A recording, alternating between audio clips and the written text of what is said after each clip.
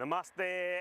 Your guest, Kevin Ox. Hello, good morning and welcome. Well, after a sizzling 2 weeks of entertainment in Romania, we're going to do it all over again. The European Cricket Network has moved to another destination. This place is known for its thermal mineral waters. Yes, we're talking about those thermal lakes and those thermal baths. We are, of course, in Hungary, where we do it all over again.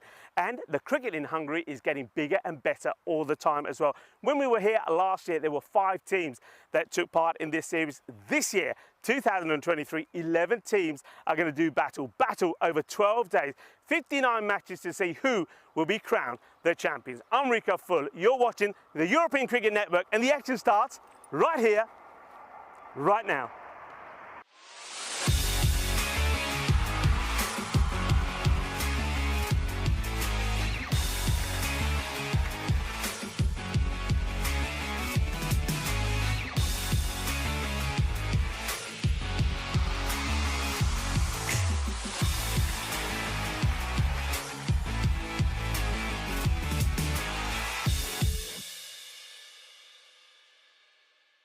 The European Cricket Series is proudly brought to you by HCL Software and Bizzaway. Welcome back to this magnificent ground. It is called the GB Oval. Well, maybe that means we're going to get a few golden balls. We don't know. We'll have to wait and see. What I do know is we're going to get 5 matches today. And we're going to start with a real humdinger. What about this? We're going to start with the 2 teams that played the final last year. The Royal Tigers are taking on United Csalad Budapest. Let's join the 2 captains in the middle with my good friend, the tournament referee, Tyrone Peters, for the all-important coin toss. You know what to call? Heads. Heads is the call. And that's a hit.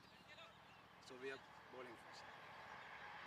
Captain Zishan and Vinod out there in the middle. And it's Vinod that wins the toss and decides that United are going to have a field first. Now that's going to be interesting because I was ready to say bat, because if I'm out here, I've got to be honest, and I'm the captain.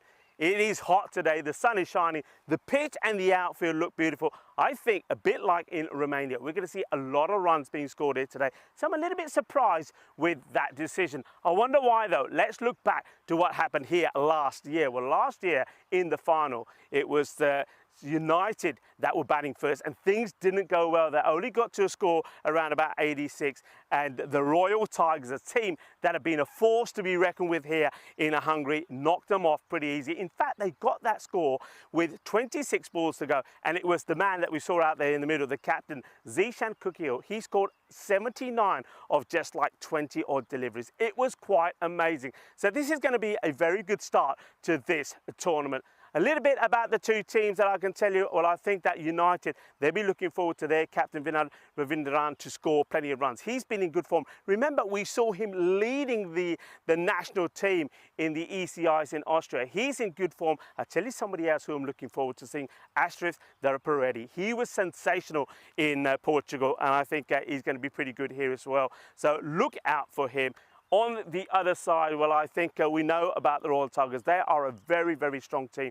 Their captain, Zishan, I think he's going to score lots of runs. He's on 840 runs on the European Cricket Series, and I think he's going to bring the 1,000 up in this series. Also, look out for a very good bowler, somebody that I've watched over the last 3 years, and I've seen him get better and better, not just as a bowler, but as a batter as well. I think Abhitash Prasad is going to be pretty key in this one. Somebody I'm looking forward to working with again. Well, we haven't really worked together since the European Cricket League, and that's Corey. Corey is here. Corey, the sun is shining, and Corey, of course, we know him very well, not only just for his commentary, but a very good coach as well, and a very good friend of mine. And I know he's ready to get things started here and tell you a little bit more about the 2 teams. Corey, the news from the middle is that United have won the toss and they're going to have a ball first. Thank you very much, Rico Full. Welcome back, everyone around the world. It's ECS action here in Hungary. I'm back. It's been a bit of a hiatus for me. I've served my suspension and they've let me back into the sheds. I'm very happy about it because the sun is shining out here in Hungary, and this should be a spectacular ECS. Some serious players as we have a look at them. And well, for the Royal Tigers, there's some familiar names: Kukakel, Ahuja, Mahmood, Manan. All very good players in their own right. I haven't seen too much of United Csalad Budapest, I have to say it. I know it says Csalad, but that looks like salad to me. What a fantastic team. Jake Merrill, look out for him. Fasif Ati with the ball right at the bottom. He says 5 fantasy points. I tell you what, look out for him. And Rico's pointing to a name I can't pronounce yet, so I'll wait till he's on the air. But it's fantastic to be out here in Hungary and really looking forward to this ECS over 2 weeks. I know that we've been on the road all over Europe, of the continent, Romania last week, and we're off to, I think, the Netherlands next week as well for some T20I Women's International, so plenty of action coming your way. And, well, it's all brought to you from the European Cricket Network, and good to have all our viewers from the subcontinent joining us also, as the players will slowly be making their way out to the middle. And weather conditions today are fantastic for cricket, it must be said. It's a hot 28, 29 degrees, and the blazer has already come off, I will admit. I had it on for about 3 minutes this morning. That's hot, it's sweaty, and we should have some pretty good action today. Normal parameters around 50-metre boundaries here, and hitting it into the bush end this year, instead of the beautiful housing in the background. There's some of the players on your screen who are getting themselves ready.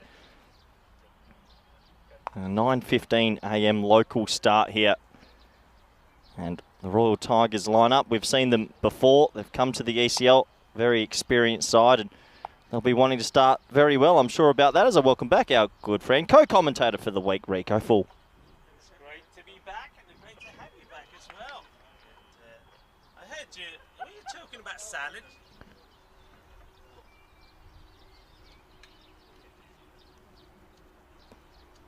Hello, it's good to...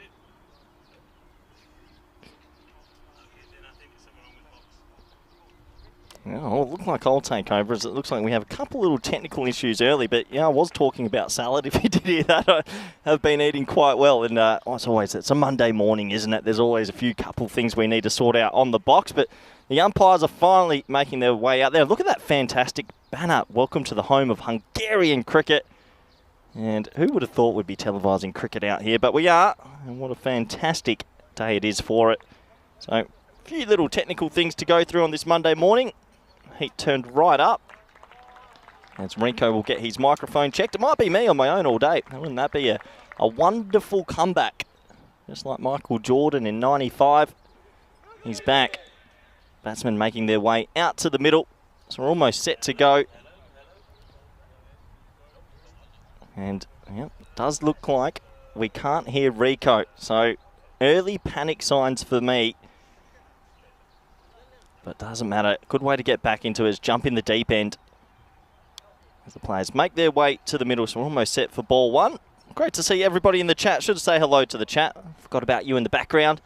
Hope you're all doing well. Kroom, Neville, Nick, and all our faithful viewers.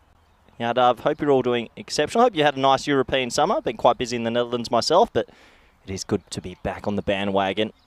A new code of conduct that was actually sent out about a month ago, and that's why I haven't been around for 3 months.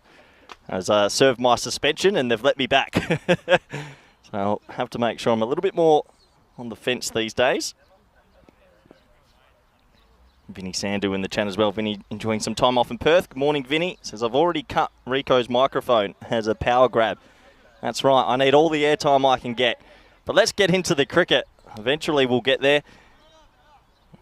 As the bowler just bowls it past mid-off. Oh, it's good to be back, all right.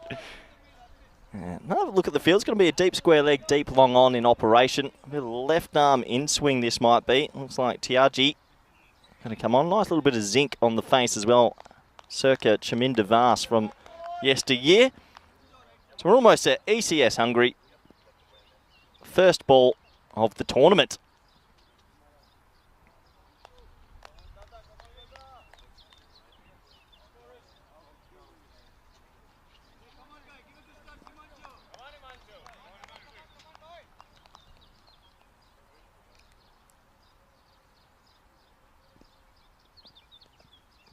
It's not a bad delivery to start. A little short over the fourth stump sort of region.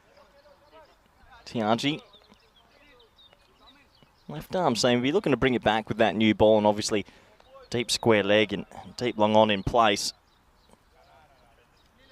And as I say that, there comes the captaincy change. Long on comes in a deep point now. Interesting decision that. Crunched. Oh, wow. It takes a little bit of a Tortuga bounce as well. It is good to be back. Must be said, the outfield does look good. It's pretty plush. Not too sure you'll see too many falls along the ground. Expect them to go quite aerial. And Kukagel, he'll be thinking one thing. How far can he hit this beautiful white kookaburra, if that's what we use, or grizzlies? Short, way too short. That's probably a wide for me. Let's see if the umpires call it. Right, they're going to say that's the one bouncer for the over. So that's the first one used.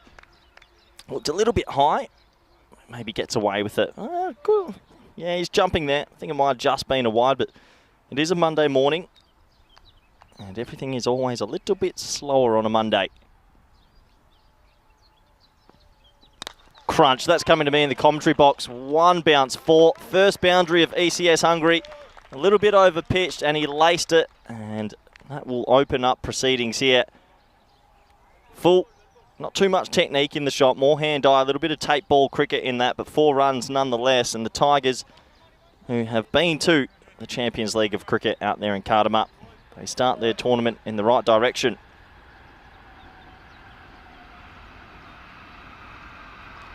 Oh, big appeal, height. It's going to be height. He might be disappointed, but that's definitely going over another set of stumps. Can't question his energy, though. We'll have a look at the replay. A little bit of a side-on replay, but it should still help with the height. You look there, that's definitely going over. So handy little start, though, still by United. Only the one boundary conceded, and we know in these power plays that if you are able to keep a team 35 or under, you're pretty happy. This time mowed down the ground. Will it slow up in this plush outfield? It will. That's really good fielding. He's going to get back and he's going to be able to keep that to 1. It's poor running overall, but they will just get the single. So that does bring us to the end of a pretty eventful first over, and the score at the end of 1 is 5 for none. As we have 84 days to go, and I can tell you right now, if it's 84 days until we get back to the ECC, Spain's in Group A, looking forward to, that means it's probably 83 days until Empanadas. And if you're only tuning in for the first time, it is a sort of culture at the ECN network. It's Empanada Day in 83 days, and then the cricket will come the day after. But no, looking forward to that. 31 nations over a month of cricket action. Spain's in Group A. I'm looking forward to that. It should be really exciting. No Vinny Sandu, Rico Full. Maybe someone else will be joining for that first week. It'll be fantastic. As there is still some running repairs on my co-commentator's microphone, and this has really tested me out. I haven't spoken this much for about 4 months. Here comes over number 2. It's short, it's laced, but there's a fielder out there. Should just be a single. Looks like Abbas has taken on the brunt and said he'll take the second over of the power play. Got to be a brave bowler to want to bowl in the power play. It's always very difficult. As we will attempt number 2. Rico Fuller, you back? Hello, testing 1, 2, 3. No, he's not back. So, Rico, see you later. You go enjoy a pecan shandy early, and it looks like deep point's going to come in, and deep mid on is going to go onto the rope.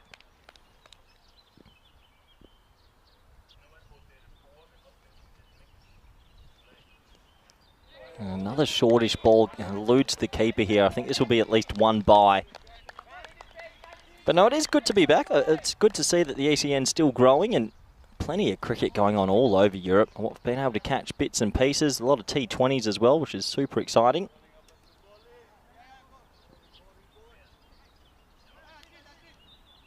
So Abbas, a bit of a loping sort of run up. He's pitched 2 in, quite short back of a length. Needs to get his length right here.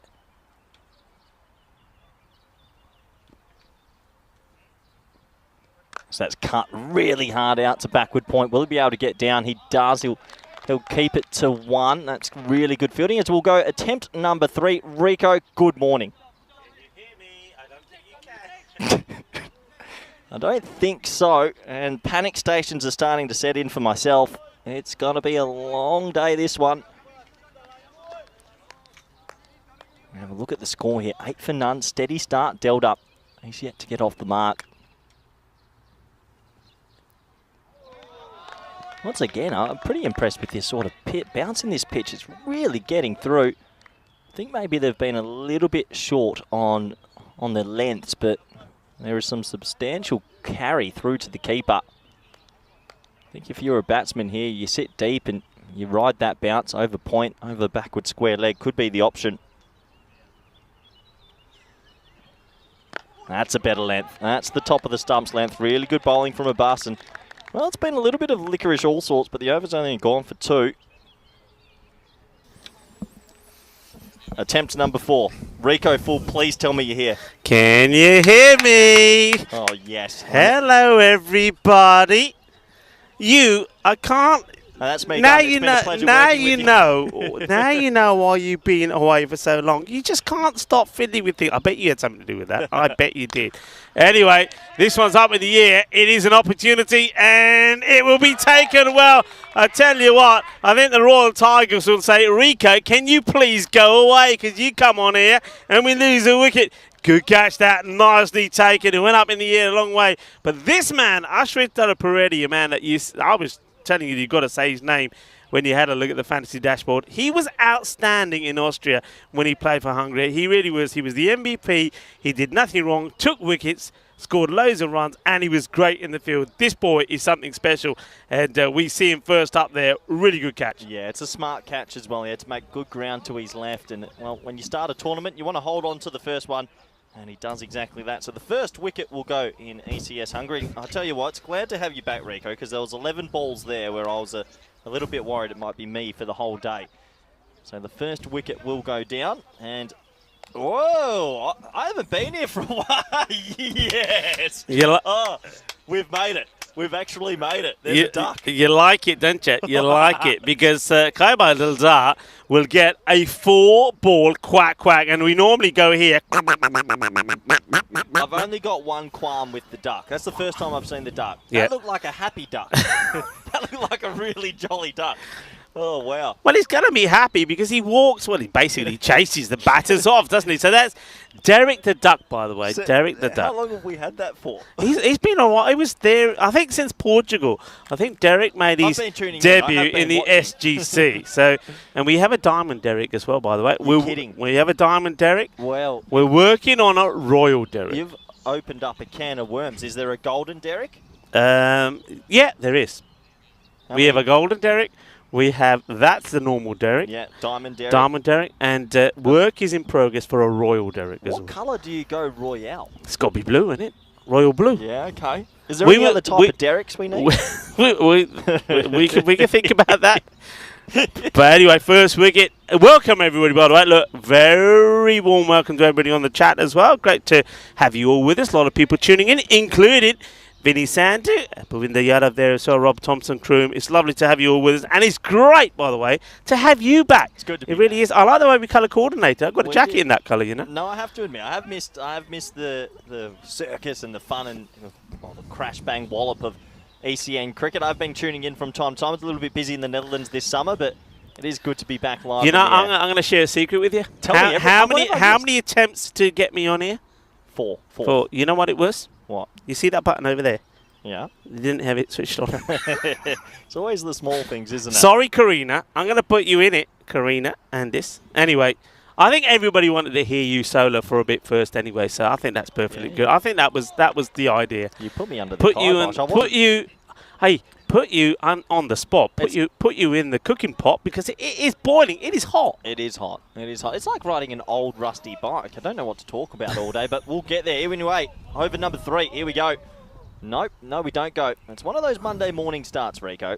It really is. There was a lot of whoa there, and I don't know. I mean, you're saying over number 3, and is it over number 3? I mean, what do you got on your system? I'm saying there's a ball to go. Well, I don't think so because it's this changed is the guy now. that bowled the first over, so it has to be over number 3. Yeah, maybe that's what the scores are trying to work out. Looks like it's because it is going to be Hamanchu Tiagi to bowl. He's second, but they're just checking. Yeah, they're going to check. Okay, maybe there was the old traditional fight. It gives us a chance to talk some more, doesn't it? It's good. What have you been up to? What have you been up to? I've been busy in the Netherlands doing a lot of coaching and actually did a little bit of commentary for the KNCB, which was quite nice, but obviously ECN number 1. But yeah, I've been busy. It's been a good little summer, a little bit of a hiatus off the comms. All right, I needed a break. Stop. I'm going to let you do it. Talk to me about the Netherlands.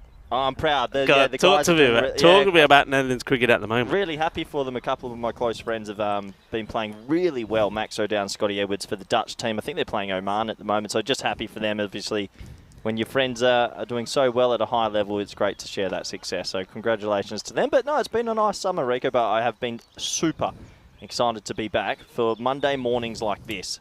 This is fantastic. And you have got a busy little spell coming up. We'll probably see that later, but let's go back to this match. It is the start of the third over. Oh, that's a nice looking shot, but it will be fielded. One thing I remember being here last year was there was a lot of runs scored, but I think of all the venues that I went to, I think last year, in terms of fielding and catches that were taken in the deep, I will never forget Hungary. And I'm wondering if we're going to see the same again this year. The outfielding was sensational.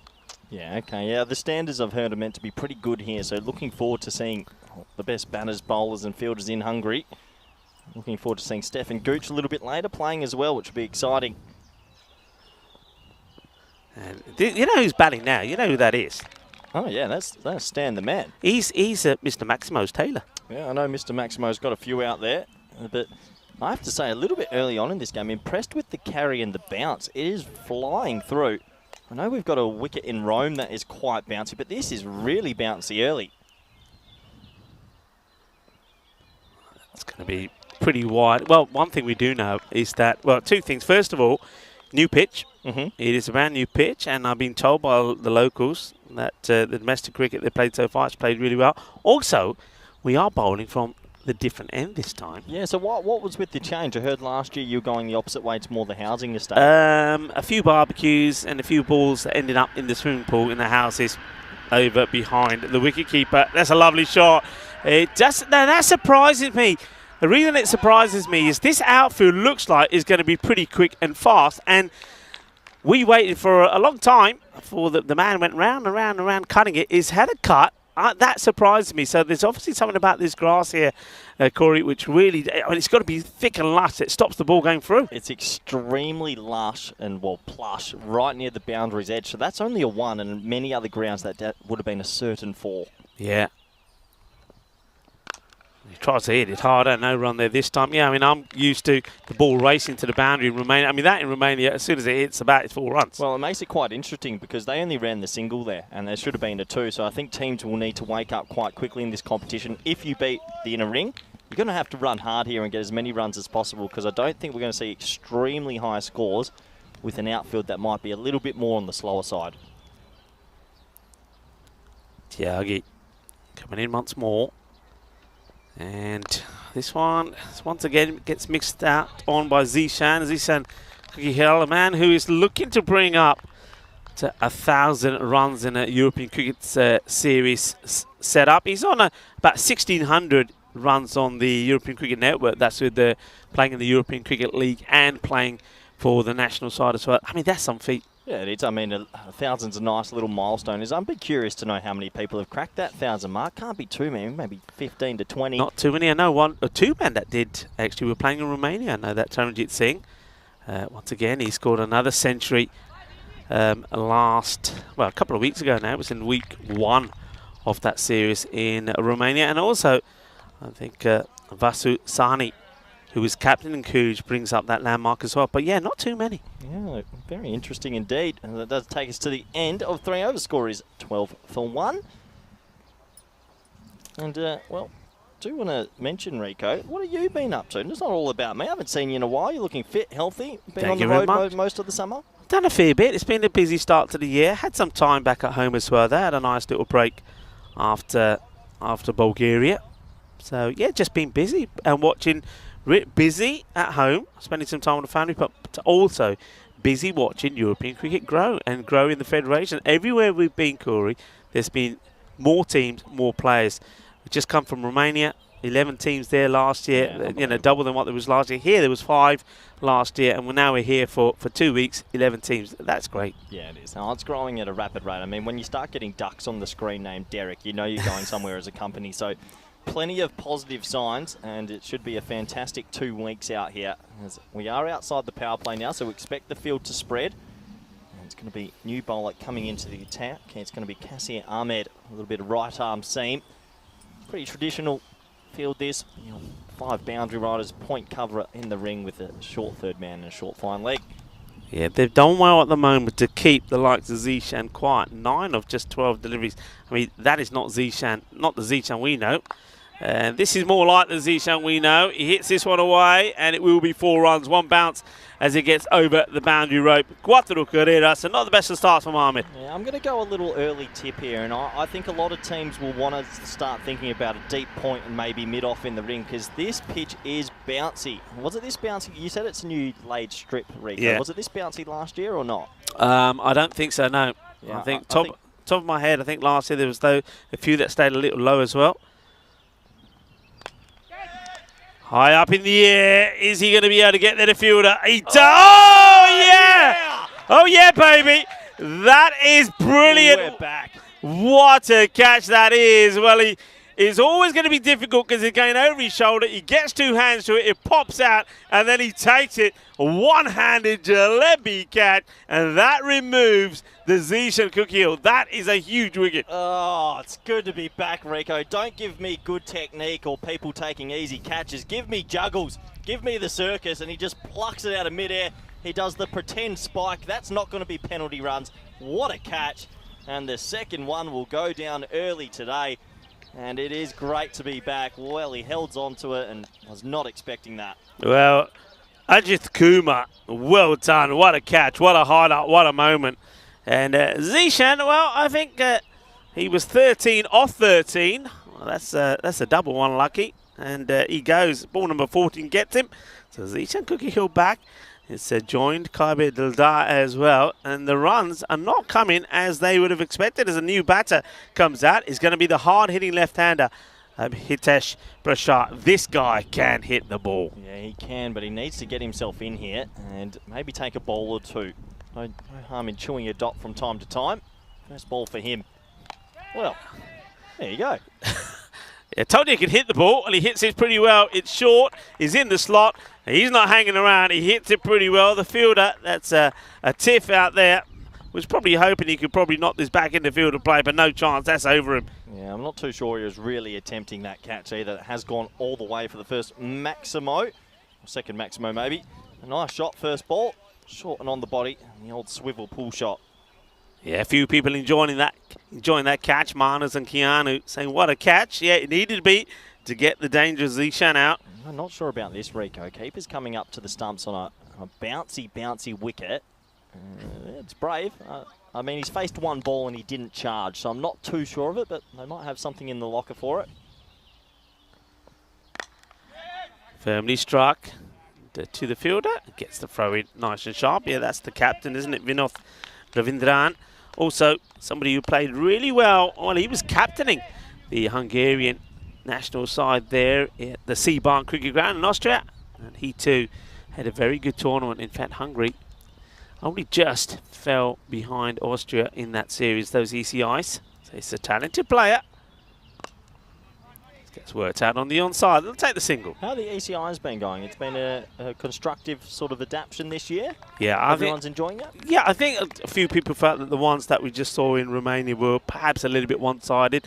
Romania, Croatia and Slovenia. Croatia and Slovenia, they really did have some good contests together, but Romania, I think they were just a little bit too strong. Also, I think they were well prepared after having 2 weeks of cricket. A lot of those players before went into those ECIs. High up in the air, this is catchable, you know. And it has been taken. It's another wicket, and Prashad, after hitting 1 big 6 over square, this time he finds the fielder who takes the catch. Another wicket goes down. They're 24 for 3 at the end of 4 overs. Yeah, well, I think you're going to see a lot of this. You're going to want your best fielders square. It is a bouncy strip, and this gets big on him. It gets big on him. He tries to just play that swivel pull again, but he's not 100% committed. A nice catch, considering there's a giant ball of hydrogen straight above him. And it's 3 wickets down, Rico. A great start for United. Yeah, this is a great chance. And remember that United Csalad Budapest were the team that they were blown away in the final last year by the Royal Tigers. They surprised everyone, though, getting to the final. They had a tough day on finals day. They beat the Cobras first in the eliminator. Then they beat, of course, the Budapest Blinders in the qualifier to book their place there. but to try and do 3 on the trot on the day was too much. And after setting a low pass score in the 80s, it was Zishan Kukil, 79 he scored of just around 21 deliveries that won the final for the Tigers. But maybe a little bit of sweet revenge in the air here today. Yeah, maybe. It's a funny old start on this Monday morning. You just haven't found too much rhythm. They need someone to step up. Maybe it's going to be a Hooja who's on strike now. And you can have a look at the old worm. Not my favourite ever, but it's getting there. And yeah, well, there's no dots on that, but there should be a couple of dots because they've lost 3 early ones. So the pressure will be on a Hooja as Mehta looks like he's going to bowl the next over. Yes, Surab Mehta gets ready. And just into the pads, flicked away. Do you get the feeling, having a look at this outfield, I mean, not that the grass is long, but like we said, it's very thick, very lush, and it certainly is holding on to the ball, stopping it going through to the boundary on the deck. That batters are looking for the aerial route, and so we're going to see probably some low-scoring matches here, aren't we? Potentially, yes. I think you're right. I think we won't see too many falls along the ground, but if a batsman can get himself in and read the bounce, he might be able to cash in. It's a good length, well bowled. Yeah, I just think from what I've seen, players have tried to go against maybe the natural bounce and angles of what's been bowled so far. So I'm sure over this 2-week period, players will figure it out and the scoring rate will get higher and higher and higher.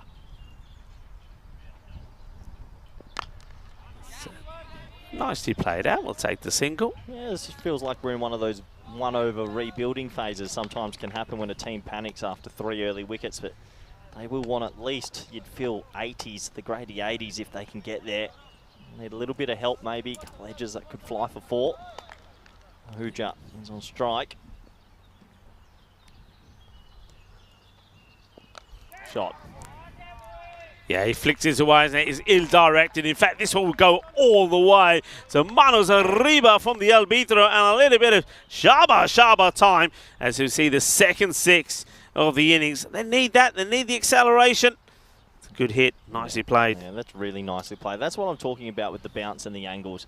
So you're getting good bounce, good carry. You can actually trust the line. And for batsmen that stay still and can sort of just, it's like a pickup shot almost, just getting under the ball, you're going to get a lot of reward because most teams will keep fine leg and third man in. So nice shot from Hooja. The Royal Tigers lineup, they needed that. And can they cash in from here?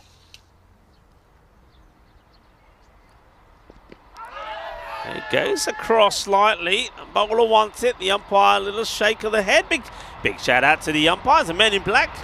We've got Guri Takas and also James Lloyd out there doing a wonderful job. And you can probably tell that we're pretty close to a railway station because I thought that was the moon landing. What's coming? Train going by, which just breaks up the sound of cricket and the birds chirping in the background.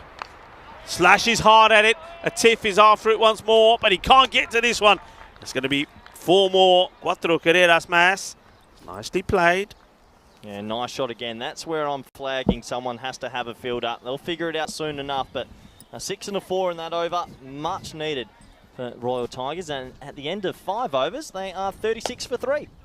Yeah, and welcome to our cube. It's going to be pretty hot in here, that is for sure. And welcome to you. It's great to be back. It's good to be back, baby. And I like the way we colour-coded it today, by the way. Yeah, we spoke last night, didn't we? Yeah, of course. No. Of course we did. No, it's good to have you back.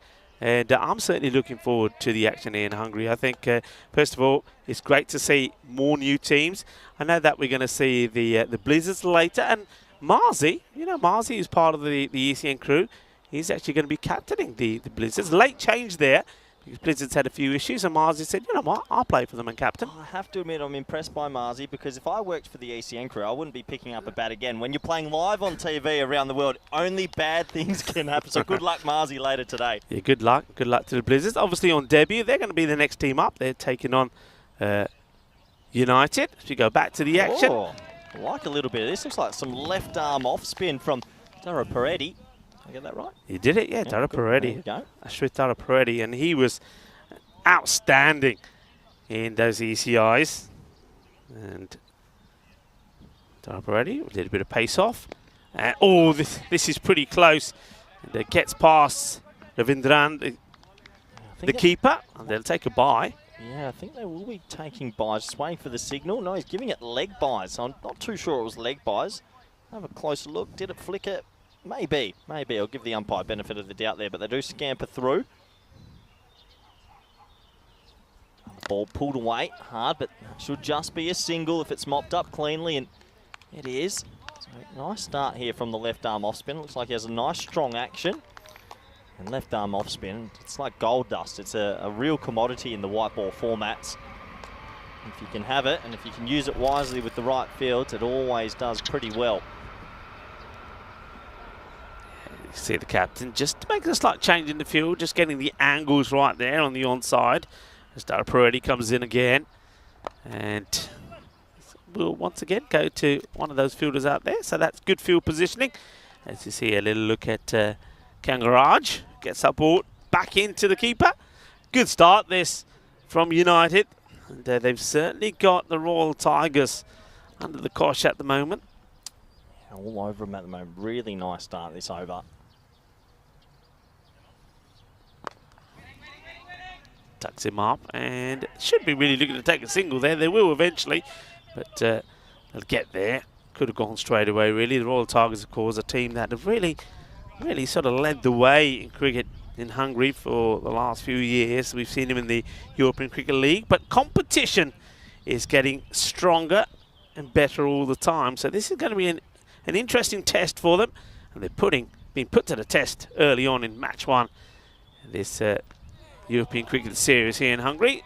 In Budapest as well. Have you been to Budapest before? No, I haven't. I got a sneaky little look yesterday, thankfully, so I flew in quite early. So at the end of 6 overs, it's 40 for 3, but no, gorgeous city. And I know the cricket is growing here. Been pretty impressive start to my trip. Really enjoying the weather and what these talented players have to offer. We see there's still a lot of batting to come there. Only 4 overs remaining, so they need to find a way to cut a couple of boundaries. But we do have to talk about the big elephant in the room as well, Rico. Is there? As you know, we always like to cover world cricket a little bit. And I know what you're going to say. See what's going on around the world. Is this ball, it's big appeal. It rolls onto the stumps. The bails don't fall off. Well, all happening there. Let's have a closer look. That must have been close. He shuffled right across. Did it hit him outside the line? Yeah, I think it's drifted down. Yeah, drifting down. But watch this. You get a little bit lucky sometimes, and, well, go buy yourself a lotto ticket. And hang on, what's going on here? Yeah, a little bit of I think one of the players was talking as he was running in. But no, big elephant in the room. Johnny Bairstow stumped, run out, whatever you want to call it. Yeah. What's your thoughts, and how did you see it? Well, my thoughts are this, after this ball, which gets hit high up in the air, wicketkeeper. The captain should take the catch, and he puts it down. He shells it. I mean, never looked too comfortable. That's a big opportunity miss. That should have been held. And another drop catch. That's 2 for the total today. It's a steepler, but when you've got the gloves on, you're expected to hold these, and obviously just didn't read it and sort of falling right at the back end there. He looked very casual, didn't he, going for that? And, well, Darshan gets a life. It's whipped away nicely. And that'll take the single. Yeah, going back to, look, you're playing international level cricket. You're a professional. You know the laws of the game. Don't step out of your crease until the ball is dead. It's not dead. You know, you walk down, the ball's game off, you're out. Simple as that. Simple as that. How else can I put it? No, fair enough. Just curious, because it's divided the cricket opinions around the world. Very interesting one. I've not seen it at that level before. That's hit him hard. Some serious bounce in this pitch. Is that come off the lid, or was that just caught him on the shoulder? I think it's he's gone through the shot too early, and it's hit him right on the back of the shoulder. See, he's a little bit early on the stroke. And dunk. Yeah. Just trying to get the acceleration in, aren't they? Dana Huja. He hits this beautifully. That will go, and it will go all the way. What a lovely shot that is. Bole, kinna zona. Shaka lagya. Sweet out of the middle. Sweeter than a bowl of rasmalai, Corey. It's good batting. It's good batting. Going with the bounce and just a little bit of a swivel sort of shot. You've got to get under it. It's only 50-metre boundaries. You get some decent wood, it'll fly. And a much-needed boundary.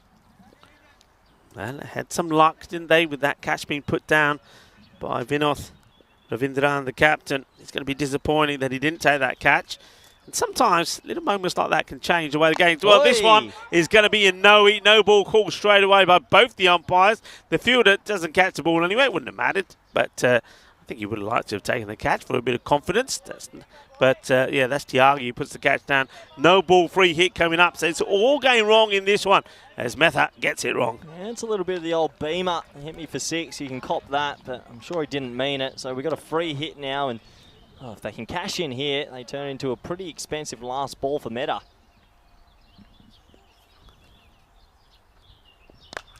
Smashed, and this is going, and gone. Seis más, manos arriba, arbitro, and that hurts you. The 50 now, 56 for 3 at the end of that, the 7th over. They wanted the acceleration, and they got it. Yeah, it's a little bit sacrilege, really. Those last 2 balls of the over have cost them 14. They've been in complete control the whole time, have United, and, well, 14 runs off 2 balls is always best at the best of times. So we have a quick look. Me, Corey Rutgers, with Rico full this very first week. Really looking forward to being back. I've missed all the viewers and all the crazy cricket action. Should be a lot of fun. And looking forward to being in Hungary because I've heard really, really good things about the cricket here. My first time out here in Budapest. It's going to be a little bit more left arm off spin. And he cloths it down the ground just for a single. Yeah, well fielded. Fielder comes across. Does a good job. Takes a single. But these two now, Mr. Huja is making all the impact at the moment. They want this partnership. What do you think here? What would be... I mean, if they can get to about 90, you think? Well, they're not going to because this is great work behind the stumps. Well, makes amends with a drop catch, doesn't he, Vinod Ravindran? That is quick and that is sharp. That is exceptional. That is out. Yeah, it's quite good keeping that because it goes in between the bat and pad and he keeps himself still. Nice, easy take in the end. And you're right, after dropping a catch, he hasn't dropped his head. And I'm glad the umpire gave that out at square leg just to make sure. So another wicket goes down and, well, Royal Tigers haven't really come out the blocks throughout this whole innings, but I still think if they can get themselves to 85, Rico, 85, maybe early 90s, they got a chance. Okay, 85. Watch the umpiring here. That is efficient umpiring, just to make sure you're on your bike. Yeah, that's the way to do it. Good work by the men out there. That's James Lloyd, and he's joined out there by Guri Takas. The third umpire for this contest is Stephen Anthony. So another wicket goes down. And I've been very impressed with United Csalad Budapest. They certainly haven't been intimidated by their opponents here today. As another high-speed express goes by. Where is that? Oh, it's a hot cookie chance. He's cut that hard and he's actually got a hand to that and was down to his right. That would have been a fantastic catch. Just the one. Watch this, Rico. Oh, so it was that quick, it's just not in our shot. Yeah, superb effort. I mean, one thing he does do, he stops the ball going to the boundary. The batters get one, Stan back on strike. And he's lost his balance, you know, here. I'd like to see this again. Oh, I reckon this is out. He's walking. He's actually walking himself. I think he's ready to go. He loses it. Well, now he stays there. I reckon you're right. I think he was totally off balance there. I reckon he's probably got his foot in the air. Watch this. Is he getting back? Is he getting back? Oh, well. Oh, this is one of those ones. So close. This is where you actually need the stump cam to see if there's anything behind. I mean, we can take that back slightly, but this is going to go down to whatever our third umpire feels. My gut feeling is that's probably out, but I don't know if we've got evidence to suggest it. Yeah, you gotta make, and this is the thing, you're guessing whether there's anything behind the line. The umpire who was at square didn't give it out straight away, and we know that he's been watching the line really well with the stumping he gave before. I think it goes to on-field, and on-field not given out. I think that's a good process being used there by the match officials, and the decision not out, I think is a fair one, because there was nothing conclusive there in that the replay evidence. No, you've got to go with benefit of the doubt does go to the batsman. There must have been a little bit of doubt there. So he does survive. This has been a sensational spell from the tweaker, though. Got 1 for 5. Fantastic. Slightly quicker delivery. Hits this well, and it does slow up, but it's just got the legs to get over the boundary row. Nice shot, though. He rocks back, hits it hard, and he's going to get 4. Yeah, and it only just got over the boundary. He hit that so hard, but another boundary, it's needed. Tigers just fighting back in the last, say, 8 to 10 balls of this match. Dara Peretti probably will want to be looking to float this one up slightly. He does, and gets the line wrong. Catches, well, hang on, there's a pre-signal coming from the umpire. I think it catches a bit of the pad. Yeah, it does. Leg by signal. Yeah, leg by singles. That will end a fantastic spell, though. He's going to finish with 1 for 9. He'll be pretty happy with that. And at the end of 8 overs, 63 for 4. Oh, was that you? Can they hear that in the back? Because that was loud. I think everybody's heard that. There's no way that you haven't. And I'll talk over it for a bit. I could do that. Okay, where are we at here? You said a score around about 85 would be pretty challenging. And I think when you look at where we are here now, so they've got 12 deliveries to go. They're probably on course for that. They'd love to try and push on to 90 if they can. They've got, of course, the experience of Abhishek Katsapal out there as well. He played a really good shot. Just got 1 for it as a fielder. Made an amazing effort. Almost pulled off a sensational catch. Where will it finish? Well, let's wait and see. Bowler coming on now is going to be Ghulam Abbas. Oh, Abbas steaming in off this long run up. He likes that back of the length as it's swatted away fine. You mentioned with 80s at 5s, and we always say the Grady A is a good golden. Just with golden balls, I haven't seen anything for a while. Well, I think when I left Charlie with a day to go in those CCIs, I think it was something like 180. I think we were around about 180 something now. 180. We're due. 184, and this has just come with me headsets and told me. So, yeah, it's a... Are we going to get to 200, or will we stop it? Well, I've got a good tradition. Usually when I come back to work, Rico, day 1 offers me something crazy. Always something crazy happens my day 1. It's golden ball day. I'm feeling it. You mean like keep me off the airways for an over, things like that? I did plan that. I needed some me time. Yeah, I heard you telling everybody you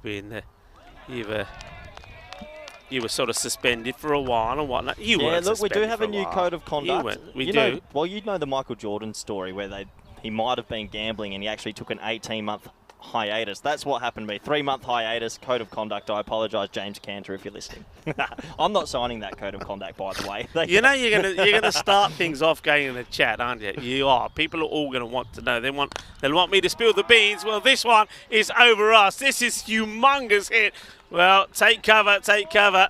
And I think Karina was taking cover there. She knew it was coming her way. And listen, what do you think of the positioning here of our production headquarters? It doesn't look too safe, does it? Out of 10, 1. That van is going to get peppered this week. What a lovely shot that was. Over-pitched, and, well, he cashes in. That's what you have to do. Stanahuj has got himself to 28 off 18. He had a life, it must be mentioned. But if he can force majority of the remaining balls, they can get themselves up to a good total. Yeah, we know what Ketapar can do as well. On strike again, he gets another one pitched up. Ow. And bit of foot fielding there from Abbas, and he's showing no signs of any discomfort. Certainly not the way to do it, especially when you got men straight anyway. It was all, I think, always, he flicks that onto his knee. That's got to hurt. Well, they do play football in this country, and that would sting a bit. I don't mind foot fielding from a bowler. I sort of get it. You're in your action, and he tries his best, but they still scamper through for a single. Abbas once more. Apologies for the moment. Just lost the scoreline. High up in the air. It's going to be a tricky one, and doesn't get the catch. Gets fingers to it. Does the fielder. But look, I know what you're going to say. Dara Peretti's got to be leaving this for the man coming in, right, from long off. Yeah, this is just cricket basics. Cover calls him out, and that's a deep mid-off catch. He could have run in, and you want the man running front onto the ball. You don't want the player that's going to go over his right shoulder. Nonetheless, it's another life. And just a few little fielding errors have crept in the back end, but they've done okay here so far, have United. And 1 over to go in this first innings of the ECS Hungary. As you can see there, beautiful backdrop. We have a look at the bowling figures. Pretty good, pretty good. I mean, Met has been taken to a little bit, but everyone else has offered something. So big 6 balls left in the context of this game. If they can try and keep this under 10, I reckon they'll be pretty happy. Kashir Ahmed tasked to bowl the last, and he sneaks the dot ball in. As a result, bit of gold dust. Oh, good to see the robot on the chat. The robot's still alive. I thought after ECL Thought the robot was put away. And it's in a shed somewhere in Cardamar. Are we going to fundraise something else for this year? Because I've got ideas. Well, let's get our money back from Vinny first, shall we? Another swing and a miss. So Stan Ahuja is trying to make things happen here. We can't do it. John Gray is saying good morning to us. Good morning to you as well. And everybody else is in the chat. And the robot is saying, stop telling stories. It says, you went to commentary camp to do a bit of homework. There's actually a beautiful place in Florida. Really nice zen commentary camp. It cost them a bit, but I enjoyed it. Yeah. Oh, he's got that. Yeah, he's got that, Rico. Another 6. And well, Ahuja might have played a miss a couple, but he's played a bit of a cameo here, and they're going to get up to a good score. They are. Well, look where this one ends up. Well, Tyrone Peters, it's nice to have him back as well. And this one goes right into the officials' tent. Look, I think only a bit of equipment stops it going through. And, I think that was Onkar out there as well. Hello to Onkar. Hello to everybody on the European Cricket Network team. That is a gundy ball. And maybe he should have whacked that away. He misses out on it. Yeah, the team that are here, Sam, Mihal, Simon, Max, Onka, and Alistair here at the moment as well, and Tyrone Peters. Got some fun facts, Rico. These two teams played in a league match yesterday. And UCB beat the Tigers, and it was the Tigers' first loss of the year. So rumour has it off the press, Tigers are a little bit scared of this team. Ah, okay. Well, I'll tell you what, it looks like UCB have got the better of them in this one at the moment as well. So I must admit, maybe that's what explains the amount of confidence that's flowing in them at the moment. Here comes Ahmed. Hits hard, but it goes all the way. I think the umpires just want to check on this one. Not 100% sure. I'm pretty sure it is a Maximo. We'll see it on the replay here. But first of all, it's in the slot. He clobbers it. He ain't running for this. And I think this is a case of Shaka Lagya. Yeah, for me, the keeper, once again, he came up to the stumps after the wide. And I tell you what, sometimes when a keeper comes to stumps, the batsman stays still more. And he actually looked really good, Ahuja. He didn't move then. He stayed still and he just pounded that for 6. Good batting. Plays this one down. They'll take just a single. So they get to the 85-86 score you were talking about. But with the ball to go, they'll love to send this one to the boundary and take that score to 90. I think, considering the outfield, I think 86 is more like 100 because we've seen 3 or 4 shots that would have been 4s anywhere else around Europe. So I think they'll be okay with this score. Misses out, and again the ball should be out, will be out, so no more to add on it. He just needed to leave this one alone, did Ketapal, and he would have got the wide. But he goes searching for something, misses out. They go for a take a leg by, and it's good work once again from Vinith Ravindran, the captain, and he'll be hoping that once again that United are going to get another victory here. And it'll be a shock one, really, because I think a lot of people were expecting the Royal Tigers to be dominant in this fixture. Yeah, I think overall United have done a lot of good things there. Maybe they'll rue the fact they dropped 1 or 2 catches, but if you keep a team down under the 90s on your very first morning of ECS cricket here in 2023, I think you'd be pretty happy. And for the Royal Tigers, they fought back hard. It was just a bit of a slow start. Yeah, it certainly was as we get ready to have a look at the highlights. But yeah, I think you need, and the Royal Tigers know that, and they need their captain, Zishan Kukil, to go off with a bang first up. It never really happened. And Kaiwa does that. Well, he didn't get going at all thanks to that catch. It was nicely caught by Dara Peretti, a man that is going to have a very good series for sure. He's a talented player. And he already put his name in the book pretty early on. And that one was pretty classy and pretty important as well, because that was the end of Zishan. Yeah, it's a really good catch as well. It bobbled out of his hands and he ended up holding on to it. And at the time, it was all United, really. They used the pitch quite well. They were banging it in. And well, for me, Royal Tigers didn't adjust too early. And obviously losing that league game yesterday would have been in the back of their minds. There were some nice shots in between as, well, over backward point became a really favoured area of most of the batsmen using the pace. A little bit of luck as well. Stan Ahuja, he might go buy himself a lotto ticket, but between that little bit of luck and a dropped catch, he actually played some pretty nice shots, some sort of pick-up shots over the leg side, which helped elevate the score. And you can see a beamer also was snuck in there. And The Royal Tigers, they fought back as much as they could because they're coming up against a team that looks like they've got decent variety with the ball. They tried their slower balls as much as they can. That was a gorgeous shot over long on. There were some nice shots right at the back end. Not too much against the left arm off spin though already. Really nice turn, and it looks like a player to look out for me. I like what he offers. That was given not out in the end after the limited review system decided that his foot was just back in. Marginal call at best. But overall, I think it was a pretty good first innings. Bit topsy-turvy for both teams, and this was the standard run out off the last ball. You should run till you run out, is what the old coaches will say. And another little bit of a stats booster for the keeper there, Ravindran, who made a good job of it. And overall, I think that United Csalad Bulldogs, if they did win yesterday in a league game, I think they'll be the happier of the two. They'll be confident they can chase this down. Have a quick look at the scorecard, shall we? 43 of 25 for Sanahuja. Only 6 extras, that's quite good as well on a Monday morning. Everyone else, just a little bit. Off the little Kukakel didn't get going, 13 off 14, a 9 off 9 there for Darshan. Yeah, just bits and pieces to get themselves to 86, but it must be said the outfield is a little bit slower than usual.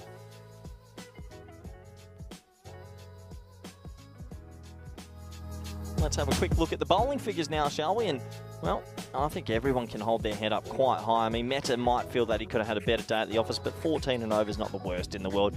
Oh, a little 1 for 9 for the off spinner ready there, and 1 for 11 for a bus. Tiagi, at the start, he doesn't get the wickets, but at 9 runs in an economy of 4.5, he can hold his head up high.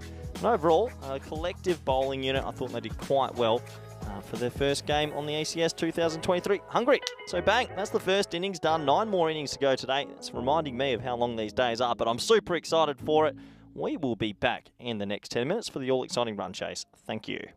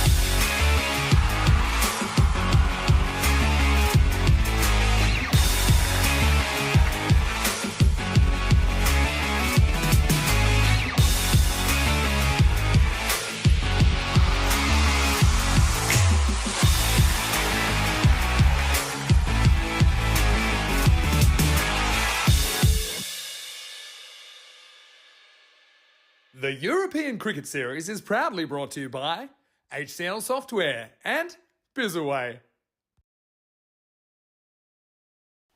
Hello and welcome back everyone around the world.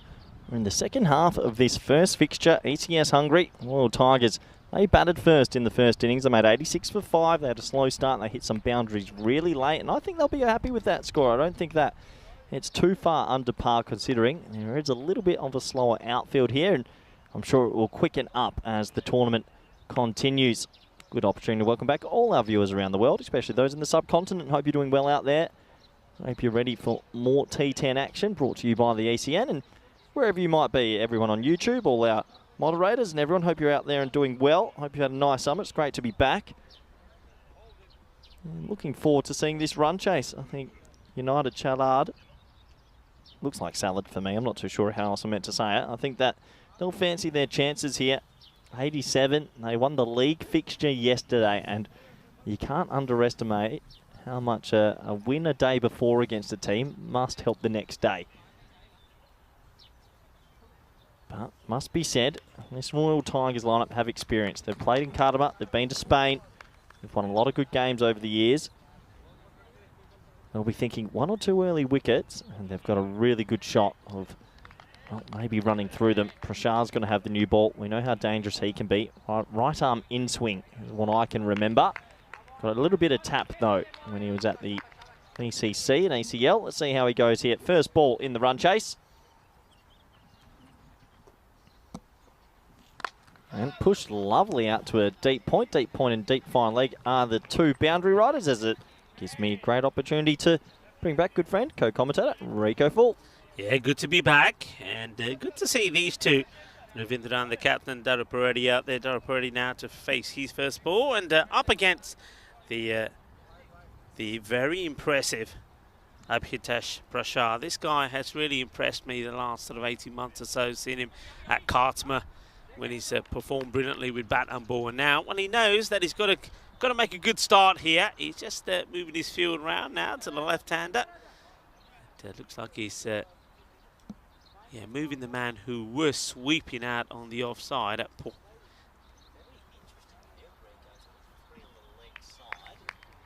He's going to have to bowl it quite wide of off stump. Yeah, he's gone to. They've got 3 out here. They've got 3 out. I don't know who stopped it there. Someone has spotted it, but I mean, this team has a lot of experience. They shouldn't be having 3 men out in the power play. They need to be match aware. They've played a lot of cricket, these men out there. I know there's some older figures here in Hungarian cricket, but they need to be a little bit more match aware. Good delivery, Yorker length. Played away by Dara Paredi as well. Takes a single. Yeah, I'm surprised to see that they get sort of a very wide long on the boundary. I thought you'd probably keep the squeeze on early on because, let's face it, I mean, it's going to be a good hit along the surface to get it past him. It does look like they're going to go with the deep point. I do like that, and it's it's sort of no man's land, but they're the two boundary riders. That's going to be signalled wide, so just losing his line there. I guess when the chase isn't so many, 86, 87 to win, and they need one batsman to have a good day. One batsman can click and make something happen, and you'll be feeling pretty happy.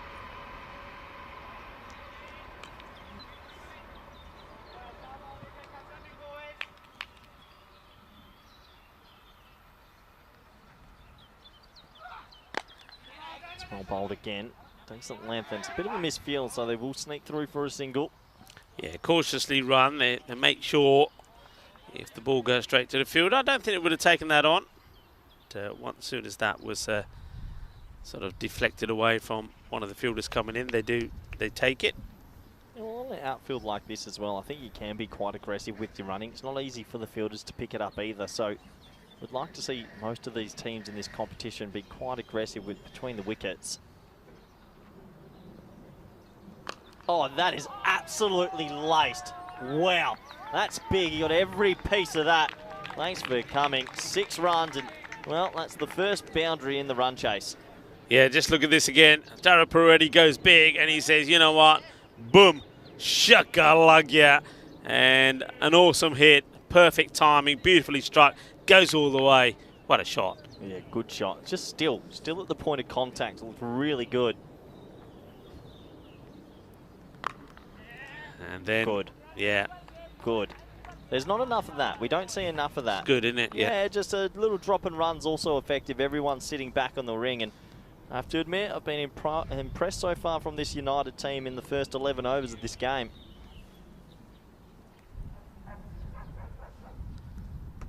Yeah, and when you look at the score as well and the rate you need to go, you're going at under 9. So there's, if you're hitting a big 6, then after that you've got practically the bulk of the runs in that over. Take the singles, frustrate the fielding side, use the combination of right and left. That one's up in the air, just dropping short the fielder. Does very well. That's good fielding as Waka Mahmood. Yeah, Waka Mahmood, a very good fielder and a good left arm seamer. Keeps it to stop, so 11 for none at the end of the first over. And, well, Rico, we touched on a couple of cricket things around the world. We talked about the Bairstow dismissal. Tell me what you would have seen. What do you think about Stark's catch, as it's been 182 games since a golden ball, but you saw Stark's catch in his ground, and we like to talk about cricket topics. What was your opinion of it? I'm curious. What did you think? Do you think that's a clean catch, or they made the right decision? I think the right decision was made in the end. It's one of those you can look over and over again, and eventually I think you persuade yourself to think differently. But I think, look at the first few times, I think right. What about you? I think it's a funny one because he catches it a couple feet above the ground. If he just throws it straight away in the air, that's still out, but he still didn't have control of his body. But because he went to ground with the ball, yeah, it's a very complicated one. It's actually going to make more players that take a catch will then just celebrate straight away immediately. Little Herschel Gibbs because, hey, well, it's done. Yeah. I was celebrating when I went rolling or whatever, Yeah, very interesting. But we get into the second over of this run chase.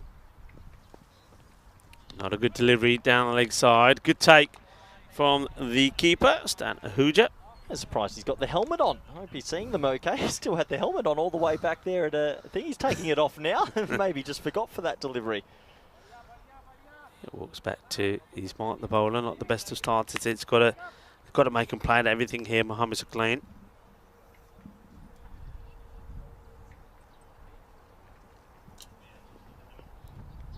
So once again, down leg side. So issues with the left-hander. This was what I was talking about, wasn't it? Take those singles, put the pressure on the bowlers and the fielding side, because this right-hand and left-hand partnership is going to throw a few bowlers out. Yeah, I think every time you've got to chase in the 80s, these little wides and little singles you get just help so much, because the sixes will come naturally. There'll be the odd 6 here and there. So this has been a lovely start now for United. 13 off 1 effectively.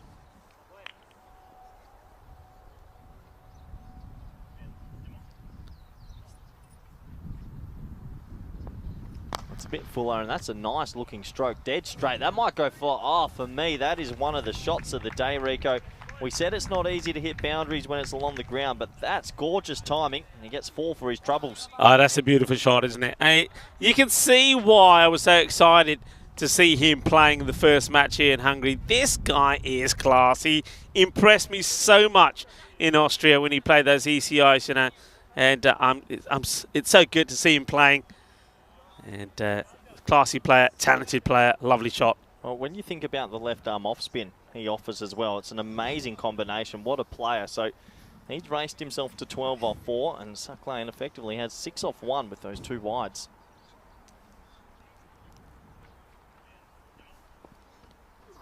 Well, chases a wide one here. The umpire having a little look.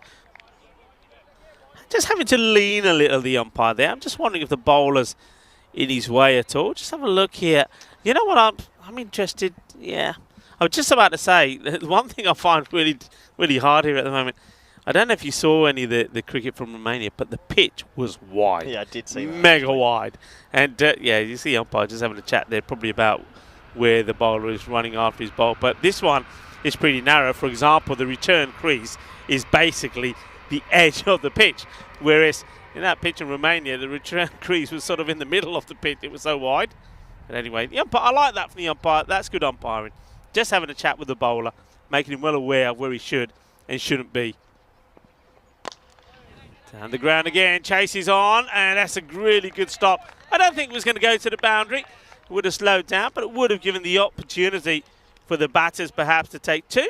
And Prashad does really well. Yeah, good fielding there. Keeps it to 1 in the end. They might have got 2, but 1's okay for now. Good to see we have some esteemed guests around the ground as well to hear watch the cricket. But yeah, funny one that for me. When the bowler gets in the way of the umpire, I know they get a little bit of a warning and say, hey, let's get your bowling run up straight. My question is, if you have a bowler that continues to do it, maybe you have to start no balling them. Interesting. Anyway, short ball helps it round the corner. Doesn't get it out the meat of the bat, but I reckon he's going to have enough. You betcha. That's 4 handy runs. Ravindran gets 1 away. And this has been a really nice start now for United. Doing everything right, aren't they? Doing everything right. Yeah, the running between the wickets, the odd boundary, exactly what you want from your team and the openers especially. And yeah, at the moment, Rico, they look like a team that needs to be watched this week. Yeah. Well, 2 weeks, sorry. Yeah, I mean, like I say, they made it all the way to the final last year. Surprised a lot of teams to get there after beating Cobra and also the Budapest Blinders in that on that finals day. But just didn't turn it on, did they, when it came to the big one? I mean, you've got to say that when you look at their lineup, the likes of the captain, Ravindran, and Dara Paredes are going to be so key to the success. If they are in good form, then anything is possible. More issues, though, for the bowler. Yes, it just hasn't seemed to have found too much rhythm this over. Spraying it around a little bit, a couple of wides, but he's still got 1 ball. Can he get the breakthrough? That's the question. Nope. Didn't feel right there, did he? I mean, that's fair enough. Thing is, though, Corey, it's been a long over anyway, hasn't it? The last thing that his captain wants to see him do is to do that. The clock is ticking. I mean, have a look at that. It's coming up to 10 overs. Penalty runs this summer? Yeah, loads. Yep. Okay. How about if I said to you in one match in Romania there was 15? Anyway, this one will be 4 more, and it's the perfect start at the moment for United Csalad Budapest as they move to 26 without loss after 2 overs. That over from Csalad was a bit of a mare, to say the least. Yeah, I have to admit, I'm impressed from this United team. Obviously, Royal Tigers have been the big team in Hungary for the last few years, but it feels like there's a bit of a changing of the guard and these new teams coming through, these younger players coming through. I think in Hungarian cricket, they have to be looked at for national recognition. Yeah, I mean, that's what's happening, and that's what the exciting thing, I think, that this the partnerships between the federations and the European Cricket Network has achieved. It's achieved cricket being put on the map in Europe, and teams within those federations and players within those federations have sort of come out the woodwork and want to play. It's encouraged younger players to play, both boys and girls as well. I think women's cricket and the growth of that has been fantastic. I know you know all about that because, I mean, part the way through here, you're going to be going to the Netherlands to do some women's T20I. So I think it's just great. It's fantastic. But yeah, that means that there's always going to be more competition for the teams that maybe in the past, Corey, you know it. Teams in the past, you know, you've got all the good players on your side. You're always going to be winning. When more teams come across, players will move, and that makes competitions different and better. Yeah, absolutely. Completely agree. Interesting to see they let the 12th man on for a water there. Not a big fan of that. Let's get on with it. But you're right. It's grown that quickly, that rapidly. European cricket, it's scary. And looking forward to seeing who's going to be next year's ECL. So that's blocked. And the reason I've segued into that is because the robot has come through. Breaking news. Everyone, sit down wherever you might be. Hudding have won the Swedish ECL 24 qualifier. I don't know. Do you know? Huge week. Hudding. Hudding. Do we have a list, actually, Robot? Do we have a list of who's qualified for next year? I'd love to know. Well, that's great news. Hudding winning. I wonder how that... let's just see this one first. Well, that's a good hit. That's going to go all the way. He levers this over the boundary. 6 runs. Yeah, good shot. It's a half volley from Prashar, and he cops the treatment. Still in the crease. This man's played good level cricket, you can tell. A little bit of a stylish flick at the end there. And right now, United are romping away here. Yeah, just got to get the areas right. It's not the first time that Prashar has been hit for a big 6 with Dara Paredes. And if he doesn't get the line right, it will happen again. He gets a good Yorker in. Prashar starts with the Yorker, just loses his line. And he's onto it like a flash, is Dara Paredes. Oh, yeah. Well, good shot. Hits it on the up. I mean, you're in the power play. Oh, yeah. Corey is feeling this. Well, Corey's feeling more than just that. What a shot this is. Yeah. Gets the width. He gets himself into position, and he hits it over the top of the infielders. 4 more runs. So, you know, Corey, we ever saying on the network now, 6 and 4, hungry for more. He is hungry for more. There's a little bit about this man, Reddy. He looks good. I've not seen much of him before. I was impressed with his left arm off spin, but just with his cricket education here and these zones and his striking, looks like a timer of the ball. And for me, one to look out for as that is hit. And I've put the kibosh on him. He's dropped him at mid-off. That should have been caught. And Csalad, who didn't have a great first over. I mean, look, it's hit well. It's hit hard, Rico. But this has to be caught. Got to take it. Got to take it. I mean, the ball probably does move a little bit in the air, but it's a nice height, catchable height. Doesn't get into a position. You don't drop somebody like Dara Peretti. That will cost them. I'll be disappointed there.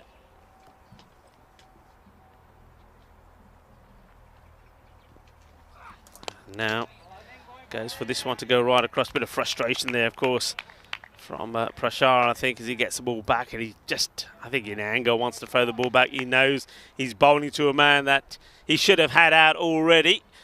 So 36 on the board. You can see that rate required around about 7. But one thing we do know, we've seen that already in this contest, is that you're not going to see always big scores on it because of the outfield. It does slow the ball down. I think this is a little bit like the outfield we saw perhaps in Milan. This one will go all the way. Gear. Shaka! It is the end of the over. It will be 42 without loss. And even the experienced and talented Abhitash Prashar can't do anything about the batting there of Ashrath Darapareddy, who's really put his team in a match-winning position. It's theirs to lose from here, isn't it? Yeah, absolutely. I mean, 42 off any power play, you're extremely happy. And he's just played some nice cricket strokes. We had 11, 15, 16, and that's perfect. You put that in comparison, Rico. If we have a quick look at the 5, 3, and 4, it couldn't be any more different. And that could define the game there. The power plays are just so different. Yeah, absolutely. And you can see that it didn't really get rocking and rolling that much either. It's going to be a big day, of course, for the Royal Tigers. They got 3 matches here today. Wow. And I can tell you this, that similarly to what we saw in Romania, similar temperatures, to play 3 matches all the way through and get good results, and it's not easy. And when you're starting with a defeat, and it looks like they're going to be, it's going to be a heavy defeat. They're going to be thrashed here. It's not going to be easy. Whereas, United Csalad Budapest, they will stay back on to play their second and last match today when they take on the Blinder Blizzards. So it's a new team making their debut. It's sort of like an overspill of the Budapest Blinders. And looking forward to seeing them on debut. Well, here we go. A lot of people will know about Ketzapal. He's renowned on the network for his interesting run-up as he comes in. And looks like Ketzapal is just wanting to make a few changes to the field. So he's ready to go, is Abhishek. Yeah, interesting run-up is, well, to say the least. The Protractor is his nickname because he runs on a very, very peculiar angle. You'll see it here on your screens now. Shot. Oh yeah, this is what I'm liking. And now Ravindran, he plays this. Well, this is sun, and a little bit of sexy cricket. What a shot. Yeah, it's good batting. It's just timing as well. This is a zone that's going to be hit a lot during this tournament with such a bouncy pitch, but it's a poor from Kurtapal. I mean, you're running in on an angle, you've got to be hitting the top of the stump's length, and that's a freebie. As a batsman, that's a dream ball to get. Yeah, still has to be put away, and the execution of it was fantastic. And what a partnership these two are putting on together. They look like a pair that have batted together a lot. Now the short one, and he plays this way too early. I think in the end he ends up hitting this with the back of the bat. Ketzapal just checking it. Okay, I like that. I like that. These guys know each other. They're friends.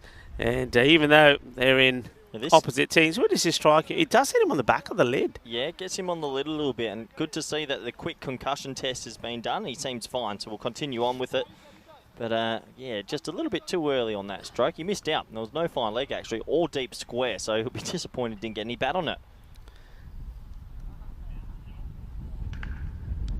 Oh, just misses out on this, but it will be a wide. Ketapal is not getting his angles right, as we say. Namaste, salam alaikum, sat sri akal, everyone, to all of our viewers that are watching in the sub-Indian continent. Welcome. I hope you're enjoying the action. The start of day one. Pehla din hai Hungary the Beach, Budapest. European Cricket Network the series इत्थे चल रहा है. 2 week वाले चलूँगा. ਤਾਂ ਪਹਿਲਾਂ 2 week ਦਾ domestic series ਆ, ਫਿਰ ਉਸ ਤੋਂ ਬਾਅਦ international cricket ਵੀ ਇੱਥੇ ਆਉਂਗੀ. Sketchball now, I think he wants to change. Maybe he's going to, I think he's going to come around the wicket here, which, considering the angle that he bowls at, will make it pretty difficult, you would think, to get the ball in the right areas. Yeah, I don't know how he does it, as that single did bring up the 50 partnership, the first 50 partnership we've seen in ECS Hungary for 2023, and both men have looked fantastic. So, Kurtapal, you're right, it's going to come around the wicket from over the wicket, if that makes any sense. Played away. Timing. Oh. Perfect. Oh. I mean, Rico. it's always a wide, and if he misses it, his ball's a wide if he doesn't get the boundary. But look, he's just batting so well at the moment. Look how wide it is, but just look at that. He says, you know what, I don't need two hands. Do haath nahi chahiye. Main ekla marunga. I can hit it for a 4 with just one, and he does. Timing to perfection. Slow outfield or not, that's 4. Yeah, that's gorgeous batting. Really good timing as well. So a gorgeous start here from, well, United, really. They're romping home. 33 only now, 38. Oh, well, he doesn't quite get it, and the fielder makes no mistakes. The catch is taken by Abdul Manan. The question is, though, has it come too late?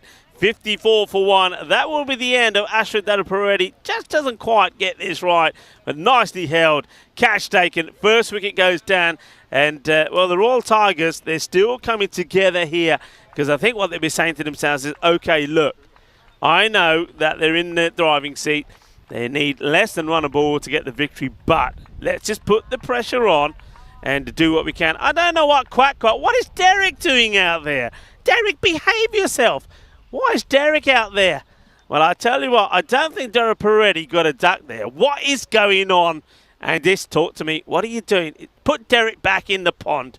Well, Derek just wants a little bit more camera time. Anyway, this is the wicket. It's Dadapareddy. He's a man that has to go, but he's batted beautifully. And what a start he's made. 33 of 14 deliveries, 3 sixes and 3 fours on his way to that score. So Ketapal will believe that his choice to come round the wicket was a successful one. A new batter will go out, and he now has a chance to bowl at Kasir Ahmed. Ahmed gets ready to face his first delivery. So this is where I think you need to gamble. Bring a couple of men in the ring, see if you can get a couple of dot balls, because it's less than 6 and over. It's his first ball to Ahmed. And not a good one. The wicketkeeper has to dive to his left and gets a hand to it to stop it. Stan Ahuja won't be very happy with that one for Ketapal. He's just let that slide down the leg side, hasn't he? So another free run, and they need wickets, and they need a lot of them if they're going to turn the tail here. Better areas. He sort of gets that arm, the shoulder to come all the way around this time, gets the ball in the right areas. He'll go for 13 in the over, but he does get the breakthrough, and at the end of 4, 55 for 1. And United Csalad Budapest on their way to what will be a very good, and yet I think to many surprising victory for them against the Royal Tigers. Yeah, you look at the comparative rates right now, and they're miles ahead, absolutely miles ahead. They're striking, well, they're striking at 13.75, and at the adjacent time, unfortunately for the Royal Tigers, they're in the 5 or 6 runs and over region. So it's a pretty big swing, that, and you'd imagine most of the damage is done, but you know, here on the ECN network, crazy things can happen, and, well, maybe, just maybe, a couple of wickets or we'll send a bit of a shudder down that batting lineup, but they have to come now. If there's another over that goes for maybe 7 or 8, you'd imagine this one's almost over. That's blocked. Oh, no, it's gone through his legs. The old traditional nutmeg, and, well, that doesn't make it too easy. That should have been a dot ball. Kukakel forgot to get down. So 1 run there to Ravindran.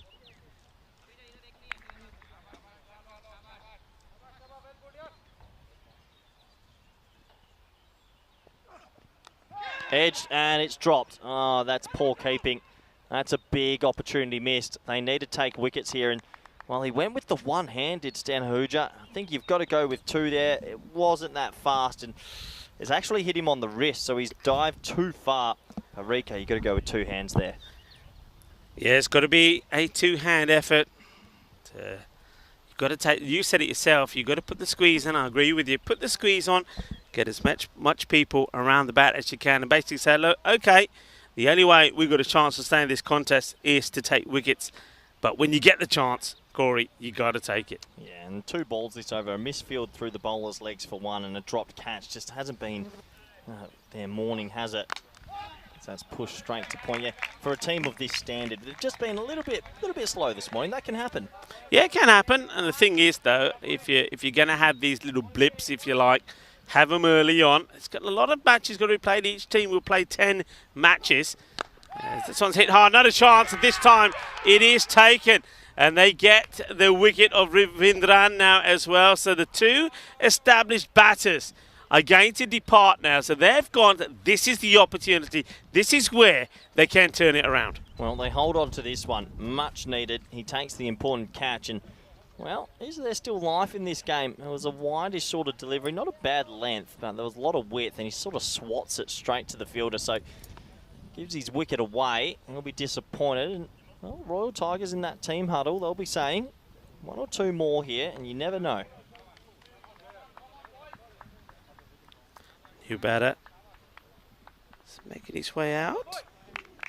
I think this is where these 2 now, looks like that is Madhu who comes out, and Ahmed is just having a chat with him and saying, hey, look, don't let them get under your skin. We can do this with singles. And it's going to be, always has a part to play there, doesn't he? Zishan Kukihill, the captain.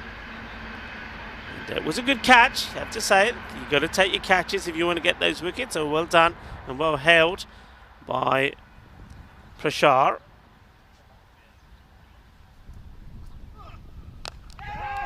Up in the air, fielder coming in, but doesn't quite carry.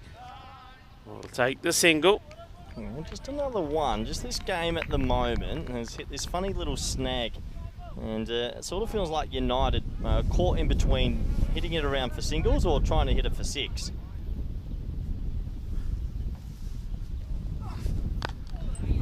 It's a good ball as well. Just on the length and defended respectfully, so it does take us to the end of 5 overs, and at the end of 5 overs, the score is 58 for 2. Going away pretty nicely here, and it should be a very comfortable victory. So we say hello to our global family around the world, tuning in to a very warm and sunny Hungary. And I think looking at the forecast, I noticed a little bit of thundery weather around for the next couple of days. Hopefully we'll avoid it. This is the schedule. We were talking that you're going to be moving around a fair bit. You're going to go to the Netherlands halfway through this series. Looking forward to that. Yeah, I am. The Women's International Tri-Series. It's going to be fantastic out there in Kampong, Utrecht. So we'll go back for that, and then we're off to one of your favourite countries, Malta, Rico, and then back to Czechia and Portugal, Switzerland, and it's going to be fantastic. Plenty of cricket coming your way anyways. That's cut away out to deep backward point. Should just be the one if there's no misfield. There's a slight misfield they'll think about too, but they'll just sit on the single. But yeah, I mean, it's fantastic, isn't it, getting around to all these European countries. What's that? We're in 6 different countries this month. So it's a lot of cricket, a lot of action, and a pretty good workforce that's willing to go around to all these fantastic countries. That is a play and miss. Better length this time, and I'll tell you what, Rico, yeah, they're just feeling a little bit under the pump here. Those 2 wickets have brought the Tigers back into the contest. Yeah, and Ketapal is trying to use his experience to try and get another and take it as deep as they can. This is what the Tigers will be looking to do. They are a championship side. They are champions within their right. They're defending champions. They've won basically everything there is to win out here in Hungary, and they won't want to go down in the first first match. And if they are, they're not going to go down without a fight. And that's what they're looking to do here. Well, they've been able to get it to above a runner ball again. Oh, big appeal. Has he strangled it down the leg side? He's been given. Well, controversial moment. It sounded, well, there was definitely a noise. It's not a wide, but was it off the thigh pad or was it off the bat? The umpire believes it's off the bat. The batsman's not too happy about it. And, well, he's been told to wait. So we might have a slow look at this. I have a feeling that's off the thigh pad. Yeah, I didn't see it off a bat myself. It's not something that we normally review, though, in all fairness. Yeah, so Corey. he's still walking. So, Yeah.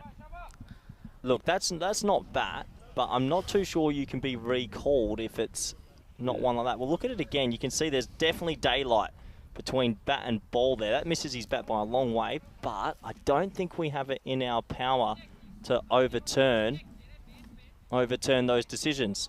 I mean, normally we can't. I mean, once the umpire's given it. I mean, we can only do the review system. We use the review system for line calls, and or if there's, looking at the boundary rope for things or catches, if catches are being taken cleanly. So, and interesting one. Yeah, we've got the technology, and obviously that's one that's missed by the bat by a bit of a distance. Is it just because it's not in the rule book that we can't change that? Or should the technology still be like, well, hold on, with the wrong decisions being made? It's ruined someone's day. Yeah, it's a tough one, isn't it? I think if the umpire is calling for it without giving the decision, that would be interesting. If this one gets played away, well, Wow. I'll tell you what, I think this goes all the way. It does. Manos arriba from the arbitro because Jack Murillo's come out and he hits the first ball for a six. Now, whether he knew much about this or not, but it goes all the way. And he says, well, there you go. I'm not missing the ball. I'm going to hit it. And there you go. Manos arriba on the arbitro. 6 runs. Yeah, handy 6 runs, I tell you, as well. He just went too full, that ball. He got a little bit greedy. Had to keep banging it on a length. It's what was working. But Murillo gets off the mark with Maximo. And a much-needed boundary, it feels like, for United. They needed that just as a steadier. They've gone a little bit nervous in this run chase.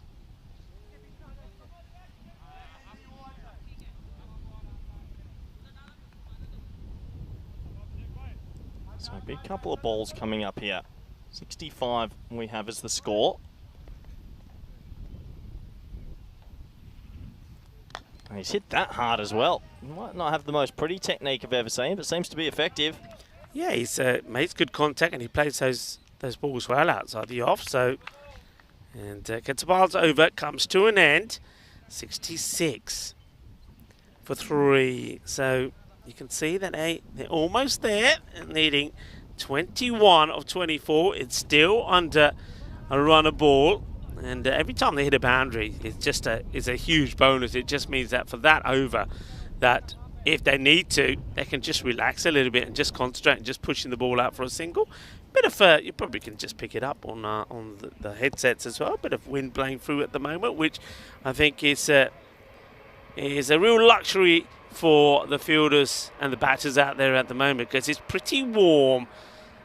And blowing in from behind us, you don't quite see it actually in the bushes and the hedges there. Well, you start to see it now. It just comes through. Well, this one is high up in the air. The fielder will hope he can see it. Well, the bowler is the one that goes for the Zishan. And I don't know, again here, I'm looking at the men around him. Certainly this is one I think that Csalad himself should be calling to get to. And the Zishan probably running towards him like a headless chicken. Probably stops him in his tracks. But yeah, that's got to be the man that's coming into the ball to look to catch it.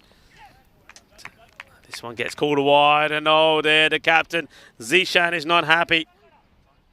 He says, how can it be? The umpire says, well, because I believe it catches the line. Yeah, that is another tough call. That's a tough one. Not too sure what's happened there, but maybe it's gone one their way, one against them. That's cricket. Sometimes the cricketing gods can work both ways. I don't think that was a wide, though.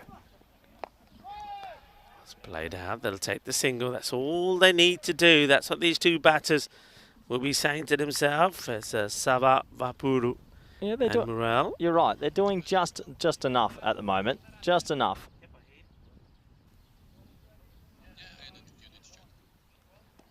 So 18 off 22. wild play and miss. And you know what, with this sort of technique, it might be a little bit willy-nilly, but if he does get it out in the middle, you do assume it probably go for 6. With Jack Murrell there. 18 off 21.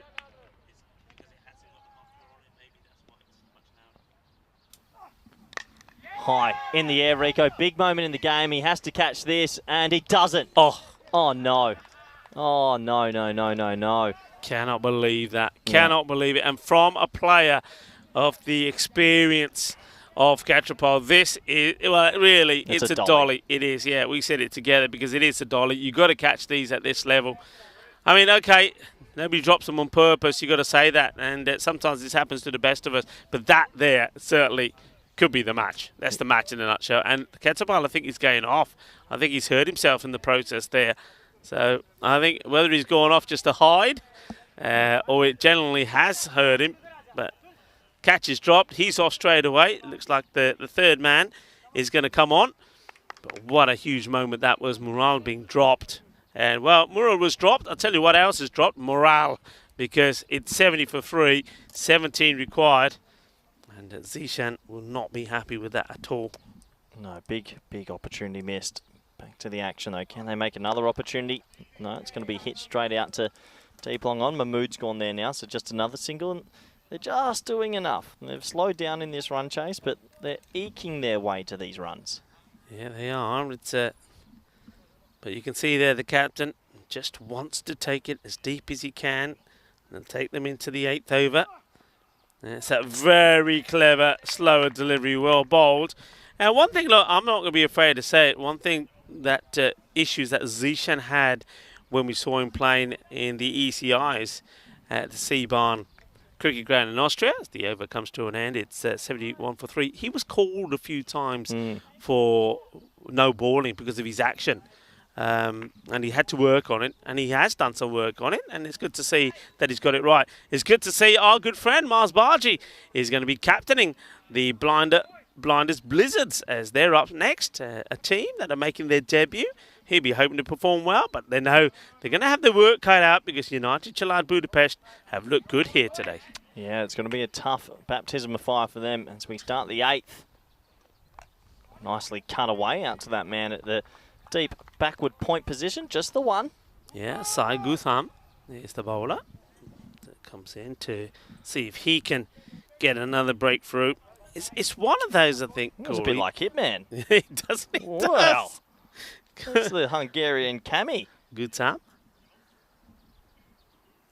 Once more, and into the deck, bounces it over the bowler.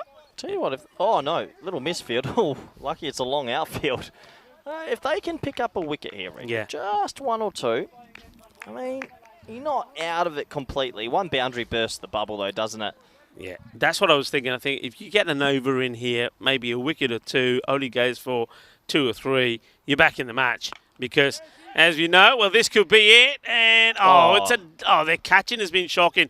And you know what? I know they haven't got big runs on the board, but losing this match because they haven't taken the opportunities that have presented themselves. This is another one that really, well, needs to be taken. In fact, in the end, I don't think he gets hands to it. Yeah, that's the 4th one I can remember. Time might be a wide. It will be a wide. Yeah, sorry, maybe it's 3. I know Hahuja, the keeper, dropped one with one hand. Kurtapul at the deep long on, and then Mahmood at mid-wicket there. So 3 drop catches in probably the space of 15 balls. You're right, Rico. At the end of the day, we love watching batting and bowling, but good fielding teams win a lot of games of cricket. Yeah, they certainly do. And Saclane, he's been guilty a couple of times, hasn't he? As Gutham comes in again. Batter goes after him. It's high up in the air. Fielder's got a lot to do. And, oh no. That's a double whammy.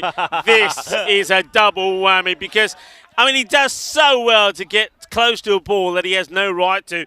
And that's Darshan. And the worst thing about it is, watch this, the ball bounces, clocks him on the knee, and then goes over to the boundary. Otherwise, it wouldn't have done. Look, it's well, in fact, he actually he hit it on the half volley, and it's 4 runs. He goes down because he can't believe it. It's a great finish. He's buried that into the bottom corner. 4 runs. High, and it's going to go all the way. balle, balle. Ginnasona, Shaka, Lugya, and just like that, they're just a couple of runs away from what will be quite an emphatic victory. It really will be. And the Royal Tigers, last year's winners, they're going to start with a defeat very similarly to what the Budapest Gladiators did in Romania. And he wants another big one, and it's going to be, oh, that's a cracking hit. What a hit that is. Manos arriba from the arbitro. Well, that's the last bit of action from the umpire, because that is it. They do it in style. And Jack Morale, well, he says, you know what? If you're going to drop me, I'm going to finish off the job. And he does it pretty quickly. Yeah, he gets every piece of that. And you can see the celebration on his face and the big smiles from his teammates, because it has to be said, United have come out here and they've given Royal Tigers a bit of a touch-up this morning. They outbowled them, outfielded them, and outbatted them in all three departments of the game. And those men on your screen, they deserve to celebrate, because they've started this ECS here in Hungary 2023 the right way. Yeah, the right way indeed. What a moment that is. They are happy. They are loving it. And the cracking start was never going to be an easy match. They're up against a team that beat them in last year's final. But they came out there with a positive, a fantastic score. You've got to say that the opening partnership from Ravindran and Durapareddy was sensational. They really set the team going, laid the foundations, and after that, really, it was almost a walk in the park. But you've got to say, the Tigers, they looked ragged. They looked like they were playing a team that beat them the day before. Yeah, you can say that, Rico. This opening partnership was fantastic, wasn't it? They hit the ball to all parts. They looked stylish, they looked calm, and they chose their balls. They were quite selective, which I think is quite important in the T10 format as well. They weren't over-hitting, just trying to time the ball. And they played beautifully, and this 50-run partnership to start off a chase of 86 makes it pretty comfortable. There was a little bit of a wobble. There was some wickets in the middle and a couple of drop catches, which I think Royal Tigers will look back at and be a little bit disappointed about. But overall, it has to be said, United, Csalad and Budapest have come out here the better of the two teams, and they play good cricket overall. There was nice sportsmanship, of course, but these are the drop catches. That has to be held from your leading keeper with two hands, and even though they got in the next over, there's still some extra runs that to be had. And this was a nice safe catch though at cover, and this started a little bit of a mini collapse. But overall, I have to say, I'm impressed from this United team. I haven't seen much about them. This one's a little bit contentious. Some people thinking it's bat, some people thinking thigh pad. And it didn't matter. He had to go on his way once the wicket's been given. It's all over. All she wrote. That was an amazing shot. First ball, 6 over backward point from the batsman. And well, these little half chances kept coming, but there was few and far in between. And overall, drop catches can't win your games. They usually set you right behind. Another one here from Mahmood. Made good ground to his right, but you've got to hold that, don't you? That's just not the right way, and that took us right to the back end. This was a lovely finish into the bottom left corner. Bang! Go fetch that. And Mohamed Salah finish. Another 4, and then it was 6-6. Right at the back end to take us home, to wrap this game up and give the very first points in this ECS tournament to United, and they deserve it. What a nice way to finish. He got every single piece of that. That was a massive 6, maybe the biggest of the game. Congratulations to those men, and I'm sure they'll be pretty excited to get into their second match a little bit later in the tournament. Having a look at that scorecard, you got 3 players there that got themselves in, and that's always handy. 18, 33 and 26. Merrill actually ended up with 26 off 10, a fantastic quick innings, considering he came in at a point with a little bit of pressure on him, and he hit the ball to all parts, didn't he? But overall, I was really impressed from Reddy at the top. Left arm off spinner and opening batsman. For the bowling, Kukakel can hold his head up high, 1 for 8. There's a 2 there for Kurtapal, but still went at 10 and over with some loose deliveries. And no one else really looking too good there. Gutham getting a bit of tap there, 20 off his only over. So that does take us to the end of our very first game. Let me have a quick look at my watch. When does the next game start? If we started at 9:50, probably about 20-25 minutes. We're in for game 2 here today, so do join us back in 20 to 25 minutes for the all-exciting second match of the day. Bye for now.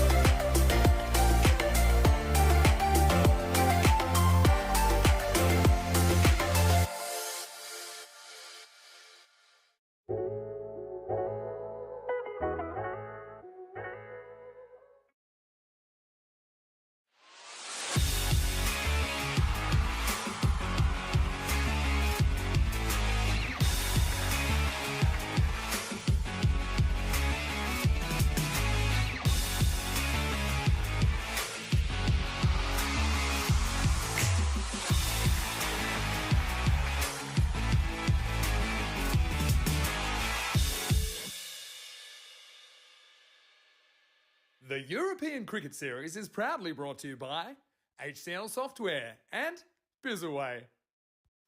Hello cricket lovers and welcome to this beautiful cricket ground, the GB Oval here in Hungary, where the European Cricket Series has started here today, day one. And what a start it was. We were going to have a repeat of last year's final where United Csalad Budapest were taking on the Royal Tigers. And I've got a very happy Vinod Ravindran with me here because he is the winning team captain after that win. Now we know that last year it didn't go well in the final, so I reckon you're a very happy man at the moment. Yeah, it feels amazing actually.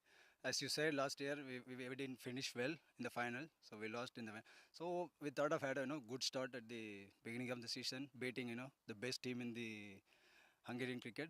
So yeah, it feels so happy, and the guys are amazing. They are bowling, getting better day by day, and they are really doing good. The bat and bowling and fielding as well. As you see today, we took some good catches that make us win the game actually. I think you probably, in my opinion, because I know how strong the Royal Tigers are, you probably did win that match in the field. I think you're bowling, the lines that you bowled, the lines that you executed were really well. You made it very difficult for the likes of Zishan. We know how how dangerous Zishan can be because, of course, he blew you away in last year's final. You got his wicket early. I think you contained Stan, even though Stan did score some runs.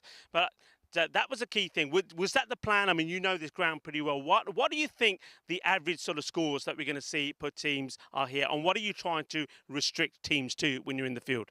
Actually, to be honest, now before the season started, the ground was not so. The outfield were very slow. But now the outfield is really looking good. I think 100 is the good score to defend in this field. So 110 is a good score, I think. Yeah, I would go with that. I think myself and Corey were saying that a 100 score on this is probably around about a 120, and you're saying 110. I think if you get to 110, 110 is around about 140. You managed to contain the Tigers. But I think the batting, talk to me about the batting. I think you opening up with Dara Peretti. Now, Dara Peretti is such a star. The two of you, you were the captain of Hungary in Austria at the Seabahn Cricket Ground, and yourself and Dara Peretti had a very fine tournament then. What's it like, first of all, having him in your side and the two of you being out there batting together? It must feel good. Yeah, I think this is the first time we are opening, so we wanted to had a good start. So that's the reason we both came, and he can clear the boundary, very easily. That's the reason we brought him in the top of the order. And initially with the power play, if we release some pressure, it would be very easy for the batsman to come and finish the game. So that's the reason I put him in the opening. It worked a treat, and I like the left and right hand combination as well. I think the damage was done while you were there, and the other batters batted sensibly and get the win. A perfect start from you. I know you got another match coming up here. You're taking on the Blinder Blizzards. What are your thoughts on that one? I think we are playing for the first time against them. We never played before this team, so we are looking forward. Good match again, good win. I'm looking forward to it. So whether it will be a good win or not, we'll have to wait and see. But I know you're going to make your way out in the middle, and we're going to join the two captains in the middle with the tournament referee, Tyrone Peters, for the all-important coin toss. The Blizzards to call. 15. Tails is the call, and it is a tail. Yeah, we would like to bat first. Back to you boys in the comms box. Thank you very much, everyone around the world. Welcome back. We're here for more ECS action. Game 2 today here in the beautiful, beautiful country of Hungary. Looking forward to this. Some new teams on our screens, and here they come. Blinders Blizzards. I haven't seen too much about them, and excited though because Mars Baji, who works with us, he's actually the captain. He's told us some really good things. Look out for Waka Khalid there as well, coming out number 6, and Basa Uzman with the ball. I've heard really impressive things with his bowling. And the question will be, how will they go up against United, who have come out the blocks hot this morning? They had a fantastic win, and I'm sure they'll be wanting to go back-to-back on this sunny day. Around about 28 degrees, perfect for cricket, must be said. And a perfect day to bring you all the live action around the world. Welcome back, all our viewers in the subcontinent, wherever you might be, and everyone on YouTube as well, and all our followers on the YouTube chat, and all the moderators. Hope you're doing well. It's great to be back on the air. Have missed it a lot. And looking forward seeing how this game pans out. It does look like the Blinders are going to bat first, and I think that's a good option if they can get themselves up to 90 to 100. And they do have a chance here because they've got some good bowling that you'll see a little bit later. That's giving me a good opportunity to welcome back good friend, co-commentator for the day, Rico Full. Looking sharp, Rico. Thank you very much. You're not looking too bad yourself. And it was a great opportunity to have a chat with the captain of United Csalad Budapest. And, of course, a happy man was Vinod Ravindran after getting that victory. And, of course, a bit of revenge after losing in the final last year to, of course, the Royal Tigers. This one is going to be exciting. It's always great on the network to see new teams, new players. So best of luck to Blinders Blizzards. They, of course, are like an overflow of the Budapest Blinders. And we saw that, of course, in Romania when Cluj, because of the number of players they had available, had to have another team set up, Jai Marta, and didn't they perform well as well, Jai Marta? And it ended up being a Cluj and Jai Marta final, which was sensational. And that's the story here behind the Blinder Blizzards against another club here in Hungary. So many players wanting to play that another club is formed, and that's great. And that's something that we're hearing as we travel around Europe. Here's the first ball. And it's pretty full. And it ends up being a bit of a full toss, but batter plays that pretty late, does Khan, but he gets runs on the board. Well, I like Tiagi. He's gone up for a cheeky appeal there. I think he, not too sure what game he was watching. I think he tried to steal one there, but no, that's the first run off the bat. And well, I think this man bowled okay this morning. He didn't have too much reward. Left arm seam, gets it to swing a little bit, gets good carry as well. So we'll have to see if he can get some more wickets in the wicket column this match. I love that name, Himanshu Tiagi. Oh, rolls off the tongue. It has, isn't it? And he's got the wall paint on as well. And here he comes, Tiagi once more. Short and beats the batter outside the off. What I like about Tiagi here as well, and a lot of bowlers get this wrong, he's not bowling in front of the umpire.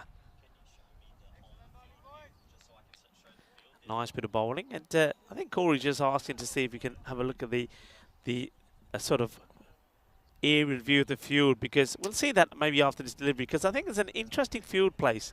They've adjusted from this morning, and I'm happy about it. And I'll touch on it after this ball.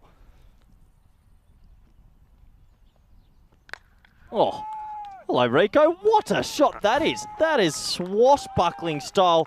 Over extra cover for 6. What a shot. Well, you see the batter there saying, you know what? I'm just going to swing and swing hard. And Ikram gets this right, and it goes flying over the man at extra cover. Just want to touch on this field. See that man at deep backward point? That's what I was crying out for in the first game. I like that, and with the final, because there is so much bounce. So you keep your third man in as a catching sort of fly step. That's a great position to have in T10 cricket. Good to see they've adjusted. Tiagi makes a bit of an adjustment as well, goes short again. I think the bowler having a few words with the batter saying, you didn't hit that one, did you? I think the batter, Ikram, will still want to have a final saying this is battle as well. Yeah, I like it. I like it a lot. Gets it dug in. You can see that carry, that bounce. Breaking news. We've got more breaking news. It's all happening. We've got breaking news about the Danish champions, Rico. I'll let you tell us after this ball. Oh, well, yeah. It's going to be a wide. Cop that. It's also going to be one for the other. Well, if we wanted to see if this deck had something about this, might not even be on the screen. No, it's not. It was so high. Well, there you go. The deck does have some pace in it and some bounce. Yeah, the big news, Svanholm will not return to the ECL. And, well, that is big news coming from Denmark, because they're a team. Oh, he's got him. Oh, he's got him. Sorry to interrupt you, Rico. He snuck in on us. He went with a gigantic slower ball. Little left arm, slower ball, clever bowling. He beats the bat, and that'll be the first wicket gone in match number 2 this morning. And isn't he a happy chappy as he raises his arms aloft? Well, he was high and mighty a moment ago. Now he's down on the deck. I don't know what that's all about. I think he says, bringing some water. It's a clever, cheeky delivery. I think he takes the pace off it. And you know why he's happy? Because he's done the old 1-2, isn't he? The short ball, well, it was short. The bouncer, that was a wide. And then he comes back with this one, all the pace of it. And he gets his man. He gets the wicket. Well bowled as Mars Baji comes in at number 3. Yeah, just going back to that again. So it will be the Sekunderborg Stingrays who we'll see, because they won the T20 final over Svanholm. Rico, this means that'll be the first time Svanholm aren't there, which leaves only 2 teams that have been to every edition.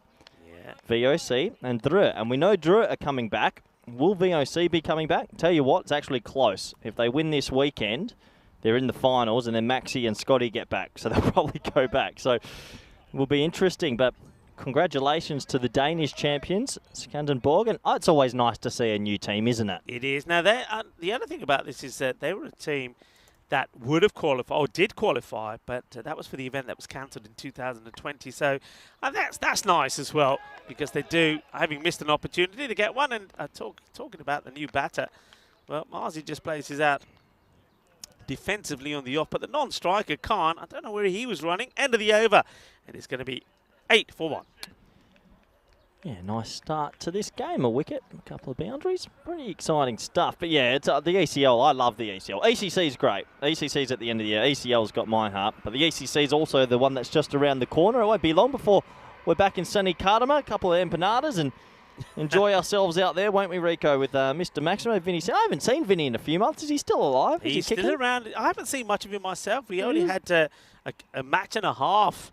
A match and a half? Match and a half. That's all I had in Is he Romania. too big for us now, is he? Before he had to go on his executive duties. But yeah, no, Vinny's a well-earned rest. He's well, yep. Yeah, he's very well. He's very busy, but he's spending some family time this week back in Oz, and he'll return to action in Malta, where we've got some cricket coming up there. We've got the Medina Cup and the Valletta Cup, and Vinny Sandu will be there. Good. Good to hear that. Glad we're still getting out there to Malta, a great part of the world for cricket. No, nicely, this is that carry. That's good.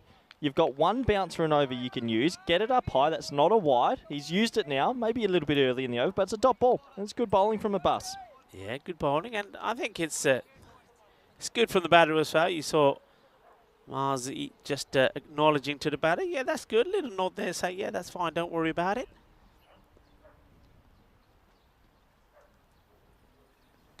Okay, this is high up in the air. Good luck, because it goes a long way up, and the fielder makes it look easy, I have to say. And that's Madhu Savavarapu says, that is easy for me. Don't worry. That is going to be the end of Khan. And Abbas takes a wicket. Hasn't gone for any runs yet. Yeah, it just gets big on him, doesn't it? And he skies it straight up. Nice catch at mid-off. And well, the second wicket will go down for not too many on the board right now. And you have to feel it hasn't been a great start here for the Blizzards, and they need to find a way back into this game.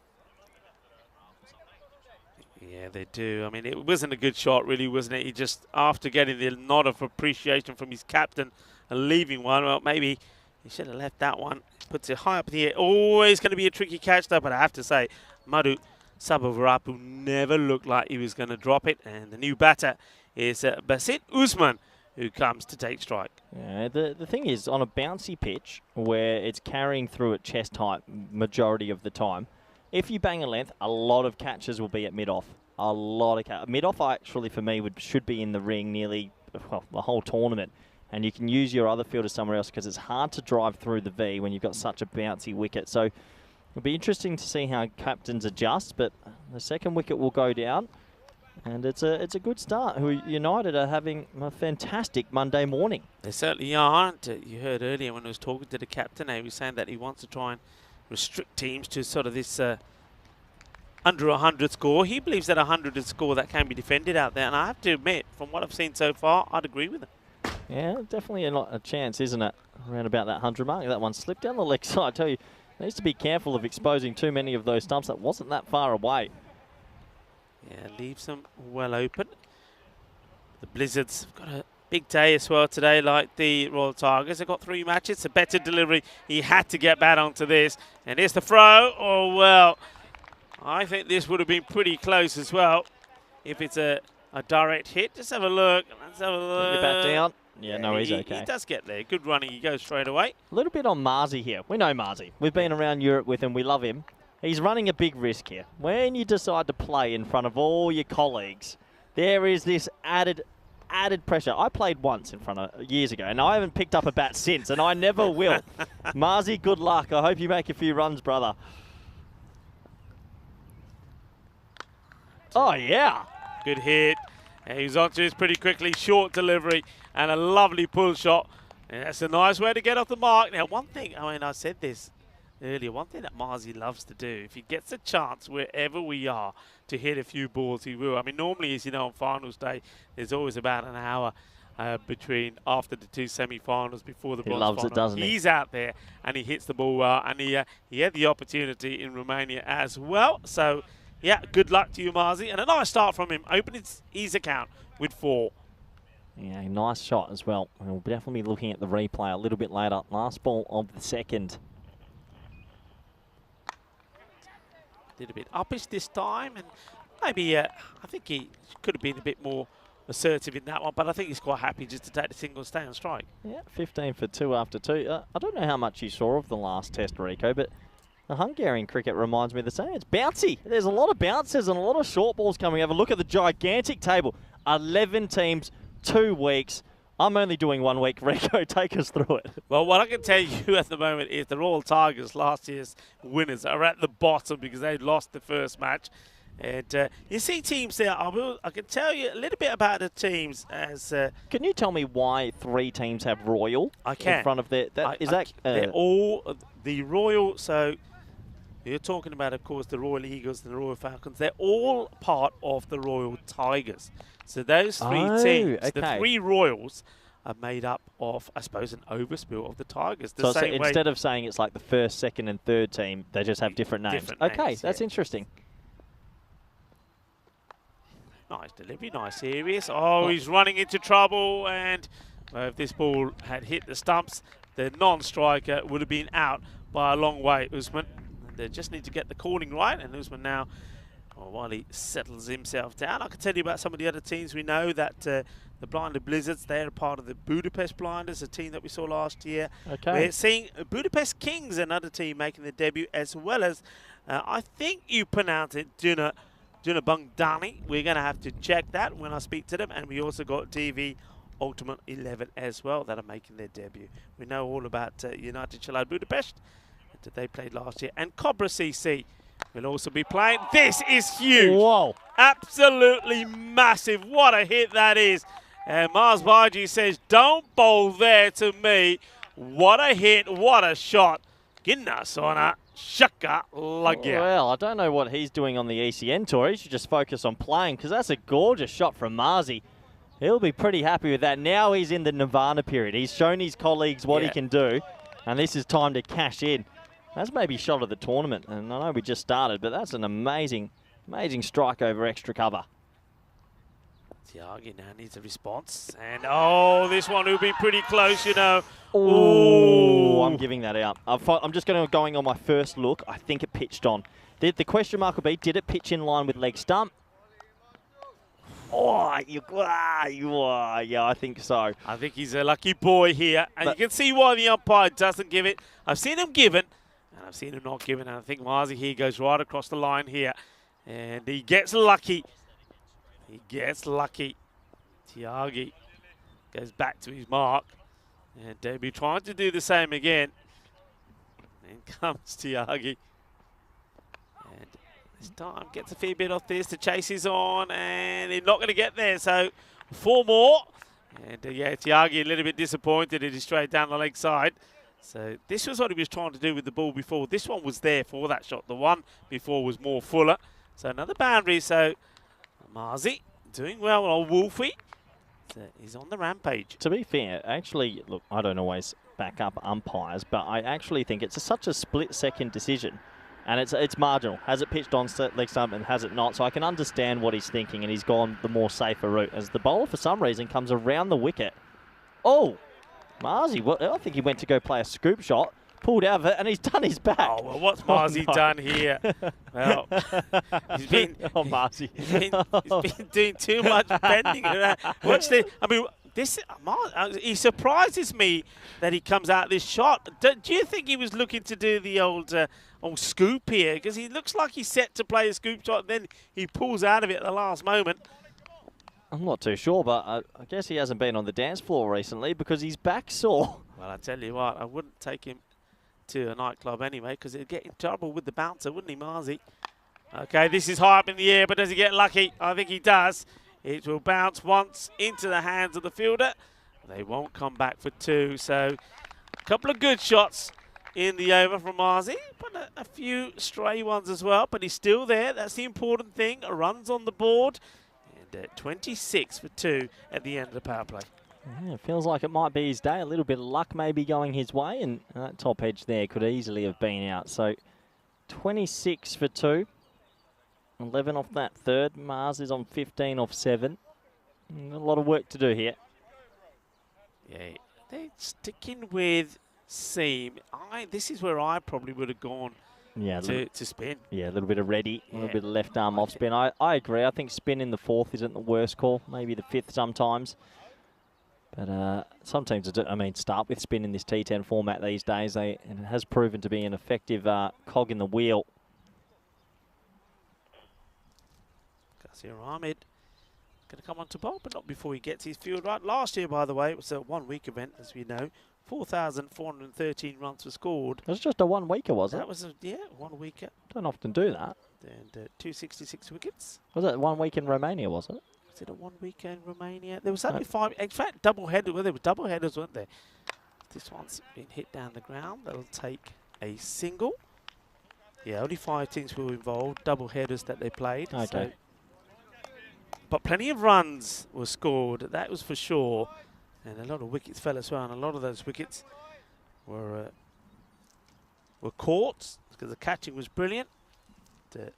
Some of the top performers, as this one is just watched as it goes down the leg side. Yeah, some top performers as well. And I've mentioned Zishan was outstanding. I think he finished with something like 369 runs in that series. Dara Peretti, 271. So we know all about his talents. Mars Baiji himself scored 237. And he was playing for the Blinders. This time round, Mars, a late decision for him as he changed from the Budapest Blinders to the Blizzards. And that was because they had a few availability problems. Up in the air, it should be taken, and it has been taken. And that will be the end of Usman. It's a good delivery. If he doesn't get bad onto this Corey, I think he's plumb in front. It was right on the money, nicely bowled. He does get a bit of bat onto it, but it scoops right up in the air. He's looking to play this on the leg side, but you've got to be looking to play those straight. And a good catch taken there by the fielder. He comes in and makes no mistakes. Nice catch taken. Another wicket goes down, and it is Tyagi, the man who always seems to be in the action. Yeah, just a technical issue there. It's a little bit full up, and he tried to whip it behind square, but probably you're right, Rico. Needs to be punching that down the ground. You can see closing the face of the bat.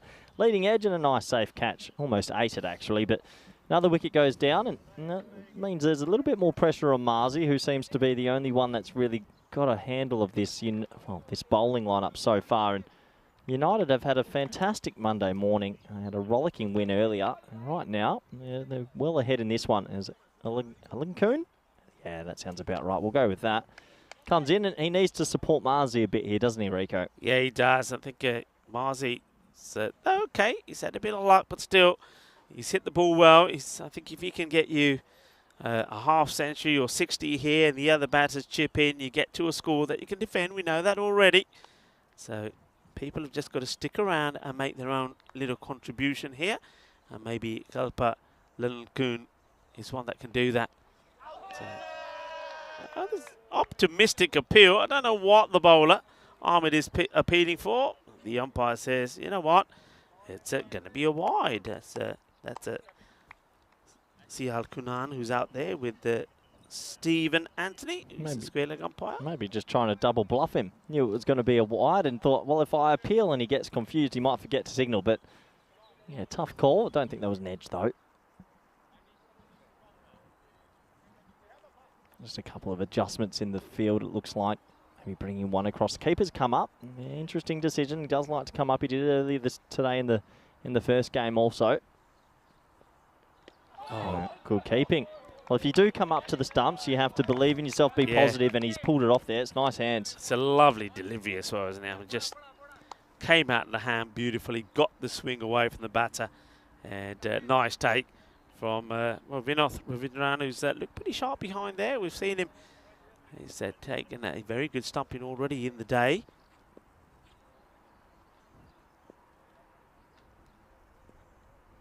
Ahmed once more.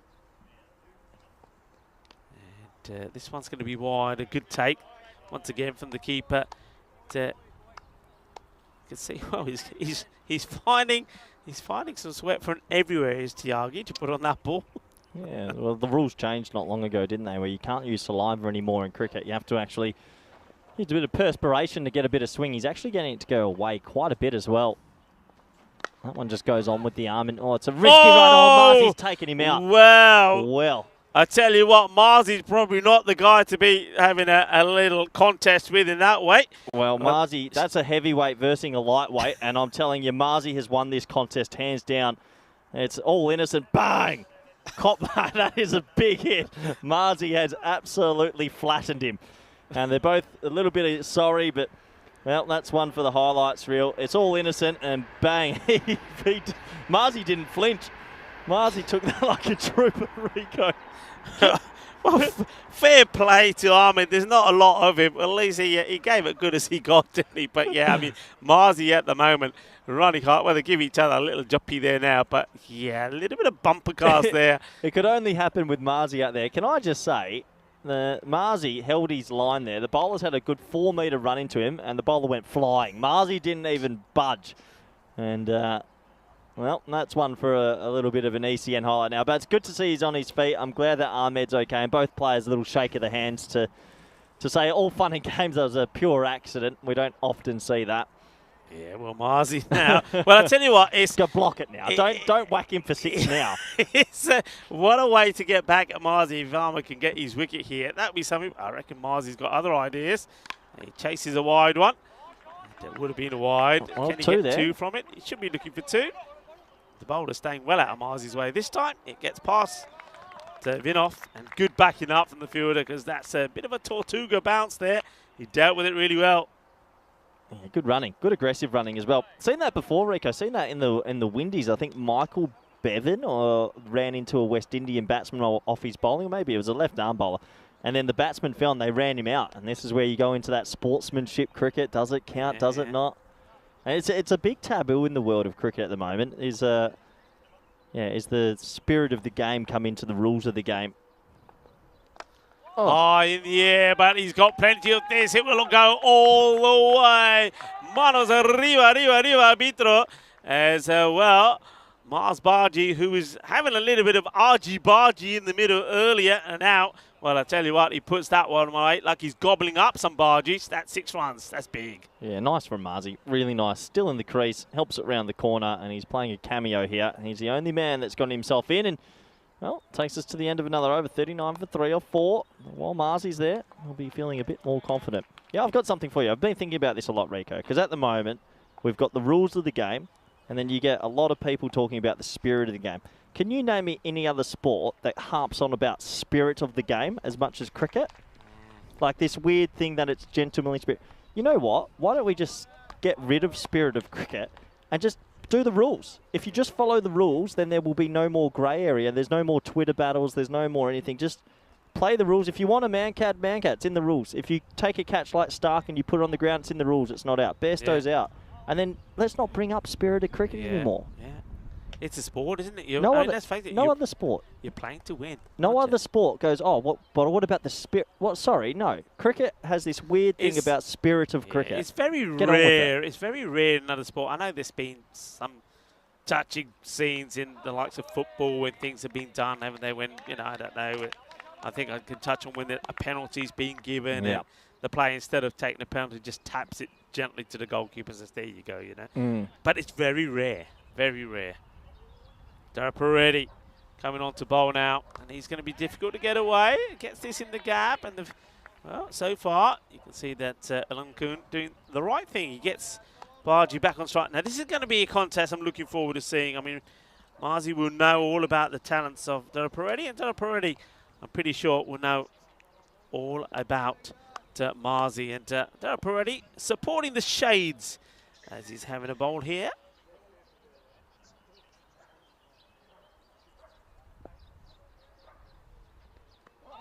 good delivery. Really good delivery.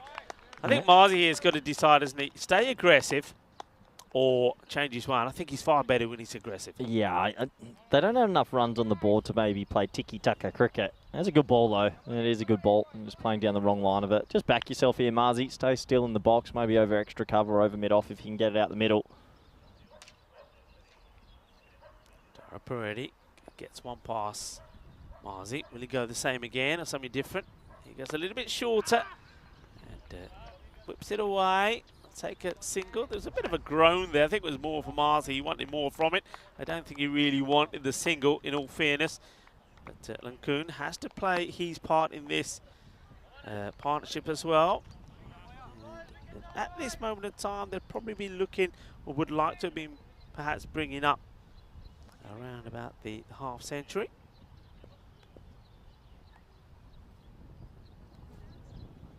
Already floats one up there.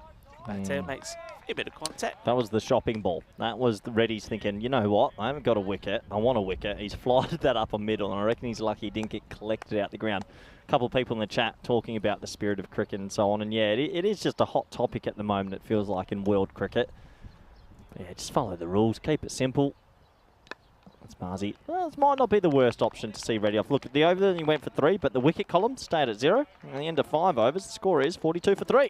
Yeah, 42 for 3, and we get a chance maybe to have a look at the European Cricket Championship coming up, and looking at the groups. And I know you got an interesting one, because not only are you a super commentator, you're a bit of a decent coach as well.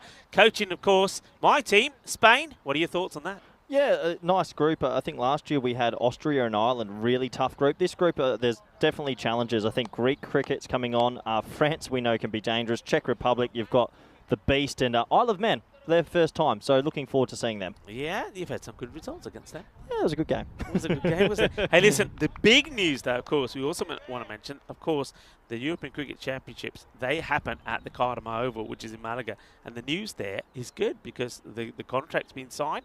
Looks like we're going to be there for another 4 years. 4 years? Well, no, to the end of 2024, wasn't it? 2024, was it? Well, I reckon 4 years. I can see into the future. Well, hold on. I can see into the future. Rewrite that contract. Roger's here. We can double check. But no, it is good news. We know definitely for next year we're there. And Cardamom Oval, well, we call it the home of cricket because it is our home. Yeah. And what a fantastic place. And 31 countries. Is it 31 or 36 going for that this year? 31 is this year, yeah. Fantastic. So super excited for that. And you know what? I saw Scotland play recently, and Scotland had like 3 players from Forfish here who just recently played that. Ireland, who got knocked out last year, are going to come so hard at that ECC this year. I think it's going to be lifting the standards even further, and I can't wait to be back out there and seeing how everyone plays as Marzi plays a beautiful pull shot. This is the old toe end up. He's going for a little ramp over 45, and he's cued it straight. What a shot. Yeah. I think this was what he was trying to do with the ball that he ended up ducking out from Tiagi on. This time, yeah, gets the toe end, gets a single, and Lankoon back on strike. Plays that nicely, and gets sent back. Oh, he's in trouble. He's going to be gone. No, that is going to be out. Oh, I think he's Does he have the ball? Now, bowler, look at the bowler's reaction. The bowler, does the bowler have the ball? Let's look at this again, because I tell you what, the bowler doesn't look to. Here comes the throw. Marzi's on the deck. Has he have the ball here? No, that's not out. He doesn't have it in his hands. The ball's under his feet. Is not out. He's laid an egg. Get back on the field. That is not out for me. That's a big let off. And I think the reaction from the bowler for me said it all, because he wasn't celebrating. He doesn't have the ball. And, well, Marzi gets another life. Well, will he be able to capitalise on this now? Look, no one wants to be a bit cheeky, but old Meta there, the bowler, trust me, I've played enough cricket to know when you know the ball's not in your hands, and he tried to get away with one there, and that's why technology can be quite helpful, because he knows he's not held the ball there, surely. He knows. Yeah. So glad that the technology has saved Marzi there, and he can continue his innings. Yeah, well, he's at the non-strikers, and he doesn't want to be charging down the innings or down the pitch again. So just stay there and wait. Be patient. Dot ball. Getting a bit frustrated, Marzi. He wants to get on strike. You can see he's keen to get on strike. There's still time, though, in this innings. There's no good if you're not out there, that's what he's got to say to himself. There's no point me getting myself run out trying to get on strike, because then I'm not helping the side at all. It's another one that goes straight through. Marnus in the chat saying he's looking forward to France versus Spain. He's looking to Mungal bowling to DDC. He thinks that will be a great matchup. And I mean, the great thing about the ECC, you see these amazing matchups of these talented players throughout Europe. I think it's going to be a great tournament. Honestly, though, the Netherlands already in Championship Week, not too sure who's going to stop them. They are such a good team, and they're playing some great cricket. So that's hit hard, straight to cover. He's gone, Rico. What a nice catch that is. He hit it pretty well. Kazir Ahmed made a little pivot step to his left, holds onto it with 2 hands, and another wicket goes. Yeah, well, I think Lacoon there just getting frustrated, swinging and missing. And I think he's decided, you know, this time, no matter what, I'm going to crunch it. And he does. He hits it pretty well, but unfortunately, straight to the fielder. And Ahmed makes no mistakes. That's a good catch. It's another one that goes. But I think more importantly, really, what hurts is it's another dot ball. And it's another ball that means that you're going to keep the likes of Marzi or strike.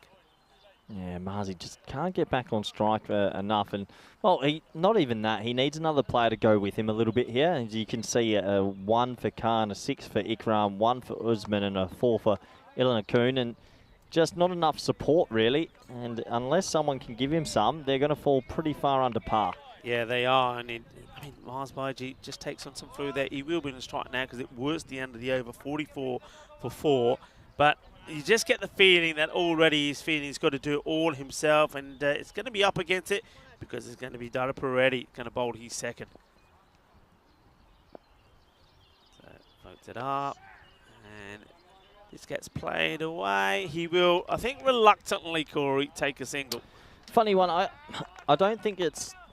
Yeah, you have to back a few more batsmen. It's not like it's 8 or 9 down where you might turn down the 1. You need every run you can get, but I do understand the thinking. Marzi tempted to hog the strike, but we haven't seen much of Khan. I mean, he's batting at, what, 6? So he has to have some skill with the bat, you'd hope. And if he can get one out the middle and maybe just put an injection of energy into this batting innings.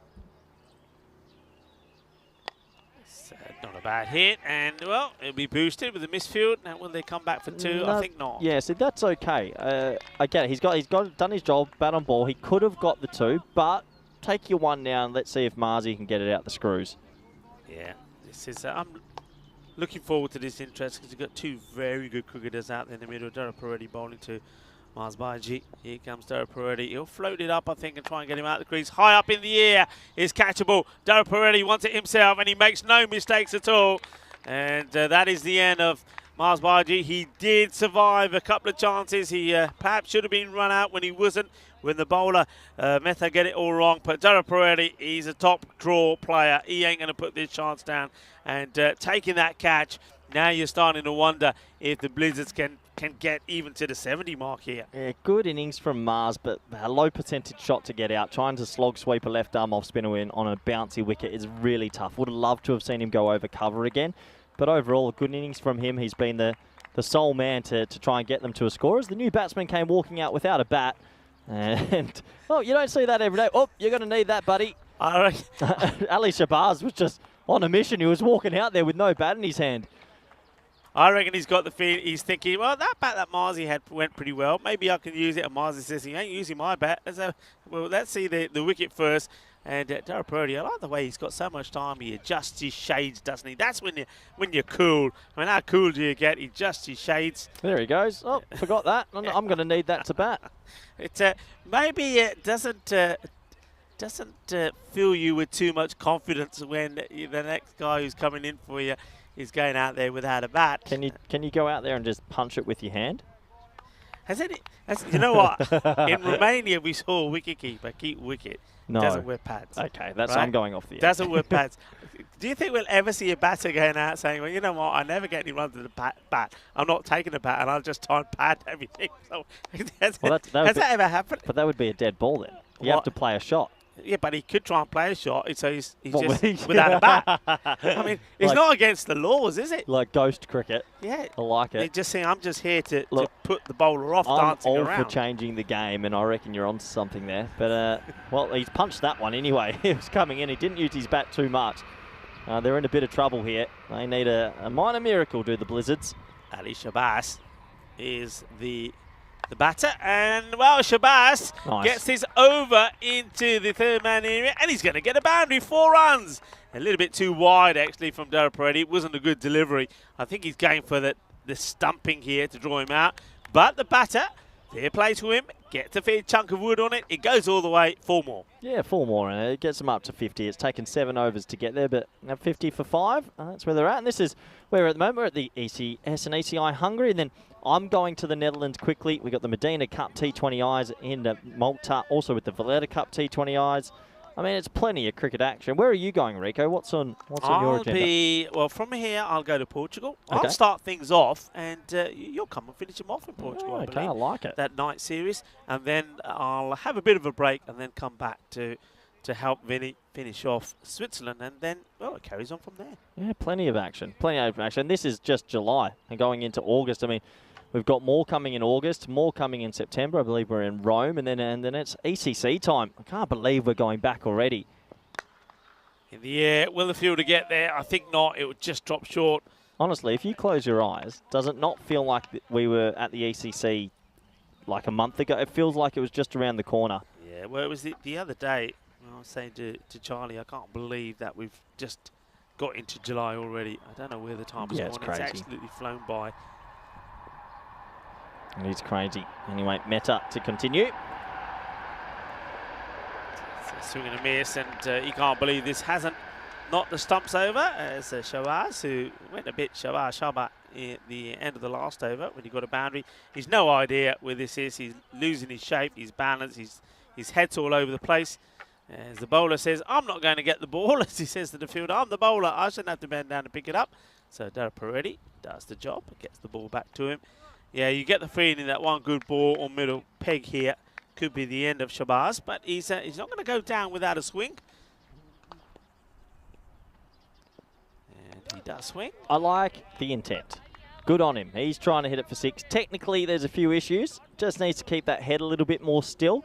You can see there at the point of contact, it's twisting with the blade and also opening up a little bit too much. But the intent's there, and intent can take you quite far in life.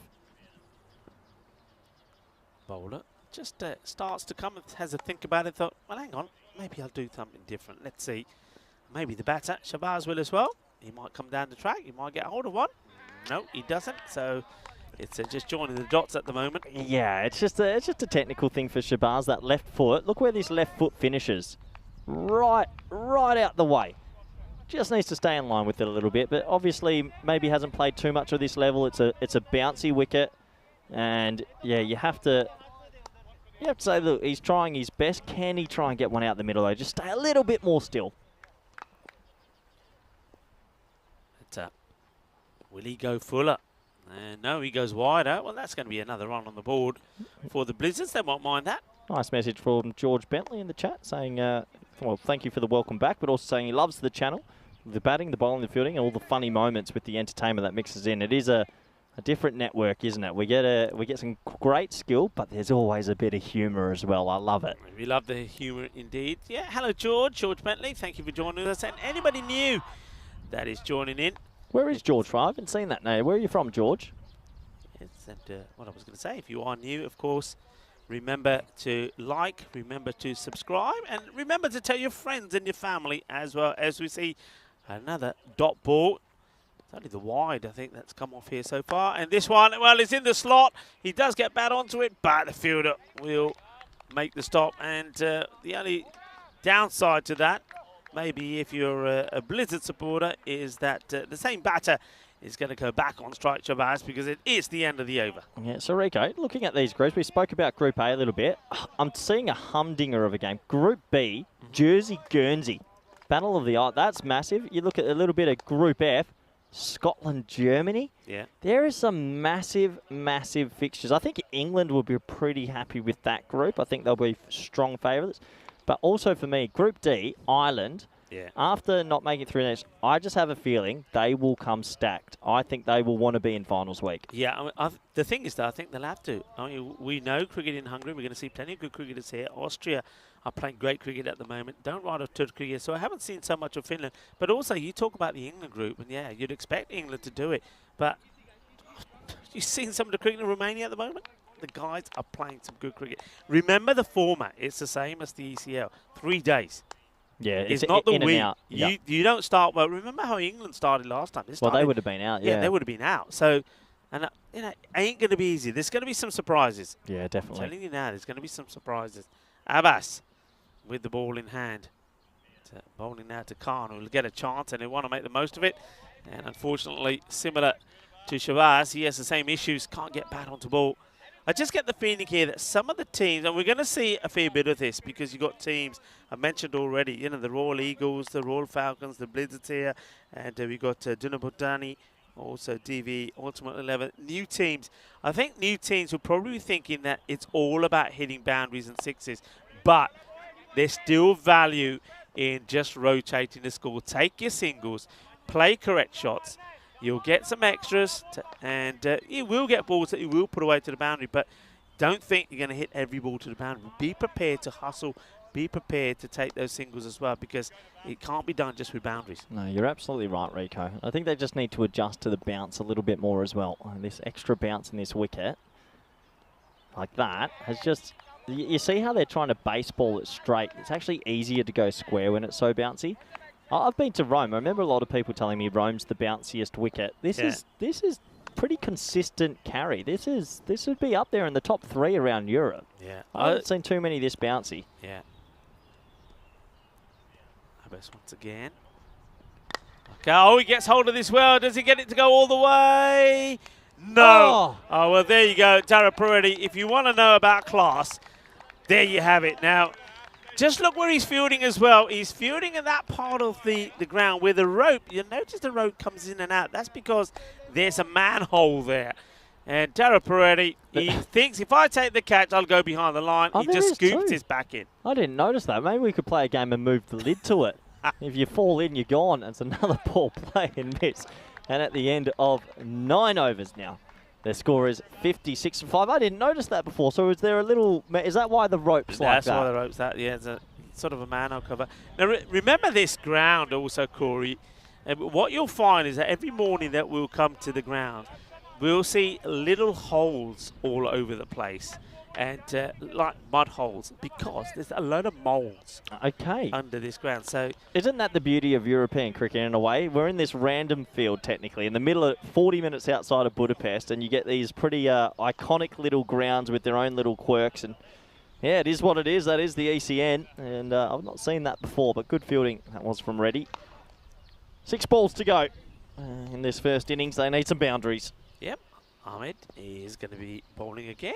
And this is well hit. This will be boundaries. Well, you said it. They need some boundaries. That will do nicely as Ali Shabazz hits his second boundary in the same area. He swings hard. Of course he does. Sometimes you get lucky. Hay poquito de suerte ahí. 4 carreras. Thank you very much. But I'm still waiting for the day when the bowler's running in.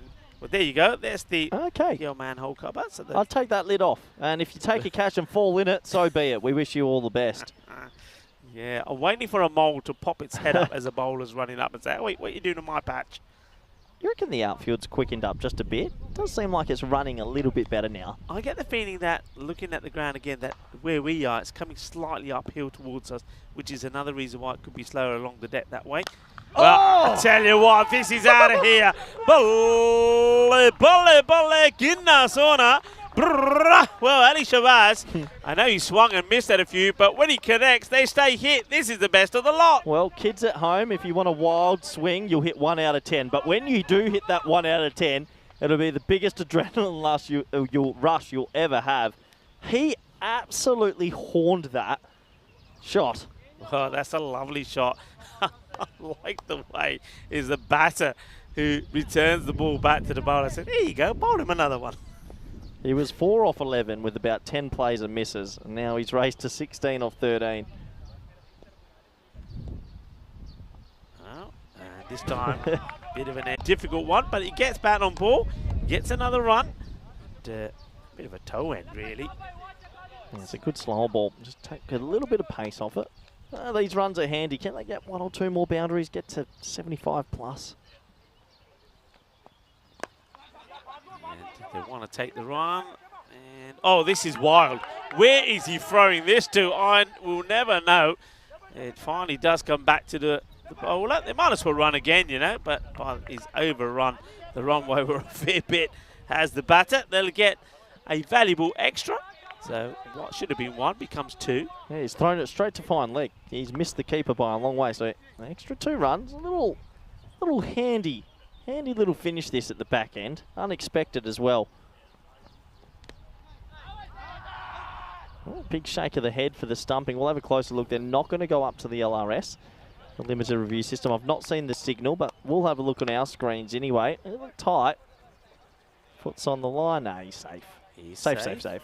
And now he's out, but not anymore. He's got to knock them all over as well, hasn't he? So that's one of those funny instances. The keeper's actually too quick for his own good. If he had held on to the ball maybe another half a second longer, he would have got a simple stumping. Don't see that too often. Ball to go in the innings then, 69 on the board. Ahmed just been told just to wait a moment as the fielder who is close is told to go back to the ring because he thinks there's no point being there for the short single. Pretty well bowled, is high up in the air, and the fielder ironing up, and a very good catch taken by Sabah Varup. Nicely done, no mistake from him.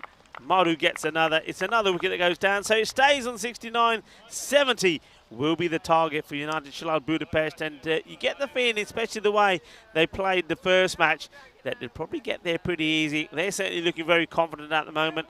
The Blinder Blizzards, well, you've got to say, it is the first time we're seeing them on the network on debut. They put a good display in there. I like the batting, of course, of Mars Baji. I think he batted very well for his 28 of 18. And then we like the good big hitting towards the end there from Ali Shabazz. When he connected, it went big. But you just get a feeling that they're around 30 runs too short here. Yeah, you'd have to say they're probably well under par. And it was these early wickets that just started to happen. And they were trying their best, but maybe a couple of technical flaws. That was an amazing shot, though, from Ikram. He got that 1 over wide extra cover for 6. That did bring Marzi to the crease, and, well, Marzi was the shining light, has to be said. He played some audacious strokes. That was probably the best of the lot, sort of a SWAT-style snap of the wrist over wide extra cover. He got 6 for his troubles. That one almost chewed his neck off. He ended up pulling his back a little bit. Always a bit of fun when Marzi's at the crease, and I know he enjoys his time at the ECN and working for the company as well. But yeah, maybe getting a little bit old in age if he's feeling some pain from that. However, from the other end, the wickets continued to tumble. That was the old double play. You caught and you run out. I'll take either. And no one could really come in and get themselves going. And they left it all to Marzi. This was bang. Cop that. Don't you come into my world. And Marzi just hip and shouldered him into another dimension. And good to see, though, that no one was injured in that collision. And good shake of the hands afterwards as well. The procession continued, though, on the leg side for Mars. He kept flicking him away for 6 and batting well. But from the other end, the wickets continued to tumble. And his adventurous time at the crease was pulled back. They went up for the appeal. This was given out, but obviously the bowler didn't have it in his hands. And the right decision was made. That's what we got the technology for. And no one else really just got going. They tried their best. There was some wild swinging from all the other players in the Blinders Blizzards, and maybe something they need to look back at if they're going to play a few more games in this tournament. A couple of little technical flaws. This was Reddy cashing in with his wicket, the big wicket. He got Baji out, and well, he's proven to be a very tidy left-arm off-spinner. He'll be ecstatic with his day's work, and overall, he's been one of the star players throughout the day. And it took us right to the back end where it was a little bit of chaos. There was some wild swinging of the blade. A 4 over the third man, a random 6 you never would have thought of. Reddy also tapped this one back just in front of the manhole, saving a couple of extra runs. And there you go, kids. If you swing the bat wildly out of 10, you'll get 1 away. And that's exactly what he did. Handy for Ali Shabazz. And this was the last ball innings. A nice safe catch in the end. And that wraps it all up. Madhu with the catch. And, well, you'd be pretty happy if you're a United supporter. 69 for 6. Have a quick look at the scorecard, shall we? 28 off 18 for Baji, 17 off 14 for Shabazz. At the bottom, 7 extras helped the total, but overall, no one really getting on with it, and also chewing quite a lot of deliveries, meaning that 69 for 6 is probably, we think, a good 30, 40, maybe even 50 under par. We have a quick look at the bowling figures, and this is happy reading. And almost everybody will be happy with their efforts. Pick of the bowlers for me. Economy of 2.5, 1 for 5 Meta. That's fantastic. 1 for 9 for Abbas, 1 for 9 for Derapeti, 2 for 26 for Ahmed and Taigi, or something like that. 1 for 19. All right, time for a little bit of a break here in the commentary box. We're at the halfway stage. 69 for 6 off 10. Do join us back in the next 10 minutes for the all-exciting run chase. Thank you.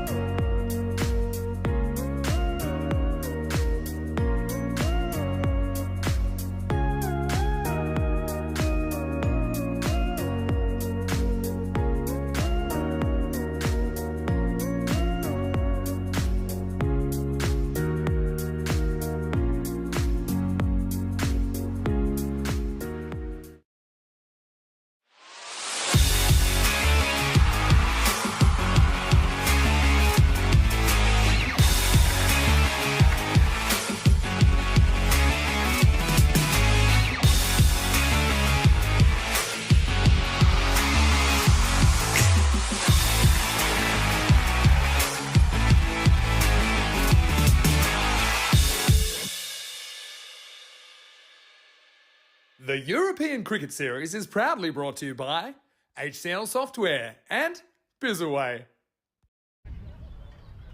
Hello and welcome back everyone around the world. We're at the halfway stage of this one. Blinders Blizzard versus United Csalad. Budapest. Still looks like Csalad to me, but we'll figure that out soon enough. And we're at the halfway stage. 69 for 6. Probably under par. Not the best batting innings, but I know it's a Monday. They're just getting themselves into the contest, really. And the question will be, what do they have to offer with the ball to the Blinders? As they're going up against a team that played extremely well this morning, and United, they looked the better of the two teams, and they'll be looking to go out there and smack these runs pretty quickly, you'd imagine. It's like a deep backward point.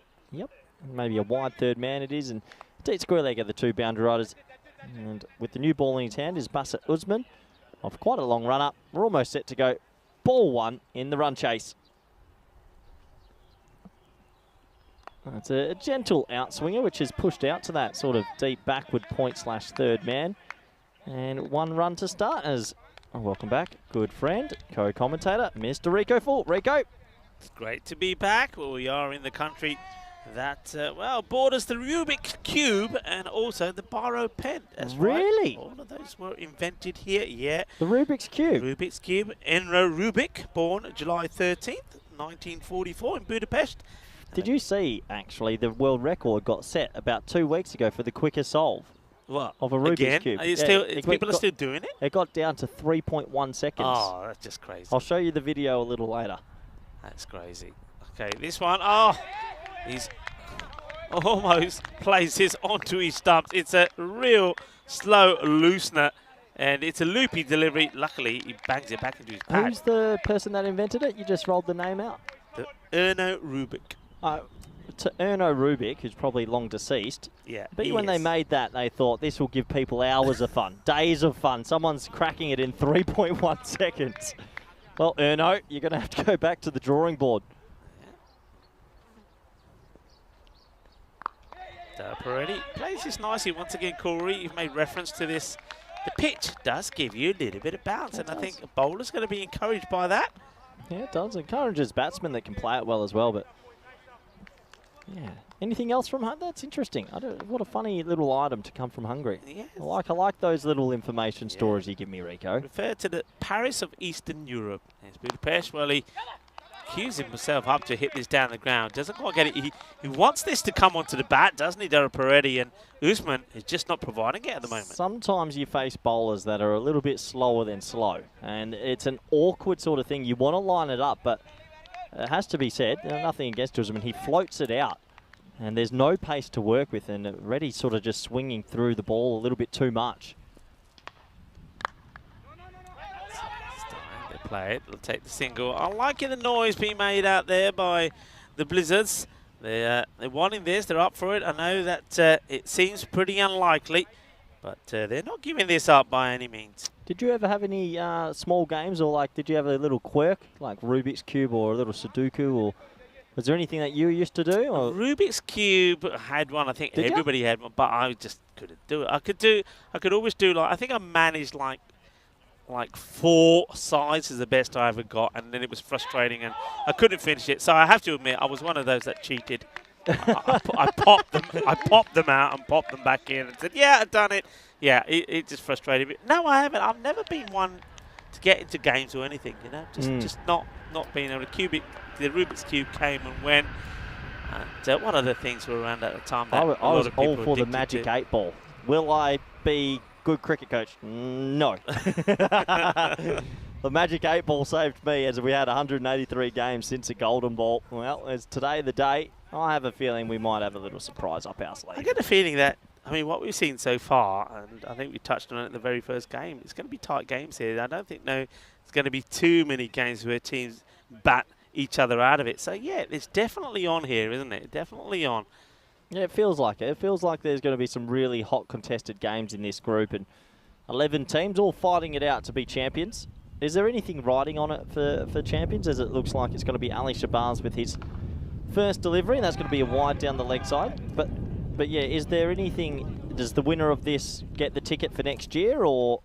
No, I don't think so. I think each each federation has its own way of sorting that Yeah, out. but some federations are now using it. Some are, yeah. As far as I know, I mean, we'll probably find out more as this series progresses. As far as I know, that probably isn't the case here. And one thing that Shabazz has to make sure he doesn't do is run right across the umpire like he did in that last one. I'm pretty sure that the umpire will probably have a word with him if he does the same thing again. That's a Cecil that's out there. And, well, short, and he hits this pretty well. But you can look how this slows up. I mean, that really is a ball that you expect to see going to the boundary before runs. Certainly that's what we saw in Romania, that electric fast outfield, but he doesn't really get a touch of this, but the ball just slows down. Yeah, really slow down. There is just certain areas that seem a little bit slower than usual. So only the one run in the end. Yeah, how about this? We got some visitors coming in here, a few dragonflies flying around. It is heating up, that is for sure. Why? Oh, no ball is being called here. Oh. The bowler is wondering why. Well, this is why. You see this again. It probably does catch a little bit of the pitch. Now, they might be reviewing this one. I think you might see this just overturned and given as a wide. There you go. Yeah, it is. And that's, once again, the technology, the limited review system doing what its job is. It just caught the line. I mean, just. Yeah. So, just a wide in the end. Big shout out to the team behind all the work that you're seeing. The production crew here from Swing Productions, and this Karina and Agas. Nice Only to have three you of with them us. these days, is it? 3 or 2? Doing a great job. They do a good job. And that's a gorgeous looking shot. 1 bounce, 2 bounce, 4. A little Chippingtons from Ravindran, a classy player. And that's a gorgeous way to get him going. Yeah, it is. I mean, we've seen, touching on what you were saying, that part of the ground, it goes pretty quickly, doesn't it? And that doesn't slow down at all. 4 runs is a nice, clean, sweet hit through the ball as well. So, 4 carreras, and the bowler just getting some advice from Basit Usman. I noticed that Marzi has elected to have Adnan Khan behind the stumps. Marzi, I'm sure, would be pretty keen to do that himself. This one, if it doesn't touch anything, has to be a wide. I mean, maybe it does catch a little bit of the pad on the way through. Yeah, you're right, Rico. It slipped down the leg side. Has it clipped the pad? We'll have a closer look. You know what? It might have clipped that back foot that was hanging out, so we'll give the umpire benefit of the doubt there. And also, the Blizzards might need a little bit of luck, let's be honest. Yeah, so ends up being a dot, which is fair play, fair enough. This one won't, because it's a gundy ball, and it'll be latched onto, and it will go all the way. Manos arriba, arbitro. Porque eso es 6 carreras. Yeah, you can't be bowling there to players, good players like Venus Rivendran, because he's going to put you away. Yeah, it's a help me ball, it's a feed me ball, and he knew straight away as it left his hand that was going to be short, straight, and catch you later. 6 runs. I have to say, I've been mightily impressed from United this morning. And can we just talk about the team name? I haven't brought this up yet, but that is Csalad. I'm sorry, the C is silent. So I'm calling him the Csalad from United Csalad Budapest. You keep saying enough of that. You know what you're getting for lunch. You'll get a salad. I don't mind. Csalad. It's Csalad. Csalad. Csalad. Yeah. Upish. Oh, down it goes. Oh, it's gone for and 4 it's somehow. Gone for 4. Oh, no. He's still pinging it back in, but I think that's 4. They might have to have a look at this. Irfan Khan puts the catch down, and there's the signal from the umpire. I mean, it was there long enough, wasn't it? And the one thing is, when there's low scores on the board, these sort of catches have to be taken. I think it goes through his hands, hits him on the big toe, and goes to the rope. Yeah, sometimes it's just not your day, and unfortunately he drops it, hits the toe, and rolls backwards for 4. Phenomenal, really. Last ball of this over, and I've just put the kibosh on him. We're going to have one more. Knew I shouldn't have said that. I mean, look, hey, we're talking about the Csalad team, but it's a great name. You've been on the road. You've done a lot of yards, Rico. What's your top 3 names, team names? Go. Quick fire. Just like that? Yeah, go. I don't want you to even think. Fresh Tropical has got to be up there. There's, I think, when the Black Panthers, Blue Panthers in Barcelona. They were pretty cool. One more. Who's going to have one more? Why are you looking at me like that? Why are you looking at me like that? Because you haven't said my one, which makes me happy. Then I haven't said your one. Okay, which one would you say? I don't know. What other one do I like? I don't know. The hippos. That's what. Andy's can read your mind better than I can. No, it wasn't my ones. We have a quick What's look your at. one? Oh, my one. Friendship CC, the best team in the world from Portugal. I love them. We have a look at the table. We've only just started this competition. Look out for Cobra CC. That's not a bad name. The Cobras.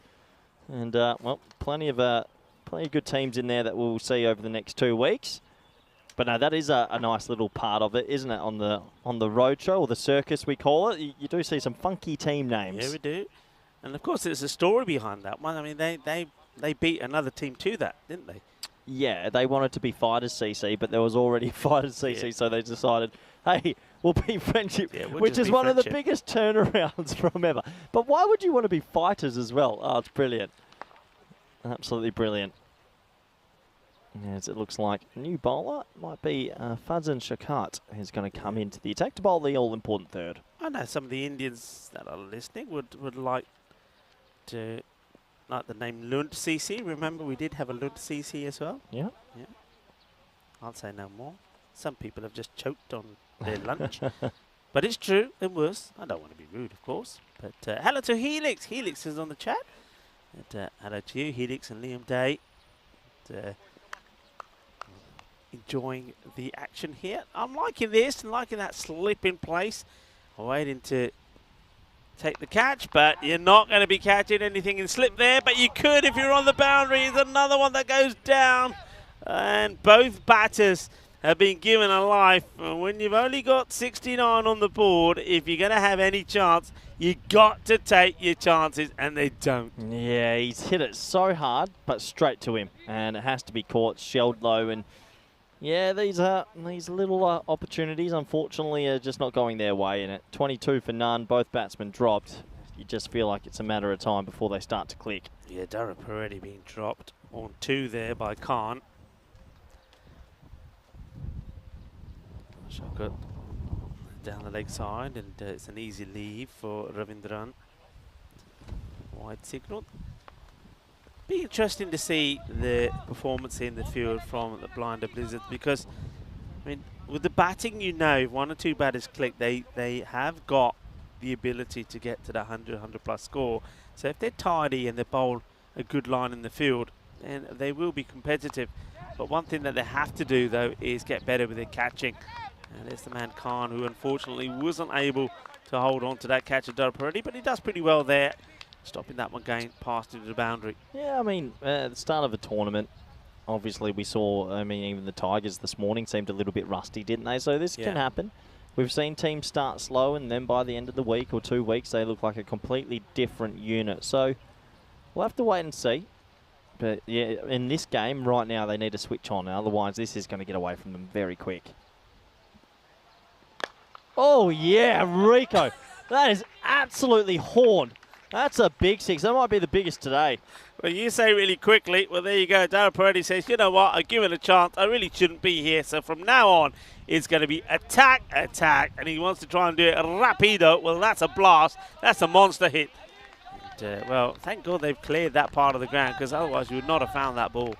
He's hit that. That's a 80-metre plus hit. And that's cleared the rope by an extraordinary amount. And, well, it's more a matter of time to when they get these runs, and a little bit of practice, really, it feels like, for the Blinders Blizzards.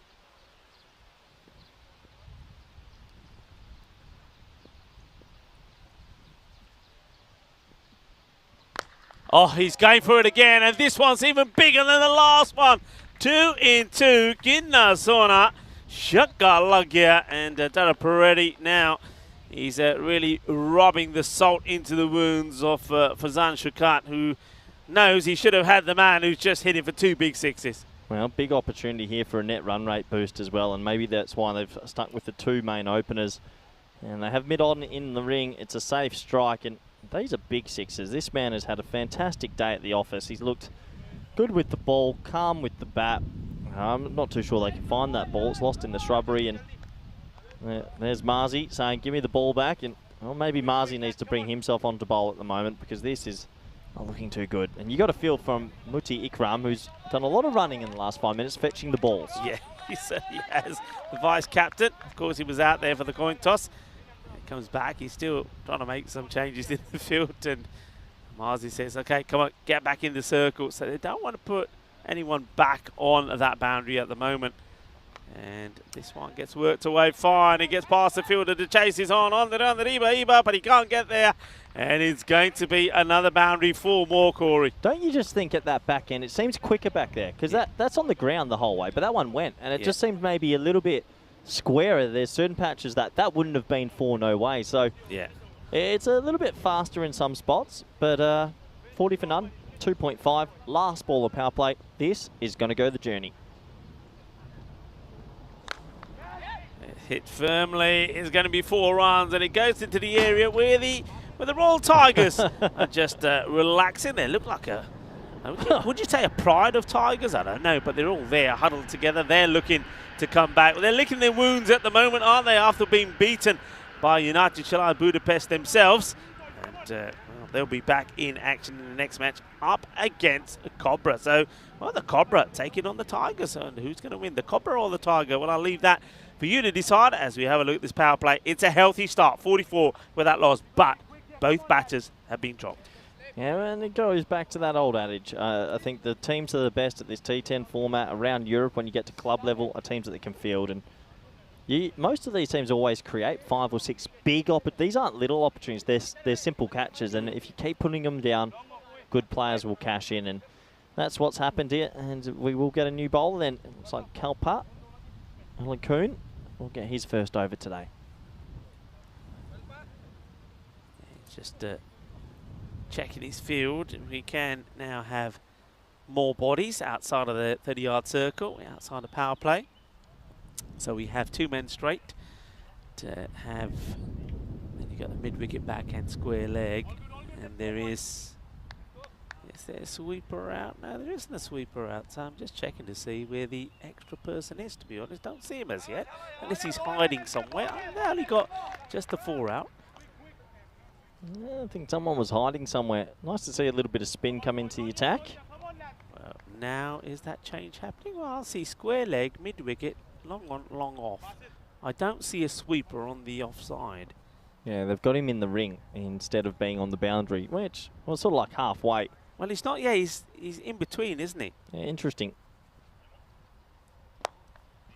Pushed out, and they'll go on the hit, on the single. Good running. It's one of those fields as well, Corey. I think, well, that's probably a good way to bat on it. I don't think it's the easiest one to pick up the ball cleanly straight away. I think it can get buried in that thick grass as well. So it's always worth taking the single. Yeah, so this is where the lefty-righty partnership will just delay the game a little bit as the players start running everywhere. Oh, hang on a minute. How many they got out here now? They got too many out. Yeah, they do. Don't say anything too loud, Rico. Got too many out. If he bowls this ball, we will get a free hit.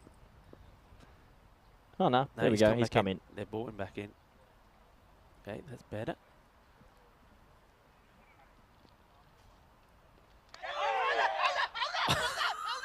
It's a great appeal. He's appealing because the ball doesn't hit the stumps. I'm with you, bowler, because it was... How does it miss? He plays all round this. How does the ball not take the stumps? I don't know. That's incredible. Must have been close. Look at that. That is so close to clipping the bail. Back to the action, and this time he doesn't clip him. He knocks him over, chucking the Hutte style. And it is the end of Daraparetti. They needed a wicket, didn't they, to give themselves hope, and they get one. And 25 required of 38 deliveries. So it ain't done and dusted yet. And they get the big prize. Daraparetti didn't want to hang around, did he? After he was dropped, he decided he was going to play just one way. And that was attack. He got a few out of the middle, but not that one. He's on his way. And, well, he didn't get the decision the ball before when he was appealing, did the bowler, but he will this time.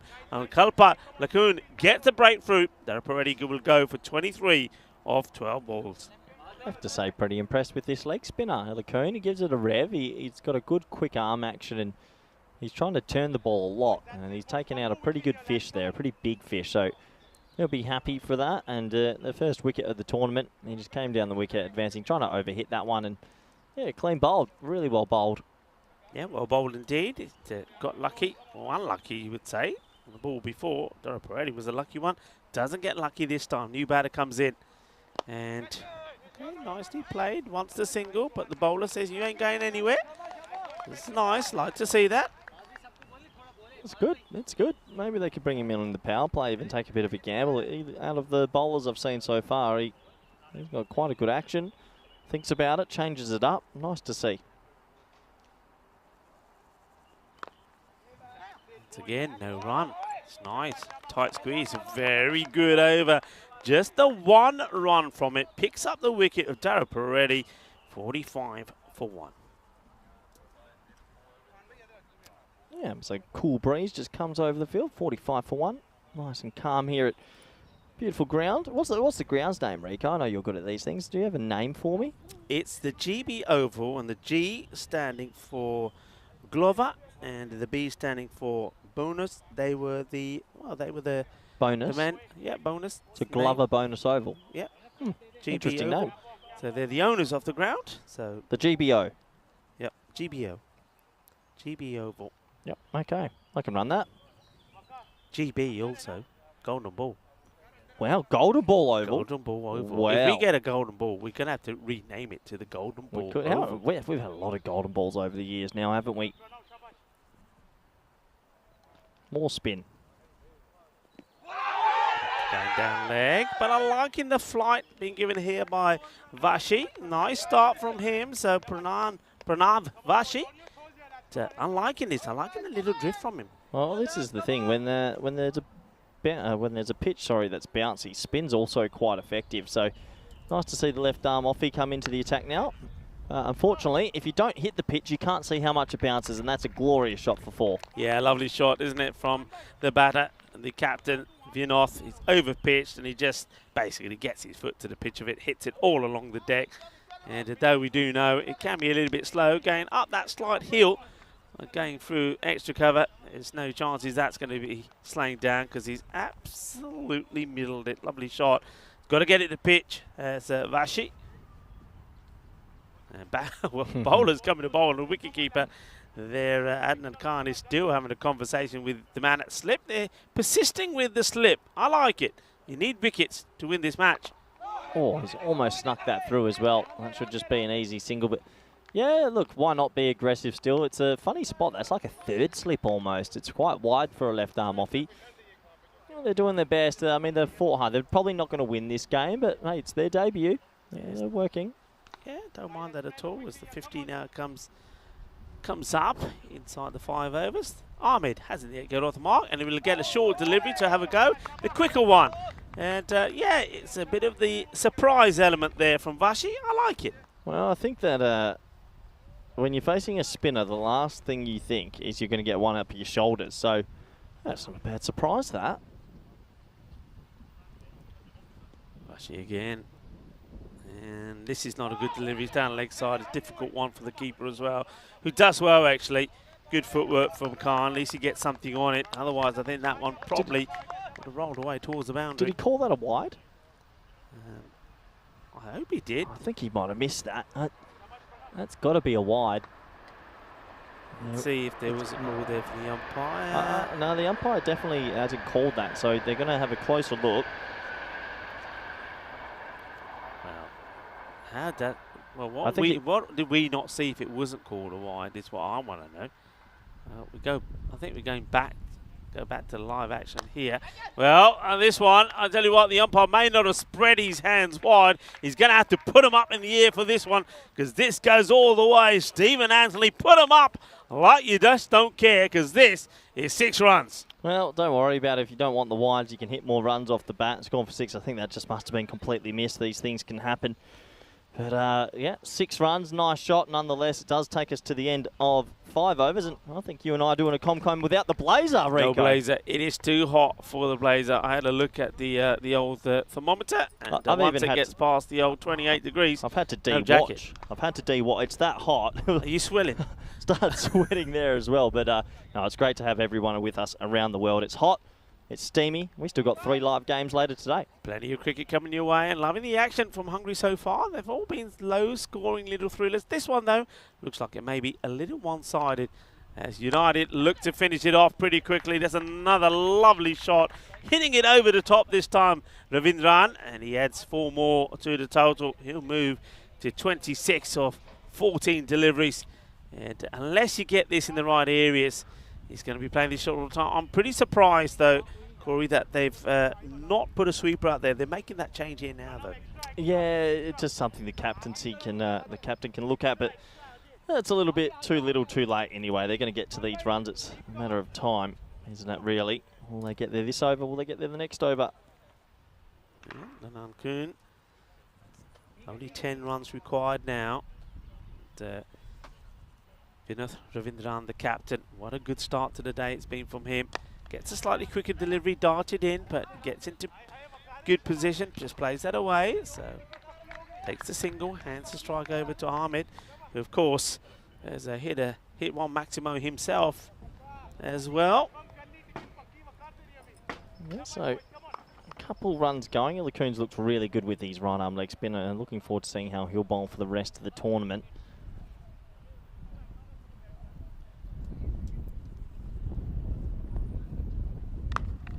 Shot. Cut away, but the sweeper that's being placed there. You know, in a situation like this, Rico, are you just bringing a couple of extra men in just for the sake of it, in the sense that you might cause a wicket or something false, and if it goes for 4, it goes for 4. Like, I do wonder sometimes teams if they wave the flag a little early and just put everyone back, and then it becomes too easy because things like this happen, and that is 6. Yeah, it's a full toss, isn't it? On the leg side, it's been absolutely wild. Yeah, I mean, look, you would. I think if you're a captain and you know what your bowler's going to bring in, they can bowl you a good line and length. I think you take the gamble and say, look, the only way we win this, be tight, don't give runs away, take the wickets, but your bowlers have to back you up. You can't set that sort of field if that sort of delivery is going to be bowled. And just like that, it's just a couple of runs needed. Now everybody does come in to put the squeeze on. So 2 required for victory. And Captain Vinoth Ravindran on strike, 33 of 16. He'll be looking to do this in this shot. And he does try, but misses out on it. Gets the dot ball in, does the Nanan-kun. Yeah, he'd be wanting a nod out here. So if he can get one more out the middle and get himself a nice little nod out and get his team home, that's always a nice feeling as an opening batsman.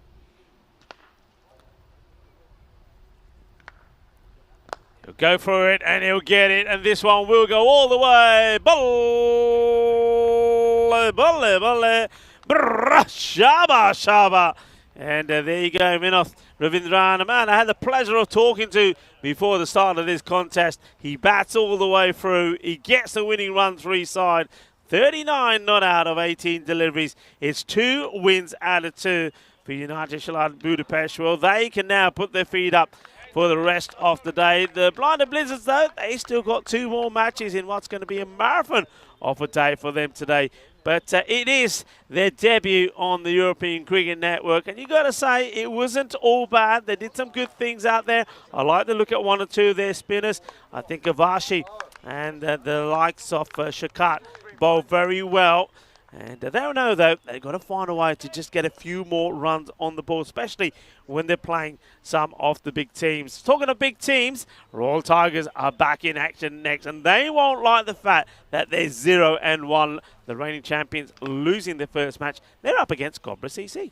Yeah, it's always nice to see a new team, Cobra CC. I haven't heard much about them, so we'll see how they go. And well, it's not going to be easy. Royal Tigers, they'll be sniffing blood after a poor loss this morning. They will want to come back very strongly. Yeah, they will do indeed. I don't often see a minus in those fantasy points. I don't know what that's about. Maybe good. Is it he dropped a catch or something? Anyway, somebody can tell me. Why has he got a minus to his name? Looking forward to that one. Cobra were 5-3 when they played last year. Let's have a look at these highlights. Well, they're going to be highlights mainly of one man, the captain of United Csalad Budapest, Vinoth Ravindran, as he gets the win. 2 wins out of 2 for his side.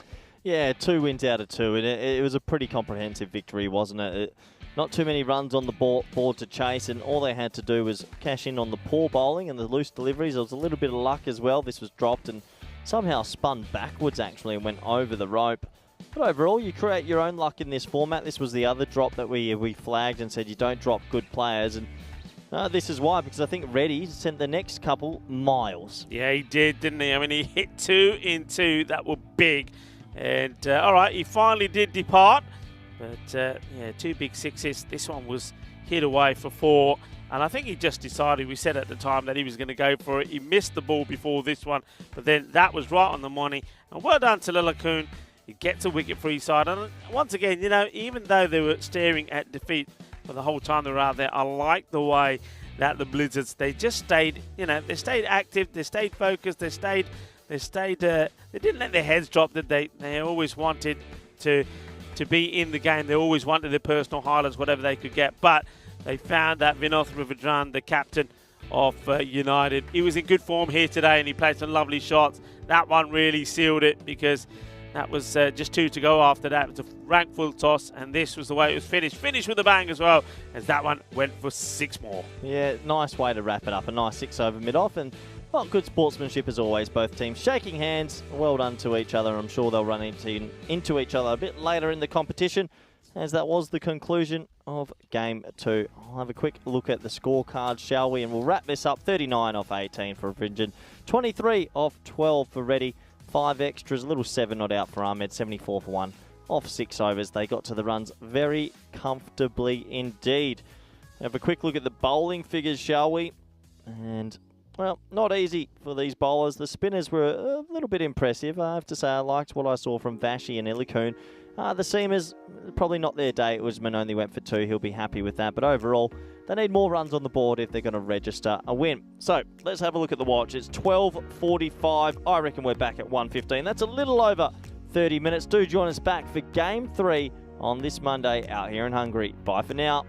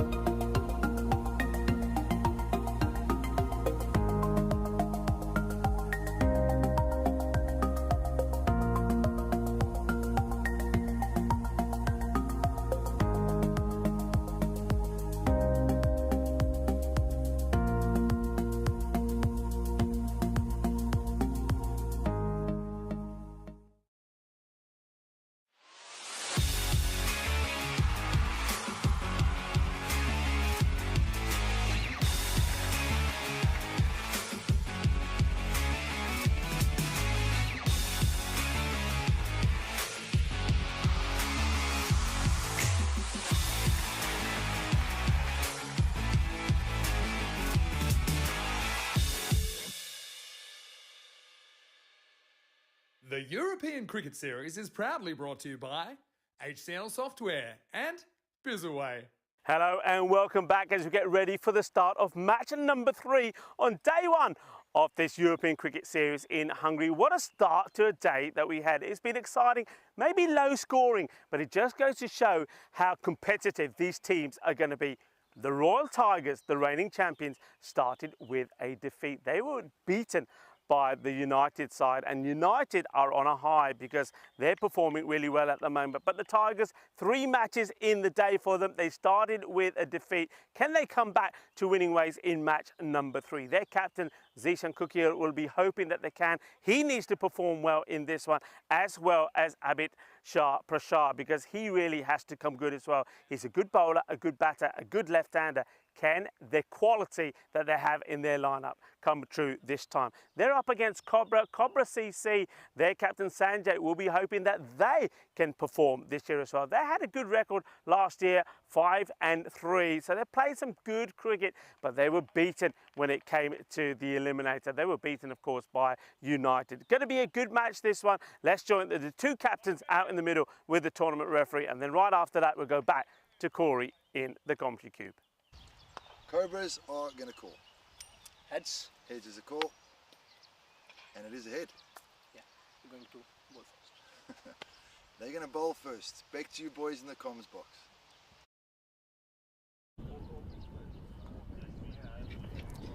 Thank you very much Hello, Rico. to Toran Peters and hello to Corey Ruckus. Nah, I'll Corey, bring us you just back. dozed off there, didn't you? I had my head on the table for a second and you've just given me a It's day 1, I'm back, and it's a long day. Cobra CC playing Royal Tigers, and well, Mohammed Saban and Mohammed Berhan right at the top there for Cobra CC, looking Sharia Butt down at the bottom, Hafizullah. Some new players, and it's always exciting to see some new players, and I don't know much about Cobra CC, I'll be honest, but I do know a lot about Royal Tigers, and for me, they were under par this morning, so it'll be interesting to see how they come out in this one. They're going to be batting first, and it does feel like we're going to see a better side of them. They're too good a team to go 0-2 today, so that's who I'm tipping in this one. But cricket's a funny game. We'll have to wait and see how this one pans out, as the players and umpires any moment now will slowly make their way out to the middle. And yeah, looking forward to game 3 here in beautiful Budapest, about 30 minutes outside of the city. And there's a lovely little ground. It's quite a plush ground. Feel a bit of English vibes about this ground. And yeah, Rico, it should be a good game of cricket. It should be a good game. I get the feeling, looking at the Cobras lineup, and they're without the man that performed very well for them last year, Sheikh Rasik, scored almost 200 runs. But in his absence, but they've still got some key players there. You saw that one of the names that fared very well last year was Ashutosh Mathur. He'll be hoping to be in, well, the wickets once more. I'm loving that banner. Welcome to the home of Hungarian cricket. Yeah, this is the GB Oval. And hopefully we're going to see some very exciting matches. And GB, well, we've been short of a few GBs at the moment. A few golden balls. Maybe we'll have some golden balls here because we're coming up to the 200 mark. It's a lovely set in this ground. Underwater, you know, in the winter months this is. And I'm just talking to some of the umpires. Really? Yeah, I was talking to some of the umpires about the outfit, and they said, Rico, they said the amount of rain that they had over the springtime, they said around April time, this was underwater. There's a water table under there. It's underwater. And what happens? The whole thing disappears. And they said that only recently has it surfaced, and it's still drying It's out. get quite cold in here in the winters. To be honest, my history of I Hungary's would not- guess it is. I would guess it's very similar to the likes of places like some parts of Bulgaria and Romania, that when you get a winter, you get a proper winter, and yet summers are pretty proper. A lot of people will say, like back in the UK many years ago. It's quite exciting. I haven't been to a new country, it feels like, in about 2-3 years. I've been going to some sort of similar ones that I've been to, so it's very exciting to be in a new country and sort of seeing what the cricket level's like here. And I know Stefan Gooch does a lot of good things with the national body and a lot of the players here, so good to see him pop his head in. He's come down to the ground now as the players do make their way out to the middle, and we're almost set to go in match 3 today. And yeah, looking forward to this. It should be a good game. A new team, Cobra CC. What will they have to offer? That's the big question. Yeah, it's also how will we see the Tigers bounce back. They will be very disappointed that they lost that first match. Of course, they are the reigning champions. But first up this morning, They were tamed, if you like, by United Csalad Budapest, who have won 2 out of 2. And when we have a look at those tables a bit later on, you'll see that they're sitting pretty clear at the top. A little change looks like there's going to be in the batting lineup here. So Zishan doesn't look like he's going to be opening up with himself, the captain, Zishan Kukiel. So he's going to go with Kaiba Dildar as the opener. And his partner is going to be Darshan. So there is that change. So Darshan is going to come in as the number 2 batter. So probably just hoping that these two can give them a bit of a start. Maybe see off the openers. And then Zishan can have a bit of an attack towards the end. Scores, it'll be interesting. It's hard to say what we think the par score here will be because it's so dependent, I think, on the bowling. I think I'm going to turn around and say that if you get a team that bowl a good length, they're bowling at the stumps, that most teams do well to get to a 1-5, 1-10 score. Yeah, I think you're right. The boundary, do you think it's 50 metres or it might be a little extra? It does look a bit big. Well, on the far side, the far leg side. When you actually look at it, it does feel a little bit bigger than usual maybe, and with a little bit of a slightly bigger outfield as well. I think you're right. I think around that 90 mark might be plenty. So we'll have to wait and see. Looks like Mathur's going to have the ball in his hand. Left arm in swing bowler. He'll be bowling the first one of game 3. There we go. Yeah, Aston Mathur will be looking to pick up from where he left off last year. Well, that wasn't where he left off from last year. He was taking wickets this time. It's going to be a 7-up to start off with, Corey. 7-up. Well, that's pretty much as bad as it gets. A 7 to start, and you've bowled a beamer.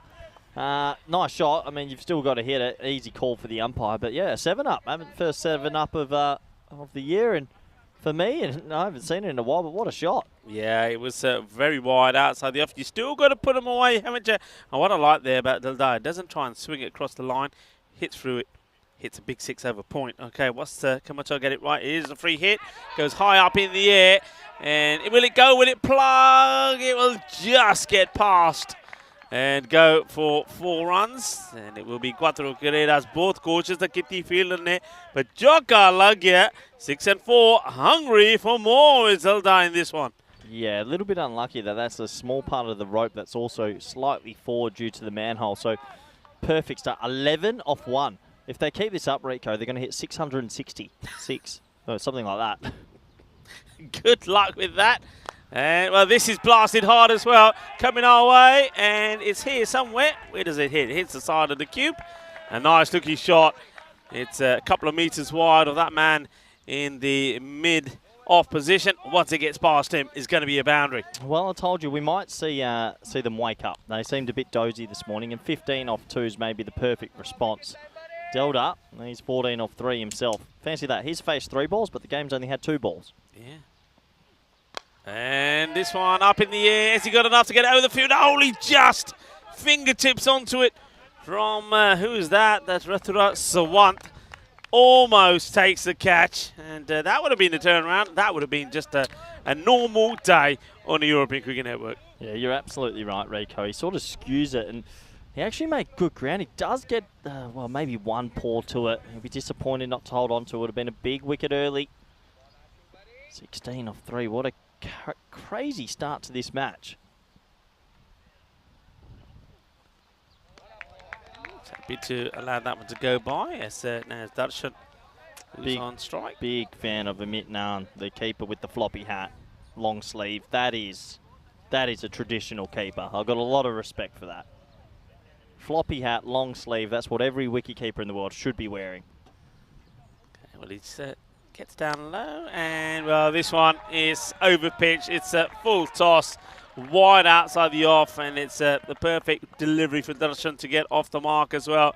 So he's up and going, and we haven't seen too many big overs in the day. Well, that's a biggie, because that's a magical one with the ball to go. Yeah, there's my man. That's a proper cowboy western sort of floppy hat. Shades on, full sleeved. Yeah, chewing the gum as well. Chewing the gum as well. That is a keeper's keeper. That's a man's keeper. I love it. No more of these short sleeve keepers. Matur, can he get a good one in? It's uppish. Gets it through the gap. There's Darshan. He'll go back on strike. Well, maybe he won't. That was really overcooked the throw, but the fielder Luckily enough, does back it up. End of the over. And remember, you can stay in touch with us, Corey. It's been a while, so why not get in touch and ask him what he's been up to? Yeah, or you can get in touch with Rico, and you know what he's been up to. But yeah, you can Instagram us on @CRutgers_28 or at Rico Full. Do feel free to get in touch, or any of our networks on European Cricket on Facebook, YouTube, Twitter, and Instagram. Do feel free to get in touch. Always fun sharing our thoughts and a bit of cricket knowledge with all the, well, knowledgeable viewers as well. You can check out the website, of course, and EuropeanCricket.com if you want to find out more about the teams, the players. Player stats. I love going onto the website, looking at the player stats. Tells you everything. Yeah, I can imagine there's a lot of players on that website now. I've been everywhere, absolutely everywhere. It looks like it's going to be Csalad. He's going to come on a bowl this second over, and he's under the pump. Interesting field. Deep mid off deep cover. Very interesting. Has to bowl at full and pretty wide here. To right, Csalad, in he comes. And fires it down the leg side. Not a good delivery. It's a gundy ball. I've got to say, though, Dutchan, how quick he is to get into position on this. It's not a good ball, but it's a very good shot. Gets into position early and just whips it away. Yeah, it's low on the leg stump, so it's an easy shot. But I do think they might be missing a trick here with this field. It's been a bouncy pitch, a really bouncy pitch. So if he does get it in the area, it's actually quite hard to get it over mid-off. You can keep mid-off in and maybe have one of your sweepers square, but we'll see. Hello to Wayne. Wayne, how are you? Haven't heard from you in a while. And this one is in the slot, and it'll be one bounce for slot delivery. And Darshan says, thank you very much. Well, he says, I can hit down on the leg side. I can hit pretty well straight as well as he brings up another boundary. Nice shot. Keeps his shape and, yeah, smashes it over long on here. So this is a rollicking start now for the Royal Tigers. It has to be said, 29 of 8 deliveries. They're looking at 200 at the moment. Don't think we'll see that, but, I mean, anything over 110, they'll be pretty happy. Yeah, they will be. They certainly will be in the match that they went down in. I mean, they went down by a few, didn't they? Lost by 7 wickets with 12 balls to go when they got to only 86. So you can see they're looking to build on that, and they'll be looking to capitalise on this fantastic start here at the moment. And this one will just bounce once or twice before the fielder comes across and takes it. I like the way that's been attacked by the captain, Sanjay Kumar. There's the captain. Be hoping that his bowlers can tidy up their line. He knows or will believe that if they can pick up maybe 4 quick wickets, then he'll have the Tigers, or the main key batters of the Tigers, out the way. That's his plan anyway.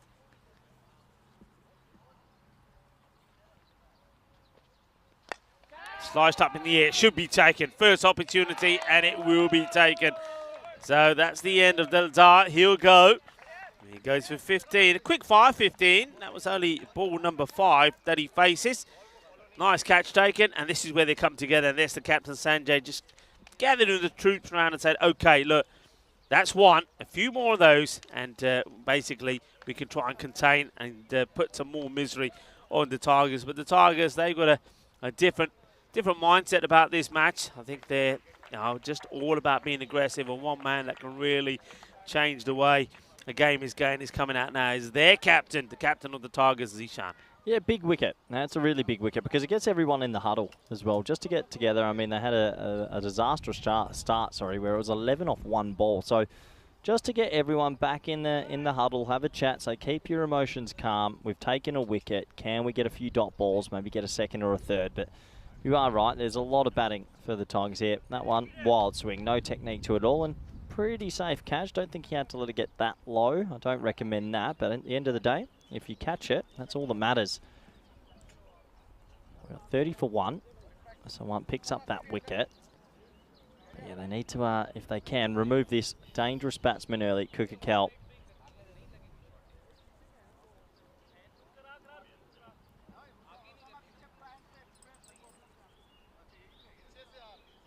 Just waiting for the new batter, Zishan, to take guard. So it's going to be Csalad who's going to be bowling to the captain of the Royal Tigers. And he hits it up as well. It's a spectacular effort from the fielder who's at cover, diving to try and get this one because it was hit hard, but it's in the air. and that's Mohammed Saban. Well, brilliant effort from him, but he goes for 4. You can see agonising for the bowler, but that's the Zishan that we know. He doesn't hang around. He attacks everything. That's the way he plays. You can't tell this guy how to bat. He just basically says, I got one way only, and that is not a good delivery down the leg side. It's going to be 4 more, and they're feeding him at the moment. Talk about being fed. I think it's time I was fed, Corey. Over to you.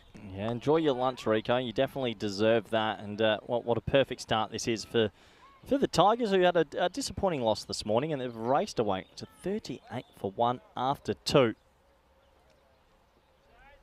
A quick look at the table, shall we? And overall, it's still early days, but you can see old Csalad bowl at the top there. United, Csalad, Budapest. They've gone 2 from 2, so they'll be pretty ecstatic with that. And Royal Tigers rooted down there near the bottom, but I don't think it'll be like that for the whole competition. They're too good a team. A matter of time before they find their rhythm in this competition, and maybe they've found it now. I mean, 38 after 12 deliveries is absolutely ridiculous.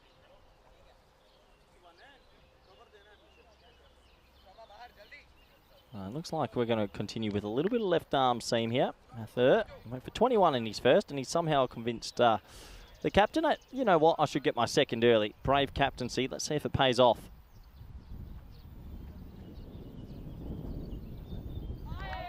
Well, maybe it's good captaincy. You can see the keeper there, maybe attempting a cheeky run out, circa Johnny Bairstow yesterday. This one would have been maybe a little bit more kosher, we'll say. Still quite interesting to hear everyone's opinions on that yesterday during the Ashes.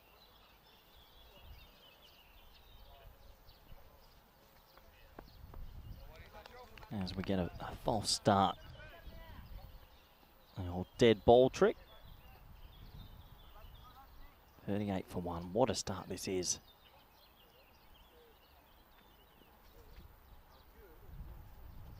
Oh, gorgeous looking stroke. That might be 1 bounce 4.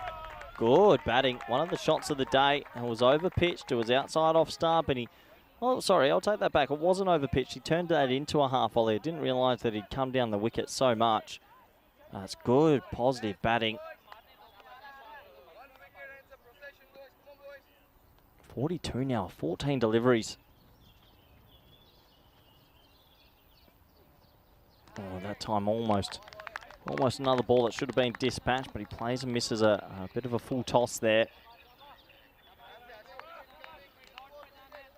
He's lucky that dipped just a little bit at the back end there. Very close to another no ball over waste.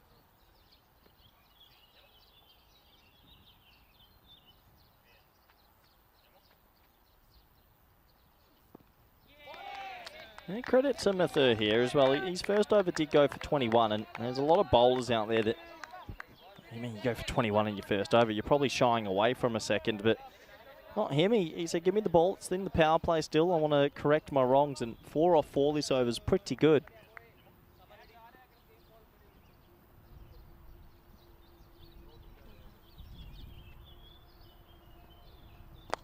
Whippington's nice looking shot. He hits it quite hard. Is it going to motor across the outfield? It will. Has enough legs on it. It's a nice shot for 4. So they're still finding the boundaries at the right time, deep in the crease. And a bit of bottom hand shovel out to wide mid wicket.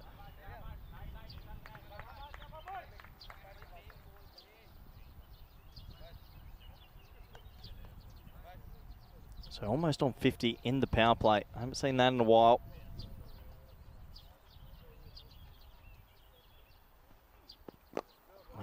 Good last delivery. Just sneaks in a Yorker and will get a dot ball. Not a bad second over from him. Goes for 8. He does end up with not the greatest figures of none for 29, but 8 off his second is a pretty good comeback. And at the end of 3 overs, the score is 46 for 1.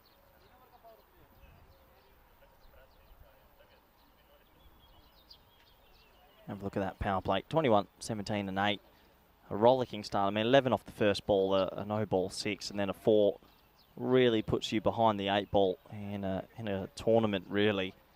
Hard to come back from that. Wouldn't be surprised if we see a little bit of spin come into the attack. We've seen that the spinners have been quite effective here. There is extra bounce, and bounce can help seam bowlers and help spinners. Does look like it will be Hafizullah. That's at the top of his mark, and a little bit of left arm round the wicket.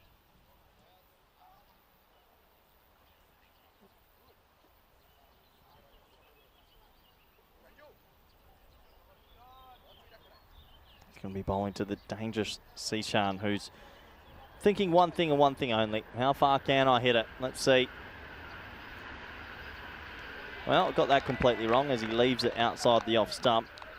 Wasn't expecting that. Nice start. It's actually Jacob that's come into the attack. Amal Jacob. My apologies. This time low full toss, which is absolutely crunched. There is a man sweeping, so they'll just get the single. Yeah, I don't mind this. A little bit of spin in the middle overs. Pace off the ball. A lot of batsmen at this sort of level, club cricket, actually enjoy a little bit of pace on the ball. It's more the dibbly-dobblers that they find difficult to get away.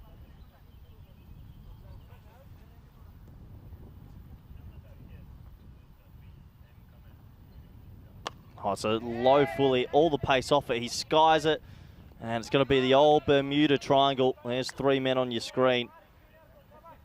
Just not enough wood on it to carry to the fielder, so just the one. Jacob with the specs on, circa Daniel Vittori. Started okay here. Well, like I said, he started okay, put the kibosh on, that is 12. That has been hit an absolute distance. And Kukakau gets the first one out of the screws for a while. Every bit of meat on that bat has been able to smack that beautiful grizzly ball a long way. I can understand why we're hitting them this way this year. Those houses would have been under threat in previous seasons. And that's a big hit for 6. And well, Jacob just has to be careful about his line. Don't want to get too straight here.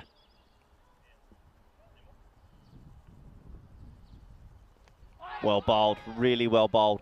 Slows this one up outside the off stump. Exactly what I was talking about with the line, and gets an edge, but can't do much about that. Just the one. Clever adjustment from the bowler, though. That's what you have to do as a bowler. You're always thinking on your feet, trying to change a couple of things. Looks like we might have a quick delay. It might be the bat's broken here. I think we might be getting the reserve bat on.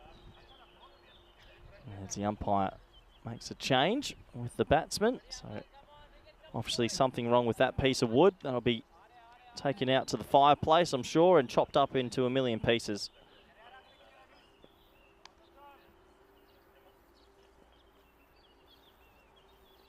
Swept hard into a pocket of space. Good fielding. I'll be able to keep it to a single. So a pretty effective over actually from Jacob. It only goes for 10. I've got that as over, as the umpire does call it now. And just trying to get themselves back into this game, the Cobra CC. It's 56 for 1 after 4.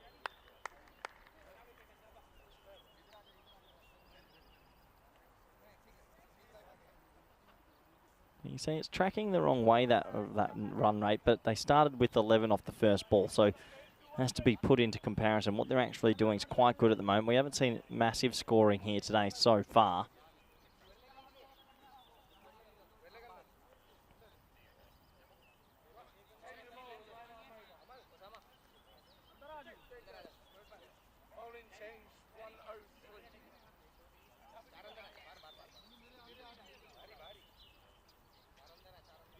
Another bowling change here. It looks like it will be Sharia Butt's going to come into the attack, seeing if he can make something happen. Now, I've got that's only 3 in the ring. Unless my eyes have deceived me, this could be a no ball. Well, it's a no ball beamer anyway, so it doesn't matter. That was quick. And I don't think I've seen that before. That was absolutely rapid. I'm going to have to slow that down. Well, it's stopped from the wicketkeeper as well. Oh, yeah. It's gone the old traditional beamer, so this will be a free hit. And that'll be a wide, so we'll get another free hit. A little bit of pace here. Funny old action, actually. I'll have a closer look at his load up and how he's getting so much speed. Yeah, it's a pretty snappy sort of wrist.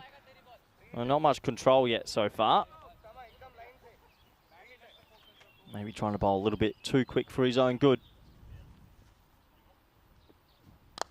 This time skewed away through the offside. And that's the single, so that was the free hit delivery. And that means it's 3 off 1 ball effectively.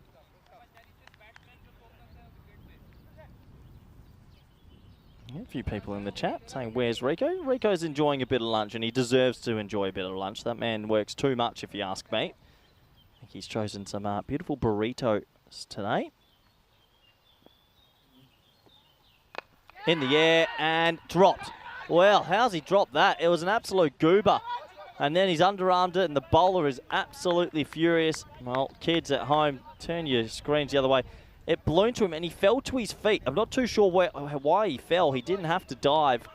But that's a clanger. That's a proper clanger. That's a panic type of catch. And that's a big opportunity miss. Wowee. How much will that cost them? This time, beats the bat, beats the keeper, and won't go for 4 byes. They will sneak back. I believe that should be 2 byes. And this has been a chaos over. Ball flying to all parts, byes, dropped catches, beamers. Quite hard to keep up with. Some genuine pace, though. I'd say he's probably the quickest bowler I've seen today, just maybe lacking some control.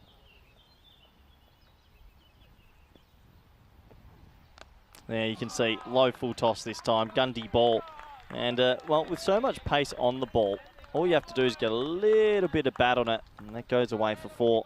I think Cobra CC have been a little bit guilty so far in this game of just trying to hit the stumps and bowling it extremely full and missing their lengths.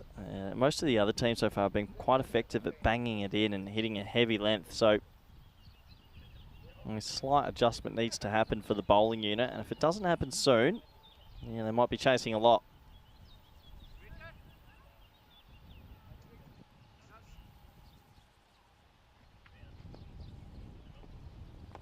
Oh, nice little tickle around the corner. That might go, you know. It's a little bit slower out there as we find the ball. And, well, good work from the wicketkeeper who ran a long way just to tap it back. It's had 9, and, well, they'll think about a 3rd on the overthrow, but they'll just get the 2 in the end. Plenty going on. Cobra CC just trying to weather a storm. Good work from the keeper, running all that way. Gets the little tap back and saves a couple of runs for his team.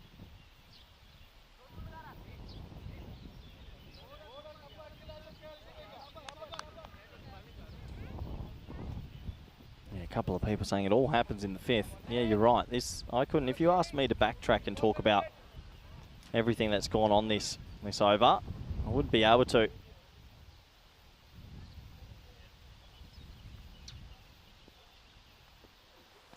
As that skewed away again, and it beats the man just hovering there. That should go for 4. Wow, it plugs, and that gives you an idea of how slow some certain sections of the outfield are. Unbelievable. It'll only be for 2. And, well, that does take us to the end of a very eventful over. As the score is 74 for 1 after 6. We have a quick look again. All right, let's have a look. Cardamom Oval, 16th to the 20th of October. 6 group winners will then play the Netherlands 11, who will go into that as hot favourites, you'd imagine. Let's pick a group. Let's go Group F. I'm liking it. I'm liking a bit of Norway. Luxembourg, that's not going to be easy. Portuguese, you can't cancel them out if they have Machado and Gomes there. Germany, if they put in the more senior German team, very dangerous. And Scotland 11 for me last year. I still think they brought one of the best teams. They just ran into a hot Nabi and a hot France one night. Otherwise, they could have easily gone on to be champions. So that's Group F. Whoever wins that group will stay an extra week, so they'll have a long tour. And, I mean, all the groups offer up so many tasty encounters. I know a few people have said Spain and France they're looking forward to in my group. And Group D, Ireland and Austria. Group B, one of the games of the tournament has to be Jersey-Guernsey. I mean, your Battle of the Islands, and I dare say a fair few bragging rights at the bar. But we'll see what happens there. Anyway, start the 6th. Slow, laced. Thanks for coming. And unfortunately, Jacob got a little bit greedy that time. Hold it slow and straight. And Cobra CC need to take a breath here, otherwise they're going to be chasing a lot. That was the old shopping ball delivery. He wanted a wicket, and well, when you bowl that slow and a half volley on middle stump, some days it gets hit for a pretty big 6. We have to feel for Cobra CC just a little bit here as well, as they're running into a hot Tigers here who were well under par. Well under par this morning, but not now. They seem like they've woken up their giant boots and, well, they're going to hit a good score here.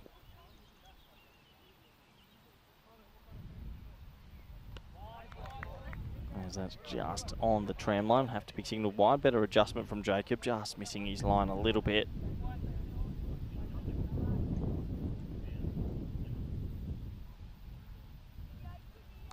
Slow. Again, better length. Well fielded. Should just be a 1. Doesn't need to throw it in. Take a breath.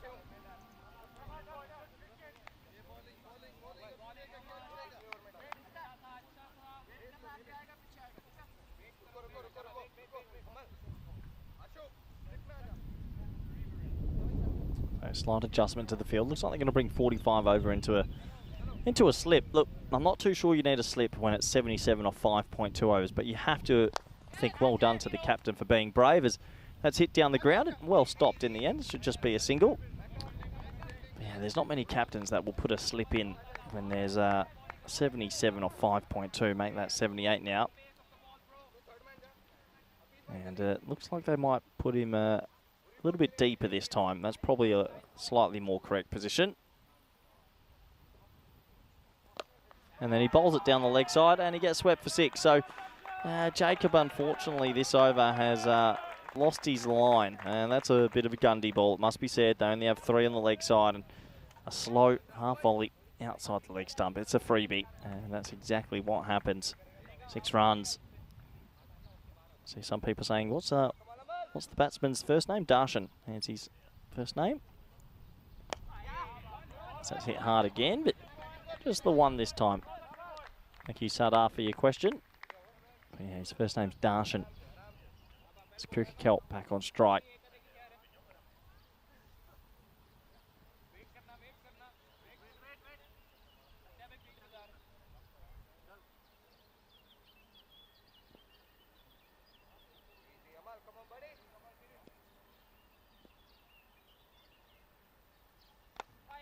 It's an okay delivery. He'll get away with that and get a dot ball. But it has to be said, at the end of 6 overs right now, Cobra, CC, they're on the fence a little bit. The score is 85 for 1. As you can see, it's been pretty violent, pretty belligerent throughout. And 39 for 20 and 25 off 13 for the 2 men at the crease. So they've got a good opportunity to maybe get themselves to a milestone.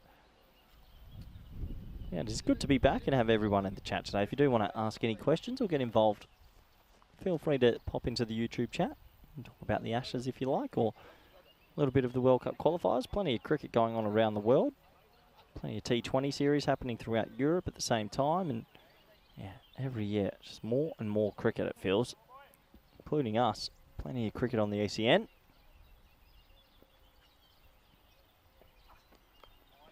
Tap down through backward for point, and really good fielding. Really, really good fielding. One hand dive. Just stopping it from breaking through that inner ring.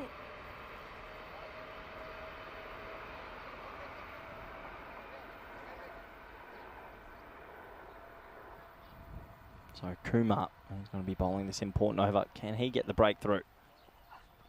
High in the air. He should get the breakthrough because it's going to be caught and bowled. You betcha. Big wicket. They needed that. They just needed a steadier. And Kumar gets the fantasy points going with a caught and bowled. The best thing that you can do. And well bowled to him. It was a good length. This is the length I've been saying on this wicket. You don't want to be too full. Just hit a good length. And it actually seems quite awkward for the batsman. And he knew as soon as he hit that his time was almost up. And has to do the long walk. But a pretty good innings from Kukagol.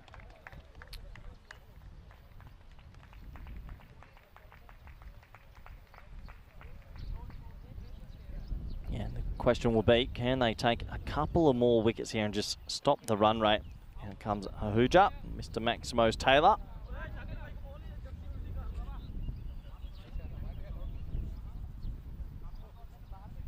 This was the wicket again. Just getting big on him. A little bit big, over hitting, over swinging.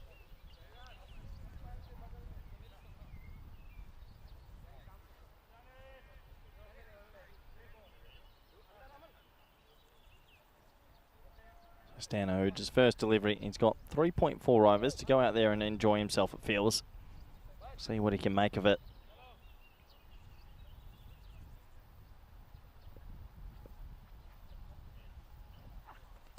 It's a nice little start, just to tuck off the leg, and probably the right option when you want to get the set man in on strike.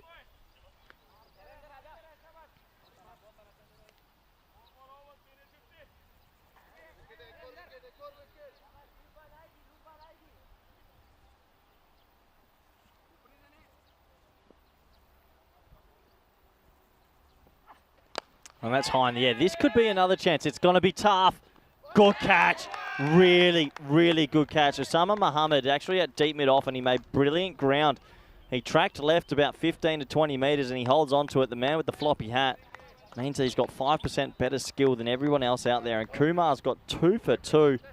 Brilliant over this for Cobra CC. He just tried to play a little chip. It felt like straight, but it skews off the bat, and he made really good ground to his left. He holds on to it. And another wicket goes. And just a little bit more late in the piece, Cobra CC are fighting back. They needed to, and I'm sure he's happy with that. Osama Muhammad, he'll be looking at the highlights a little bit later, I'm sure. All his friends and family watching from around the world. Having a look. Good ground, safe catch, made it look a lot easier than it was. It's Helix in the chat, says, oh, Corey, don't mention the test. Helix, please mention it. Tell me what your thoughts are. Tell me what your thoughts are on the Ashes so far. Quite curious what our viewers' thoughts are. I've got my own thoughts. But, yeah, always curious to see what our moderators are thinking out there. New man, Prashant, on strike. Shot. Yeah, pretty good shot first ball. And that'll be 4 into the beautiful sign out there. Welcome to the home of Hungarian cricket. And welcome to 4 runs. Nice batting. It's 4 for his troubles. And it's Brave batting off the very first ball. Benny Sandhu comes in for a quick message, and he's got it completely right. How's it going, Corey? Fading it all yet. Not quite half the day gone. I have to admit, there'll be a personal phone call to you later today, Vinny, because 5 a day can stay away. 4 or more, give me some more, as that's well bowled in. Got him. Thanks for coming. That's an absolute seed. Kumar's going to finish the over with 3 for 6. He's ripped through pressure. He's ripped through 3 national players. What a brilliant over from him. Personal highlights. And, well, he's just jammed in a Yorker. Prashant looked a little bit all at sea. And, well, what an over. 3 wickets gone. And can Cobra CC get themselves back into it? You bet they can. And what a brilliant over to see. Upcoming events, we have this. We are here right now in Hungary. I'm going back to the Netherlands on the weekend. I'm going to go commentate the T20 Women's International Series. Really excited for that. We've got plenty more action coming up. Malta, Czech, and Portugal. There's a night tournament there, and then back to Switzerland. And before you know it, all of that will be done, and that means we're just a couple of weeks closer to the ECC.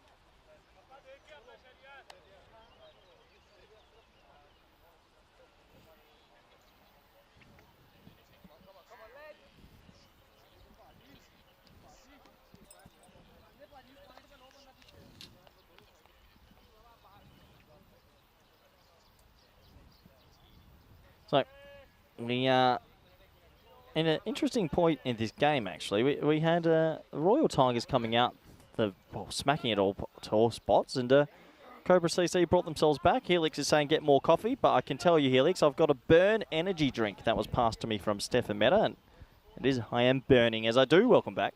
Good friend, co-commentator, and a lovely bit of lunch. Rico.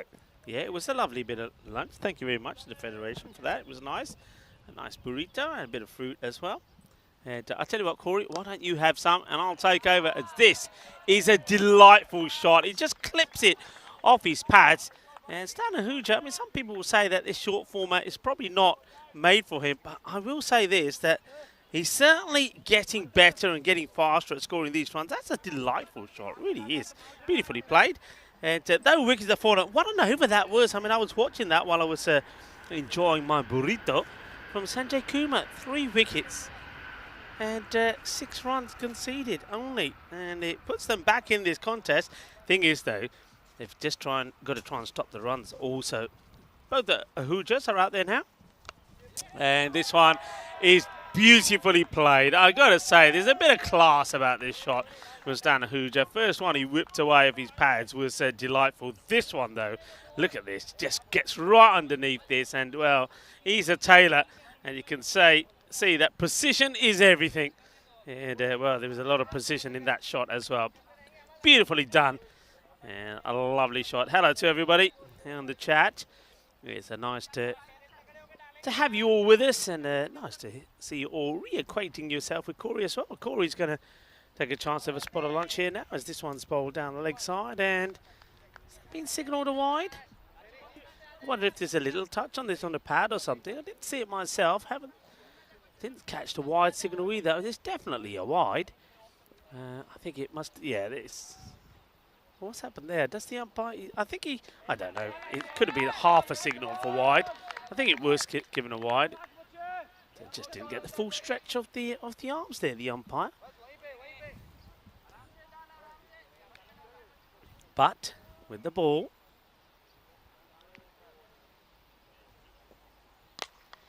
firmly struck, trying to get it in the gap. Should be fielded. The fielder throws himself at it, keeps it to one, gets the throw back in, and stops the Who just getting another run. So 100 now on the board as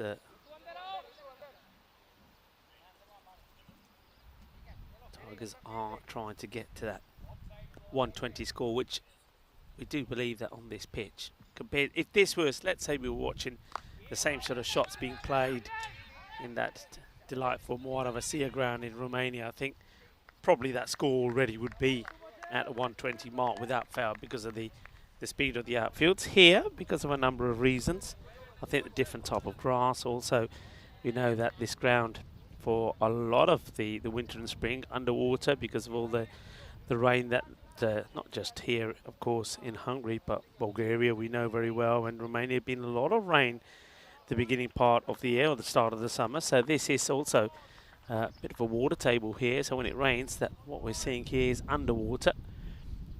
So I'm glad that the sun has come out and dried a lot of it away. But some parts of the ground still underneath, I would say, still a little bit softer.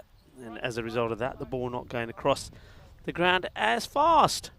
Bon appetit, John Gray says to Corey. And Corey, you gave me the thumbs up on the burrito. It is actually very nice. And well, high up in the air, it's catchable. Keeper says, all right, it's all yours. And how about this for a spell of bowling, folks? That is another wicket for Kumar. It's sensational. Kumar now has taken 4 wickets. It's quite unbelievable. I'm going to go through. He's over by over. So his first over, it was a single, a wicket, a single, a wicket, a 4, and a wicket. And now he starts with a wicket here now. So basically, we know what that means. He's on a hat-trick here. This is hat-trick ball. So he's on a hat-trick. So just have a look at this. I mean, we've seen plenty of actions. All started in that ECI back in Malta, which was quite incredible. Umar Tariq, he took 2 hat-tricks in 1 innings. That's not an error.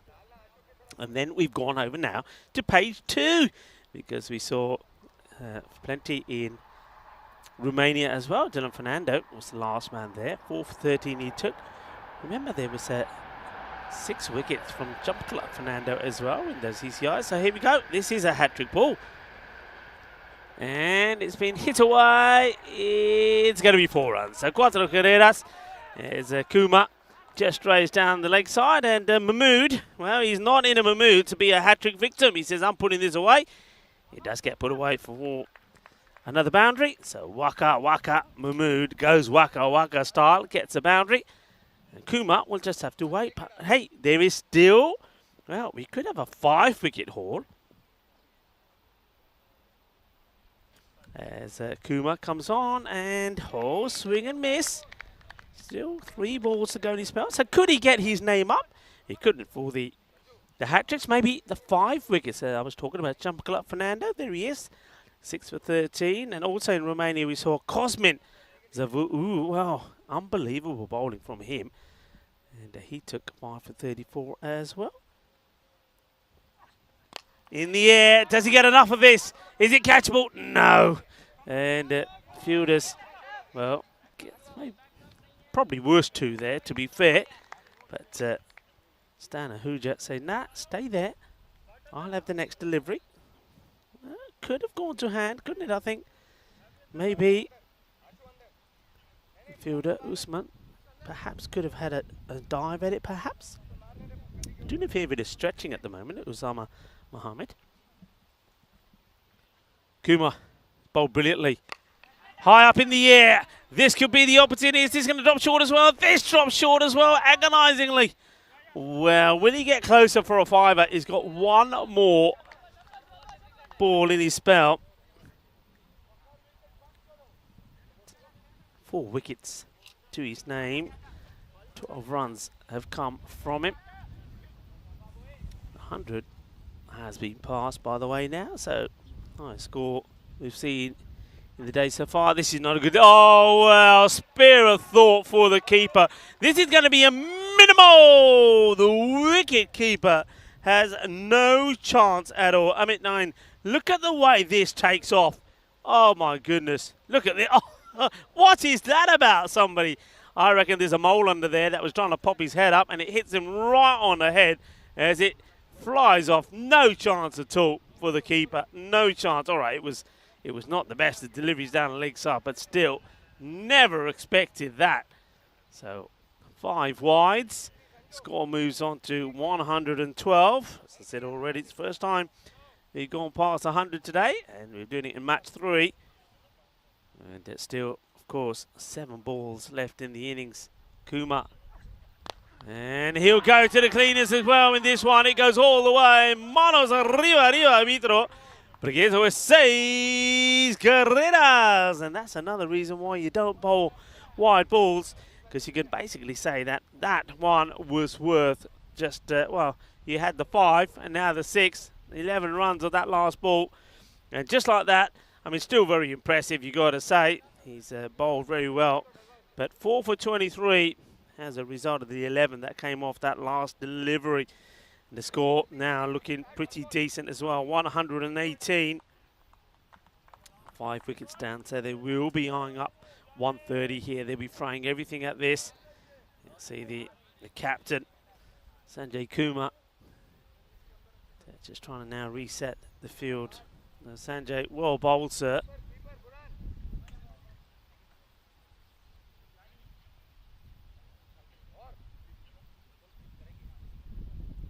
Yeah, I've just seen a message coming through there from Manas. So Manas, I've got to say, I agree with you. I get the feeling, not just maybe just Jamkaluk Fernando, I think 1 or 2 others. I think perhaps Romania, the way they really dominated. Let's talk about this first. It's in the air. The wicketkeeper should take it. He has found it. Sometimes it's finding them, which is difficult with the lid on. And Stan Ahuja is going to have to depart. He's trying to get his team to a 130 kind of score, but that one will be a dot because he gives his wicket away. So Stan will go. It's good work by the keeper. 9. He finds it early and he takes the catch. So Stan the man will have to depart, and he makes 11 of 8 deliveries. Yeah, I mean, I think Jamkaluk Fernando is a sensational player. There's no doubt about it. I think the likes of him, also Dylan Fernando, and somebody who we didn't see play in the national side, Janeth Fernando as well, and Amir Ali was sensational for Jarmart as well. But yeah, going back to that, I think they because of the way that they won the first 4 matches on the first day, I think there was scope for them to change things around. And I think I would have been a bit disappointed that they didn't. But I just think that the coach obviously has got bigger plans. Hitsu, a very nice gentleman. He's probably preparing the team for bigger things and more things coming up, and probably thought he doesn't want to change the shape of the team. And well, this is a very interesting throw. I think he probably would have thrown it even better if he had the glove on. I think he's saying that he's got the inner on here. This slips out. Watch this throw again. Oh, well, I think if he didn't have an inner on, he would have been all right. Look, the glove comes off. Quick glove ejection. Gets the ball. Watch the throw. And I like the way that he's telling everybody how that went all wrong. But anyway. Oh, it's there, isn't it? It's a teasing delivery from Mahmood, from Ula. He's saying, I'm going to float it right up there for you. If you want it, have it. And missed out. Good last over so far, this, isn't it? I mean, we were talking 130s. They ain't got the 120 yet. Well, he's hit this hard, and nobody's stopping that. Well, he's thrown everything at this one, including the kitchen sink, as it races into the gap between the two fielders out there, between square leg and mid-wicket. 4 runs, so we are now at that 120 mark. 123 comes on the board, still a couple of deliveries to go. It's going to be swinging hard, Mahmood, but he wants to connect. Don't want any dots here. Manan is the man at the non-striker's end. Hafizullah gets the ball back. Already they know got a lot of work to do here, Cobra CC. It's in the zone and it's going to go all the way. Manos arriba, arbitro, porque eso es una grande, grandísimo. 6 más. Qué guay, qué genial. Qué grande. Ese golpe es muy dulce. Más dulce de tarta de chocolate. Así me gusta. And with the ball to go, they now are eyeing up where they want to be, the 130. And kid you not, folks, 130 on here is a 150 plus score. And Sanjay Kumar giving Ula some advice, but probably coming a little bit late with just a ball to go. Mahmood is going to be swinging, so whether he gets contact on this or not, it's going to be a 130 chase. And, oh well, he gets it, and he gets it out of the middle. He's going big guns, isn't he? What a finish this is from Mahmood. And he came out there, and he was in the Mahmood to party, wasn't he, when he hit his first ball to the boundary. When he hits the last one, he'll face as well to the boundary as well. He'll finish on a very healthy 27 of just 8 deliveries. Well batted to him, and the Royal Tigers, as you'd expect them to do. The champions were hurt in the first match, match number 1, when they were beaten by United Csalad Budapest, but they're coming back here with style. Put 135 on the board, and Cobra CC, they've got some work to do. I mean, it started pretty well, didn't it? Because you got the likes of Delta out pretty cheaply, even though there was, I mean, that was a 7-up. It was a magical start for the Tigers. And then the next ball was blasted away as well to the boundary. They needed wickets, and they needed them quickly. It was going to be easy because one man who really started beautifully was Darshan. He played some lovely shots. Well, this one was probably one of the best of the lot as he got this one over the captain's head, Kumar. Then there was this, high up in the air. It was the opportunity. They needed to take it, and they did. And Dildar went early, but Zishan Kokil, the captain, was not going to make things any easier for Cobra CC. He came out and he played a few magical shots himself, made a quick fire 25 before he departed. And well, that was the no ball. And well, I don't think Darshan liked that one too much. And Zishan wanted to try and get to the end to perhaps place the free hit. Didn't help themselves in the field, so one there, he had a couple of opportunities where he could have taken some catches. He didn't take them. And Darshan then wanted to make him pay. Played some really nice shots. I love that innings from Darshan. I think it was positive. It was aggressive. The stroke play was good. He was hitting balls to all parts of the ground. This one, high up in the air, caught and bowled opportunity. No mistakes whatsoever. And there's another one was taken. And that was Kumar. Kumar in that over took 3 wickets and only conceded 6 runs. It was quite amazing. That was a really good catch as well from Usama Mohammed. And, well, Kumar would come back to bowl the second over as well and take a wicket off the very first ball. The thing was, though, that was the point where things could have changed, because at the end of that over from Kumar, it was 91. And you just thought, well, they've taken a few wickets. If they can keep it quiet, anything can happen. The thing was, though, they weren't able to do that because despite that very, very good wicket, and this one, another one that was taken, a caught and bowled one, they just really had, no real reply. And right then towards, well, that really changed things. That was quite unbelievable. That one just took off. hit the surface and went for a minimo. The next one was smashed away as well. This was a good catch taken by the keeper. Had a lot to do to get the wicket to stand, and he was quite happy about it as well.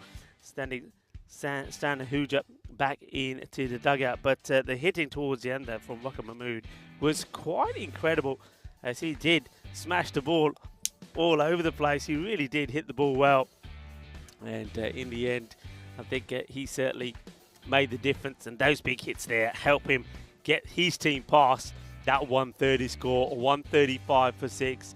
And the key bowlers, though, you have to say, Sanjay Kumar, you're going to see his name come up on the bowling figures. But the batting, this is more like it. This is what you expect to see from the Royal Tigers.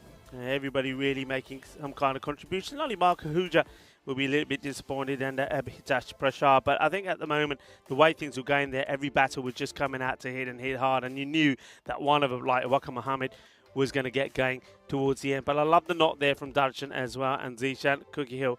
And they're going to leave you to have a look at the bowling figures. But once again, I think Sanjay Kumar, his figures were no doubt the best. He almost took a hat-trick, almost took a fiver as well. But the Royal Tigers, they've got the runs on the board.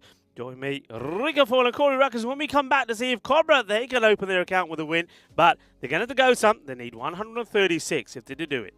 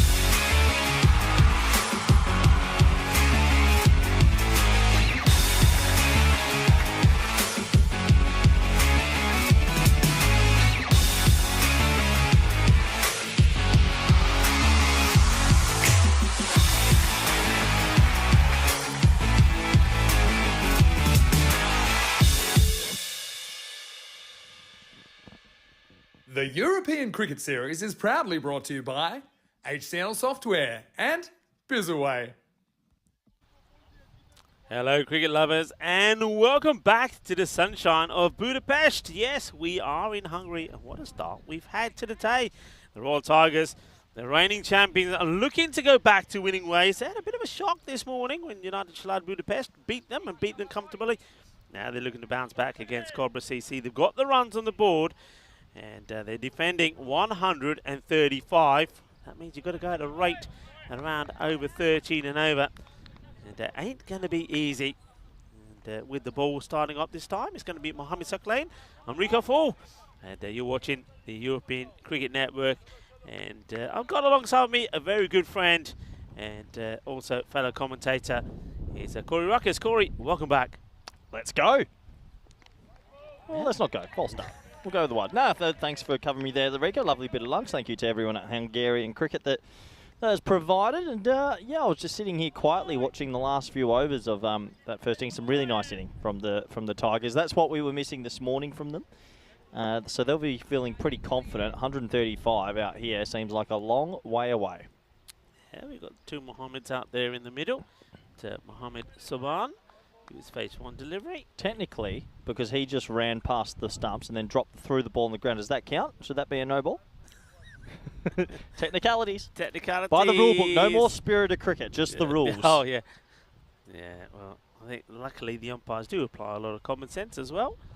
And yeah, better delivery, just tucks the batter up slightly. So first legal delivery results in the first legal run. He likes to bounce that ball around, doesn't he? Technically also, the umpire could say, hey, stop doing that because you're changing the condition of the ball. Yeah, technically. I reckon we should become real sticklers for the rules. Anyone does anything out of line, we just pin them.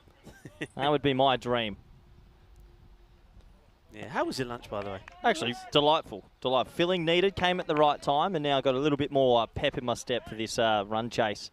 Just waiting for the bowl of ice cream now. Yeah, exactly right. Nice bowl of ice cream. Strawberry, what about you? I'm a strawberry. Strawberry ice cream, yes, please. Oh, that's a good delivery. Really good delivery in the block hole. And the batter, Mohamed Burnham, does well to get a bit of bat on this. I've got something for you. Have you ever had a paddle pop? I wouldn't know what you're talking It's an about. Australian type of ice cream. They've got many flavours, but a banana paddle pop or a rainbow flavoured. Oh, the rainbow flavour gets me every time. If anyone in the chat has ever had a rainbow flavoured paddle pop, you're living.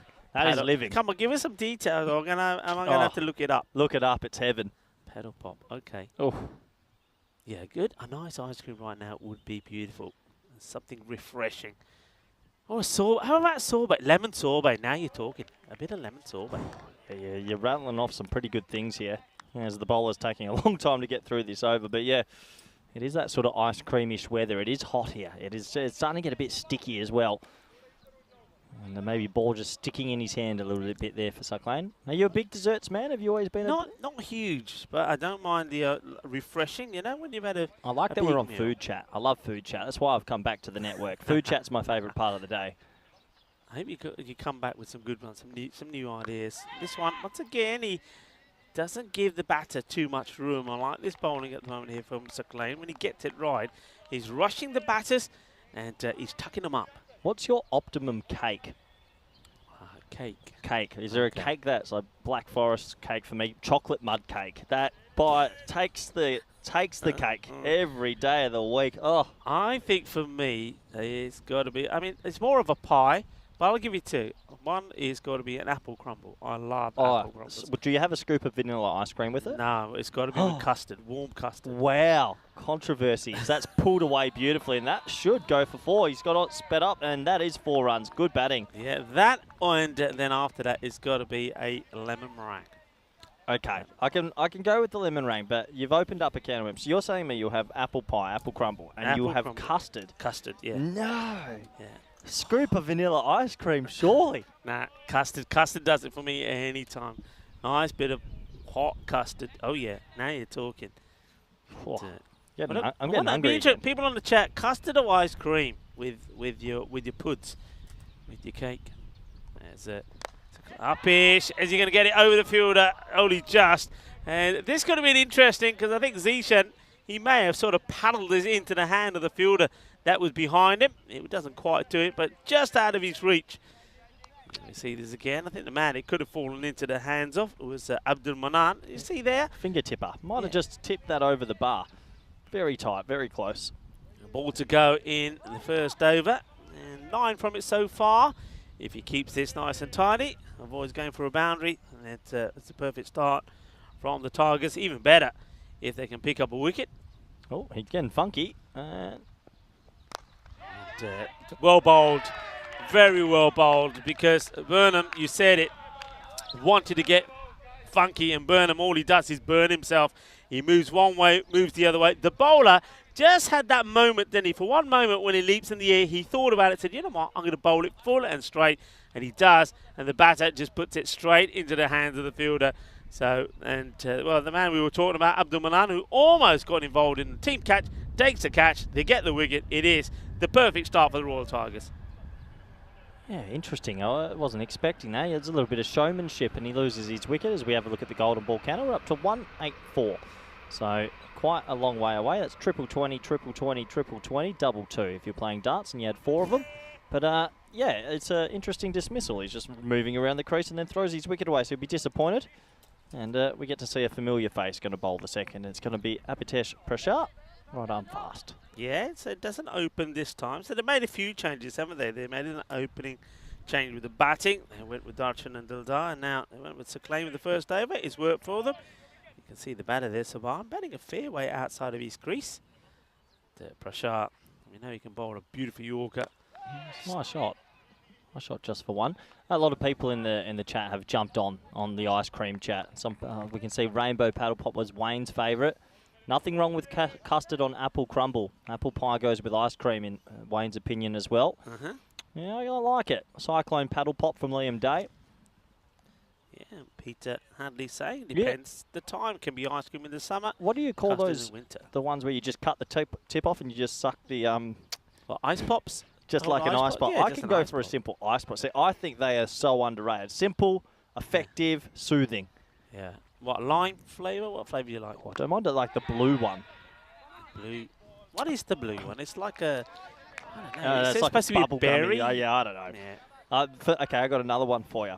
Yeah. When you go to like the movies and you get your ice cream, always go like peppermint choc bomb, like the green with the choc mint. Yeah, yeah. That is my optimum ice cream by a mile. If I see any Mr. Whippy van and they've got those, I'll just start running. Yeah, yeah. Yeah, you can't go wrong with mint ice cream. But all of a sudden, I've got into pistachio ice Heard cream. big things. Yeah. Catching chance. Oh, I think he takes this, you know. They will want to look at this. I reckon he takes this. We had a good view of this.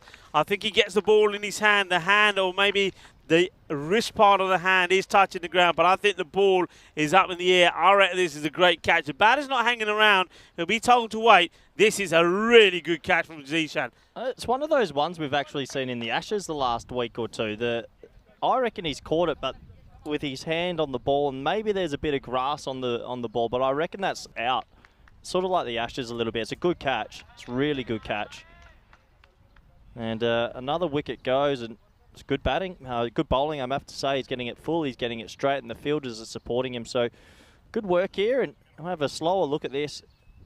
He timed it quite well, but found the fielder. If you just watch as he catches it, I reckon the ball is in his hand, but I guarantee you a bit of it's touched the ground. But this is that conjecture in world cricket at the moment. Yeah. He's got control of the ball there. And at some stage while he was rolling around, I guarantee it's touched it, but I still think that's a catch. I think he's got control. Yeah, he does have control. This is why there's such a funny thing with catching at the moment. There's so many catches that happen that might scuff the ground, but you're holding the ball still. It's a very funny thing in world cricket. Yeah, Usama, unfortunately, the batter that has to go for a 2-ball duck, courtesy of that wonderful catch from Zishan. What a great catch that was. And Prashar, and over-pitched, I have to say. It wasn't quite the perfect Yorker. Over-pitched. It was hit hard, but it took a bit of brilliance from Zishan Cookie Hill to hold the catch, and just like that, they are now 10 for 2. And Prashar now comes in to the new batter. That's Watharayan, who goes over the top and plays a lovely shot. 1 bounce, 4 runs. Good shot to play in the power play. Yeah, good shot. A little bit of width on offer so he can free his hands, and you can just see it's a quick bat speed. It's not the most technical shot you'll ever see, but Quick bat speed, good hand-eye. Sometimes that's a lethal combination. As lethal as a peppermint ice cream. No, you've ruined my mind here, Rico. It's getting really hot here. And Ashwathanarayana starts with a beautiful boundary, and he'll get another because this is over-pitched. And, well, I reckon, manos arriba, I think, Albitro. I reckon this hits the rope on the full. That's not a short boundary there at extra cover. Let's have a look at this. Let's see where this ball makes contact. I reckon it's right on the rope, you know. Let's see. Gea. Yep, Shaka Lagya. yeah, 6 for me. I've always wondered if you hit the rope on the full, why can't we give a 5? It's in between a 4 and a 6. Genuine question. I think the batter will be disappointed he doesn't get a 6 is probably the answer. But he to hasn't cleared the ropes. Well, he isn't going to clear the ropes here. It should be a simple, straightforward catch from the wicketkeeper, and it will be. Who wants a little bit of mayo on it just for fun, but he holds on to the catch to Stan Hahuja and Ashwathanarayana. 2 boundaries, and that's his lot. He'll go for 10 or 3 balls. Yeah, not just a little bit of mayo and a bit of topping of mayo as well. It's a simple catch, but I think he just misread it a little bit and almost an ice cream cone out of the gloves, but he does hold on, and another wicket goes. Yeah, well, I think the look there, I wonder if you can see that one more time, Andy. Just the bowler afterwards. He just basically, no celebration, he's just looking back at, I think, the Cobra camp to basically to say, yeah, what are you talking about? More boundaries off me? It ain't going to happen, he says. Gives them the evil eye and then goes and celebrates with the man behind the stumps. Yeah, I can understand a little bit of fire in the game, and we have a look at the table. It's still early days, though, isn't it? A long, long way to go in this competition. But it's a genuine question. If you want to hit a 6, you have to clear the rope. But if you land it on the full, we still give a 6. Nah, give it a 5. Why not? We're the ECN. We can do whatever we want. That is true, though. We can have our own playing conditions, can't we? Well, we changed a little bit of yes, no, maybe. Would have been tight. But we changed the no ball height, remember? No We were saying that you get 3, and it didn't matter where the 2 were. I think we could be different and change it again. Yeah, we could do. Is there anything that you'd bring into the game if you were the rules master or they gave you the keys to the city? Yeah, one thing I don't like, I think I've said this to you before, is when you get that shocking no ball bowl by the bowler, height delivery, the wicketkeeper gets no chance to touch and giving us buys. I think, I don't like that one. You know the other one I'd like to see introduced? I'd like to see the fact that you can have the opportunity to get both batters out. What, the old double play? Yeah, I think, so if the controversial. batters are running 2, for example, there's a big mix-up, take the bails on one end, throw it the other end, if the other one's out, so they're both out. I'd love that. I don't mind it, actually. It's a bit quirky, but I like it. I like it. Break the game, change the game. I still want foot fielding to be a penalty. I'll never let that go. Somebody was actually, let's see this delivery first as he goes upstairs to the captain. Yeah, that's Sanjay Kumar who's out there now. But we were talking about some fielding the other day. It was some great fielding in Romania, by the way. But there was a few teams that did the old foot fielding. And a lot of people on the chat were coming through and saying, well, they're doing it in test matches now. So, I mean, I didn't see it myself. People are getting lazier and lazier, aren't they? No, use your hands, kids. Sanjay Kumar had a good time with, well, he's got plenty behind this one. I was about to say he had a good time when he was doing a bit of bowling. Well, he's had a good time hitting this one as well, because this ends up right out of the middle. Ginna Sona shot Maria board, but the Jabardast. That is right out of the middle of that bat. Sweeter than a bowler. Rasmalai, what a hit. Yeah, nice shot. Nice shot. Got under it, but got the distance as well. I've got another one for you, Rico. Okay, you might like this. I've been at home for 3 months, right? So in that time, I've been in my little cricket notes and I've been thinking, how do I make the ECN even better? I've come up with something. Yeah. Super Ball. Super Bowl? Super Ball. Okay, what are you talking about here? Let me brew it up after this delivery. Saeed goes short, and Kumar says, well, you ain't got a third man back there. I'm going to go over the top. I'm going to overcut you for 4. That's 4 runs, 6 and 4, and Kumar, the captain, is hungry for more. Yeah, he gets a bit of wood on it. No third man. It flies, and he gets some good reward. And almost a 5 on the rope on the full, but he'll get 4 this time. Yeah, Super Ball, Rico. I want 1 ball in the 10 overs That has to be used after the 5th over. Can't be used in the first 5. Okay. Yeah, so I'm going to show you the symbol and everything. So we're going to miss. Just getting to that. All right, so getting to okay. that, yeah. So the 5. So in the first 5 overs, it doesn't count. So 5 overs are finished. So this 1 ball. What are you talking about? Yeah. So what will happen is that the batting team will do the Super Bowl symbol. Okay. Super Bowl. Have you thought about everything here? Have you? Have you just made that up? And when it's a Super Bowl symbol, it means the very next delivery of the game is worth double. But if you get out, both batsmen are out. Ah. Oh, could be a game shifter. The Super Bowl, bring it in. Imagine that. Imagine you need, and like you're well behind the rate. You're like, okay, we need a 12. Yeah. So you go Super Bowl, but you get out, you lose 2 more wickets. Or it means that when there's a game and you need 20 off the last, but if you have your Super Bowl up your sleeve, I like it. Daniel Weston, James Cantor, anyone listening Is out that there? all your idea? That's all it is. Is I all your want idea? I want the Super Now Bowl. we know what you've been doing the last 3 months. Oh, he's gone. He edges this to the keeper, and Prashar takes another one. And he just guides this, doesn't he, straight into the keeper's hand. Mohammed Saban just has never got going at all.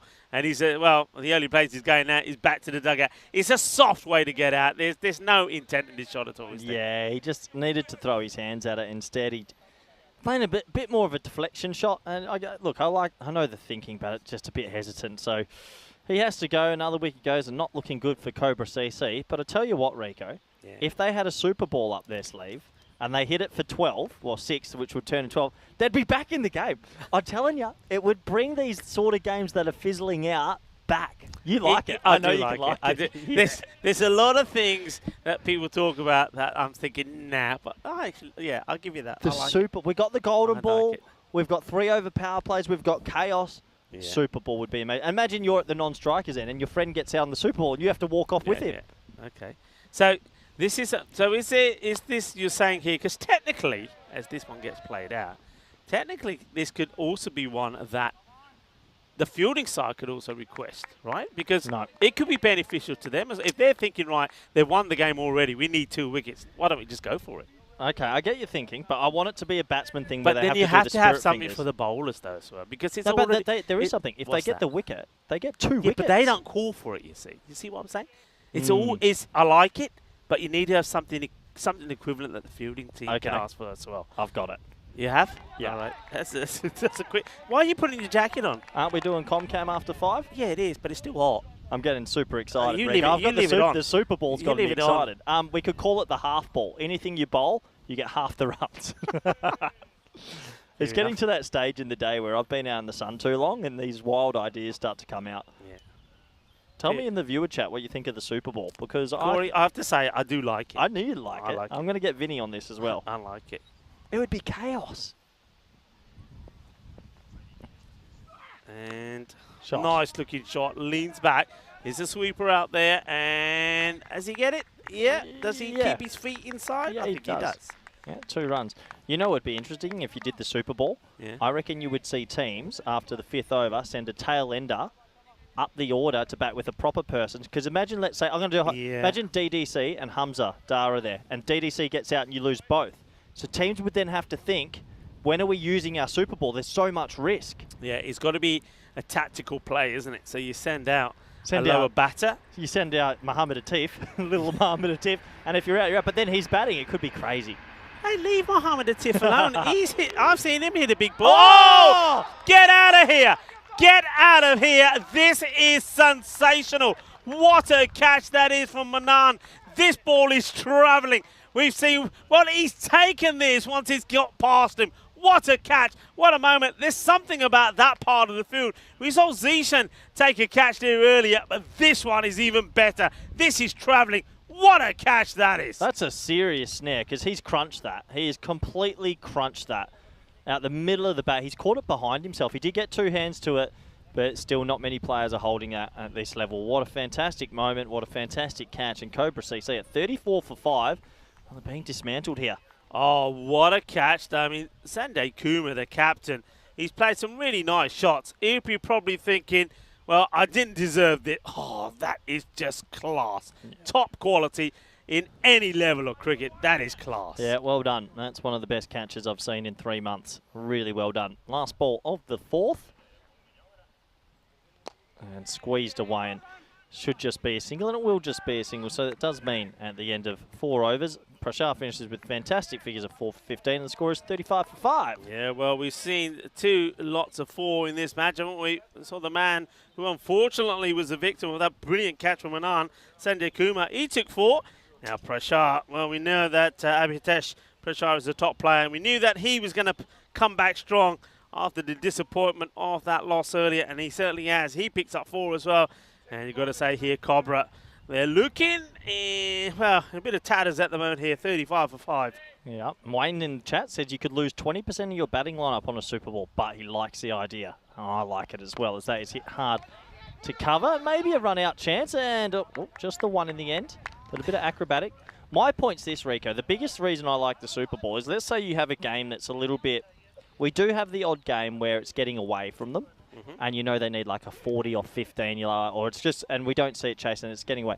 But that one ball, if you do get it for 6, it speeds you back in the game. And if you do get out, they get off the field quicker. They're not going to win anyway, so it's better for us. I'm going to take this up to management. You should, and you got my backing. And I think you got, I'm sending a message. You got the backing of a few people in the chat, so okay, liking it. All right, I'll start writing the rules up for Helix it. was saying we're talking Super Ball. Well, that was a Super Mario catch. It certainly was. Well, what a catch. Well, catch of the whole tournament. Well, yeah, it is so far. It's only day 1, though. That was Saka who was saying that. What a catch. We've seen some good catches. We saw the one earlier in the very first match as well, but nothing beats that. And Zishan's was good as well. Slower delivery from Zishan. And no run. There's Cobra. Certainly, you would say that they've lost their sting now, haven't they? Perfect example. They've lost their sting, but they'd be going Super Bowl time. They would be, and maybe, just maybe, a 12 would bring them back. Well, this is played to the fielder, and it's going to be a dot, and that's what you wouldn't want. Okay, no, you said you want the bowlers to have something. So what if you had a super bat ball and a super bowl ball? Same effect, and each team gets to choose it once. Okay, this one's played away. Oh, well, he says I'll just pick it up one-handedly, no problem there, as that's Mohammed Sakli. So the bowling team get the same rewards, but the same penalties if it gets hit for 6, and they go, well, actually, we could try get 2 in 1 ball, and they call for it, and it's their turn for it. So if it happens, whatever happens, and when the batting team does it, is that's hit down the ground, and 6. Nice shot, good batting, just over the manhole. Yeah, well, but I'm glad he landed. Not on that manhole. Otherwise, I think he would have disappeared pretty quickly. Look at that, nice shot. Goes right back in his crease. That is a very good hit there from Shahar Bhatt. Lovely hit. Yeah, good hitting, good striking. They needed that. 93 off 31, and a long way away, Cobra CC, as they try and muster something up at the back end here. Hey, guess what? There's a cool box turned up here. We've summoned them. Oh, look. I told you, people always listen to us. As this one is another one that's been smashed out of here.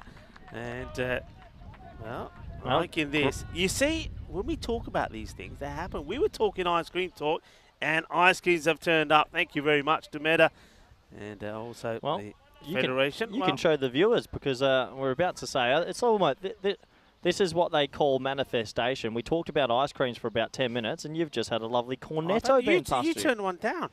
I've turned one down. Listen, I've been in the gym for 3 months. I saw the light, and I can't do any more. Still got to lose a bit of pudding, but no, you deserve that, Rico. You carry on, well, I'm going to get stuck into Good, this. I'm not going to say, oh, look at that. If you leave me on... Oh. No, get out of here. Get your own. There's others there. If you want to... You can still go to the gym later. There's a gym not far away from the hotel. We do 5 games a day now, Rico. There's no time for that. That's pushed out for one. You enjoy your ice cream. I'll take you off the air for an over, and I can convince all the viewers that the Super Bowl's going to be coming back. Well, not coming back, invented. And, well, I do look forward to it. There's this one, meandering out a little bit. Can Cobra CC find a couple of extra boundaries? And they can. He swats it down the ground. That's going to be 6. Much needed boundary. They're not giving up the ghost just yet. And but, well, maybe the most technical player you will ever see, but has some quick hands, and yeah, he gets that away. A couple of people in the chat saying they don't mind the super ball, but needs a different single. Okay, I'll agree to that, as that's hit high. That should be caught. Yeah, good catch. He made good ground. He maybe added a little bit of mayo to it, but he holds on to it. And Butt will have to go. He's out for 20 and just got a little bit big on him. He made good ground to his right, Mahmood. And another dismissal. As Cobra CC trying their best to stay up with the rate, but unfortunately, just not working for them.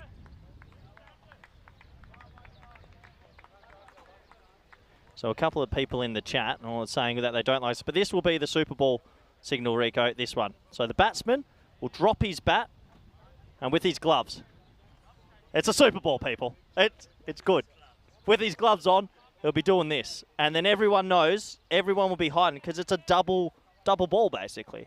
Runs or wickets. You like it. I know. I can see in your eyes you like it. You enjoy that ice cream. And the viewers like it. Good. Finally, I've made up a good idea for the company. As we get back to the action. 56 for 6. Edged away. Spin. Just the one. And this one, well, for the Tigers, is a good comeback after a disappointing loss this morning. They're going to win this, but pretty comfortably, and maybe get a good net run rate boost as well.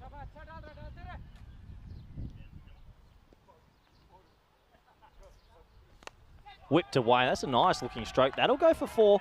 And, well, credit to Cobra CC. Even though they're probably going to lose this game, they haven't given up the ghost. Their intent's been there. It's been more an execution problem. That one whipped away gorgeously. I just thought of something. Imagine if it's a Super Ball and you bowl a no ball 6. So that's 14, and then you have to bowl the Super Ball again. And then that goes for 6. So you could go for... That's pulled away lovely. And it should be just the one. Yeah, so there's layers to this. We're going to uncover it. Yeah, Marnus likes the idea. Everyone likes the idea. Here's the robot listening. I don't even know if we have a robot anymore. What happened to the robot? Still there in Cardamom, apparently, at the end of another over. Well, it's 62 for 6, and what I can say is that robot was good for about a week, and then it got a bit sweaty and a bit hot, and no one wanted to be in the robot anymore.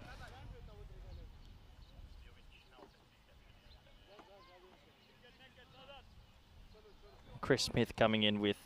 No, you need another one. I've just read what you wrote, Chris. It's actually off a movie called Spirit Fingers, that signal. So don't read too deep into it, because that's going to be a wide, probably for height.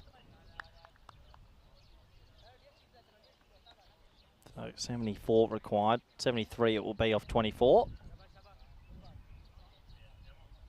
Let's get quite hot here at this ground. You can really feel it now beating off the ground. It's a warm summer's day here in Budapest. These players giving it their all.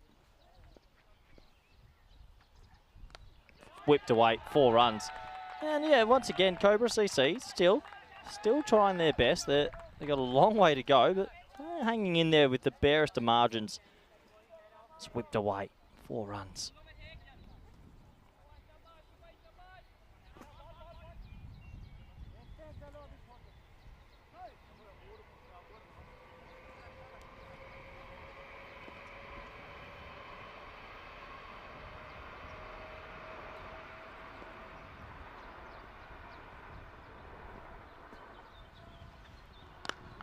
Wow, wow, wow, wow.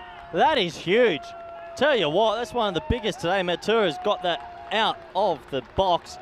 That is huge indeed. That's a home run. And he got every single piece of that. And another 6. And they're not giving up, Cobra CC, hanging in there by the slimmest of margins, but you never know. I've seen some crazy things on a cricket field, and more crazy things off the field commentating. I like your comment there, Wayne. You're right, they do need to change their signal, because that's our signal now. What is it, 63 off 22. Still, you need a little bit of a miracle. That one's way too high to be our LBW, and a bit of yes, no, maybe. Here comes the throw. They could get an overthrow if they're quick enough. They should turn and go, but they'll just get the 1. So it was nice and straight, probably going down leg anyway, but very high indeed.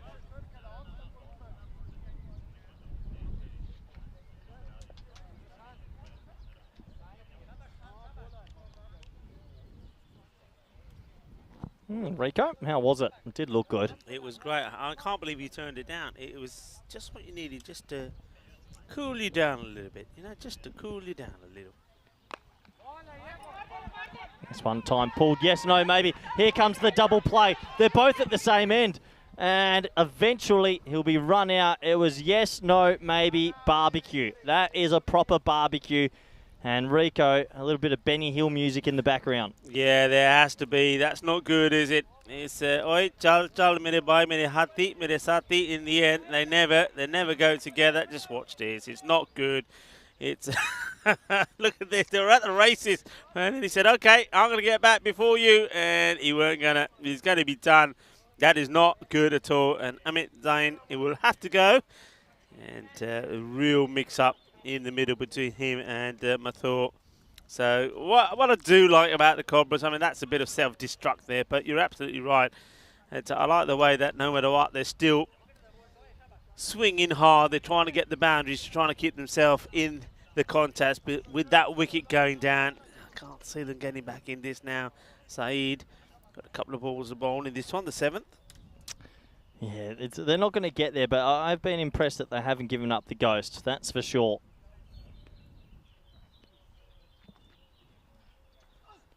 Oh, what a hit. They're just not giving this up, are they? No matter what. We just saw that real nightmare of a run out. And then Jacob comes in and he says, well, how about this? What a hit. This is a tremendous strike. He says, here you go. Fetch this one. I'm glad the fielder puts the brakes on. Otherwise, he was going through that banner. Well, what? That's a nice start, isn't it? Amal Jacob says, okay. And he's now just having a chat with the bowler. Says, hey, tell him to bowl that again, will you, umps? He says, all right, I'll try my best. Yeah, what a shot. What a shot to get yourself off the mark.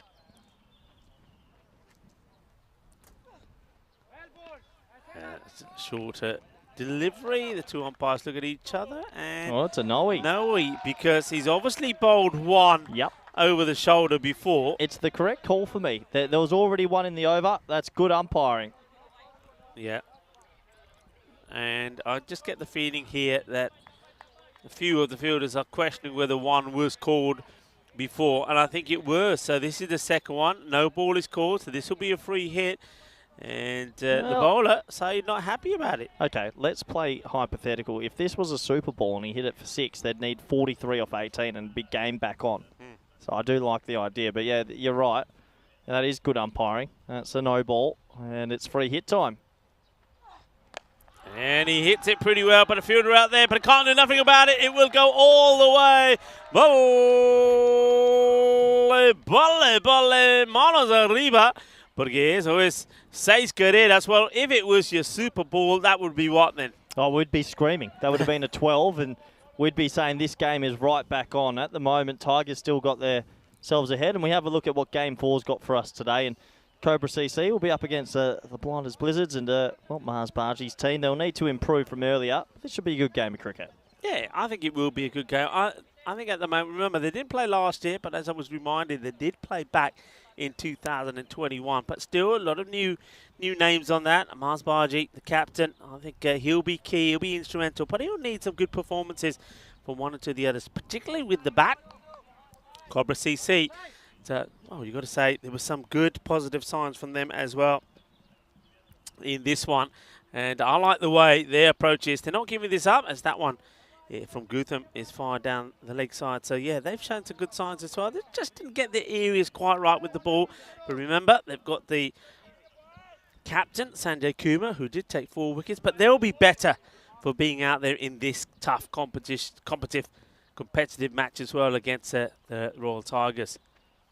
And down the leg side, no runs there.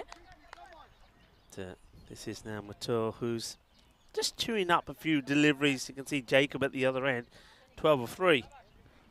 Yeah, 12 of 3. Can they get him back on strike? Maybe there's still a lot of work to do here, but they've given themselves a glimmer of hope.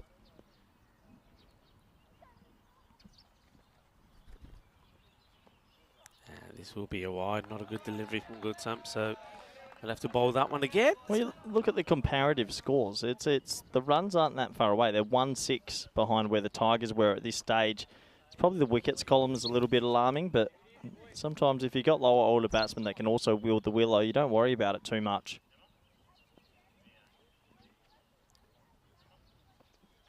Could be another wide. Handy, really handy. I mean, what are we looking at now? 46 off 17? Yeah, it's not impossible. Definitely not impossible. They've found a way. You know, what's the rate of no return? We always say about 18, right? Yeah, we say about They've found a way to hover it between 16 and 17 the whole innings, it feels like. So a couple of sixes here, and you might just start to believe. This is into the deck. It will be a single. Zishan does the fielding. The captain of the Royal Tigers. Now this is where it becomes interesting because Jacob now needs to take the opportunity of the 3 balls remaining in this over to really go after Guttam and punish him really for those wides. And, this one he misses out on. That's a good delivery. I think he gets it much fuller. Doesn't allow the batter to get underneath it at all. And you see, just trying to hit this one-sidedly, trying to go over that long on cow corner area. Needs to be looking to hit the ball on the offside as well. There's only one man sweeping out there, you know. Okay, high up in the air. It's hovering and it's going to go to the boundary. Zishan. I think he thought it was going to plug. Yeah. It's for the very first time today. It sort of has bounced and got speed. He slows up. He doesn't think he's going to go to the boundary. Watch this. He just, no sprint. And then all of a sudden, he gets his skates on. And by that time, it's got past him. I tell you right now, there is a small chance the Tigers are starting to panic. Just a little bit. If these 2 balls can go for a 6 and a 4, and you get it to 30 off 2, you never know.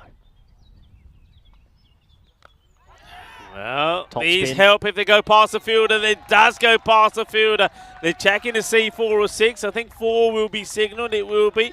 It's 4 more. And, well, at the moment, okay, suerte ahí, pero no pasa nada. Hay 4 carreras más. This game is on. Is not done yet. Wow. Here we go. 37 off 13. Jacob, 20 off 6. I mean, if he goes 20 off 6 again, it's right on game on. What a comeback from Cobra CC.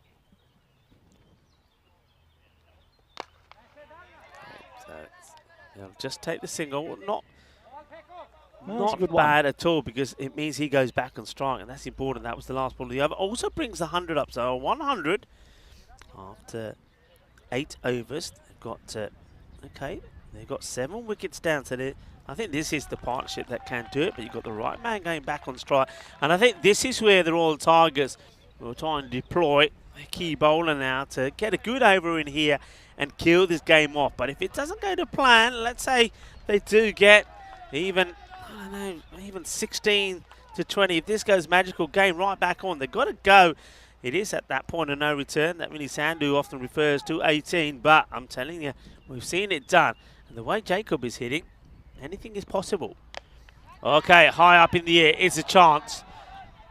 And it doesn't get hands to it. They want to go for 2. Easy They're going to have to hurry, and they'll get there. Well, I'm not too sure what happened to the fielder out there. I'm pretty sure that's Wackamoo, but all I can guess is he didn't see it because he hasn't touched it. And it's an opportunity missed. It'll be 2 runs. Yeah, he didn't fancy that at all. No. He didn't fancy it. And there's the throw. I think direct hit, he would have had the batter in trouble. Jacob stays on strike. That's the important thing. And that'll help as well because it's fired down the leg side. Jacob is not going to run those even though it could have been on. Well, he wants a strike. 33 off 11. If you hit 3 sixes, that would take it down to 25. 15 off 8. You could win if they can hit 3 sixes in the last 11 balls. They have a real shot. That I always count in sixes with this. So 3 out of 11 out the screws. It is a hot game. Oh, it's another chance. Will he be up for this one, the fielder? Oh, no. And he's going to go to the boundary. No, because the man backing up does really well. It's another opportunity. I told you, he's just not looking confident taking these catches at all. This is another one that's up there. And, yeah, that's not the way to take it. And it hurts him, but well done too. That was Gutham who's backing up and makes a stop. Now that fielder will get replaced. Only blessing really is, I suppose, is the ball hasn't made his way to the boundary. So, in fact, that just puts more pressure on the batting side because the rate starts to go up. But you can't hide anybody. Just keep an eye on the man that now goes to point. Here comes Csalad once more. Hits this firmly, wants to get the boundary, and he will get the boundary. Ooh. Now Matur is in the act. It's over-pitched, and he gets put away. I think that attempted slow delivery, but it goes wrong. Yeah, nice shot. Gets enough on it. All right, I know we've been joking about this. At 28 off 9, imagine if you called for a Super Ball here and you hit it for 6, it would be 16 off 8, or you'd lose 2 wickets and you'd probably lost the game. This is it's a great idea. It's a gun-ho idea. Here we go, 28 of 9. well hit in the same area, and he's going to get the same result. 2 boundaries on the spin now. Matur, maybe he's timed his assault to perfection. Well, game on here, and you can see the Royal Tigers. They're looking just for a couple of dot balls, a couple of singles, that's all, which makes it interesting. It's interesting because, once again, those 2 boundaries taken to around about the 18 par mark per over. This game is on. Still 2 balls to go in here. They're just got to keep looking for those boundaries. Good delivery. That's the one that hurts you. That's what they're looking for. Jacob's got to be backing up there. There has to be one there if you're backing up correctly. But, yeah, good ball. 24 of 7. They were at one stage, Rico. They were 34 for 5 off 4. So this has been an amazing comeback. They've somehow just stayed in it just. For me, if they are to pull this off, this ball has to be a boundary minimum. This has to go to the boundary. And then you've got Jacob on strike, and maybe he needs to hit 20 or 18 off the last. Yes, Csalad. What a game. Not be the worst of spells. 21 he's gone for. Ball to go. But yeah, looking for the boundary. And, oh, that's on the pads. And this is a no ball being signalled. Oh, front foot no-y. Is this a foot fault no ball? Or what is it for? Yeah, it is. What is it for? It is. No, it's 2. I think it's 2. Is it 2 many No, out? there you go on the replay. Front foot. Definitely front foot. Oh, well. Well, that's a huge swing because you get a free bite at the cherry. Good yeah, umpiring. big really, no ball. Really good umpiring to be still looking at that at this stage on a hot day. 23 of 7. Can he get this away? Got to get it to the boundary. Oh, free hit. And it's going to be still a free hit because he bowls a wide. The jitters from the bowler, Csalad. Wow. He just needed to get 1 good ball in. He thought he had done. Bowls a no ball, and now added 2 more to the total. And, wow. Did not expect this. This is really interesting now. Free hit again. And he gets it out of the middle. It goes all the way. Shaba, Ginna Sona. Game on, people. Game on. That takes the score to 120. 16 off the last. Oh, I've seen some capitulations in my time, but right now the Tigers are throwing this away. And it has to be said, there's a red-hot chance for Cobra CC to cause a bit of a boil over here. This has come from nowhere. Unbelievable ball strain. They were 34 for 5 after 4. Yeah, I tell you what, bit of a tingle for some people. And I can also tell you this, there's nobody out there from the Royal Tigers that wants to bowl this over. You know, nobody. Normally, you got people lining up for it. And I think in the end, it's going to be the captain, Zishan, that's going to take on the over. I don't think he would have preferred to himself, but he's going to have to. Nobody wanted it. There you go, going to leave that out there. It's been 5 and 5 so far this year. Could this be it? I mean, normally we say anything around about that 13 mark. Okay, and look, is Amal Jacobs. That's on strike. 1 and over, this is going to be. Hits it, it's high. Got to run. And Zishan takes the catch, no mistake. Mr. Cool. He says, calm down, everybody, says the captain. Calm down. More importantly than anything else, it's a dot. Yeah, you're right, and it's a good bit of bowling. He just keeps it outside the wheelhouse. Doesn't go too straight, which a lot of players tend to do when things get a little bit tense. So, good bowling. He picks up an important wicket. And a warm round of applause there for the batsman, because that was a seriously good innings. What do we have? 16 off 5. It's still tough. The Tigers have let them back in, but what can Ulla do?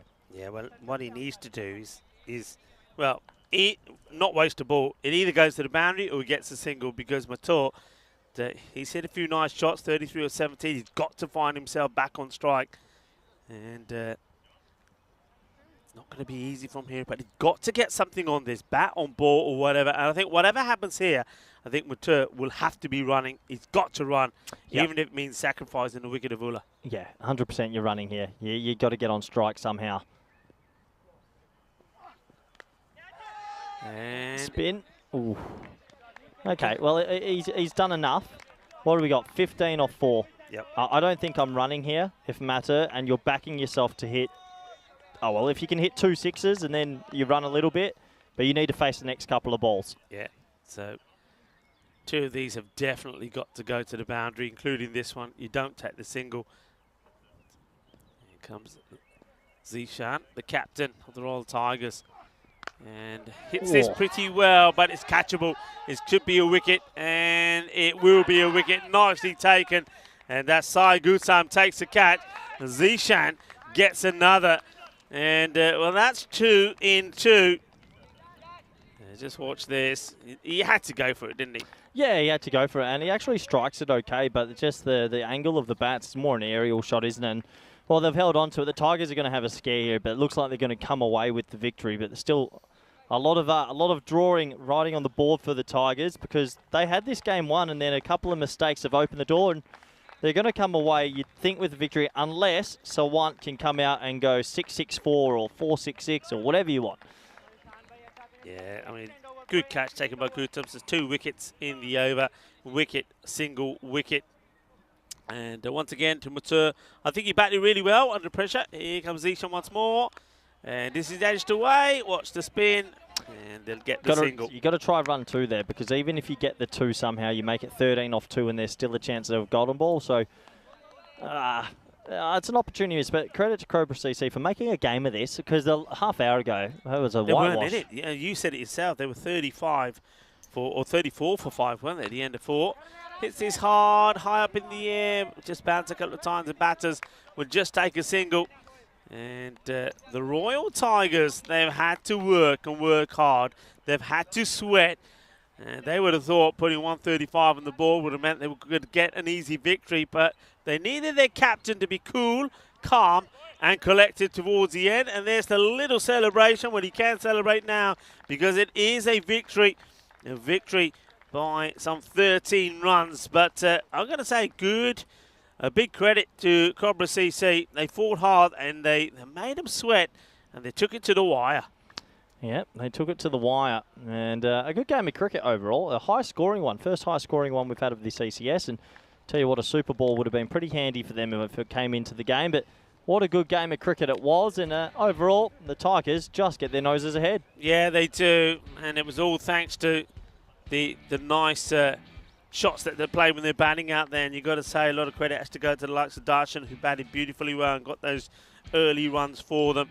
But let's just have a look at the start here. We saw some amazing catches. We really did. I mean, there was that one there from Zishan, and it would take a lot to sort of override that, because that was a class catch in itself. Because one thing that Cobra did, and I like that about them, is they came out firing. Now, I just hope that they learn from this and say, no matter what the score is, that when we're out there, this is the way we bat. I don't want to see them change when they're going for a lower target. This is the way they've got to be. Okay, wickets were tumbling. You can see there that Abhitesh Prashar, he just had a little look back at those that doubted him when he takes that wicket after being pumped for a couple of boundaries. But he bowled beautifully well. We saw him take 4 wickets. And at that point, when he had took 4 for 15, you thought that this match was only going in one direction.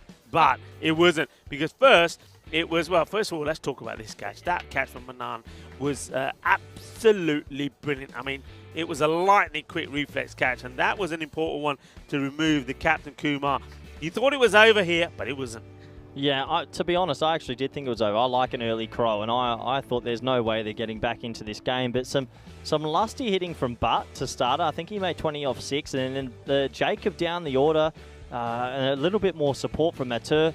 They seemed to get it. That was the wicket of Butt, and you thought, okay, once again, the Tigers should win this pretty comfortably. But this partnership, this late partnership, just bred some life into this game. And I think it's good signs for Cobra CC. I agree complete with you. Next game they play, don't change the way you bat. Yeah. Don't worry about the wickets column. If you bat like this, you will win a lot of T10 matches. Yeah, I have to agree with you. I like the way that they went about it. I like the way that they took on the Royal Tigers. They gave them some scares, didn't they?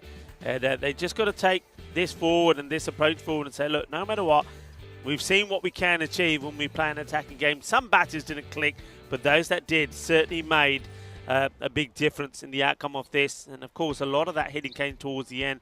I think Ashtush Mature was brilliant, 33 of 18, and Butt himself 20 quick runs of 6 balls. And then Amal Jacob, he's hitting 24 of 10 balls, got them within a stone throw of what would have been quite an amazing victory. And it just goes to show that if one of the earlier batters was to make a contribution there early on, or if they were to have that Super Ball you're talking about, could have been very different. Well, I've just had a message from James Cantor at the European Cricket Network, and he said he'll think about it, but I have to go back into exile for 3 months.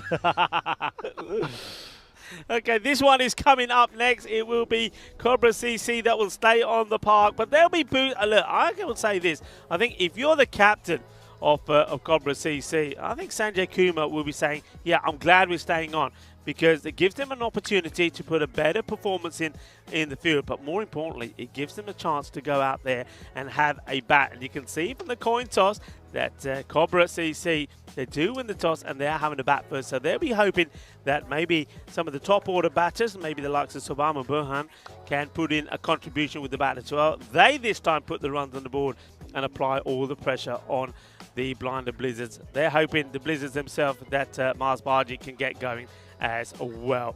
Anyway, let's have a quick look at that scorecard. And we see that once again, it didn't really start off well from the early batters. Nobody really got going until we saw Atush Mature score 33 of 18.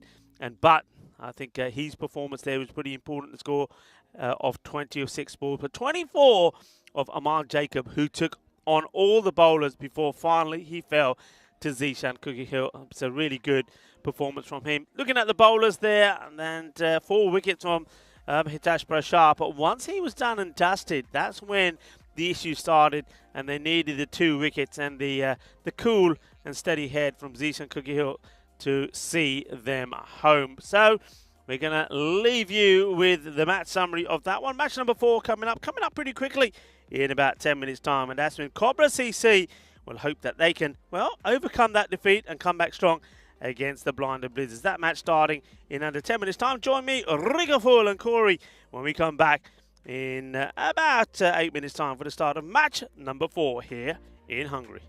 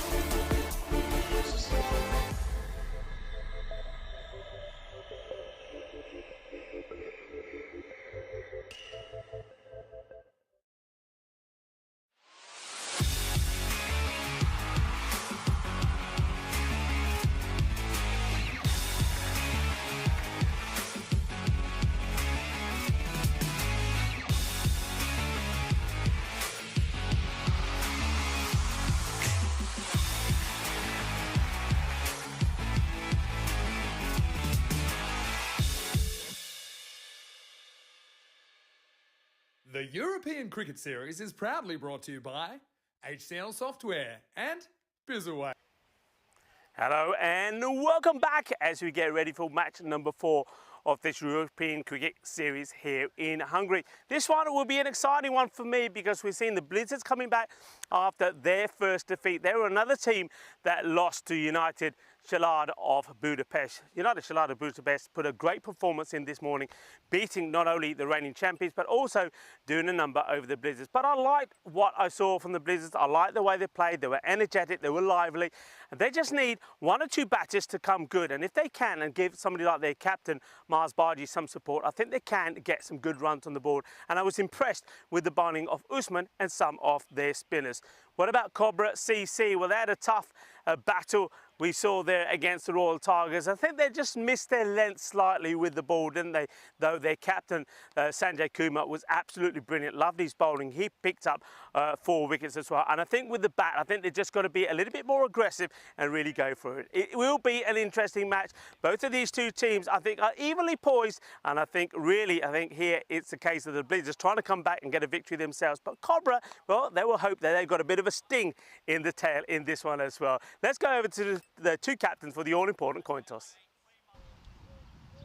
The Blizzards to call. Heads. Heads is the call.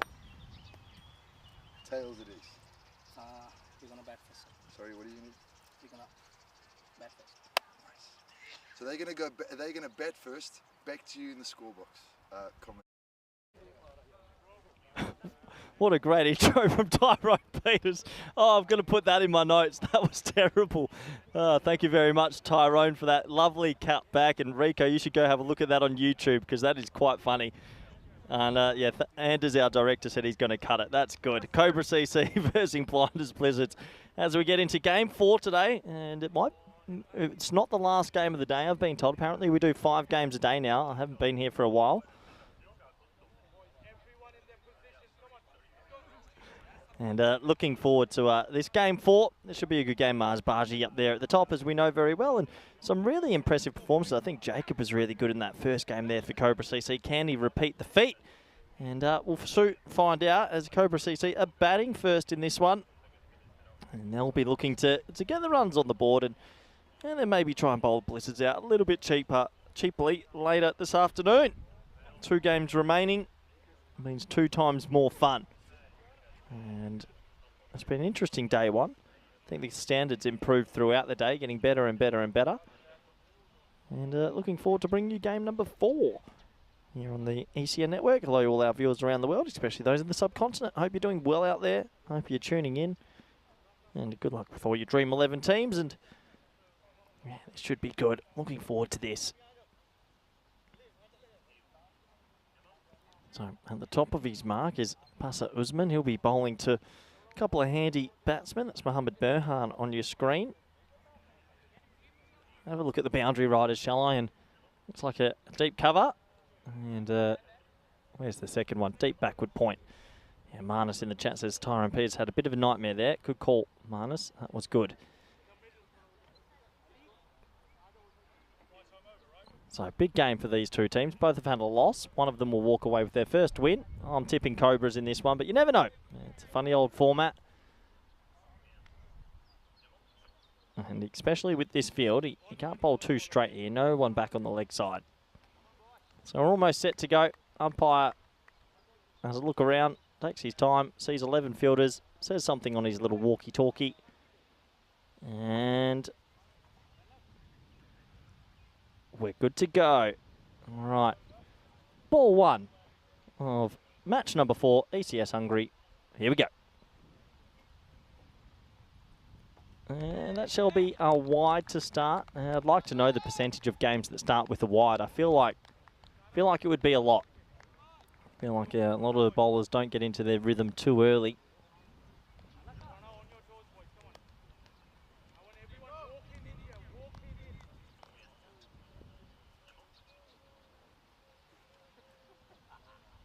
And that might be a no-y. That would be close. Well, maybe it was going down. He pulls it into a gap, and they should get 2 if they're fast enough. They are fast enough. Good running. I think they'll have a quick look at the side on it. It looked close for me, but it's not been signalled. We have a closer look. Is it coming down? I would say I think it's a no ball, only because we're quite strict on it, and I'm just going to watch the umpires here. It has not been called this time, so he gets away with that one. Just the 2, but it was marginal.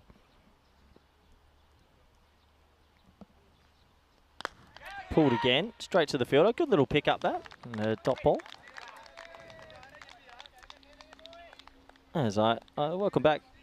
I forgot about him then. Game 4 for my first day back. Good friend, co-commentator Rico Full. Welcome back, Rico. Yeah, it's good to be back. I can see that you're starting to flake here, aren't you? You should have had that ice cream. You needed the energy boost. It's a slower delivery. Well bowled. And it's another one of those which you think is going to be pretty high, but there's no pace in the delivery. It sort of dips pretty late. The batter does well to get back onto it. Yeah, I think that's why Usman's got some slower balls and he's not the quickest. I don't think he needs a 3rd man, maybe a deep square leg, but he'll learn. He might learn the hard way, but he'll learn.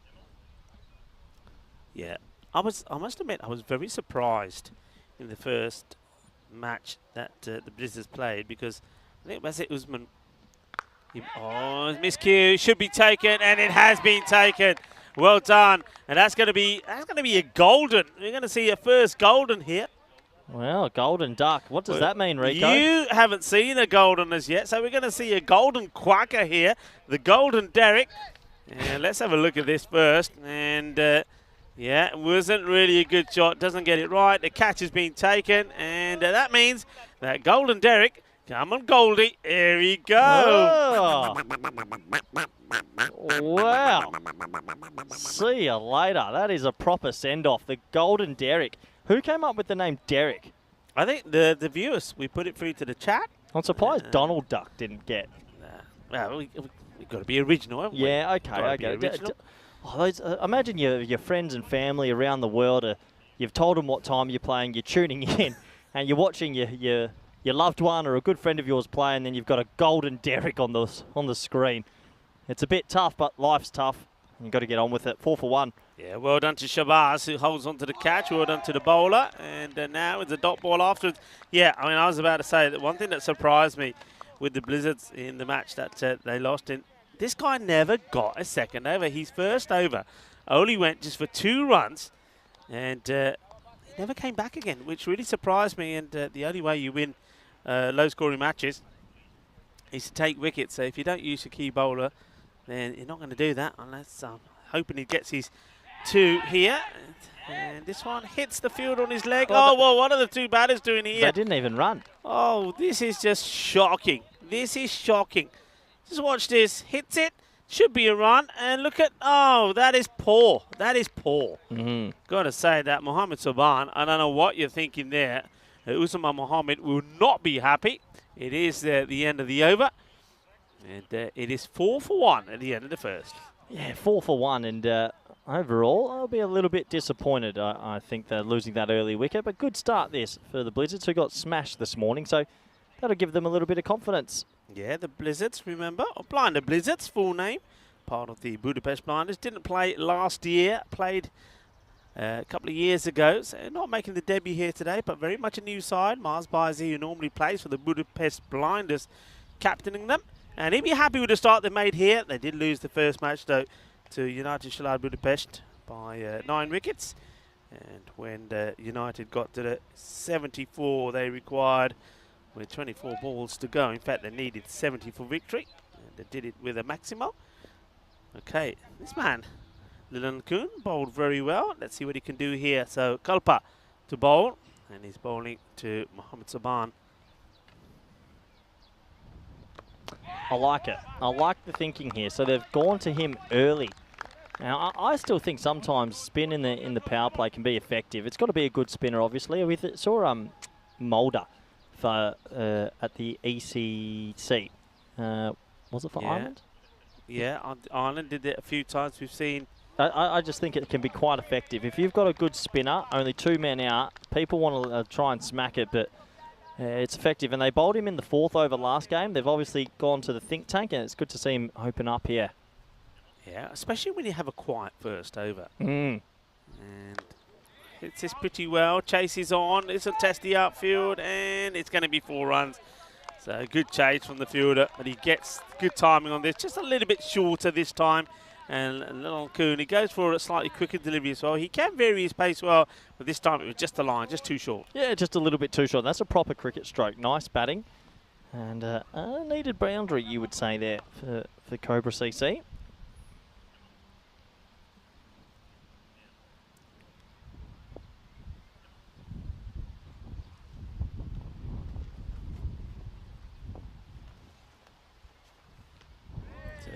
Wanting the wide. I think that's okay. The umpire says, no, that's fine. So it's very, I mean, it could have played a similar shot to the last ball, really, and it elects not to. And, yeah, there's nothing wrong with that. I think you've got a bat in your hands. You've got to use it. He'll be forced to play at this one. And he plays it pretty well, gets through the fielder, but sweeper comes into play. Yeah, good start this from the Blizzards. They're just been tight with their lines and lengths. They haven't given away too many freebies.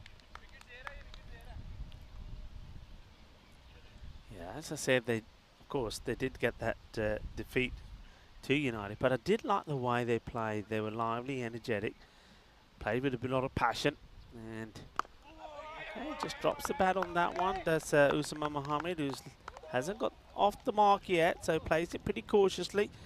And that will be the end of the over. So only 9 of the first 2, so a cracking start from the Blizzards. Yeah, cracking start. We have a look at the table. It's early doors, obviously. We've got a lot of teams that we haven't seen just yet, but the Blizzards are right at the bottom, so they'll be hoping for a good performance. And Cobra CC are second from the bottom. So one of these 2 teams is going to go to 3rd. Just like that worked. Just The like same way we saw the Royal Tigers go from bottom to second. Yep, It's going to be correct. a bit like that the first couple of days. What are we doing tonight, Rico? What's the national dish of Hungary? It's going to What are be you it's goulash, isn't it? Is it good? Is that actually a thing?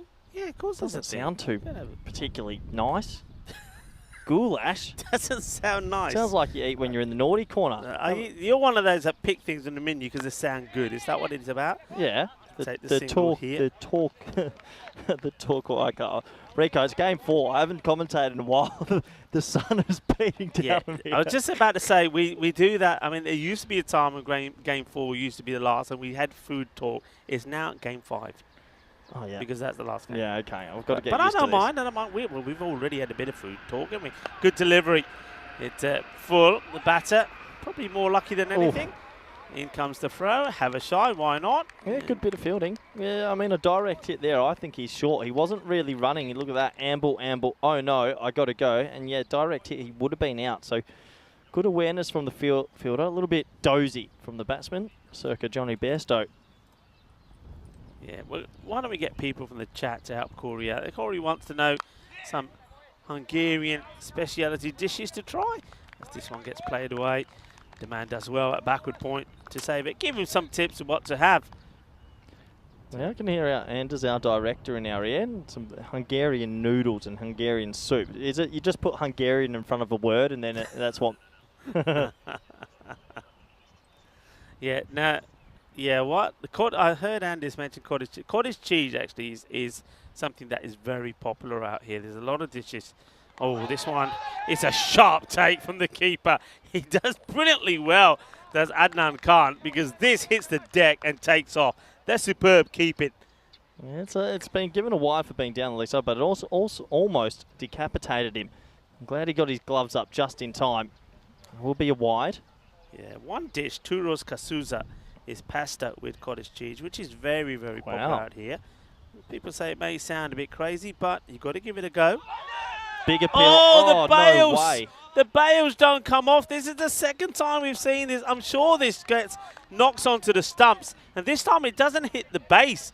It hits about, well, it's a couple of inches up. Well, What's going on here with these stumps? Watch this. well, people keep complaining that. And what? That Yeah. ball hits the stumps. The bails don't come Do we off. need lighter bails? Because that's twice today, and people say T10's a batsman. You've got to give something to the bowlers.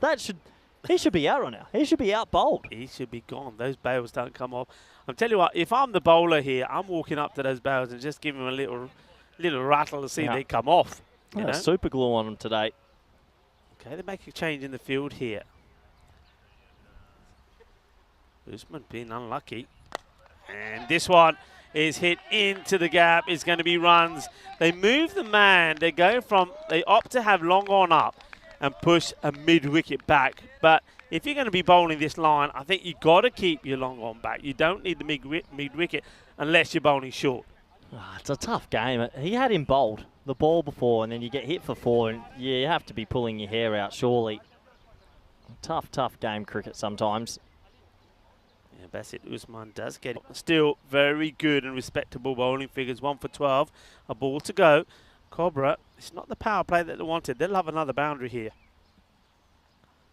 And they might get one, but it is the captain, Mars. Comes across, does the fielding.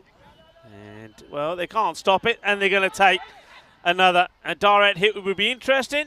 They finally get stopped. That's shocking. That has gone through 3 people. And Marzi, the captain, is gesturing to him. Watch this. Goes through uno. And then dos. And, well, eventually somebody comes across and stop. Can you imagine if that got ricocheted onto the helmet? That would have been an absolute disaster because it wasn't that far away. They don't get the boundary, but they get an extra bonus run. 19 for 1 after 3. Yeah, sort of feel that Marzi might have been pulling his hair out a little bit if that had happened, but yeah, it's a good start. It's a good start from the Blizzards this morning. They were a little bit slow and they got hit to all parts, but at 19 for 1, they'll be pretty happy. The happier of the two. They will do in this day in history. Well, let's talk about some of the things. 1985 was when we saw the very first movie that took the world by storm, Back to the Future. 1985. And it's still a movie that you can watch today, and it still doesn't look out of place. And in 1969, just weeks after being fired from the rock band The Rolling Stones, British musician Brian Jones was found dead in his swimming pool. Remember that well. Happy birthday to Sebastian Vettel, born in 1987. Yep. Also to Tom Cruise. And I tell you what, you can make me a few cocktails right now. It's so hot. Well, be out down the lakeside. And also a lot of people in India. And cricketers around the world will know this. Harbhajan Singh was born in 1980 today, the Indian cricketer. What's your optimum cocktail? If you said, Corey, make me one right now, what do you want? Right Go. now, mojito. Has to be a mojito. Yeah? This heat, yeah, mojito. You? And you can't say the naughty ones. No. They're not allowed. Oh, edged away. That might go for 4, you know, a bit of top spin on that, and she does. So a little bit of luck this time for Zaban. It beats the slip, and it goes away for 4. For me, smoky espresso martini. Espresso martini? Yeah, I have about 2 of those. I'll be awake for the rest of the tournament. That's all I need. If anyone's listening out there, is the cocktail lady here? If that's for sure, I think we should be ordering you a couple of those every day, because you're going to need them, because they're going to be long days and hot days by all accounts. Down leg side, as well left, will be wide. Wide is signalled.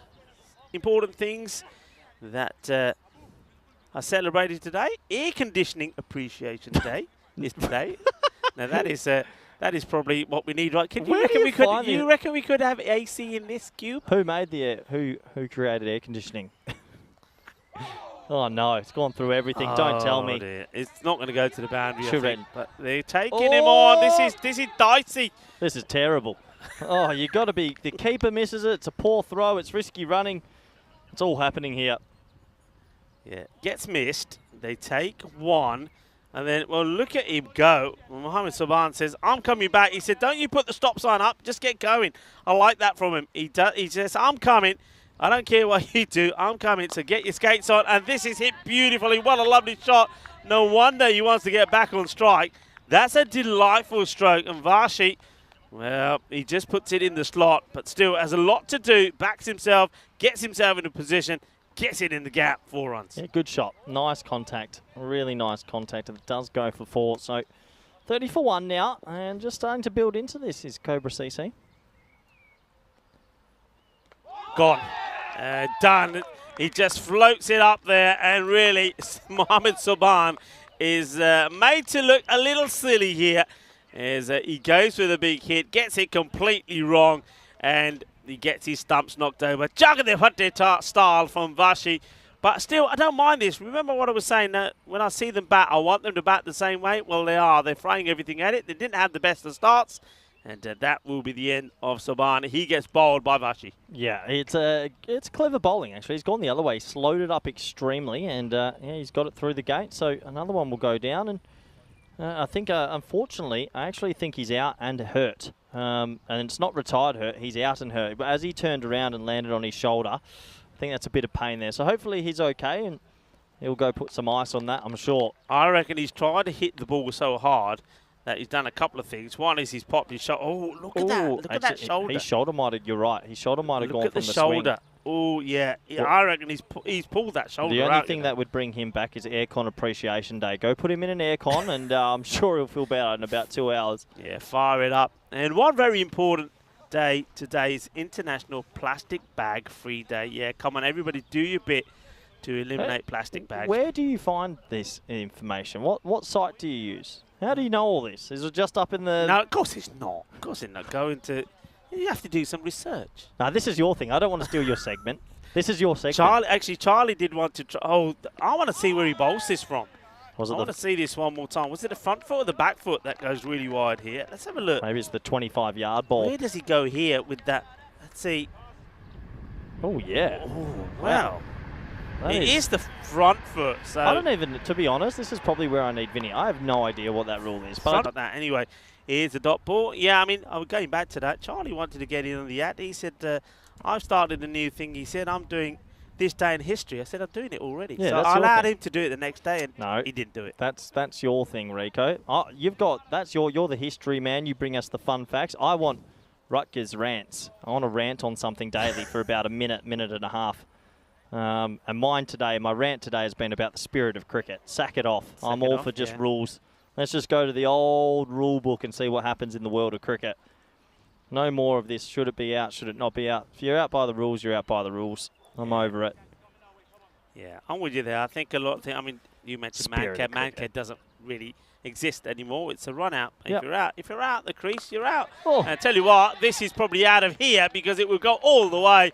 Manos arriba arbitro because that is 6 runs. Yeah. Big hit. What a fantastic stroke as well. You can see Alistair Priddle there is just out there looking at the batsman's shoulders. Hopefully he's okay. That's a nice shot. That is a nice shot. Summer gets that away for 6. And Cobra CC just getting themselves into it. Yeah, and nice to see them still playing the way that they were last time with the bat, and I'm sure their captain will be trying to do exactly the same. Well, this is just up in the air. The question is he going to drop safe? No, he's going to try and stop it, and he can't. I think the dive there from Mutu Ikram, who's the vice-captain, probably came just a little bit too late, but there we go. He gets there and ends up diving once the ball has gone past him.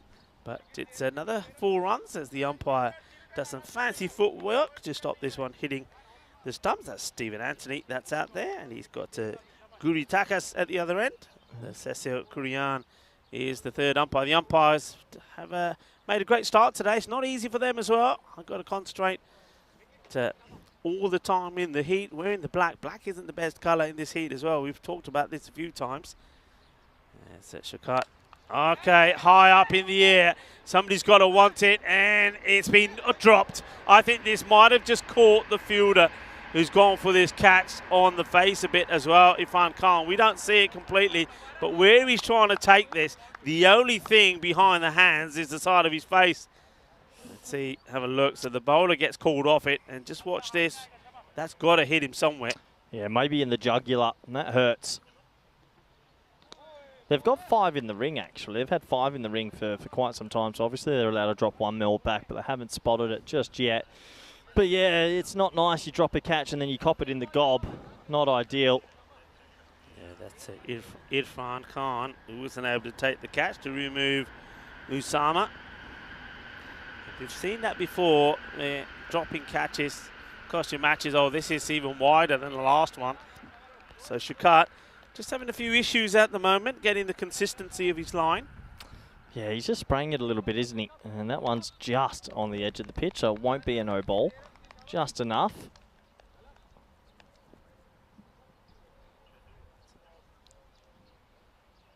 Kumar, the batter, the captain. Oh, well, this one is probably, I don't know, doesn't even catch the pitch. The ball was just laying down. The batter will come back, and wide was what was signalled. Yeah, signalled, but I'm not too sure. I thought I saw a puff of dust, and I think they're going to use the technology here. If there's a puff of dust, my gut feel is that this might be a no-y. Yeah, and... Oh, it's past the... Is it past the stumps, though? Yeah, that's why it's been given as a wide. So if it passes the line of the stumps on the full... Yeah, then it's called it's a wide. It's actually very good umpiring to notice I like that. the way he checks it as well. So, yeah, good umpiring there from Stephen Anthony.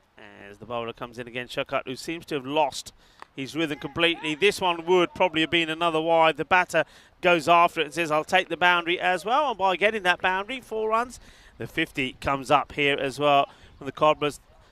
Blinded Blizzards have made a positive start, but you can see now their body language just started to slide a little. They need a wicket here pretty quickly. Otherwise, those shoulders are starting to drop pretty fast. Yeah, they've come back well here. They've still got 5 in the ring. Yeah, put 3rd man back. Getting a bit frustrated here. Oh. This is now a no ball. This over already has gone magical. Now it goes for 21. Still 2 balls to go. Now the license to go the full Monty. I'm liking this for Mars by. I don't like the field set. I'm with you. But at least Mars is coming up to the bowler. They're just having a little chat with him. Not sure what he's saying to him, but you need to... I don't think the body language from Marzi was really too supportive. And there's the warning there from the umpire as well. I think here as a bowler, I think the best thing you can say to him, hey, look, try and put it all behind you. Put your head down, go and bang it into the deck. That's what he does. This gets hit pretty hard.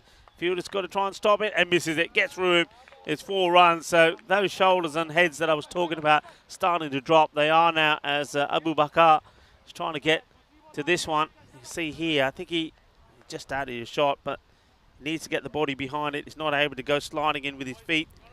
They've just taken the foot off the pedal here, unfortunately, at Blinders Blizzards. They had such a good start, and they've let it slide now. I mean, this over's gone for 25, and when it goes for 25, you're in a bit of trouble. Yeah, well, does he sneak this one in? Going to have a look. No, he doesn't. The wide gets signalled. The umpire looks long and hard at it, and in the end decides, nah, I can't let that go. It's going to be another. It's going to be another one that's going to be bowled. Yep, one more. Yeah, alarm bells. What do we call a 30 run over again? I haven't said it in a while. Supersonic. Supersonic. Supersonic over. I haven't seen a supersonic over in a while. This over has almost doubled the amount of runs. If it goes supersonic, it would have doubled the amount of runs. And he avoids it going to the boundary, but still 27 come off it. So the score moves to 57 for 2. And opportunity to welcome everybody into our box. Thank you very much for tuning in, and thank you for your support of the European Cricket Network. Corey is back, everybody, and he's finding it a little bit hot in the kitchen. It's been a while, Rico. Nah, it's hot, but the cricket's been really good, to be fair. I've enjoyed the teams today. And they don't complain about the heat, do they? They just get on with it. They get on with it. They want to play. That's one thing I love, you know, that wherever we go, no matter what the weather is, when you go to the players and say, look, you happy to play? Oh, yeah, we want to play. Oh, that's whether it rain or shine. And the players very keen to play here at the moment and show you, our viewers around the world, just what they can do. And I think what we're seeing here today, as this series goes on, I mean, it's only day one, but I think those standards and those scores will get higher and higher. Yeah, absolutely. And it does seem like the batting's gotten better throughout the day. A question, would you rather play on one of the hottest days on Earth or one of the coldest days on Earth? Hottest. Easy. Why are you looking at me like that? You would do the different, would you? Nah, I'd do the same as that swept away. But you answered it so quickly, it's as if someone's asked you that before. Oh, no. So you're telling me, as a double bat note, they'll settle for one, you would rather play, I'm going to give you 52-degree day or a negative, it can't like you're going to die, let's say a negative 15. Yeah, no change in the answer. Hottest day. Yeah. You can get warm on the field. The thing Can is, you get though, cool on the field? The thing is that on a hot day, well, first of all, let's talk about this. We're talking about hot. Well, this is sizzling hot. It's a spicy shot that is out of here as Usama Mohammed is starting to turn on the style. He's this tall guy. He's got, once he gets a full swing in, he's swinging from a long way. And this one, he doesn't even get the bat to go right the way behind his shoulder. Still gets plenty of oomph in the shot. It goes all the way. All I know is I remember playing cricket in cold days in the UK when it wasn't anywhere near the coldest temperatures that I think some of our European cricketers have played in, and what the temperatures you're talking about. And when it's a day like that, you don't want to be anywhere near the ball. You don't want the ball to be hit. You don't want to be catching the ball. You don't have those issues when it's hot. You don't mind. It don't hurt when it's hot. They want it, and the umpire gives it. They get the breakthrough. Well done to Vashi. I think he's deserved this. He hasn't had the best of luck since he took that wicket early on. And after being hit for a humongous 6, he comes back and he takes the wicket of Usman Mohammed. So well done to him. Well done to the Blizzards. They take another one. Cobra now 64 for 3. And a nice catch from Adnan Khan, the keeper. Kept composed, watched it closely, and you can see how happy he is. There was a big noise, and another wicket will go down. Yeah, nicely done, Khan. It's a good catch to take, but a few people in the chat saying coldest any time. Really? It's hot for me as well. Okay, would you rather play on the most humid day in history or the most dry day in history? Okay. Yeah, no, this is a good one. I'm going to say I'd rather have dry. I'd rather have dry, as Corey's just been made to jump out of his Maybe we can skin. show that quickly. Meta's come and thrown a water bottle on my neck. We were just talking about hot and cold, and that got me. That got me. The cold got you there. See, I told you hot is better. Anyway. So, wicket goes down. Avashi 2 for 16 now. Ula is a man that comes in, and ooh la la la, because that's going to be a no ball. It will be 4 runs as well. That's going to be 5. Well, Hafiz Ula comes in, and it is a little bit of ooh la la la action. It's not a good ball, not a good first ball to the new batter, and he's now going to have to bowl it again, and it will be a free hit. So it's almost like they do good and then they follow it up with some bad. They just can't keep the consistency going. So Ula gets a license to go the full Monty, and he'll get another full one. I think this one is okay. And they might just look at it again, but I think this one does dip. But consistency is everything. And yeah, I think he's okay with it. Yeah, just okay. Gets away with it. And interesting little spell from Vashi. He doesn't have the control maybe he wants, but he's picked up 2 for. It's well bowled. He sees the batter coming down, Kumar, and just holds this one back and says, okay, you either dance down and miss it. See the umpire just having a chat with the bowler. I wonder if time to see this ball again. He's obviously, let's see, what does he do here? And well, I don't know. I didn't see anything wrong with that. Whether he's been told he's very close to that return crease. Heaves at this, the fielder. Well, he gets lucky. And he recovers well, keeps it to 1. He charges at this, but whether the ball takes a bit of deviation, but quick reactions from him, keeps it to 1.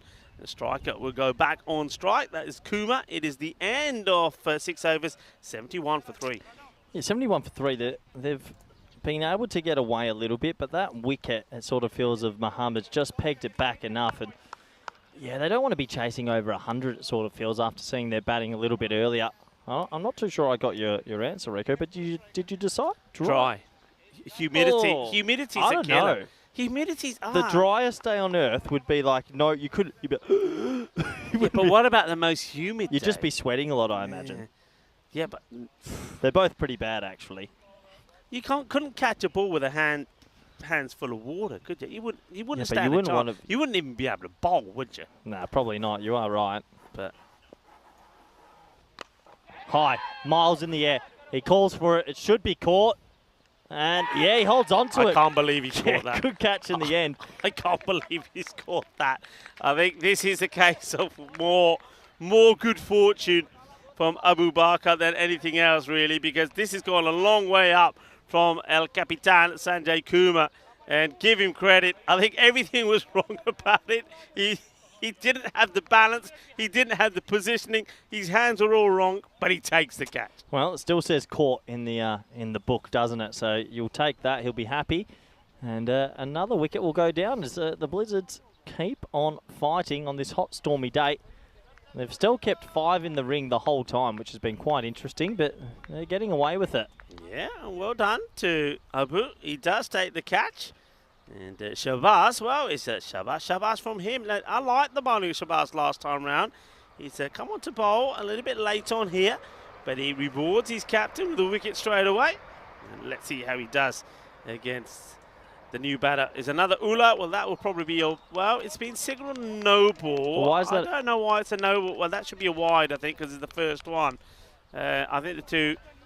Yeah, wide. And yeah, I like that from the standing umpire, because Stephen Anthony's saying, well, you're saying why? And he says, because it's over the head. He says, but that's the first, right? Yes, okay, in that case, it is a wide. Good umpiring, good communication between the umpires. Yeah, he can't go over shoulder again now, though. That is the one for the over. Oh, my word. What a hit. This is going to be in the jungle. Good luck finding that one. I tell you what, if we're in Romania, that's in bear territory. I don't know what wildlife is living in there in Hungary. We'll have to find out, but it's in there, and they'll do well to find this one. What a hit. Yeah, that's pretty flush. That's one for the maker's name, and one that's pretty good for the bat sponsors as well. He got every piece and did all. He's 6 off 1. That's not a bad way to start your account. And, well, it does sort of feel Cobra CC. They proved before they bat quite deep, and if they stay out there a bit longer, these men, they might be looking at 115, 120. The scores seem to have been improving throughout the day. Yeah, that's a huge hit. As Shakir Ula shows what he can do. Okay, here's his next delivery from Shabazz. And, good comeback. Just pushes this through just inside that wide line. The batter doesn't quite get there, and it's been well played away. I'm noticing that they're starting to get a bit of speed on going back to the marks. I'd like to have a look at the time. What are we on here now? So look, you can see that 7 minutes. Oh, this sounds good. That sounds like a rifle going off as this one gets blasted over the man at square. What a hit this is. This is a lovely strike. I'm liking the sound of this bat. Well, I don't know what it says on that bat. Well, it Kiss. could say kiss because that Grizzly, well, he doesn't get a kiss. He gets a thumping as it goes to the mound. You're right. The noise off the bat's actually quite amazing. It has a beautiful echo around the ground, so he's obviously got a good bit of timber in his hand. And, well, I think he's going to try hit this for 6 as well. Oh, of course. Oh, this should be run out if he's quick. Oh, would have been tight. They'll think about a second, but they will get there in the end. And a bit of sloppy cricket as it hits the edge of the pitch and dies eventually. Yeah, well, there was a shout of hold, hold, hold when the first shy come in. But I think you've got to go for this because I think if you hit, he's gone. So, yeah, I think it was you had to go for it. And the thing is, though, is at a cost of an extra.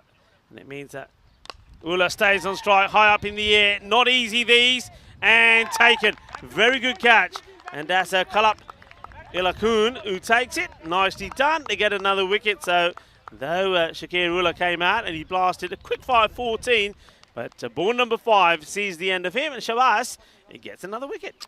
Yeah, he gets another wicket, and he just kept that one away from the wheelhouse a little bit, wide of the off stump. And, well, a nice catch in the end. They're trying their best, and we have a quick look at their groups, and we've shown this a few times today because it is exciting. We're back at Cardamar. One group we haven't maybe spoken about a little bit. Let's have a look at Group C. Group C. We obviously have a TBC there, still to be determined, but those 4 teams, Italy, Denmark, Sweden, Estonia, that's a good group. Yeah, I mean, we've seen plenty of good cricket just recently from Sweden when, I mean, I wasn't there, but some of the scores that were being scored there on Vinny Sandu and Reiner were there was quite amazing. Good cricketers in Sweden. Denmark, we know all about them. And Italy, well, come on. Italian cricket, the last sort of 2 years has gone up so much that I think you've got to say that they probably are the favourites in that one, right? Yeah, well, Denmark, maybe? They have made finals week twice in a row. So I think you have to give them credit. If you've gone to finals week 2 times in a row out of the 2 editions, you're doing something right. So you expect them to maybe be in the final up against a Sweden or a Denmark, but we'll have to see who the 5th nation is there. And you never know. There could be upsets. Yeah, there could be an upset here as well because I think time could turn out to be an issue. They need to get 2 overs in pretty quickly. Let's talk about sound of a bat. There's the other Ula, and this is Hafiz Ula saying, well, what about the sound of my bat? And I'm telling you what, both the Ula bats are sounding pretty good, and they're both hitting maximos for fun. Yeah, it's just in the wheelhouse again. There's some strength in this Cobra CC lineup. Some real strength. When they hit it, it does stay hit. And right now, they're on 92 after a steady start. You add another 17 balls here. They're looking at 125 plus now.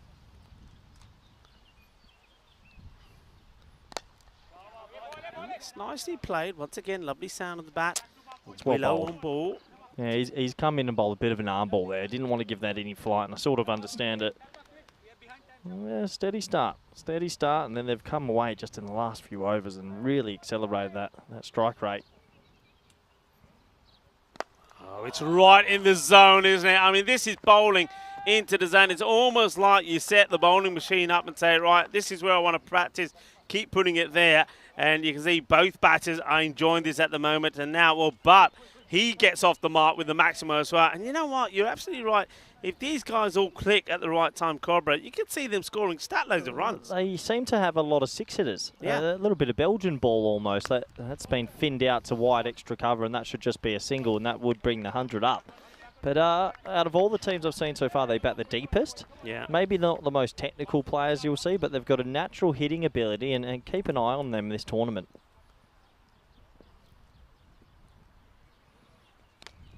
Smashes it hard, and he just holds back a little bit here, the batter. That's a good shot. He knows it's a slower ball from the bowler. So just watch this. He sort of gets into position, then it's almost like he just waits for a second, and then, well, he smashes it out of the way. It's going to be more runs, and they've gone past 100 here, and all of these extra runs now are going to be hurting the Blizzards because they're going to have to go some to get there. Yeah, the wheels have just fallen off a little bit here. Too many boundaries. Maybe got to get a bit defensive with the bowling.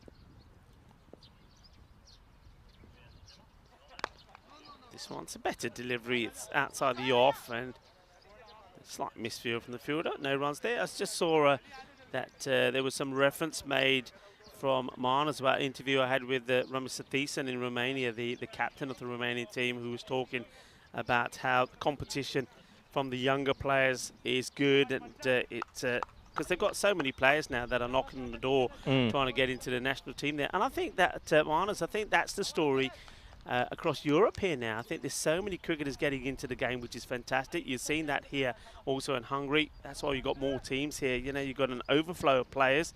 So one team becomes two, becomes three in the case of the Tigers. How does this miss? The bowler can't believe it. The batter is looking at the ball rather than the non-striker, so they don't take the bye.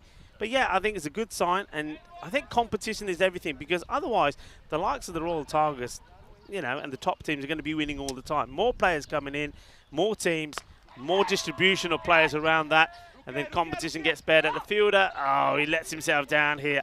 Does the hard work, gets into a position to make the stop. There's Basit Usman, but misses it when he gets there. So it's going to be 4 more runs. So though a few wickets have fallen, Cobra CC are still piling on the runs. Yeah, they are, and they almost seem like they're perfectly suited to this T10 format, the way they're batting. Highly aggressive, not agricultural, and they're getting away with it.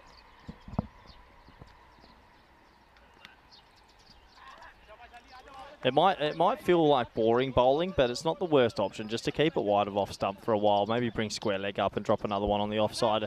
Anything that's been in the wheelhouse has gone for 6, so yeah, maybe just avoid the stumps for a while.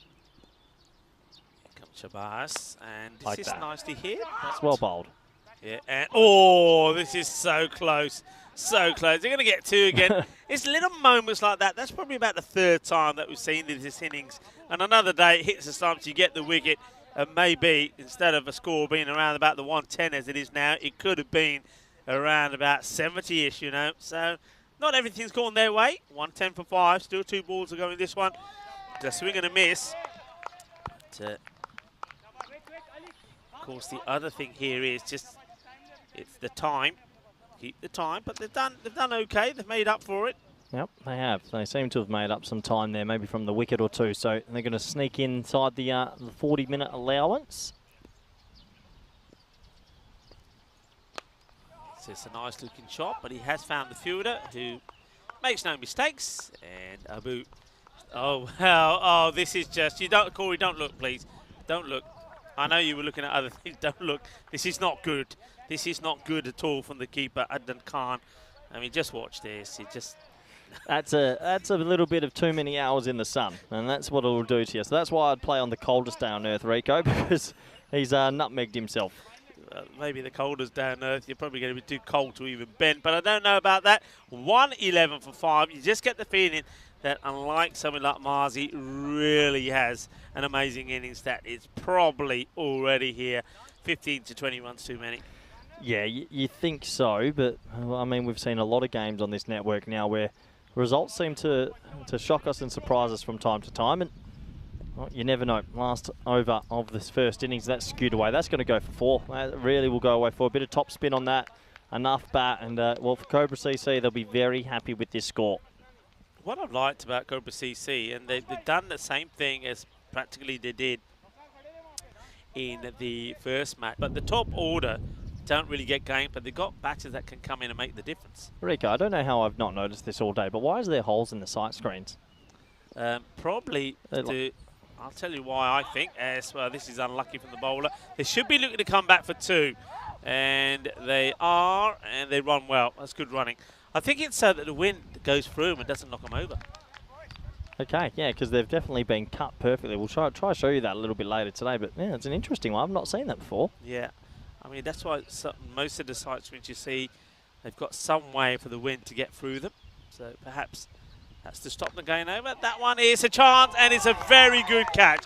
Beautifully taken, and that's a Kalpa Lalakun, and he's just showing us that he is a talented cricketer.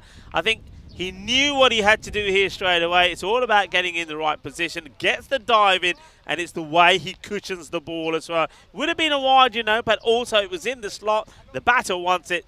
Very good catch. Good catch. Diving forward is probably one of the more difficult things, and a really difficult skill to teach as well. So he's dived forward a little bit to his left as well, and he's held on to a pretty sharp catch as another wicket will fall. as we're at the back end of this one. Well, it's hit okay, but that's a nice smart catch. Good fielding.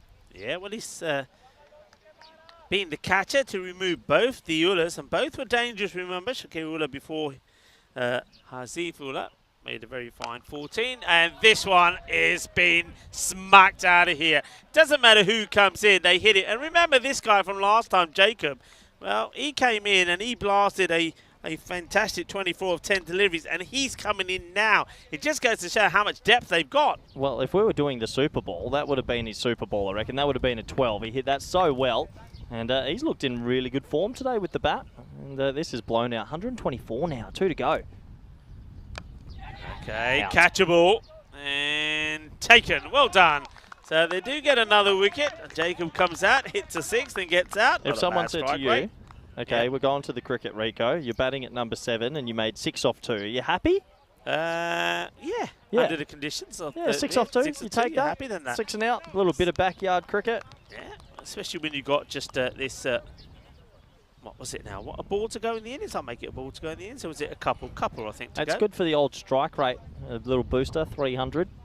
6 off 2. But yeah, 124. I think they'll be very happy with what total they're going to end up with here. Yeah. Well, most batters that have gone in for Cobra, the first ball they face normally ends up going to the boundary. So the chances are here that they'll get close to the 130. There's the new batter. It's another ruler. It's Zafar ruler. Doesn't go to the boundary though. They'll Ramsey is what they say. Take it easy, don't throw it away. And leg by to finish the innings. And 125. I'll say this, it's a good score, 125 for 7. But I don't think they've batted the Blizzards out of the contest. But the blinder Blizzards will know that if they are to come close, they're going to have to rely on a couple of batters to get going. And though we did see some good hitting from Mars Baji in the first match that they played, they're going to need 1 or 2 others to perform as well. But you have to say, I like what the Cobras do. We said in the last match, I don't want them to change the way they play the game, and they haven't. Each batter's gone out there, they've thrown the bat at it. Some have got lucky, some haven't. Yeah, you're right, and that's sort of the way you have to go as a T10 team. They live and die by the sword. They lost a couple of early wickets. It sort of dented them at the top, but yeah, they're usually a dangerous batting lineup, and overall, they just seem to have this happy knack of hitting boundaries at the right time, and when you can do that, you're always going to get up to a pretty competitive total. Both games today, they've hit a plus 120. You need a little bit of luck, though, when you play this way. They hit a lot of runs in that vacant sort of third man region through feather edges and shots over there. But I think for blinders, they'll be disappointed they haven't been able to keep that a little bit lower than 110. It feels like they let it get away from them at the back end. There was some good bowling from the left arm off spinner, but overall, it was few and far in between the wickets, and they just couldn't muster enough dot balls, and some sloppy fielding allowed a couple of overthrows. It was good to see the sportsmanship and the camaraderie, as there was a bit of a shoulder injury there for the batsman as he was dismissed. Osama Mohammed, he came out, he hit some lusty blows. They're definitely using some good bats, these gentlemen. And, well, they look the part to Cobra CC. I think if they can get their bowling sorted out, they're definitely one to look out for in this tournament. And, well, there was a few more highlights overall for the Blizzards. They took a few wickets. This was one of them, a little feather edge through to the keeper. A nice catch from the wicketkeeper as well, Adnan Khan, as he held on to that one. And, well, there was good moments for them, it has to be said. Nice moments, but just too many loose balls in the end. This went miles in the air, but Fazan Shakat's not going to take that. It was left alone, and unfortunately, he left it for Irfan Khan, who decided to eat it. Don't recommend that. The old no ball 4, minimo, 5 runs. Very annoying. And, well, they just kept on taking wickets, but not enough. Not enough in collective groups to try and stop the run rate. As right at the back end, we saw some really, really big blows. This was Hafiz Ullah, who hit back-to-back big ones, and also Jacob, who came in, hit a really nice 6 off his very first ball. So plenty of talent in this Cobra CC lineup, and overall, they'll be the happier of the two sides as we go into the halfway stage, and that is for sure.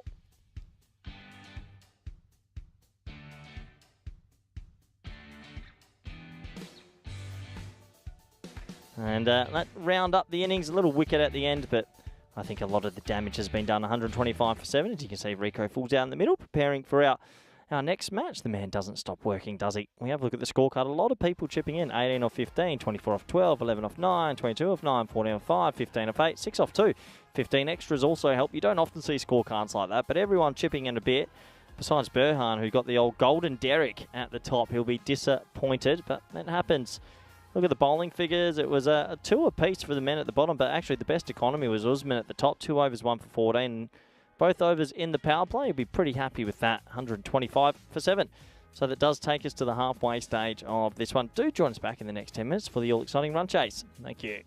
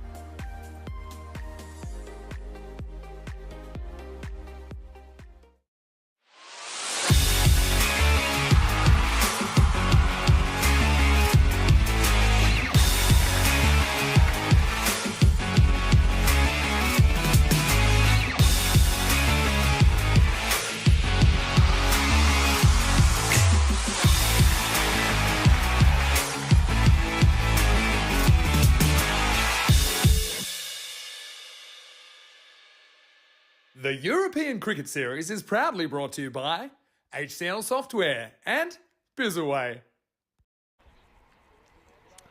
Hello, cricket lovers, and welcome back. The umpires, Stephen Anthony and Gurki Takas, will make their way out. And the team that will follow will be the Cobras, who will be in the field, looking to defend a healthy 125 that they put on the board. Deanna Oro's there, standing in the background, the ECN photographer, and looking forward to some of those shots, those action shots, and a few interviews that'll go out on the social media later today. As we see the openers make their way out on strike, will once again be Irfan Khan. Be hoping to make a good start, and it will be the vice captain, Mute Ikram, that's going to join him, and they'll be looking to maybe get to around 40. A 40-45 score on the power play, keep wickets in hand, and then you've got the likes of Mars Baji can come in and just keep the momentum going. Mohamed Soban won't take the field. That's coming through here now. He's got an injury, so we're going to see Amit Singh, who's the 12th man. It's going to be in the field, so look out for him, Amit Singh.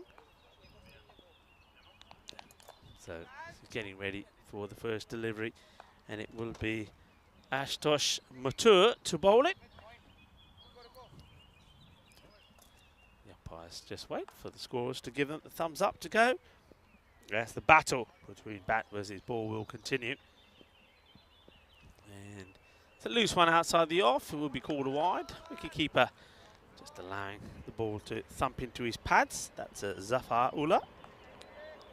It's turning out to be quite a warm, muggy afternoon. It's another express train goes past. Can't see it really behind all the overgrowth and the trees and the shrubs.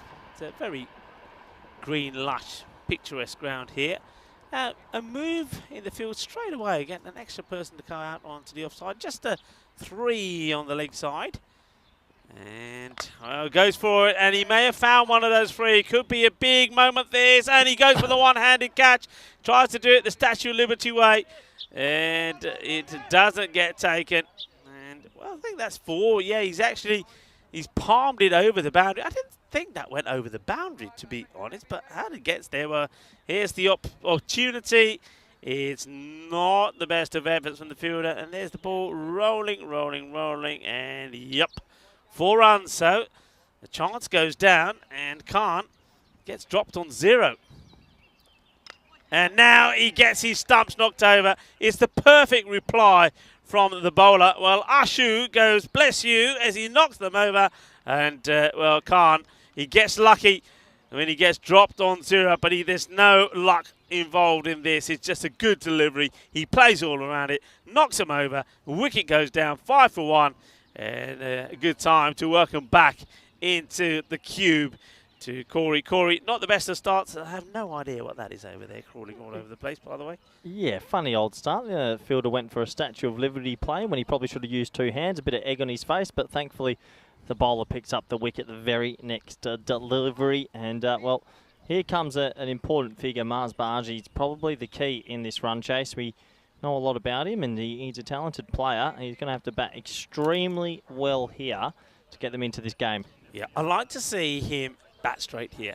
I think a few times, and that sort of delivery that Mathur just bowled, I mean, he's quite tempted, isn't he, sometimes to just go across the line and whip it onto the leg side. I like to see him play straight, and just, I think, be thinking about batting deep here. I know it's a big ask to get this score, but as long as he's there, he's got to believe they can do it. So I'd like to see him really be thinking about batting deep and batting long. Mathur to bowl to him. He's ready to face his first delivery. And it's a high one, maybe a little bit too high, actually. It might go, you know, he's got a fair bit of bat on that, and it will. Yeah, It's going to go for 4. I'll have a quick look to see if this might be a no ball. Maybe. Yeah, we'll see it again. I think we have one more look at it. I mean, it probably is dipping, but looking at the way he played it, it was pretty high. Let's see. Yeah, so, I tell you, it's marginal again. Yeah, it is on the way down, so the bowler get away with it. But went for the Yorker again, doesn't get it right, and Marzi, you can see, Didn't try and hit it too hard, but it goes to the boundary. And it's been called. It's been called now. I don't mind it. When it's that close, we go the other way. And I like that. That's a good call. That should be a no ball. Free hit time for Mars. Yeah, well done. I think it shouldn't be bowling that at his pace. So free hit. And he's going to stay a free hit because it goes down the leg side now. Some bowls are wide. So valuable runs coming here despite the loss of that wicket. Doesn't get it right, does he? And Marzi. No, he's just I mean, he's picked up a wicket this over. I mean, it's what a weird over. It's actually 10 for 1. There's been a dropped catch, a bowled, a no ball, boundary. A fair bit's going on. Free hit still. It, gets played away in that area. Will the it ball go? just slows down this time. They're looking for 2. In comes the throw. He's got to hurry. And he does get there. He's not the quickest in between the wickets as Marzi. And I remember when I watched him here last year, a few times he could have been run out. One time he was run out. And I think the direct hit would have had him in trouble this time round. So he does get there. He's going to have to get his breath back as he leans on his bat, waiting for the bowler to come back at him. Bowler's ready. Marzi's ready. Actually, he's got to get this outside the off. He's been a little bit too much down the leg side. Mature. Better, but a good shot as well. And this one would go for 4 as well, will it? No, it just, can you believe that? It just stops. And the fielder was ready to flick it back in play and then didn't have to. All he had to do is make sure that he stayed in the fielder play. Well, we saw the groundsman on the mower this morning go around about 500 times, but I reckon he's just missed the last half a metre all the way around the boundary, because I swear when it's just about to go, it just stops. Pretty unlucky for Mars there. Good batting, though. I mean, it's 15 off 4, despite the wicket. This is actually a really nice start for the Blizzards. Mature once more and goes for that Yorker. This time he does get it right. Good running. And it's very good running, yeah, absolutely. He takes that run because he realises that by taking the run, it keeps him on strike. So 16 for 1 at the end of the first. Well, you've called in the early crow there, Rico. We got 1 to go. There was a no ball. There was some wides. And, Okay. yeah, we've still got 1 more. 1 to go. I mean, if he can hit this for a boundary, you get a little bit of a magical over to start, despite the wicket. It'd be the perfect start if he's able to do that. And looking to play his first ball, though, is Mutik Ram. So you've got captain and vice out there together. Hits it on the up, and it's a chase on. Is it going to go? Yeah, it does. 4 runs. So it's a magical start. 20 off the first. They do get that 1 wicket, but 20, it's exactly what you need. And I was saying they need to be around about 40 to 45 in the power play. And if you do that and keep wickets in hand, and the likes of Mars is still out there, it is possible. It is on. Yeah, I think you take that. Despite the wicket, you'd be disappointed, but 20 off 1 over is always handy. You've still got plenty of wickets in the shed. So, yeah, funny old start to this one, and you've got probably your main batsman, Barnji, at the crease. So 11 and over isn't impossible, and I think we've noticed that early on in this tournament, the scoring rates have gone higher and higher compared to this morning. So I think the outfield, even though it is still quite plush, is quickened up. I think the batters have figured out how to play on this bouncy wicket, and if they can have a big power play here, this chase is on. Yeah, very much on. And I think Cobra know that themselves. They weren't at their best with the ball against the Royal Tigers. In fact, it's probably fair to say that's perhaps where they did lose their way slightly. Sanjay Kumar picked up 4 for 23, but other than him, the captain, nobody else really did shine. So captain will be hoping that one other bowler can put a fine spell of bowling in that can make a difference, and he's hoping maybe Hafizullah could be that man. He's bowling the next. And okay, nice start. Just no pace on it. And Marzi, I get the feeling he'd prefer the pace on. So this could be a good tactical ploy. And once again, we're seeing spin brought into the attack inside the power play.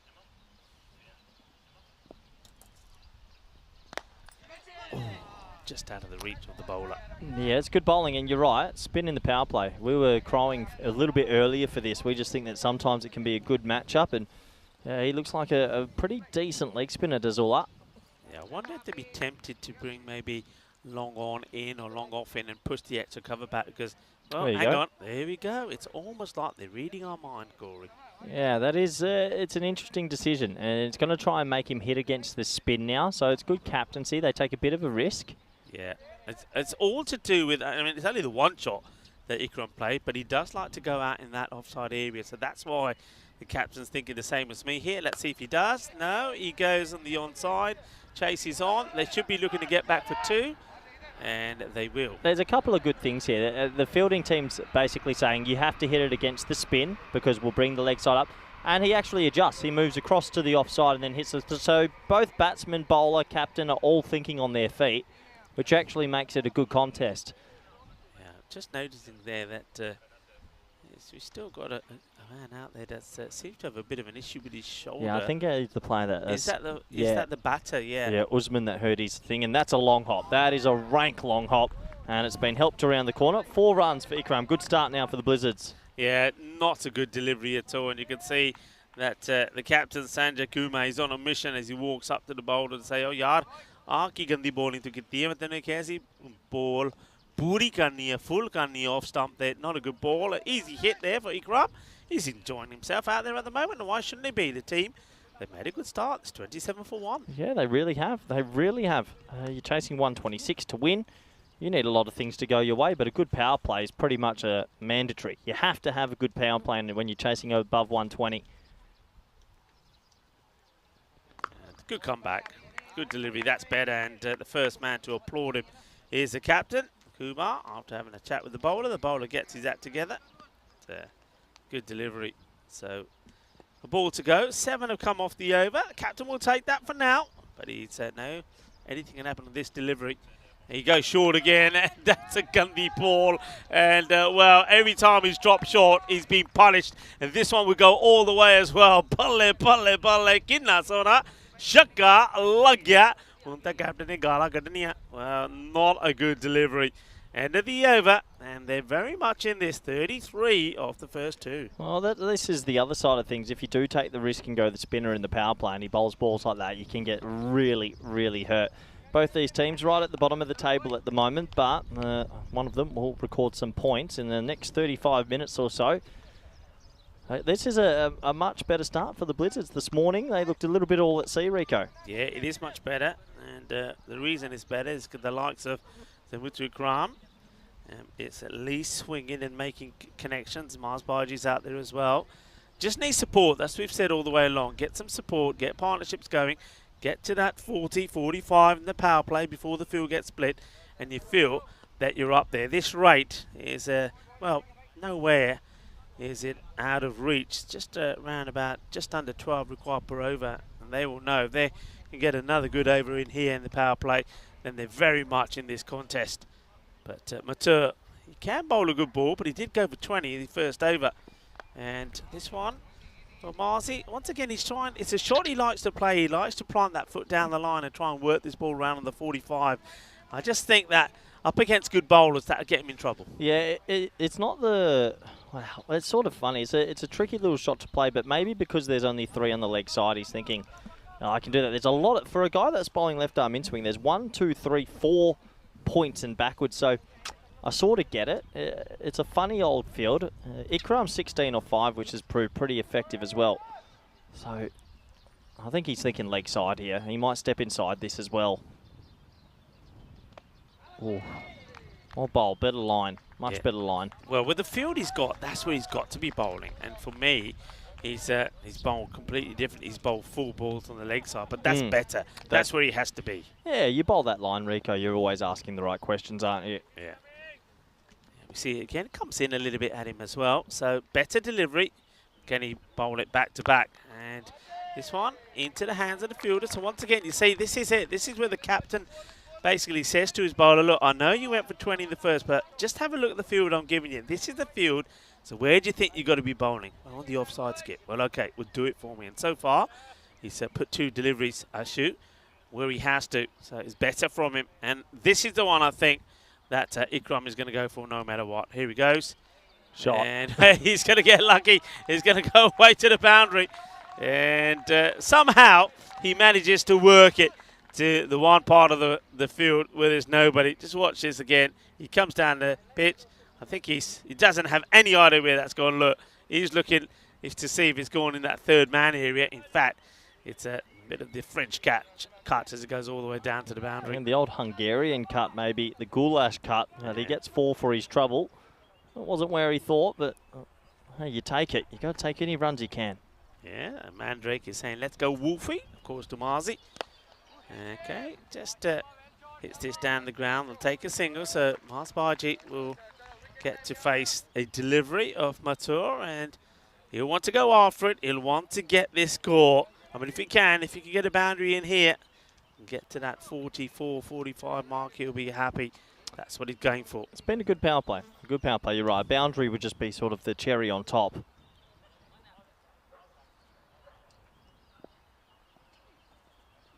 Wasted down the legs. Oh, well, what's this? Because this I was going to say, didn't look like he was going to call it straight away. Yeah, it took his time. It was definitely a wide for me. Sneaking down, no touch of the pad, I thought. Bonus run. Yeah, this is where the issues mature. I think he's bowled too many wides, and those extra balls are being punished. This could be the same thing again. Let's see. Okay, gets hit powerfully, but there is a fielder out there. Couple of bounces. Are you getting that tweet in the back? Yeah, there's a bird There's somewhere. There's a chirp right on the I think on the chirping sound away. effects things. It's gone straight into my right ear, but it does take us to the end of a very eventful first 3 overs. Scores 41 for 1. They've got a platform here to maybe pull something off. They're still going to need one of these two to go pretty big, you'd imagine. Yeah, you do. I think this is an opportunity also for the Blinded Blizzards to really get a couple of batters in form. Whichever way this contest goes, they want to be prepared because they, like the Royal Tigers, are going to be playing 3 matches today. That means they're playing the last one. The Royal Tigers are back for that one as well, match number 5. Royal Tigers have bounced back to winning ways. They had a bit of a scare from the team that the Blizzards are playing, Cobra. So the Blinded Blizzards have got another match coming up straight after this. So this is all about preparing themselves for that match as well. And they're up against the Royal Tigers, so they'll want to be at their best. The new bowler is probably saying to the batter, hey, you're in my way, get to the other side. Is he going to bowl from that side? Well, then ask him to move politely. Oh, no, he's coming through the middle. There we go. And down the ground, hit beautifully. It will go all the way into the tower.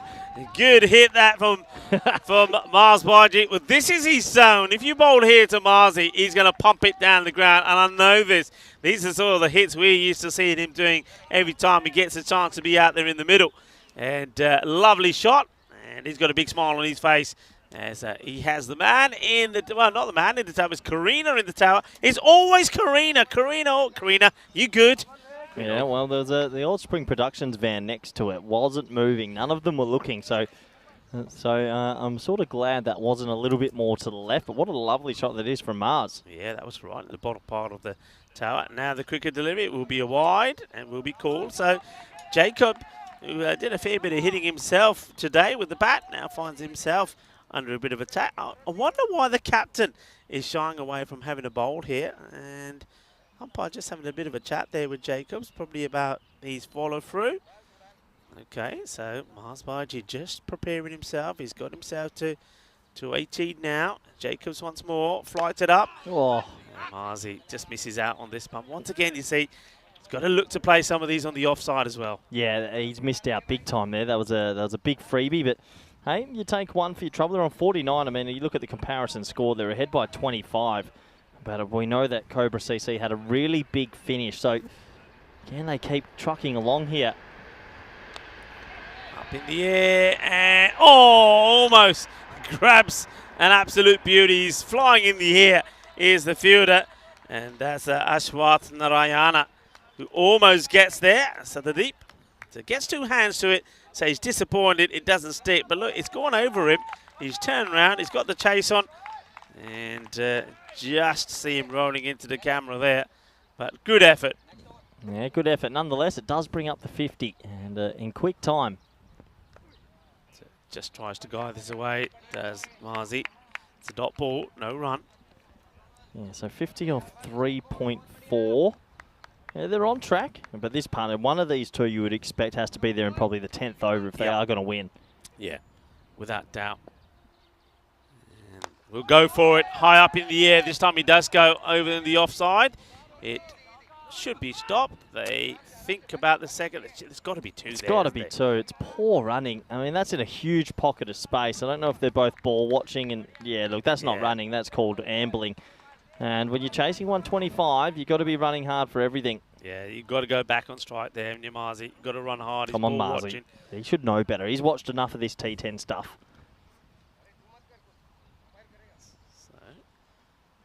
So, Ikram, he's made some valuable contribution himself. 22 of 10. Oh, that's nicely played. Just Yeah, so it's strokes okay. it out, takes the single, says that's fine. Doesn't want to waste the ball, doesn't want to dot it. As you said, the 50 comes up. 52 for 1 after 4, and they're keeping that rate manageable. Well, they've got it down to 12.3, right? And, well, it started at 12.5, so they're just right on the rate. You can see they're staying above the red line. If you're going at 12s, you only need 1 boundary and over. You hit 1 boundary, you'll get naturally a wide, a couple of singles, a few things, and you'll be there by the last. Yeah. If they have 1 over where they can somehow figure out a 20, a magical over, then you're really ahead of the game. So my worry for them, Rico, is I have to say probably a little earlier today, the Blizzards had a lot of players in the middle to lower order that chewed up a lot of dots. Yeah. So it does sort of feel that this game, it depends on these two. And one of them has to bat as deep as possible. Shard yard, but is going to be the new bowler. So the captain still holding himself back. I don't know if I like this ploy. He's got to be thinking that even if he gets one of his overs in here now, and it's a good one, whether he takes a wicket or not, and the only 4 or 5 runs come from it, then he helps the cause of his team. But he's relying on himself maybe to bowl, I don't know, maybe he wants to be bowling the 8th and the 10th. So he's giving Butt an opportunity. Butt now bowling to Ikram. And it's a good delivery, very quick. Didn't think that would come out of his hands as quick as it does, actually. He surprises me there with that one, quite sharp. He's got an interesting action, actually. It's a late snap.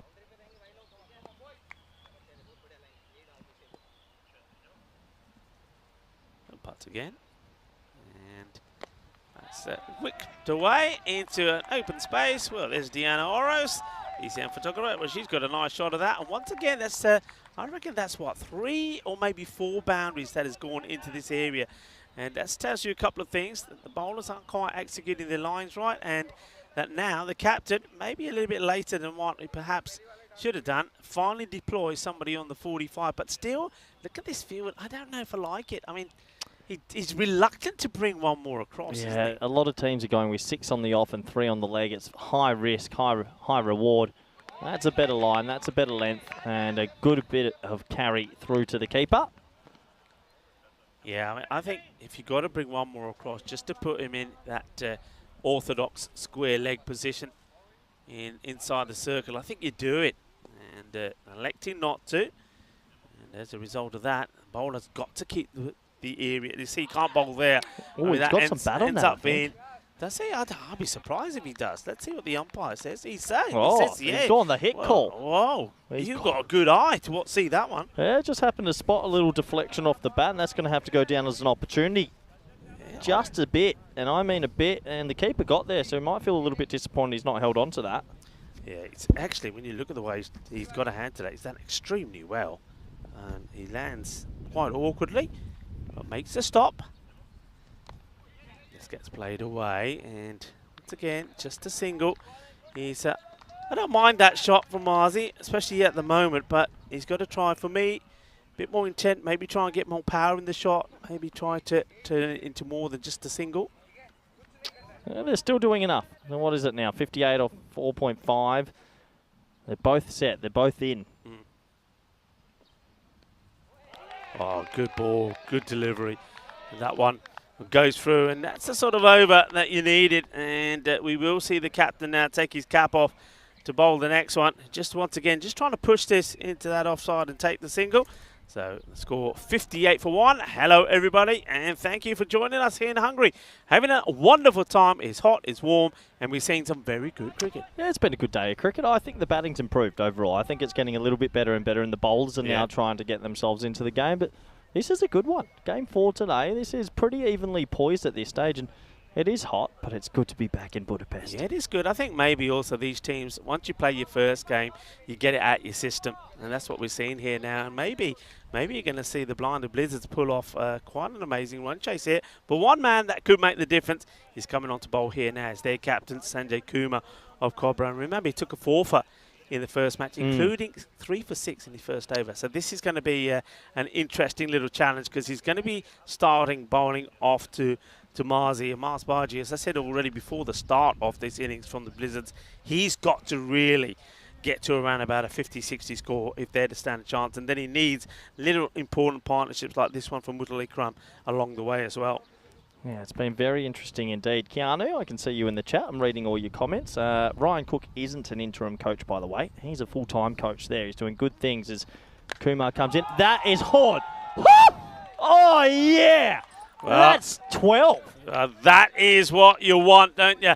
It is there and it gets put away. Well, I said he only went for 6 of his first over and picked up 3 wickets. Well, it's 6 of 1 ball. That is a monster hit. That's the biggest by some distance. That's big. That's 90 plus. That is huge. He's gotten every single piece of that.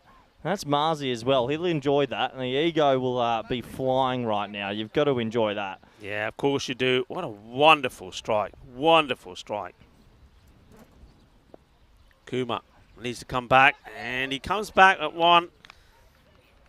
Slightly shorter, angles it into Marzi. This is one that you can, yeah, he's practicing it there now. This is one where you can work away. Do you think he just gets a little bit low too early sometimes? No, he's actually trying to hit it too hard. When you've got a shot like that and there's no 45 front leg, you actually just use the bat and just touch it and it'll still go full. But he's trying to whip it like that, and it's not easy to do. It's in the slot. Well bowled. Good bit of cricket all round there. I'm liking this. After being smashed for a big 6, comes back with 2 dots, and that is a good bit of cricket because Marzi probably wants to go after it as well, but the captain, perfect Yorker, and very well dug out as well. Yeah, Travel and Life in the chat said, how are you guys wearing suits in this hot summer? Good question. Real good question. Kumar, slower delivery, and it's high up in the air. Gear. Shaka! Ginna Sona. And Mars Baji, this is what we're talking about. When we know this guy can hit a ball big, and just got to execute it at the right time. It's all about shot selection. That one is out of here. That's big as well. I'll tell you what, he's put every bit of body weight behind that. He's got a nice rotation of the hip at the point of contact. So, yeah, good. 2 big 6s. Can he go again? Yeah, 70 on the board. Kumar goes outside the off. He goes again. Oh, yeah. Bolle.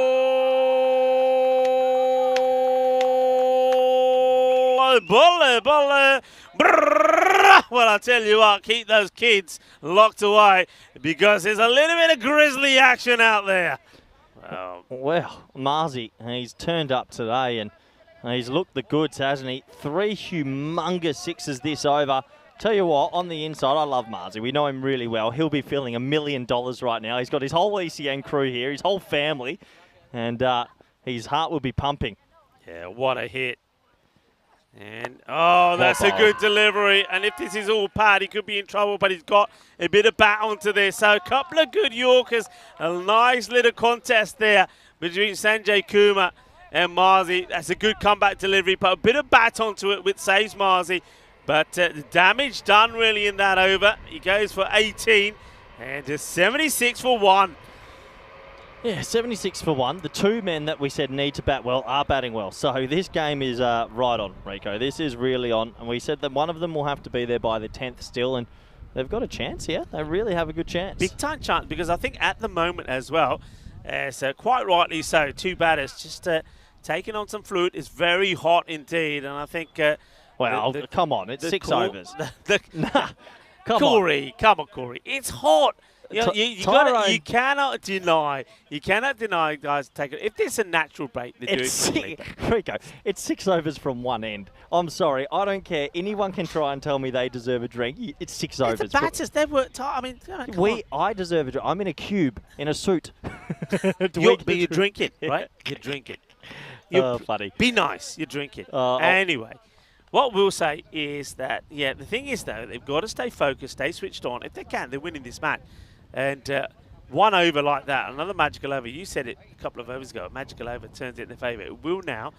But his first over wasn't bad. 6 came off it. But both these batters are set now. You don't want to throw it away. You don't want to play a rash shot here and throw all the hard work away. Oh, well, 4. I tell you what, this is 4 runs. He takes this right off the stumps. It's a risky shot. It's as risky as hell. But he gets it. He finds the bat. He finds the middle. He gets the boundary. Yeah, good shot as well. He gets low. Gets really low, and he doesn't lift his head. He actually keeps his eye on the ball the whole way. So he gets that for 4. And this is a shot from the blue from the Blizzards. They looked awful this morning with the bat. Right now, 46 of 23, 2 men in the 30s. You'd have to say they're ahead in this game. Yeah, I think they are, wickets are required here for Cobra. And this one is up here. She's in the gap. There's going to be 4 more. It's a big gap. We've seen a couple of catches from other teams taken in that area. But Cobras, well, they haven't got a man in that area. They've got I think they, again, get too many on that backward point area. The question I'd like to ask is when we have a look at the wagon wheel of these batters, how many shots have actually been played in that area? Yeah, exactly. Exactly right, Rico. It looks good. The captain thinks it's a good field to set, but they're not doing anything. Nothing's been. The only thing that has gone in that way is when they've been dabbed down to the 3rd man. And that's a couple of occasions. High in the air. Will he get lucky? Yes, he will. And the reason he gets lucky, though, so I'm not going to say gets lucky, it's because there's nobody there. They've had this funny old field the whole time. It's just 3 men on the leg side, and they've got this mid-off in, cover in, backward point in, and then a fly slip in. You've actually got another deep 2-man deeper. Yeah, they've got the fields wrong. They've got their angles wrong, but still credit to the batsmen. They're looking good. I wouldn't be so surprised if Bargy goes leg side with this as well. Goes short, and he does try and work it away on the legs. Doesn't quite get the contact he wants. I don't know if there's any bat here at all. It's a leg bye. Looks like leg bye is going to be signalled. So it will be a leg bye. But yeah, the field, they're not bowling to it. So the captain's got to change it. They've got to have another man across, maybe get 1 man in there, the square leg area. If he had that person in there, there was a couple of opportunities that would have been taken by now already. And there we go again. It's Gundy bowling, and it's going to be 4 more runs. And the bowler does the double teapot, but he's bowling it there. He's just bowling runs. And now at the moment, Muta Ikram is really turning on the style. He's getting low, he's swivelling well, and he's hitting the ball to the boundary. Yeah, with 3 men on the leg side, you can't bowl straight, right? He has to bowl outside off, and he's not doing that. So they're cashing into poor angles. And, well, the Blizzards will be happier. There's still 1 wicket can change this game very quickly. We know there's a longer tail than usual. Yeah, but at the moment, they're looking good. And the other thing is, they've got those wickets in hand. Okay, but still, again on the leg side. And now that field, well, what are they doing with this field? I think the captain has lost the plot. That man who was out there was then put right on the 45, almost like a wide fine leg, leaving that area open. And credit to the batter, finds a boundary. Ikram gets another 4. The captain just doesn't know what he's doing with the field here. It's the end of the over. 94 for 1. That rate now has come down to under 11. Yeah, it's come down to under 11 as we have a look at what's coming up next. Royal Tigers versus the Blinders Blizzards, who are watching here. And, well, news from the toss. Tigers have won the toss. They have elected to have a bat first in the evening game. But yeah, what a funny old contest this has been. I think just right now, Cobra CC are their own worst enemy with some of their tactics, but still credit to the batsmen. They've batted well. They've hit the ball in the gaps, and that's all you can do. Yeah, Amal Jacob is now going to come back. He didn't bowl particularly well himself. We just saw the last match of the day up there, the dashboard, the Royal Tigers taking on the Blizzards. Well, the Blizzards, well, at the moment, it looks like they're going to be going into that one on form. Hard, yours, Corey. As this one that goes onto the roof. Were you going to take that? You were getting ready to set off. I'm actually glad that wasn't under the cube because he hit that so hard. I don't think I'm catching that. I don't think anyone's catching that. And bang, right on top of the cube. I had set up, I actually got into protect the equipment mode there. I panicked, I'm not going to lie. Here we go. Oh, look at that. That was never hitting the equipment. It was always going over us. Watch me, I'm saying, yours, Corey. Yeah, I was ready. I was going to do it for the badge. What a hit, what a strike. And, What an innings. Yeah, what an innings. So Miles Baiji smashes that one hard. And, okay, 45 not out of 21. 100 comes up with that hit. They're going to do this in style, you know. They're going to do this in style. These two are batted so well. Oh, It's a bit of a grunt. brave Yes. bowling. Real brave bowling. Oh. Yeah, 101. I still think one wicket changes this game. They need just one. They've got the straight man. They've got the old Chris Monos Mills person. I don't mind that. I could probably need to bring a few more around. They've got to take a risk here. Still got 6 on the offsides wrong. He's going to sweep here. I mean, you might as well. The odds of you actually picking up one random person on the leg side is quite small. God, game on. There we go. We said they need one wicket. They get the one wicket. Ikram goes for 45, and I reckon this game has a huge twist. Yeah, I mean, yeah, you get a wicket, a new batter's got to come in, but you still got one batter, Miles Baji, who's set. He's going well. That rate is under 10. I mean, it's still, for me, it's still theirs to lose, but yeah, it doesn't perhaps need to play that shot. It's a little bit too wide, but you said before when he tossed one up to Marzi, it was brave bowling. This was brave bowling as well, but the keeper gets the ball, he takes the stump in. Yeah, it's good hands from the keeper. Nice and fast as well. No mucking about. And I have another look. Just watch his hands. We've got a sliding. That's okay. Yeah. That's okay. Close, but that's okay. Yeah, it does the job. So, wicket falls. They need a wicket. Ikram really well batted. 45 for 21. I said at the time somebody had to give some support to Miles Baji. He was the man to do it. And now it's Usman comes out and gets one on the peg. He gets it away. The fielder, I thought he was in with the catch for a moment, started to come in and then realised he wasn't going to get there with the catch, had to make the stop and did. My question mark will be what Mars does here. Does he just keep trying to continue and be super aggressive, or does he get through this over and reset himself the next over? And sometimes when there's a wicket at another end, it makes you think a little bit differently. Well bowled. Well bowled. See, I actually think it might be more constructive for him to maybe hit a 1 here and target the pace bowling, which he's looked really good against, and keep the strike. I think he wanted to go for it, didn't he? Then at the last minute changes his mind.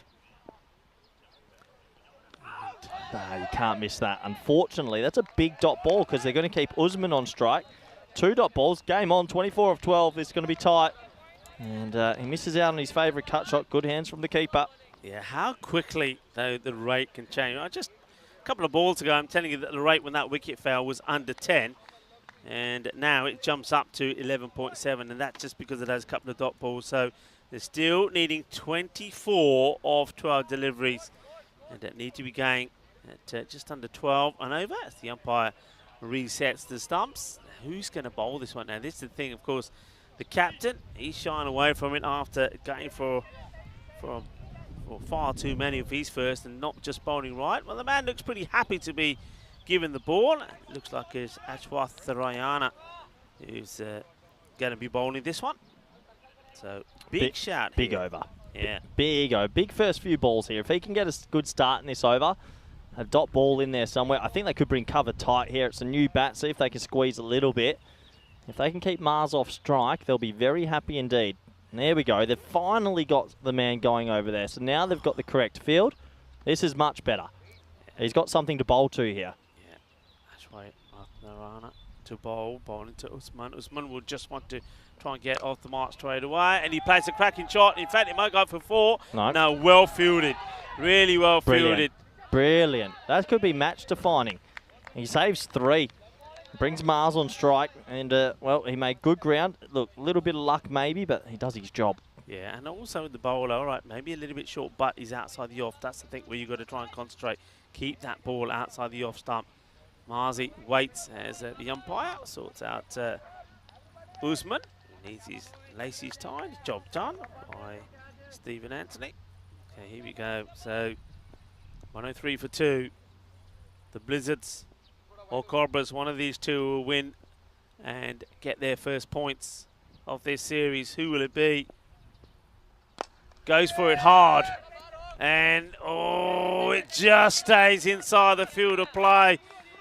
Good fielding. A little moments like this are so important. And that's the man who we know has got a bit of an injury, Usman Mohammed. But that's why you have him straight. I mean, he's very straight. He's almost on the sight screen. And he saved some runs. So the first 2 balls of this over, they've saved 6 runs, I think, with some good fielding. I mean, that can change a game. Usman back on strike. Once again, bat on ball has to be. And he misses it. This is what my worry was, because all of a sudden, 22 off 9. I tell you right now, those 2 bits of fielding are massive. If one of those is a 4, it changes. But he saves 3, Deep Point saves 3. And now you've got Usman with a wild play and miss. He's missed that by a long way. Interesting. Interesting. He's got to stand still, hasn't he? Yep. And, well, if you're Ashwathan Rayanan, you bowl the same ball again. And, he goes for it. Has this got enough to go to fielder? Yes, it does. It goes all the way. Bolle, kinna sona. Shaka Lagya. Well, he makes amends off the dot ball and he pumps his over for 6. And now all of a sudden, the pressure back on the bowler. Yeah, the pressure is back on the bowler. He got a bit straight. I mean, look, he should know that this batsman's thinking one thing and one thing only. How hard can I swing that bat to the leg side? So you just got to keep it outside off here. If he edges it for 4, so be it. 16 off 8. Big 2 balls. Got to finish this over off well. 110 for 2. Yeah, going into the last. And it's in their slot again, but this time the fielder takes the catch. Ends up being a dot ball. It is Ashwath Narayanan that's doing the jumping of joy this time. And Bazir Usman, not only does he give his wicket away, going for another 6, big, and most importantly, it's a dot. Well, on another day, that beats the fielder left or right by a metre and probably goes for 6. And I'm just watching the Blizzards over to my right. They are standing up and screaming. They are pumped up. I just need to take a breath here. I mean, there's a lot of work to do. Now, you're not running this ball. The one thing you don't do, you do not run this ball at all.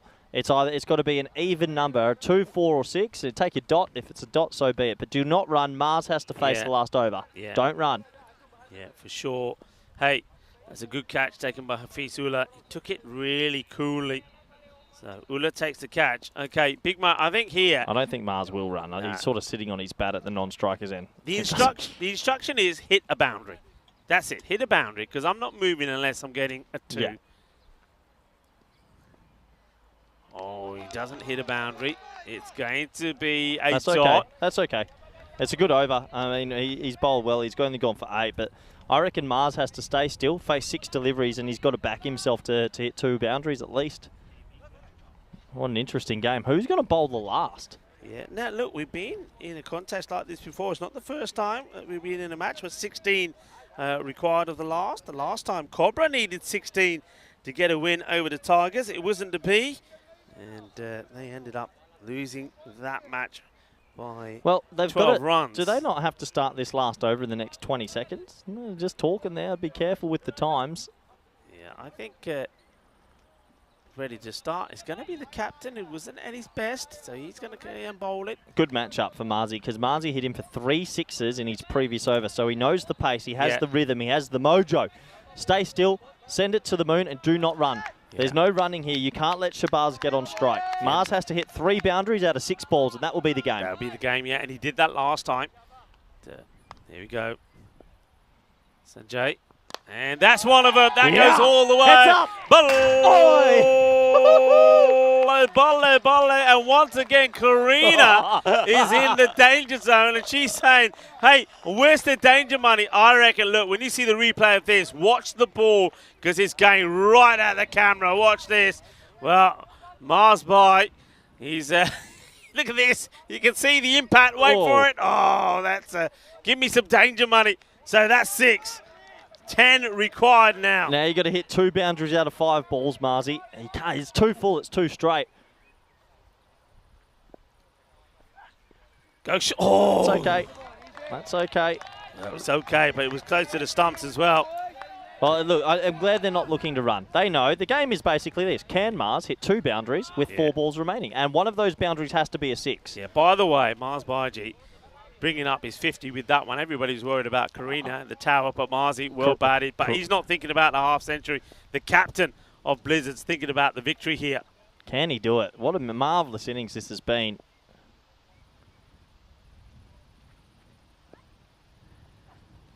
Got it. Got it. It's in the slot. Your bowling in the slot is going to go away. Well, that's the other. Well, that's 2 off the 3 boundaries that he needs. And now, well, you can see the equation. Just 4 in 3 deliveries. I got a funny it's one. one shot away. Funny one. Now, do you run and take a 1 if it's there? No. Nah. He's gonna hit one of the 3 for a boundary. Yeah, you'd think so. You'd have to think so. One's if he hits it in a gap, though, and there's a 2 on offer. Yeah. And then it's 2 off 2. If it's 2, yeah, you take it. But you don't know straight away. There could be a little bit of confusion here at the back end. Very interesting. The Blizzards on the side, they're pumped up. He's got a bowl outside off stump. Yeah, what a game. 4 off 3. Yeah, just bowling into the area where Marzi loves it. And Well, they bring an extra 1 in the ring. Interesting. comes Kumar. Marzi will go for it here. It's high up in the air. Okay. Good luck. Big moment. And nobody takes it. And They're they coming run back for 2. Oh, well. And it could be more, but they won't take any more. They'll take the 2. 2 required of 2. Well, that was the big moment. If you're going to win the match for me, you take this cat. Somebody's got to want it. It lands in the... Nobody wanted it. That's the thing here. I think somebody's got to put their name on it, say, this is mine. I'm going to at least go for it. Then they get 2 as well. Do you take the 1 if it's on offer now and take it to 1 on 1? I think you have to. I think if because then you guarantee you're not losing. Yeah, you got to make sure you don't lose it. And okay. Interesting. Huge delivery. Slower delivery. Oh, goes up in the air. And... Oh, he's held it. He's taken the catch. It's an amazing catch. Absolutely incredible. Oh, my word. Ashwathanarayan. How does he catch this? I never thought he's catching this. I'm thinking they're taking the single. Maybe they're going to try and take the 2. He comes from nowhere. He takes the catch. And Mars Baiji, the captain of Blinded Blizzards, gets out, going for the big one over extra cover. What an incredible catch this is, Corey. What an incredible catch. Well, black and white, if he drops that, they lose. And, well, he doesn't drop it. He holds on to the catch. Mars has played a fantastic knock, but he has to go. And it's going to be 2 off 1. There's a few things to digest here, and it's a fantastic innings from Marzi. But unfortunately, I think that if you hit that ball on the ground, no matter what, you can't lose the game then. He took a high-risk option. Yeah. So there's a lot to digest. But look, golden ball situation. If it's a 1, we go on a golden ball. We said today, I said it's my first day back. It's going to happen. It's going to happen. They've got to run. Whatever happens here, the batters have got to know this. Whatever happens, the non-striker has got... I mean, you even take the gamble here, don't you? As the next batter that comes in is the quickest man that you've got going to... Well, you've got to be able to run quick. That's the thing here. Run quick. You've got to be taking this single. Yeah, so... What does the keeper do? A lot of pressure on the keeper as well. Keeper as well. You've got to be Ruler? smart about this. You can't concede 2, right? So you probably have your boundary riders a couple yards off in case there's 2. It's a plush outfield. You might have covered tight to go for the win. What do you think? Well, the thing is, if it's only a 1 on the leg side and you get the run out, you're actually ahead in the golden ball because you... Yeah, there's a lot to going on. All right, here we go. We're talking golden ball because if it's only a single, it's a golden ball. If it's 2, it's victory to the Blizzards. 2 required for victory. A ball to go in the innings. Here we go.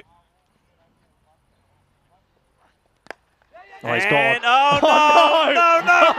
That's unbelievable. And the captain, Sanjay Schumer, bowls the ball. It hits straight back and the batters have to run.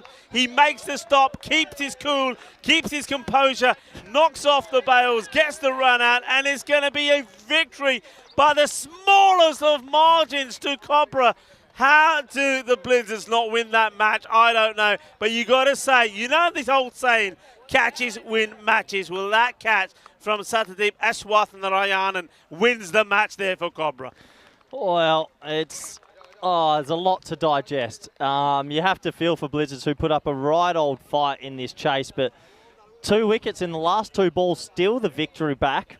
I mean, it could go so many ways. I think that catch is that you could get man of the match for that catch. If he drops that, they lose. That catch has won them the game. It's a world-class catch. It is. He's under pressure. The thing is, you see, when you're the fielder, you're going for that catch. He's also knowing that the situation of the match. He knows that if they get 2 runs there, that is game over. So not only is he thinking about taking the catch, he knows what's at stake. Takes the catch, Ashwathanarayan, And what a moment. You got a feel there for Mars Bargy. I mean, it's nice to see he's still got a smile on his face. It was a superb knock from him. It really was. 61 of 30 deliveries. And, well, we're going to see the highlights here again. And, of course, keep an eye on that catch from Ashwathan Ryan right on the boundary when he takes the wicket of Wolfie, because that wicket is the one that made all the difference. This is how it started at the moment. Ashu gets the wicket there, but then he also went for a lot of runs. Here's Marzi when he comes in. He came in when we saw that wicket of Irfan Khan. But then was that great partnership between Ikram and Mars Barji. What a partnership it was. I mean, all right, it wasn't all pretty. Sometimes balls were going not where the batters wanted them to go, but sometimes like this one, they were going big. And, well, Mars Barji, and he sent one into, well, almost one into our box here. Sent a few out into the scaffolding as well with some of those big hits. And looking in good form. And remember that the Blizzards, they're going to play a lot of cricket this week. They're going to play another match here today as well, as remember, against the Royal Tigers. So the Royal Tigers, well, they'll be wary of Mars Bai and also of Ikram. But this one, they put themselves back in the match. Remember, they needed to stay at 13. They did stay at 13. At one point, they brought it back down to 9, but then a couple of wickets, a good over from Jacob, and not a bad one from Ashwathan Ryan, kept the pressure on the likes of the Blizzard. But that one, and the one that afterwards that went right into the scaffolding, put them right in the driving seat. This stumping, okay, you would say maybe a little bit reckless, but clever bowling to get the wicket. That was Ashwathan Ryan doing the job with the ball. But yeah, this is the shot. This is the one that crashed into the scaffolding where Karina is. And then you thought, okay, and there's Karina saying she was okay. This, well hit, well pumped. That was the second of the 2 boundaries that would have won it. So he was 1 boundary away, and then he goes for it with this one. Watch this catch. This catch wins you the match, and he knew it. Ashwathan Ryan, just look at that. He was pumped because he knew that could have changed everything. But fair play to the captain as well, Sanjay Kumar, because then he held his cool and his nerve to win the match for his side. What a match, what an encounter you got to feel for the Blizzards. But at the same time, well done to Cobra CC. They win their first match in the series as well. And that sets up a very interesting final match on day 1, where the Blizzards, once again on the losing side by the smallest of margin, take on the Royal Tigers. Yeah, what a game. What a game. Game of the day, really. And these two teams coming up, it looks like a little bit of a 5-minute day. We're starting at 5:20 local times in around 15 minutes. But no, what a game. And looking forward to bringing you Game 5 today. ACS Hungary has been fantastic so far. And, well, get your breath back, because in 15 minutes we're going to be in for Game 5. And these are the 2 lineups. Looking forward to seeing how they go. And yeah, it should be good. It's been a hot, sticky sort of day, but one more match, why not? Yeah, why not indeed. Let's have a quick look at that scorecard. It's going to be dominated by that partnership between Ikram and Mars. And it's coming up here just now. So the first wicket of Khan fell pretty quickly, but what a partnership that was indeed. It was brilliantly done from the 2 of them. Just have a look. When they came together, they came together at the score only at 5, and they took it a 1-on-1, so almost a 100-run partnership. But, well, Marzi was still there. Game was on. He needed 3 boundaries, got 2, and then that catch from Ashwathan Ryan, that finishes the match off. Look at the bowling figures here. Well, it wasn't pretty from the captain, Sanjay Kumar, but the thing is, he did get that 1 wicket, and then right at the end, he had the nerve to protect the 16 that was required of the last, and he got the run out there right towards the end as well. It was a little bit of pain for some of the bowlers, and there was 28 that came off Matur. 32 of Sanjay Kumar, though, he was the most expensive, but he does it for his team. Great effort from Cobra. So Cobra, they end the day with a win. The Blinder Blizzards, if they're to do the same, they've got to try and overcome the Royal Tigers. But the Royal Tigers, they have been beaten today already. So will it be a win for all the teams that we say today? Well, we'll have to wait and see. That match, the next one, coming up pretty quickly in under 10 minutes time. To join me, Rigaful and Corey Ruckers, when we return for the final time on day 1 of this European Cricket Series in Hungary. Volvemos en 10 minutos.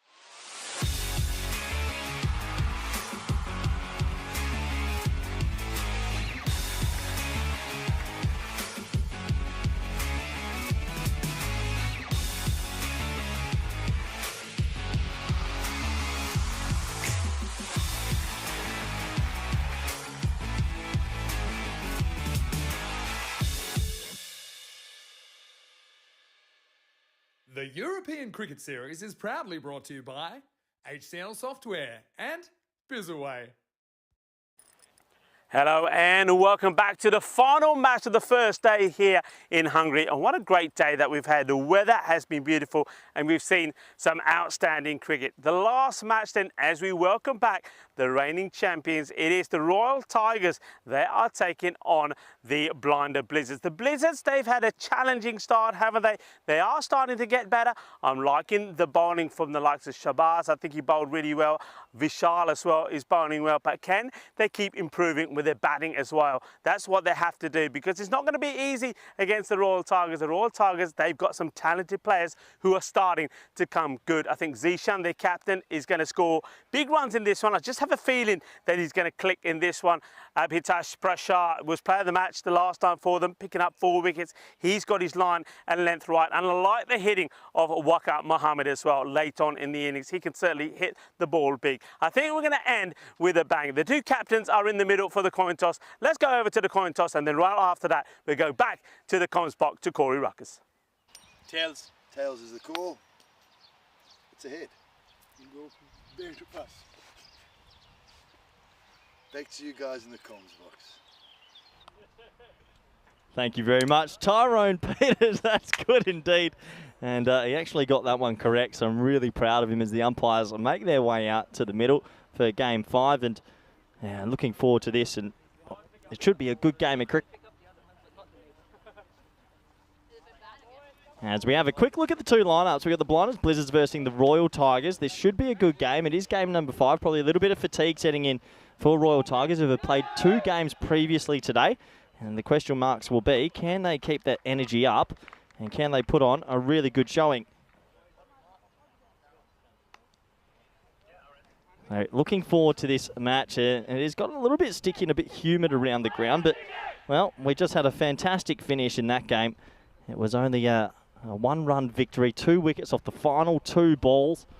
And overall, it's been an exciting day of cricket. The scores have started to get up there, and we'll have to see how this one pans out as the batsmen make their way out to the middle. And here comes a man that has enjoyed the sun and the cricket out in Hungary as well. Rico Full, we've had a pretty good day of action. Yeah, what is there not to enjoy? And as we suspected, after the early morning nerves for maybe some of the players, the cricket, especially in the form of the batting, has got better. I think we're going to see some high-scoring runs in this one. A lot of people talking about that last match. What a match it was, yeah. Wasn't it an absolute classic? Brilliant match. And a lot of people feeling for the likes of Miles Barzi.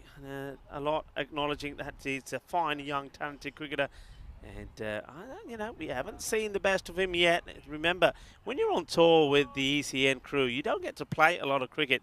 So this is just one of few opportunities that Marzi's got to play. I think he's only playing just this week because he's going to be working again next week. I think he will be making his way to Malta, I believe, where Vinny's going to start. So are we in, sorry to interrupt you, are we in Hungary, Netherlands and Malta next week at the same time? There's going to be a point where, where that will happen. I don't think we've had 3 in one time at all. That's unbelievable. That is going to be crazy. So, yeah, Marzi, he's going to, the thing is about good players manage to, that's going to hurt, but he's got to absorb that, put it behind him and come back in this one. Let's see if he's able to do it. They're going to have to start in the field once more, and it's all about trying to contain the likes of the Royal Tigers, and they want to be keeping them to under that 120 score. The man with the ball that's going to start things off is going to be Basit Usman. Yeah, Basit Usman's got the ball at the top of his mark, just waiting for the umpires to say play as we do get into game number 5 today, and it's been a hot, sticky one. Here we go. Well bowled, good areas, outside the off. It's all one thing we've noticed today, I think, Corey, is bowlers that have managed to religiously keep that ball outside the off have been successful, and they've been economical. Those that have strayed have been punished. Yeah, if you bowl a little bit too straight on this pitch, it seems to sit up a little bit. There's good carry, and batsmen are starting to connect with it quite well. Not the cleanest of hits, but they'll take the single. Oh, this would have been curtains. And Darshan Sadhushanani has, he batted very well in the last game. He was aggressive. He scored quick runs, 40 of 22. He was gone here. This is a direct. Yeah, he's gone for all money. I don't think he realised how quickly the fielder got around to his left, and he gets a little bit of luck there. That easily could have been dismissed. So the 1 run to start, and a little bit of running repairs there for our bowl. It'll warm it up. It's a pretty warm day. I don't think you need too much of that. I think that one, the shy must have caught the bowler, and he just says to Marzi, "Hey, you got the Midas touch at the moment. Give me a quick massage." This one again. And, oh, well, that's a good leave from... That's Mark Kahuja, beg your pardon. Well, I think that might have been called a no ball front foot. I'm just trying to say. I'm not too sure what the umpire was signaling there. Let me have a closer look. No, definitely not. Wide ball, sorry. The heat's gotten to me, Rico. It has been a scorcher. Yeah, wide ball, there you go. I only saw one R. I don't know what I was looking at. Oh, that's a seed. That's an absolute seed. He draws Mark Kahuja out and beats him, all ends up. Yeah, phenomenal delivery, really. That's the old test match length, isn't it? Just a little bit of nip away and angling in. Good bowling. Overall, it's a nice little start, this. Just putting it in the right areas.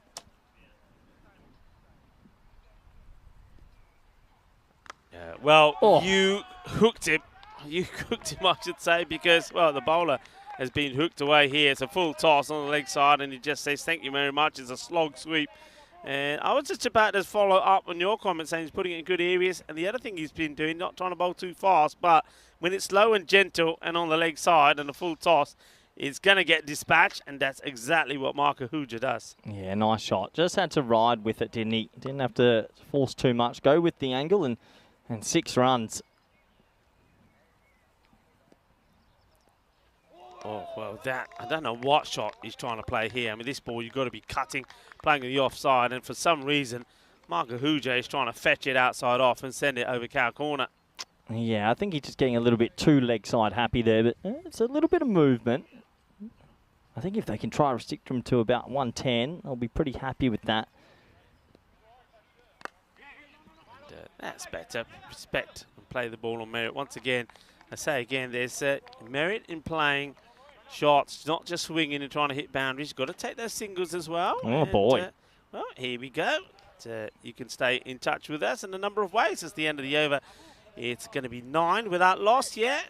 Either get in touch with myself or with Corey. And look, we're loving all your comments, and we reply to as many as we can. And also, we use this as our platform to say thank you for your support to us and the European Cricket Network. I reckon we're due a new photo soon. I reckon ECC this year, we're going again. I want a new one. I want to be doing, you look funky there. I'm getting tired of being called the old doctor, so I've actually put a request in to change it, but I keep being told now everybody likes your doctor look, so they're saying we're keeping it. Have you still got that white jacket still floating around? Yeah, it's got to come out soon actually, because that's the summer one.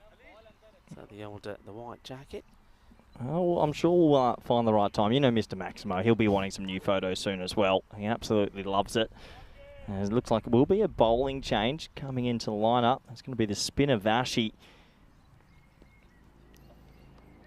It starts on the leg side, and well, he wastes the wide here, doesn't he? That's Mark Kahuja. And I don't really get sometimes with batters, they're just trying to play this shot. I mean, if you're going to play at it, hit it. I mean, why aren't you hitting this? I mean, just trying a little nerdle and straight to the fielder. So Vashi did bowl well in the last one, picked up a couple of wickets. Short, gets thumped past the dive of the fielder, and it will be 4 runs. Well, there he goes. There goes Mars Bargy running at about 6 kilometres an hour, but does go for 4. Nice shot, good batting. And they do say if you hit it hard, hit it straight. Yeah. 4 runs. That's exactly what he does, and you can see even with this part of the outfield slower than most parts around the ground, it still gets there. So Mark Kahuja, big shot on the boundary, and we're looking to go for this one as well. Misses out on it, can never be LBW. No. He's going way down the leg side. I think they just got caught up in the moment. I actually thought he inside edged it onto his pad as well, but that's missing about 20 sets of stumps, Rico, so just a little bit too excited. But hey, it's good to have that energy, isn't it? You want to be pushing in that game 5. Yeah, you do. I think Mark Kahuja, though he has put a couple of balls away, he's missed a few as well, especially those on the leg side. And now he goes outside the off, a chance. Oh, it's a spicy one. Gets hands on it, but not able to hold on to it. I like the fact that he threw himself at it. Good effort, good opportunity. but just couldn't hold on to it. Yeah, good effort. Really good effort. And he made some decent ground. He got 2 hands to it, but unfortunately, as he hit the deck, his knee hit the deck as well. So it spills out. It's going to be 1 run, and that's an opportunity missed. Yeah, Usman Bassett was the fielder.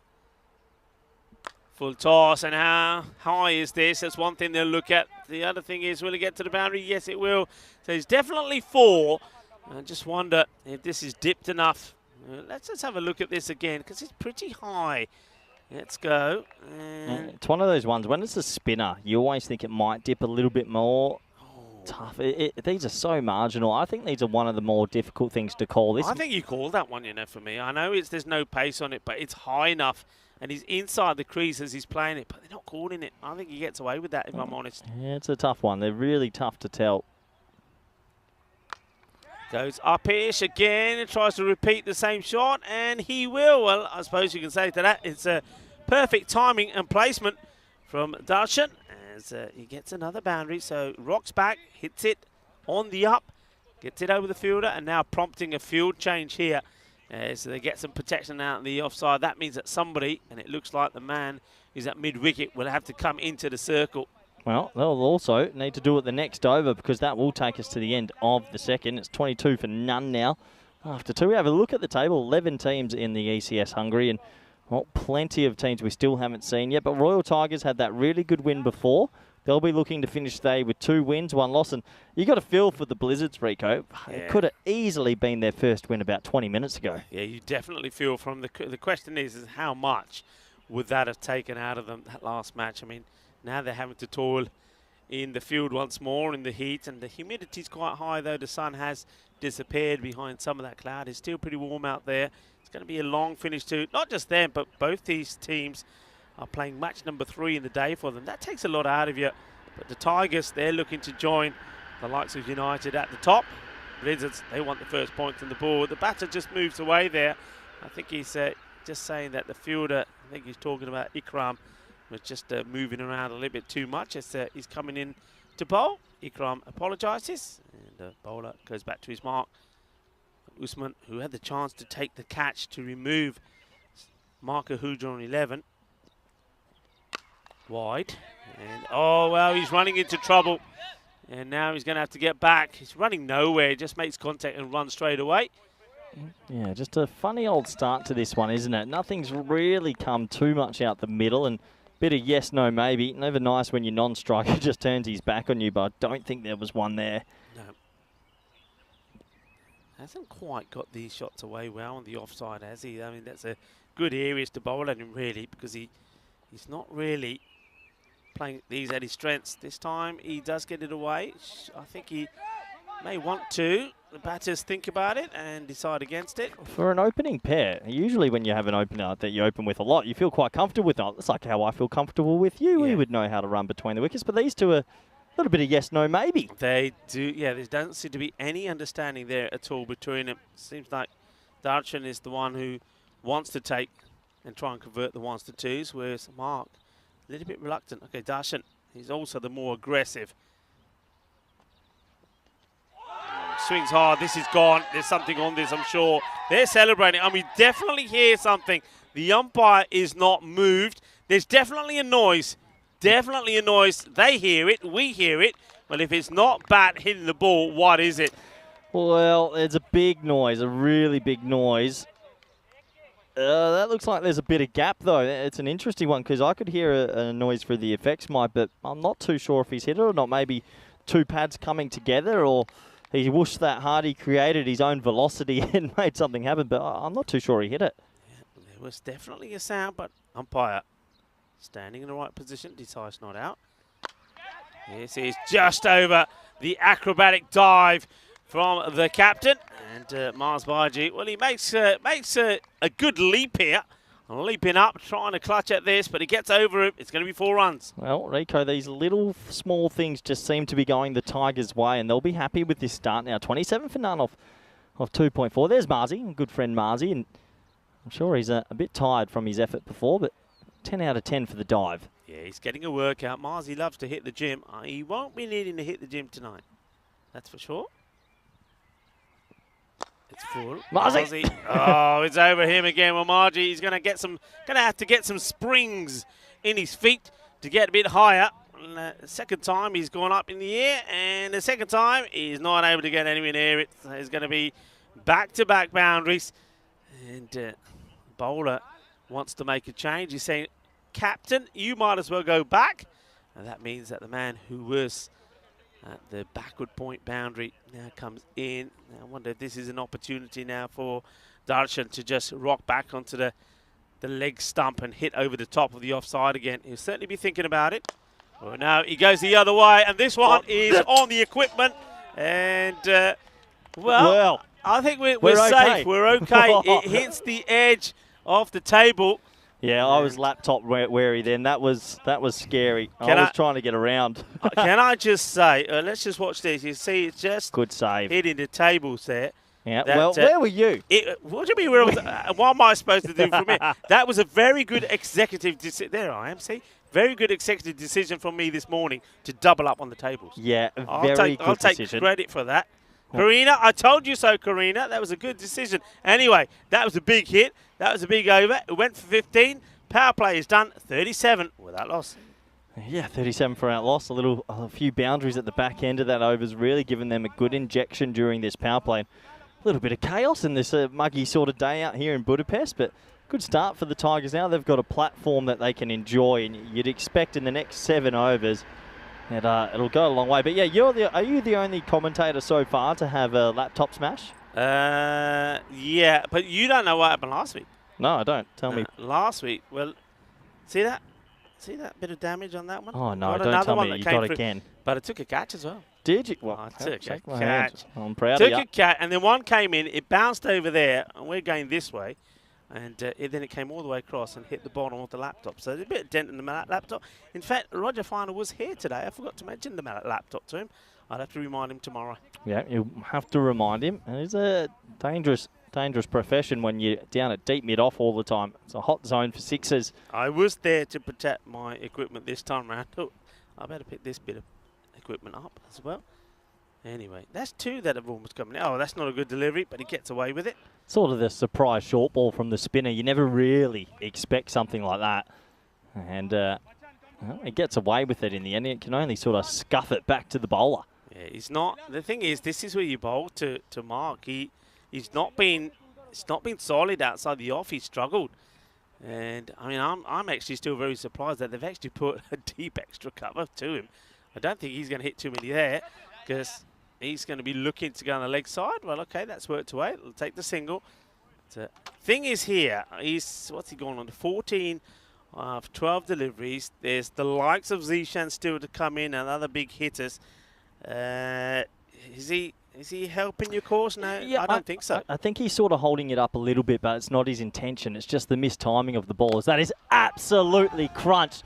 Well, fair shot this. He gets it out the screws. 6 runs, Rico. And, well, you're going to take 45 for none after 3.3, aren't you? Yeah, you are. And that's where you see Maxi is going to retrieve that one. Part of the crew here. That is a big hit. Well, Rico, I've just had a message come in. And it's come in from M, little M from Netherlands. And this is a sweet young Dutch girl that's just started watching cricket recently. Right. And she's watching with an espresso martini right now. Oh, no, don't do that. Yeah, she is. So congratulations on your first day back at work, Em. And she started a new job. So good luck to her. And I hope she's enjoying all the cricket action. Well, hello, Em. Thank you for tuning in. And have a sip on me as well. I hope you're enjoying the cricket as well. What's there not to enjoy as we see another one get played out on the offside. Now, Darshan, the more I see him, the more I like him. And Darshan gets another boundary here. Sudarshan Nahi. Lovely shot, rocks back, and he's just toying around with the field here at the moment. You can see that it's the vice captain, Muta Ikram. He seems to be the one who's making a lot of the field place movements. And just talking to the bowler here and say, right, okay, tell me again where you want the field. At the moment, he's got, what's he got here? He's got 2 men on the leg side. He's got a very straight long off. He's got a sweeper out on the offside. Oh. Full toss. Well, that's Gandhi. Well, that's a no, but that's actually a great shot. And that's 6. He's going to get 6, you know. That's a 7-up. Yep, what a it goes shot. all the way. Well, what a shot this is. And I like the way he's surprised it's coming at that height, and then he's so quick. Look, watch him. He says, What do I do with this? All right, I'll just do this. That's a quality shot from Darshan. He gets a 6. It's going to be a 7 up because there's a no ball. This has turned out to be a disastrous over. It's the last thing that the Blind Blizzards wanted. And, well, Pranav Vashi, it's gone all wrong. Free hit. And, well, he hits it inside out. Would like to get back on strike, I think. But I think, yeah, it's Marco Huja puts the stop sign up and says, nah, just stay there. The 50 comes up, of course, as well in this over. Yeah, what an over it is. And, well, I have to say that 57 for none after 3.5. And, well, it's a great start, really. They're looking at a big score here now, Rico. And, yeah, it's an impressive batting display. Shot, powerfully hit, and he does get one out of the screws, out on the offside, does Marco Huja. And just like that, after, well, missing and playing at a few on the offside, he gets one absolutely right, gets the timing on this, goes to the boundary. What an expensive over this is turning out to be. It's gone magical. And the score at the end of 61. 61. Without loss. Hello to everybody. Well, hello to all our new viewers. I'll say again, hello to Em, and I hope your first day at work went really well. And this is why we want to grow the European cricket community, because more and more people are learning about the sport, they're enjoying it, and it's fantastic, isn't it? It's what we're all about, and we want our community to grow all the time. We want our family to grow all the time. And I found out as well that we know that we've seen the team that performed brilliantly well this morning, United Csalad. Budapest, well, I have to say that word that you keep saying, Csalad, actually means family. So, yeah, we are a bit of a Csalad. You're a bit of a salad. You're a bit of a salad. We are a European Cricket Network Csalad. I could go for a lovely salad tonight, actually. That sounds really nice, Rico. Oh, that's funny. I've not heard that one before. But anyway, let's start the next over. Okay, 61 without loss after that very expensive over. Makes some space for himself, hits it pretty well. Should be just a single. There's Darshan once again in the 40s. He's had a good day, hasn't he? He's played some really nice shots, and I liked his batting. I've liked what I've seen from him. Yeah, they've hit the ball hard, the Tigers. After that early loss this morning, they've really, really hit the ball extremely hard. That's going to be a wide outside the off stump. So you sort of feel a little bit for the Blizzards. They played well the previous game, and then they've had a bit of a heartbreaking loss, and it's not easy to then, well, back up and come straight back out. So, yeah, can they sort of take their breath, get a wicket, just somehow get back into this? Pretty full again. I think it's okay for the height. What these two have done pretty well, you mentioned already, though, Mark Ahuja hasn't gone guns blazing. 19 or 14. What he has managed to do is play the odd shot, got the odd boundary, but he rotates the strike well. And he just gives, especially on a day like today where it's hot and sticky, just gives the other batter a few balls at the other end just to get his breath, get his composure, and then, well, do things like this. And that's another one that's out of here. Bolle, as you see, the ECN crew there. And that's the like of Onka, Max, Simon is in there as well, Mihail. And Sam trying to protect themselves, and Alistair as well. Welcome from them to you, our team. And a bit of Stefan Gooch in there as well. Steph joining Stefan and Meda. I think that's gone through the tent as well. I'm just having a look at our project manager, Sam's pointing at the tent. Might have gone straight through, you know. He's hit that hard, but right now, this is just an onslaught. I think the Blizzards are still shocked from that loss earlier. And it's a bit of a bitter pill to swallow, really. Comes in once more, and that's high in the air, but no fielder back there. That's probably going to go for another boundary. One bounce, 4. Thanks for coming, and they've raced to 74, Rico. Yeah, it's a Gandhi ball from Shabazz, and it gets put away. So once again, a huge welcome to anybody new that's joining in to the chat. I know Corey has said hello to him, but anybody else that's new, say hello. Let us know where you are tuning in from. And I think there's a question from Adore Islam saying, I have a question. Drew, opening batsman, Ahmed Nabi, which country player? Well, France. Yeah, a big player from France. Huge Arguably player. Probably the most informed, dangerous player in European cricket, has to be said. It's almost as if he single-handedly willed his team to the Champions League trophy. He was phenomenal, absolutely phenomenal. It looks like a bat change has come on due to a broken blade. Yeah, and Nice to see the tournament referee there, Tyrone Peters, saying, let me have a look. I'm liking that from Tyrone. He's just off the camera. He's just confirming that there is a genuine bat break. And fulfilling his duties well. And, this one gets sliced away to the man. Comes in from mid-wicket, does the fielding. Yeah, I mean, if you are new, thank you for joining us. Thank you for joining our family. And hit the like button. Tell your friends and your family, because the more the merrier. We want to keep this, our European cricket family, growing all the time. In comes Shabazz, and this is sliced out. This time over the third man is going to be 4 more. They just found a way always to get the ball through.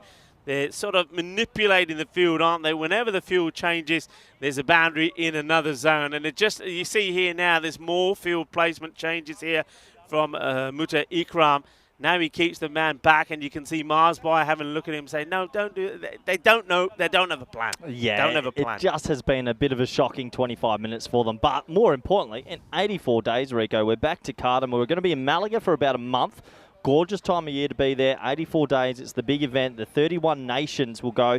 Really excited to be coaching Spain and also commentating and watching. It's the top tier of what we can offer on the network, isn't it? Yeah, it does not get bigger than this. 84 days to go, as you see there. 84? It is in the region, well, the province of Andalusia, I should say, region of Malaga. 84 days to go.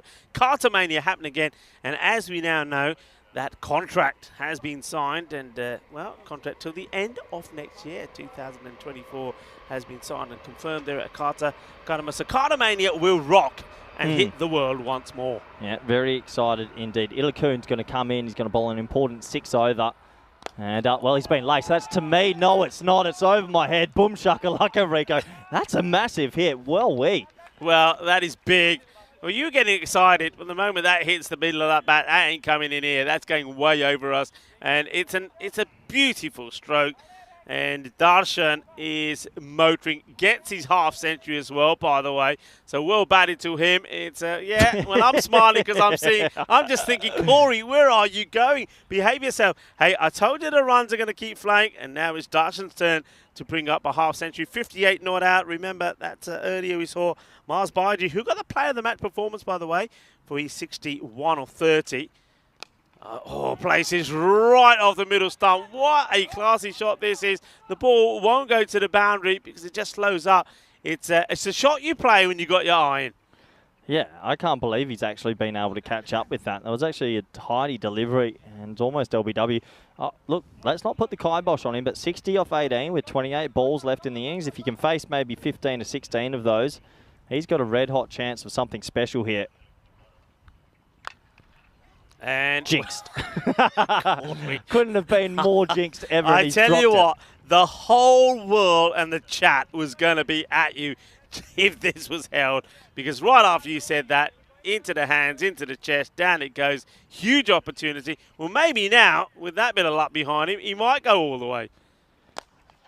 Hits it hard, but, well, Mars Baiji takes the catch, and he won't go all the way. So Darshan, he gets dropped once, but not this time from Marzi. They do get the wicket. That's all you know. That's all you. I don't know what happens. There's this thing called the commentary curse, and I think I've put it right on him there. He gets dropped one ball. Next ball absolutely laces it, but straight down Mars Baji's throat, and he'll have to go for a well-made 60.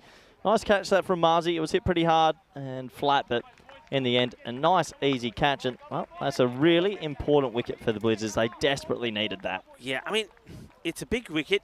It means that the next batter that comes out is, I'm quite surprised actually, Stan Ahuja comes out. I would have thought the captain Zishan Kukehel would have come out. So the two brothers are going to reunite in the middle. Stan is probably the more aggressive, but yeah, tidy catch taken. And Marzi's got his own little celebration thing going on there, but it's 87 for 1. So well done to man who's had a good day, I think, out there. It's Kalpe Ilakun.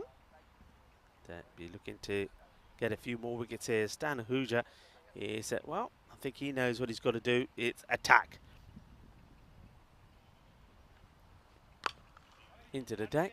We'll take the single. Yeah, I mean, it's a bit of a free license, isn't it? You come out here, you've got 9 wickets in the shed with 4 overs to go. Yeah, you just try and take the game on, play a few maybe audacious strokes and see what you can do. 88. They're looking at 130 technically here if they have a really good finish. Works his away. Mars Bargy, the captain, comes in. Will keep it to 1. And that's not a bad over at all. I mean, when you think of some of the carnage that we've seen and some of the runs that the other bowlers have gone for, but Ankun just goes for 10 and he picks up the important wicket as well of Darshan.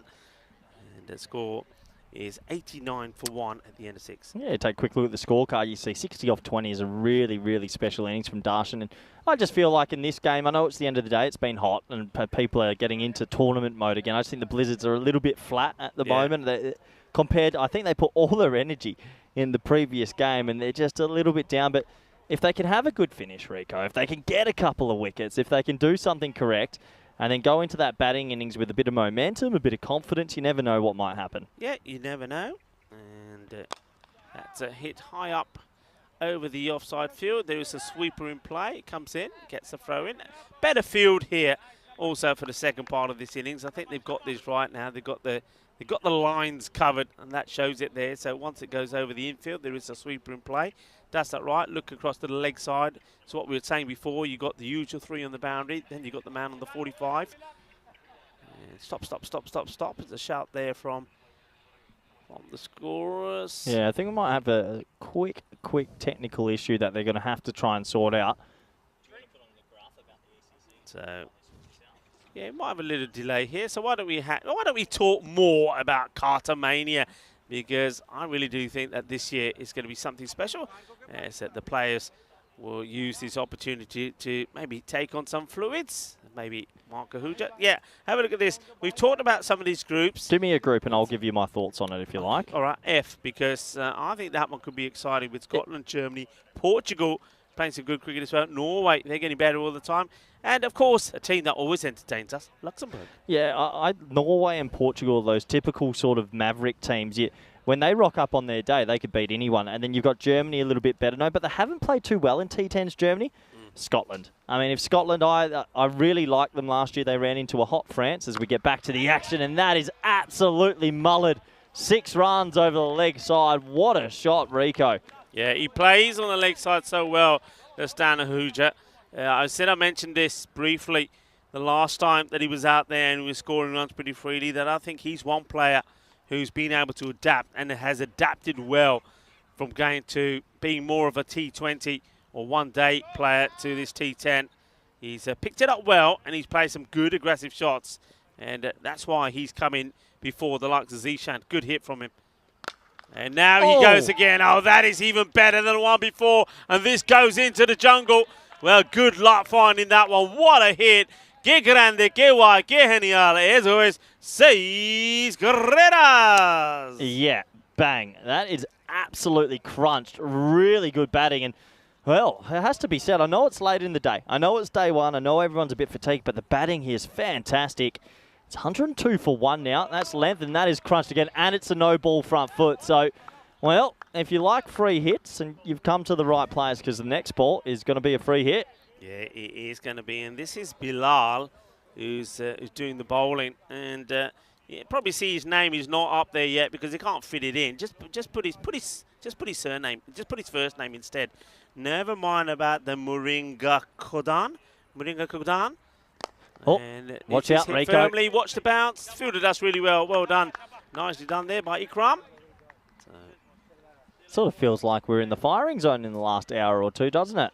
Keeps us alert. That's one thing it does, doesn't it? Keeps us alert. You know there's going to be balls coming this way. Bilal. Good on. Once more. And short. He hits it pretty well. Oh, I reckon he gets a little bit unlucky here with the bounce, the fielder. Though I do feel he should be anticipating this and trying to get something behind it. And, okay. Yeah. You've got to be a bit better than that. Yeah, I don't know how far away from him it was, but yeah, got to try and stop this. So it's 4 more runs galore at the moment. The 100 has come up courtesy of those 2 boundaries. And this over has gone magical for the man who has no name. And he'd probably like to keep it that way at the moment. I can understand. Last ball of the 7th and, well, skews away over backward point. 1 bounce, 4 again. The floodgates have opened, Rico, and right now they're parting the Red Sea. What a nice shot. 113 for 1 after 7. And Yeah, you have to feel for the Blizzards a bit, but they're going to be chasing something huge here. Yeah, I mean, you said at the time that, you know, the way and the manner of the last defeat is going to be hard to absorb, and you can see that a little bit there as well. Remember that the Royal Tigers, they were sat under the shade and resting before this match. This is what's happening tomorrow. We've got some new teams in action. The Budapest Blinders, they'll be playing their first match. They're like the big brother of the Blizzards, and they're playing a team that we've never seen on the network before. Juna Bogdani, I think is how you say that. We'll find out for sure tomorrow. And the Blinders then stay on to take on the Royal Eagles, who on debut as well. Debrecen Vikings come back. They're a team that didn't win a match here last year, lost 8 of their matches on a spin. And well, they're the teams that are going to be in action tomorrow. 5 matches again tomorrow. And certainly looking forward to seeing the Blinders, as this one is played away beautifully. A team that will be looking to sort of bounce back after the disappointment, I think, last year. I think they were expected perhaps to make their way into the final, and they were surprisingly beaten really by the United Csalad Budapest side. But, looking to bounce back and see how they perform tomorrow. Wow. Oh. What a shot. I'm sorry, that might be shot of the day for me. He's put his wrist through that, and that's been hit about 75 metres. Wow. Might be, no, it is. This is look at this. Oh, what a shot. Yeah. That is an absolute beaut.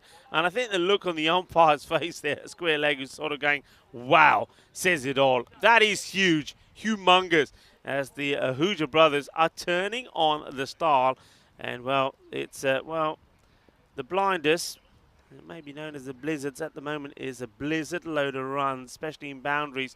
This will probably be another, and it might be a lucky one. Can the fielder chase up with the ball? He's giving it an effort, and he can't. He can't get there.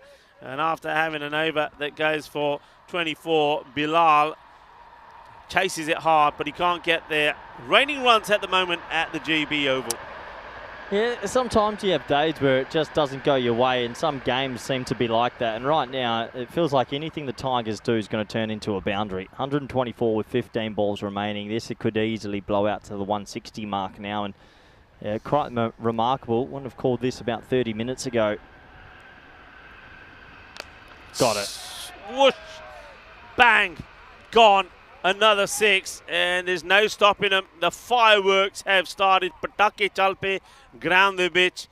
Kinna sona. Aj da swad aa gaya. Bahut soni batting as he dekhiya. Jabardast batting, and well, that's another one that's out of here. Stan Ahuja.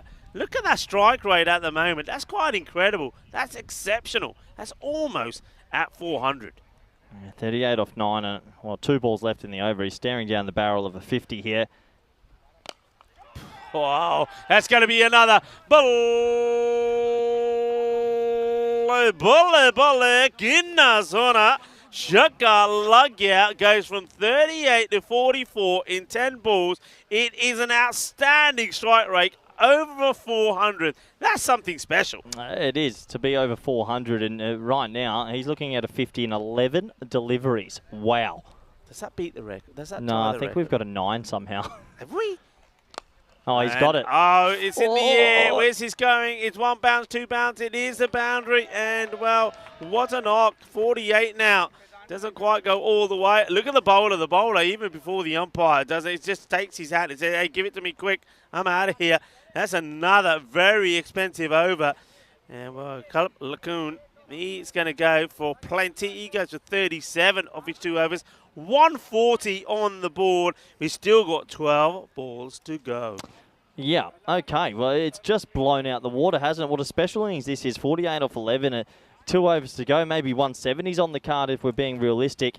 At the end of the day, though, it just hasn't been good enough from Blinders. They've just been a bit behind the 8 ball, it feels like, the whole time. And I dare say they'll be hoping to be off this field rather soon. Yeah, well, what more can happen here? I think that in 3 overs, by the way, that's, I reckon the last 3 overs, that's 61 runs. 61 runs in 3 overs. The score has gone from 79 at the end of 5, now here to 140. That is quite amazing.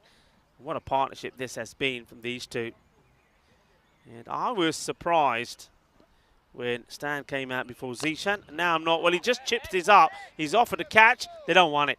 They don't want it. And, I mean, this one has to be Irfan Khan's catch. He has ran all along the boundary before even thinking about going to this delivery. He needs to be running in, screaming and saying it's mine and wanting it. They don't want it. And it just means that the strike gets handed back to Stan, and he's looking to cream this to the boundary and get a well-deserved half century. And he will get it, and he'll do it in style. Shaba, Shaba, Ginna Sona Rabane Tenno Banaya, because that is a 50 of just 12 deliveries. Outstanding quality batting.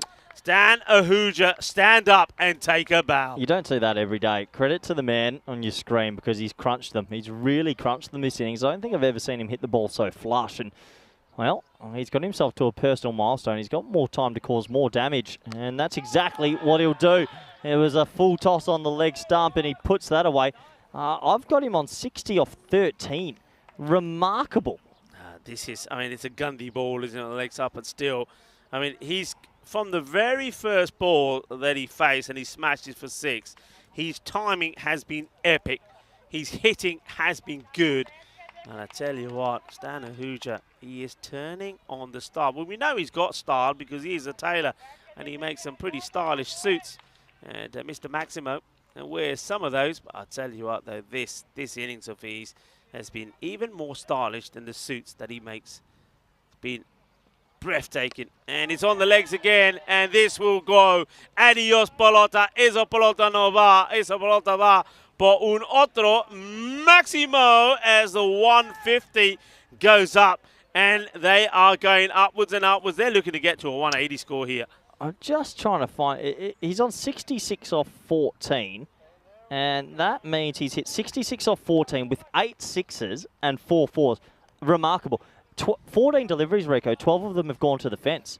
I can't believe what I'm actually watching right now. It's fantastic cricket. There's more to come, you know. There's more to come. Oh, and, okay, this is an opportunity, and it gets put down. You got to get the ball. The fielder now. He thought, I think his teammate was so upset that he dropped it, he forgot to go get the ball. Look, oh, boy. I'm glad he's gone for it. Look, one thing I will say, I'm glad he's gone for it. I mean, some of the fielders haven't. He's thrown himself at it, tried to take the catch a boot, hasn't taken it. But you can see the fielder next to him. Just, well, he makes him pick it up, I'm afraid, himself. He gets no support. I think they're just checking about whether the ball does go to the boundary or not. He doesn't. Or whether they're waiting for the fielder to pick his cap up. They got 2 as well. That's going to be a wide. Yeah. What's he on here? 68 off 15. Can you get 32 off the last 7?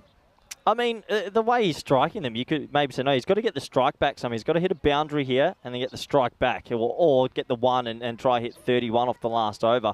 What a remarkable innings, though. It's been sensational. Shukat has gone magical. And now, well, That's he tries fine. to get a little bit carried away. And he's disappointed he misses out on it. But it's the end of the over. 162 for 1. And he's not going to be on strike. It's going to be Mark Ahuja, who's, well, he's still there, everybody, 28 of 20. And I'm pretty sure he'll be looking just to push this one out for a single and say, there you go, bro, have a few more.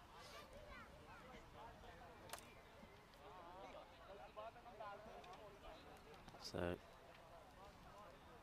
yeah, I mean, look at that, Rico. That's probably one of the more violent cards I've seen. 12, 18.5, 18, 18.5, 24, 22 economies. Yeah, it's just a tough evening at the office, it has to be said. 6 balls to go, and I think the Blizzards will be pretty excited to go into the sheds and go have a cold one. They probably deserve it. There we go, start of the 10th. And catching practice, you don't want it. Once again, you got to go for this. I just think got to go for these. Mental scarring in sport's a thing, and for whatever reason, that loss in the last game has just... Yeah. It's just done them. They wanted that win so badly. Spare thought for the bowler here, Shabazz. He thinks, okay, it's been a bad day at the office, but I'll get a wicket here. And the fielder just doesn't want to know Irfan Khan. The one thing we always say is this one will be down the ground and he's going to go all the way, 6 more.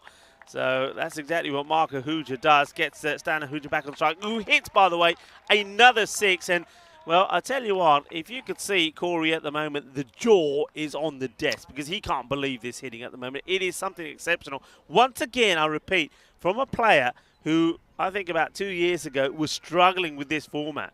I tell you what, he ain't struggling anymore. Well, we got him on 74 off 17 with 4 to go, so he could end on 98 not out. He needs a He needs a 7 up, doesn't he? Yeah, he needs a 7 up. You're right. He needs a no ball with a little bit of luck. Oh, well, this'll help. It's a full bunger, and it's going to go. Adios. Well, could this be the one that he wants? Keep an eye on the height. I think it's all right. I think he'd love it to be called. If he does, he's back on century watch, but I think he may just find that he's a little bit short. Well, what we are seeing is that the highest score in the series so far. He now moves on to 80.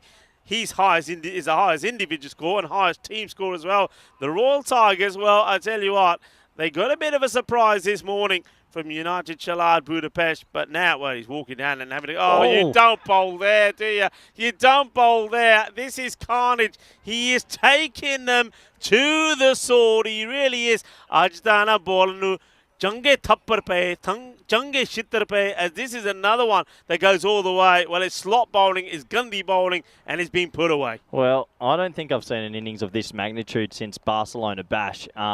This is remarkable striking. He's 86 off 19.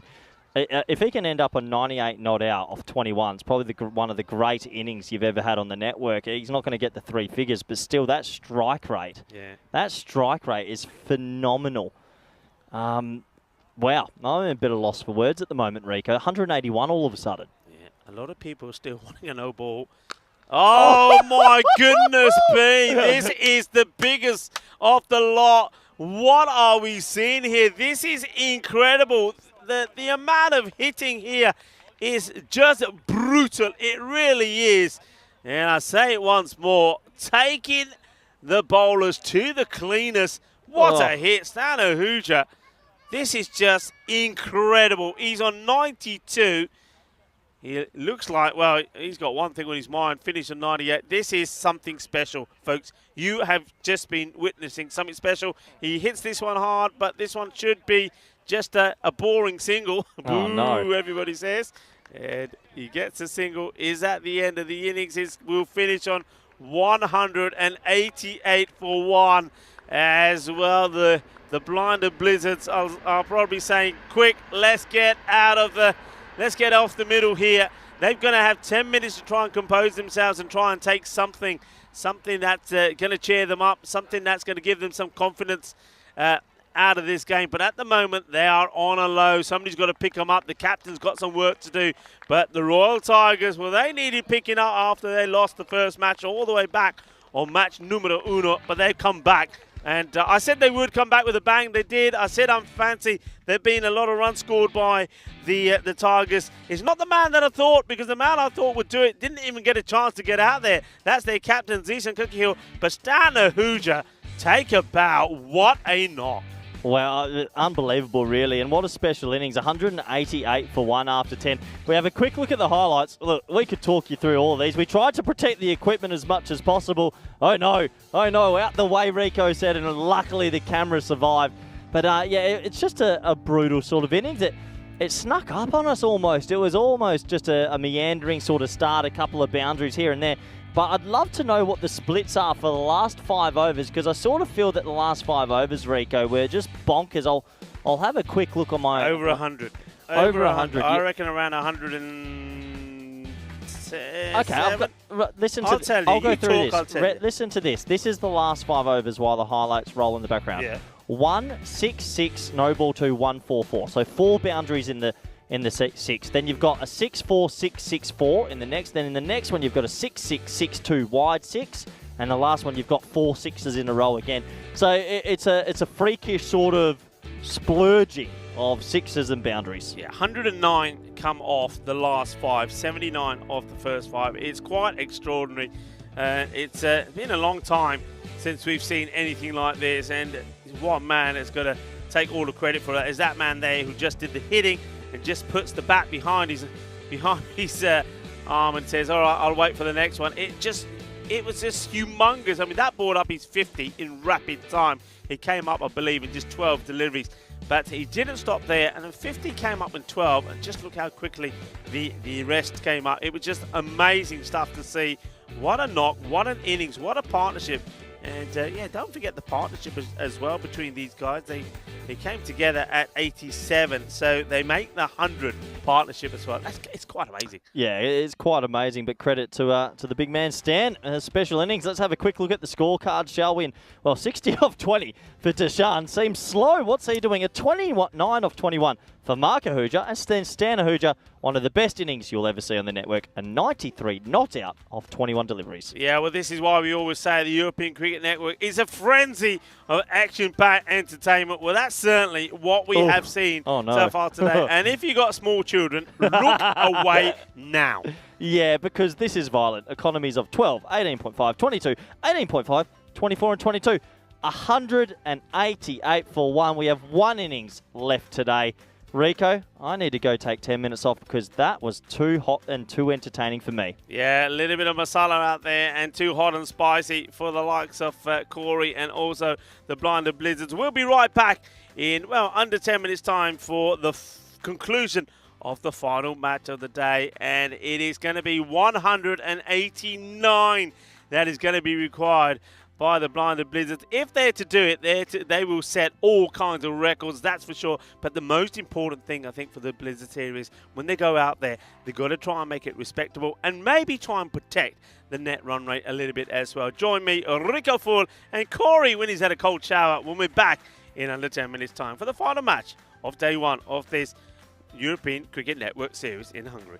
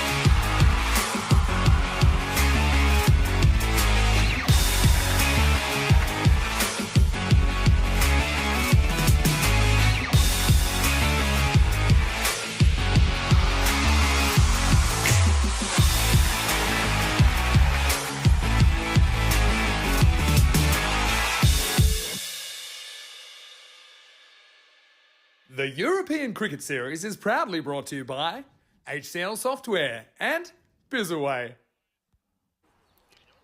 Hello everybody and welcome back, and we've all just witnessed an amazing bit of batting from the Royal Tigers, particularly from Stan Ahuja. What a knock it was from him, incredible, 93 of just 21 deliveries. It was awesome and it was thunderous.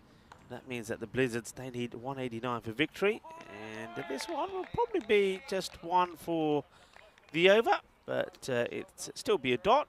The bowler just will be told, you can't be bowling that one again. As he banks this one in to Irfan Khan, who is the batter on strike. Well, the good news is that Ravi Putty is going to bring some ice creams along for everybody. Well, Ravi, thank you. And we certainly will do well with your ice creams. As welcome back, Corey Ruckers into the cube once more. Well, Corey, you didn't have an ice cream before. You want one now? Well, I think it's ice cream o'clock. We got 40 minutes left in this day, as that's a Weibull outside off. And look, if someone is going to bring me ice cream, I'll take pistachio or I'll take choc mint. If anyone out there is listening, I'm going to need one of those two flavours. How came you were going for pistachio now? That was... What, Yeah, now I've got you on pistachio? Yeah, it just sounds right, doesn't it? It's been a hot day back to work. My first day back on the comms in 3 months. It's been good fun, but geez, it is a long day. It's a long day, and well, this has gone a long way up in the air. Good luck with it, and oh, that's a really good catch. What a fantastic catch from a man who's already made a name for himself with the bat, Stan Ahuja. He calls it, and I like the way he just calls away. I was thinking, where's the man running to at back behind square? And the reason he's running that way is because Stan Ahuja said in his mind, get out of it, get out of it. Look, he's trying, catch me if you can, catch me if you can. Not talking about the player, talking about the Grizzly. Takes a catch, first wicket down. And it's not going to be a good start because we're going to see a Derek. Come on, Derek. Come and show your face. Here we go. There he is. I have to admit, after not being on the air for a couple of months, that's probably my favourite new addition, little Derek the Duck. Unfortunately, no runs scored for him, and well, it's been a tough old game, this one, for the Blinders, and out comes Mars Barji, a good friend of ours. Good luck to him. But yeah, what a funny old game this has been. But it does feel like it is ice cream o'clock. So if anyone is out there and they want to deliver us one, please don't be afraid. Yeah, I know. I mean, as a young kid growing up in the UK in the summer, when the UK used to have proper summers, there used to be nothing better than the sound of the ice cream van coming around the corner. Oh, Mr. Whippy. Yeah. Oh yeah.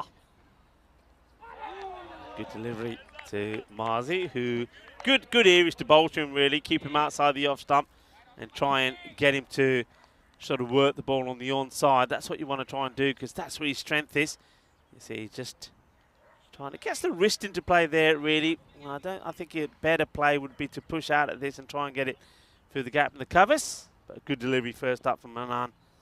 And, well, this is high up in the air, and it will go all the way down to the boundary. You don't want to be bowling on the legs. Doesn't quite get this right, but it gets enough of it. It's going to be 4 runs. Yeah, clever batting. Sort of gets in the inside line of it and just helps it around the corner. So, yeah, a top edge for 4, but he sort of wanted it to go in that direction, so I'll pay him that. And it's clever batting. And, well, look, they're probably not going to chase 189, but at least they give it a shot. And, well, go down swinging, as they say. One of the Rocky films. You might as well back yourself, shouldn't you? Yeah, you should do. And, of course, it's another opportunity for the likes of Mars Barji to get a good knock in as well. And he plays this one with soft hands to the offside, but no run there. It will be a dot. It's a good over so far from Manan when you think the rate that the Blizzards need to go out. I mean, they did pretty well going at the rate around 13. Now they need to be going around about magical rate all the time. It's crazy. I got one for you, actually. Have you ever had a Calypso ice cream? Yeah, I have. They're underrated, I think. They're a bit like they're like a, what do you call, like a jumbo version of an ice pop. This is up in the air. Will this plug? And it slows down, but the fielder won't get to it. There's going to be 4 more. Mars Barji, 2 4s in the over. Manan will go for 9. It will be 9 for 1 at the end of the first. Yeah, they are nice. Which ones do you like, though? Yeah, isn't it like the rainbow flavour? I feel like everything goes back to rainbow. If you're putting something called rainbow in your mouth, you're doing something right. Yeah, but I still say, you know, all the different types of ice creams that you can get, I still would say the old Mr. Whippy, the 99 flake does it for me. Oh, actually... Corey has lost the plot. I told you, you are only made for 4 matches. You are made for 4. It says it on the label. 4 matches. After that, anything goes. Ask for a refund for game 5, that's for sure. 186 without that golden ball. So we're closing on to that the 200, the magical 200. We came pretty close today. We came close. Pretty close. Honestly, we couldn't have been any closer. If he had blocked that last ball anywhere else, we would have had a golden ball. Mahmood comes into the attack, and Ikram defends his first delivery. But no, it's been a pretty good, exciting day of cricket, and plenty of action as well. We've seen the scoring rate just get blown out the water. This morning we were saying it looks like it's a slow outfield, maybe not too many high scores, but all those earlier murmurs have been squashed. Yeah. Thing is, though, as we see Mahmood bowl another one, and it's a swing and a miss, is that we said that if you're going to get those high scores, you've got to go over the top. And that's what they've done. They've gone over the top. It just shows that there's a bit of hitting ability here, isn't there? That players have the tenacity to be able to clear the ropes with that will. Mahmood. That's good bowling. I like this. He's looks like he's going to come through a little bit quicker, but he's not. He just holds it back a bit. And I like this guy's batting in that win against Cobra as well. Remember, he made a very important knock. I think he got to, what did he get? It was in the 30s, I think. I'll tell you in a minute. No, 27 for 8. That helped them to get to the 135, which they needed, really. Oh, okay, good luck. luck. Yeah, we say it together. He looked confident, I've got to say. Yeah, it's a very good catch. He's taken the nice catches already, hasn't he, Abdul Manan? Remember, I think he was the man that took that sensational catch already. He's had everything today. It actually has. Today has had a lot of action, whether it be wickets, crazy sixes, or some spectacular and silly fielding at times. But that's not an easy catch. He's hit that miles in the air, and cricket balls are pretty hard. They're not soft, and he holds on to it. So good catch in the end. Second wicket goes down, and, well... I think we're going to... There's another duck as well, by the way. Oh, here we go. Bring Derek back. No, not to him. Not to him. To the man who's going out. He's going in. He's going to bat. You can't give him a Derek. Well, you never know. It is game 5. Have you got your crystal ball out? Well, you never know who you can give a Derek to, but yeah, you're right. 9 for 2. Usman with Baji. Obviously, they're not going to get these runs, but can they save face a little bit? That's all you can sort of achieve in a what's best described as a bit of a shellacking, really. Yeah, well, Manan takes the catch, which meant there was another duck. This time for Ikram. This gets played out, and he said, I don't want to be another victim for Derek. And the fielding done by Zishan, who's, well, in reality, having a very quiet match this one. Hasn't had to do too much. He's had been sitting and watching the likes of Stan and Mark, and Darshan bat very well in the last one, and now he'll probably back himself to bowl a few overs and pick up a few wickets. So, taking on the fielder, in comes the throw, gone. Well, I reckon he's gone here. It's a direct hit. It was a risky one. Marzi wants it, and I think he's got to take responsibility. I don't know what the backing up of Usman was like here, but let's wait and see how this goes. Here comes the throw. It needed to be a direct hit, and he's a goner. Yeah. That is brilliantly done. You can see the umpire there going, ooh, I think it's out, but I'd rather check. And I think he's wise to do so. Usman will have to go.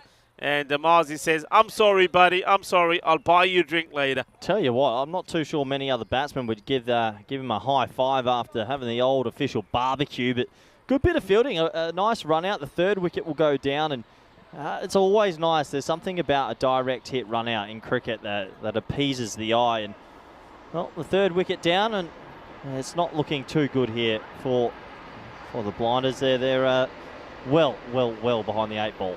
Yeah, just watch this again. This is brilliant. And it's that man there. I mean, he's been a highlight, isn't he? A highlight package in the field has Abdul Manan. He's in this one already. He's taken a high one, which he made look easy. Direct hit. And don't forget, he's taken one of the best catches that we've seen in a while as well.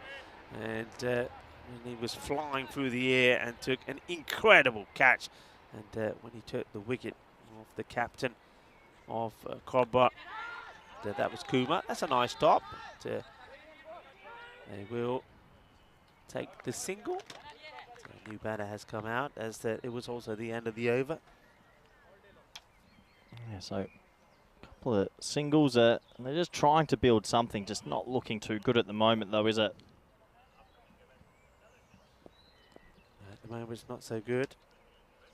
Here we go again. And this has been played in the air. He thinks he's going to be in with the catch, but he can't. He's nowhere near it. That's a good strike. That one goes all the way as well. So nice hit. That's what they've got to do, believe. They've got to say, right, let's try and get something out of this, make some highlights out of this.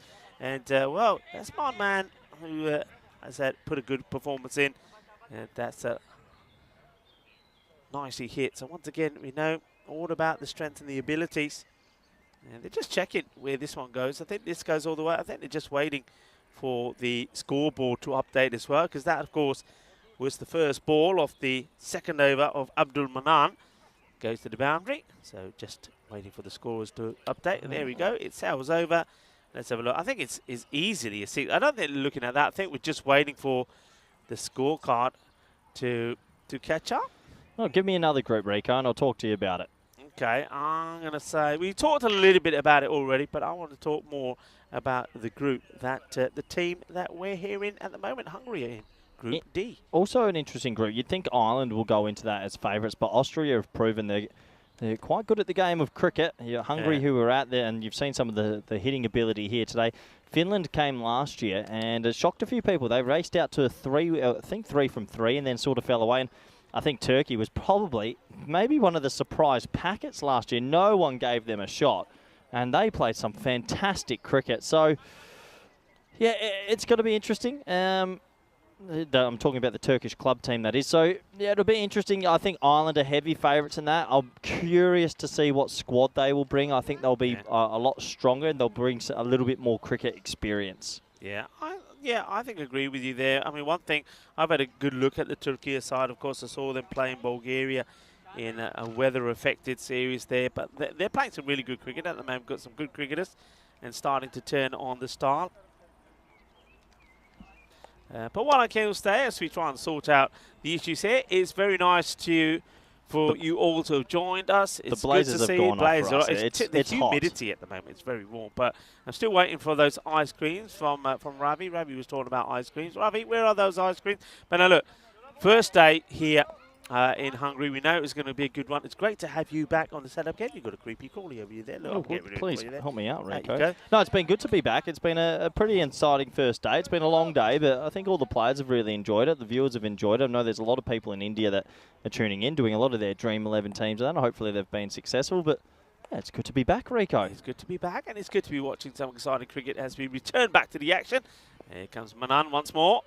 Short, and Mars Baji wants to go after him, and he will. And, well, just go for it. Attack, attack, attack's the word. And Mars Baji goes for another one. It's another one that goes all the way. Lovely shot.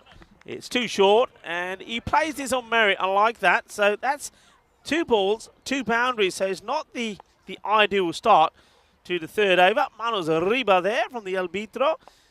And we already mentioned that on this day, back in time, 1985 is when the comedy Back to the Future was first released. What a success that was. What a film. Oh, Yeah, fantastic series. 1985. Have you got a favourite out of the franchise? The first one's got to be. Yeah? Yeah, I like the first one. Is it the second one where they go to, it's Western, isn't it? No, they go back, future, past. There's one where Big Biff falls in the manure and they find the sports book almanac. I think it's number 2 is my favourite Back to the Future. I think. I need to do some research. Let me get my laptop. You do the research as we go back to this. 2 balls, 2 sixes and a wide.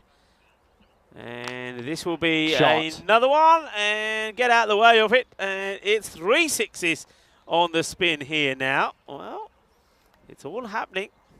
It's good striking. It's really good striking. Baji's had a good day at the office, really. He's been a standout figure with the bat, and he's making a loud cannon noise off that blade. Yeah, I mean, get a personal highlight here. I mean, that's going to be one thing. You've got to take the positives. One positive would be if Marzi there gets another score on the board for himself, the captain, of course, of the Blinder Blizzards. It's going to be another wide, so he's a little bit all over the place here at the moment. This over is just been a bit rattled. It's gone 0, 6, 6, wide, 6. Now another wide. Yeah, they're just losing a little bit of their traction here. It's spraying the ball around, and needs to take a moment just to get it right.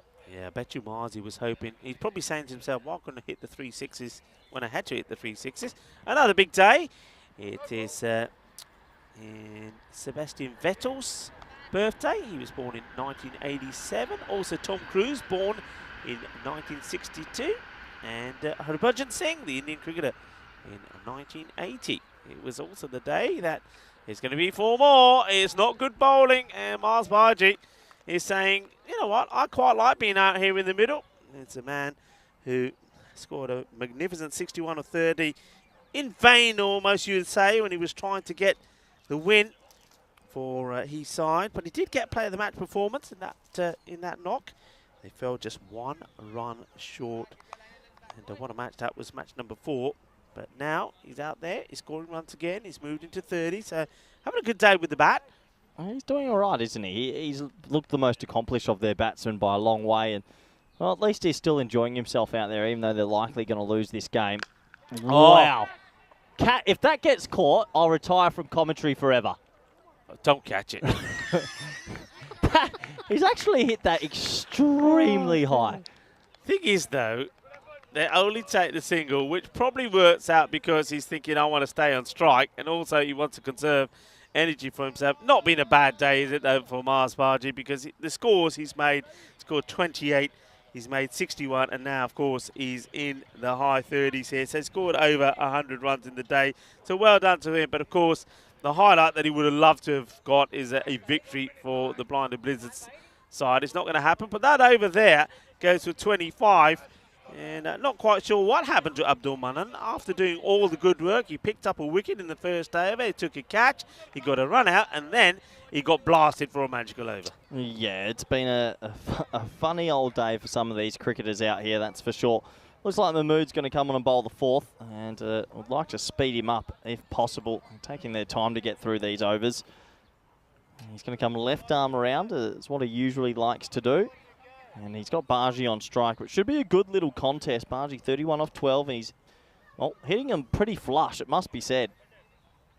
Okay, Mahmood, he bowled a good first over as well. Let's see how he gets on here. That's been hit well, and is in the gap. Is going to be more runs. So we are out of the power play now. They could look to change the field. The question is, though, until you get some consistency from the bowling, you don't know where the field should be placed. And what I'm interested to see here now, this is something we've got to get used to in this last match of the day, is where the sun is, because a lot of the fielders now starting to protect their eyes from the sun when the ball goes in the air, but very few of them wearing a cap. Yeah, I get what you mean. I get what you mean.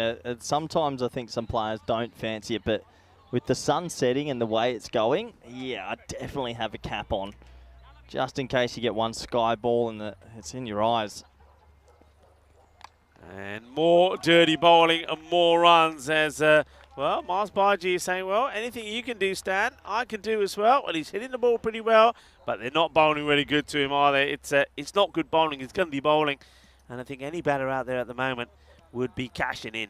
Yeah, this is easy pickings. It's one of those stages where you're actually in as a batsman, and there's a small window where the bowler can deliver the ball. And when you're feeling this good, when things are going that well, usually you try and crunch him, and that's exactly what he's doing. He's got to 41 off 14. 45 is the team total, remarkably. And look, in the comparative score, they're actually ahead. Yeah, they are. So this one just catches the wide line, so wide will be called. So This might be the longest 3.3 overs I've seen in a while. Yeah, taking their time. yeah, well, it's a nice attempted shot. I can see what Mars was trying to do here. They have made a change to that field. It's an interesting field at the moment. We'll go back to that in a moment. And this one is gone. He's not going to get there. It's another full toss on the leg side. And now Mahmood, he likewise bowled a pretty good first over, but this one is not good, and it's just, well, it's just hitting practice, isn't it? It is hitting practice, but the key is when you're a batsman, you've still got to do it. And Baji's looking down the barrel of another 50 here, and pretty quick 550, it has to be said. 47 not out of 15. The team's on 52, one stroke away from a personal milestone. Oh, kill. Just killjoy this. It's just down the leg side, Rico. And wow. And he's just lost his marbles here, Mahmood.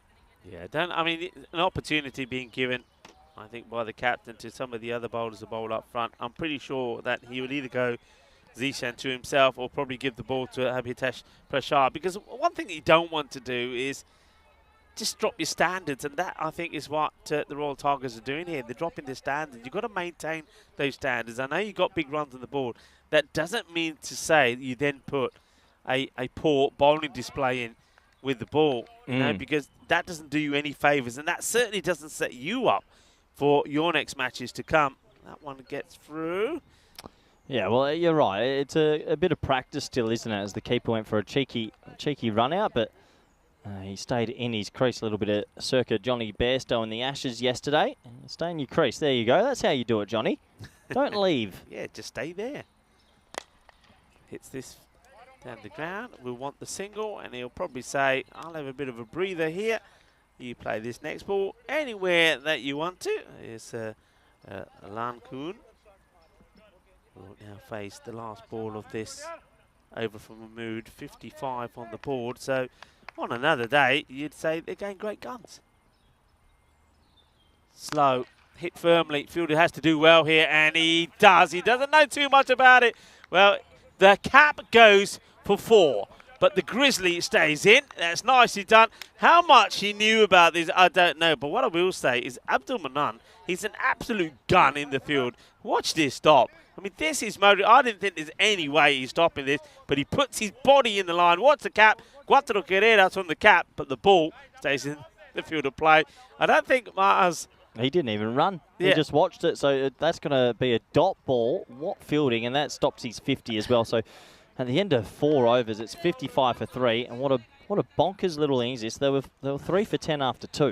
Yeah. So a peculiar sort of innings as we do wind down on this Monday.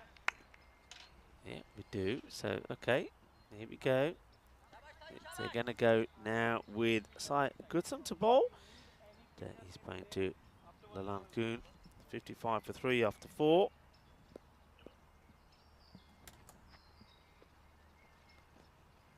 Plays and misses. One good thing about this is when we saw those early wickets, the first 2 wickets were ducks, of course. We saw Ivan Khan go for 0 of 2 deliveries, caught by Stan Ahuja behind the stumps, and then we saw a great catch to remove Ikram for 0-4. We thought, oh no, it's not going to be one of those where they're just going to collapse for a score of around, 60 or 70. Well, it's not that, so that's good. We're seeing a bit of fight, though it's coming really from one man at the moment, and that's Mars.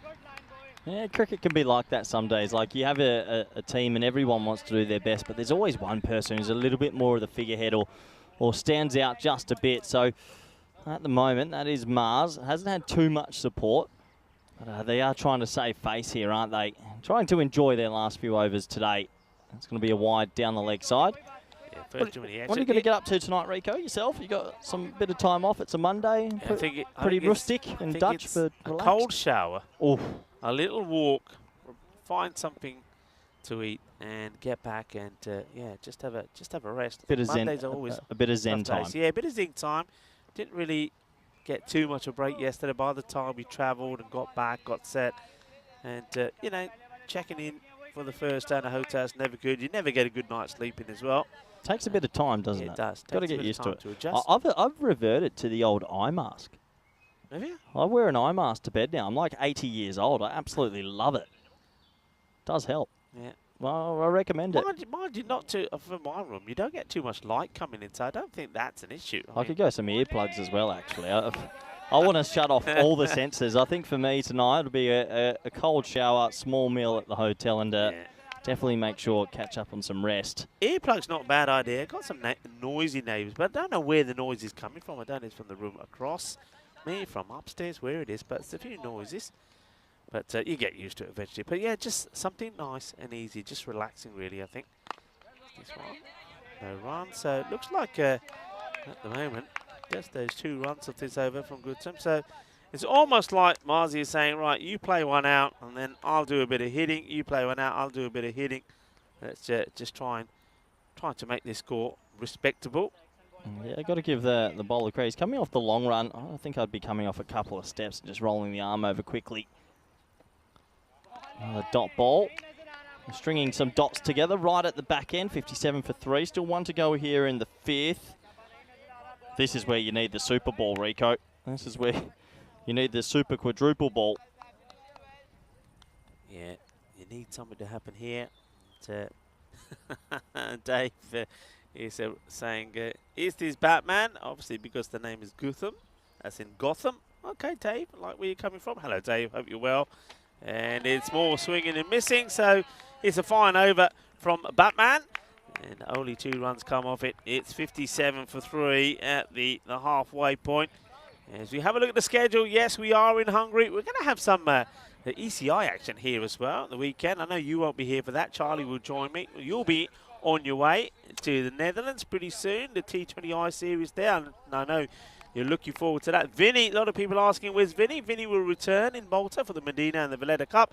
We also have the Czech Republic coming up as well. 2 weeks of action there. Portugal will be a night series in Coimbra. I'll start it off.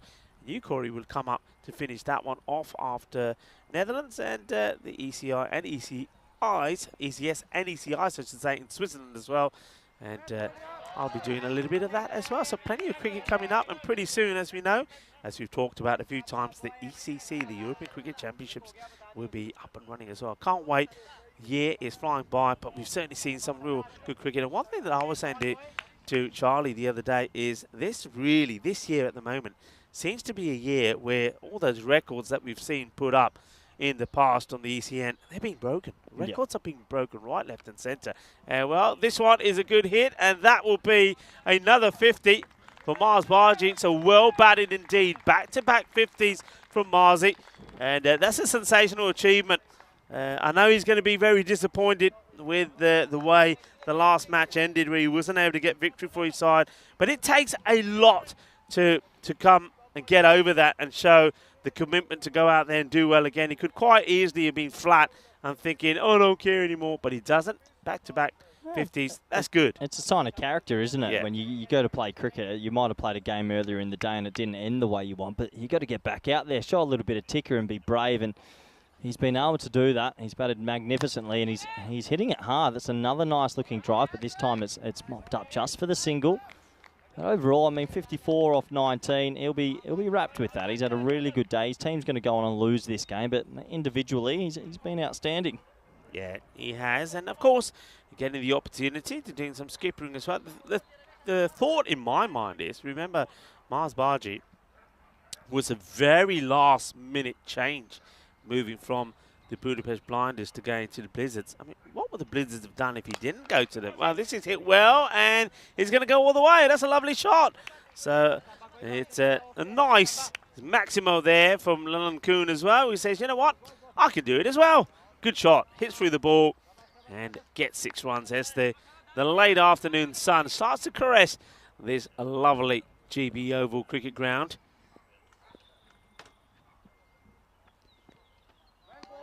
Yeah, play and miss. Tries to repeat the dose as we get to the last couple of overs of this one. And still 1 ball remaining in this over. It's been called a no ball, I think, for another one over shoulder. Tight call. We'll have to have a closer look. Yeah, I must admit, I don't remember. I don't see how that's over shoulder, to be honest. Yeah, not so sure, but it's been called anyway. Yeah. Tight call. It's a tight call. I don't remember the first one, to be fair. Oh, yeah, I can see why the umpire does feel, but when he's standing tall, I think that's actually quite a good bumper. It's a free hit. He'll cloth it down the ground just for 1. And, well, there's going to be some overthrows here. No one's back. That's going to be 5. That's 5. Oh, you betcha. I love a 5, Rico. It's good to be back. 5 runs. Yeah, that's going to be 5. And it's because, if you have a look, I mean, Marzi, he's not the quickest runner. And you know why he's running reluctantly here, because he knows he's going to be back off strike. In comes the throw. The keeper, well, it hits the awkward part of the mat. It goes all the way. Okay, that's key cut of that yard. And he punched it. Yeah, he's given 5 away. And also, here we go. Mars Barji, 54, not out.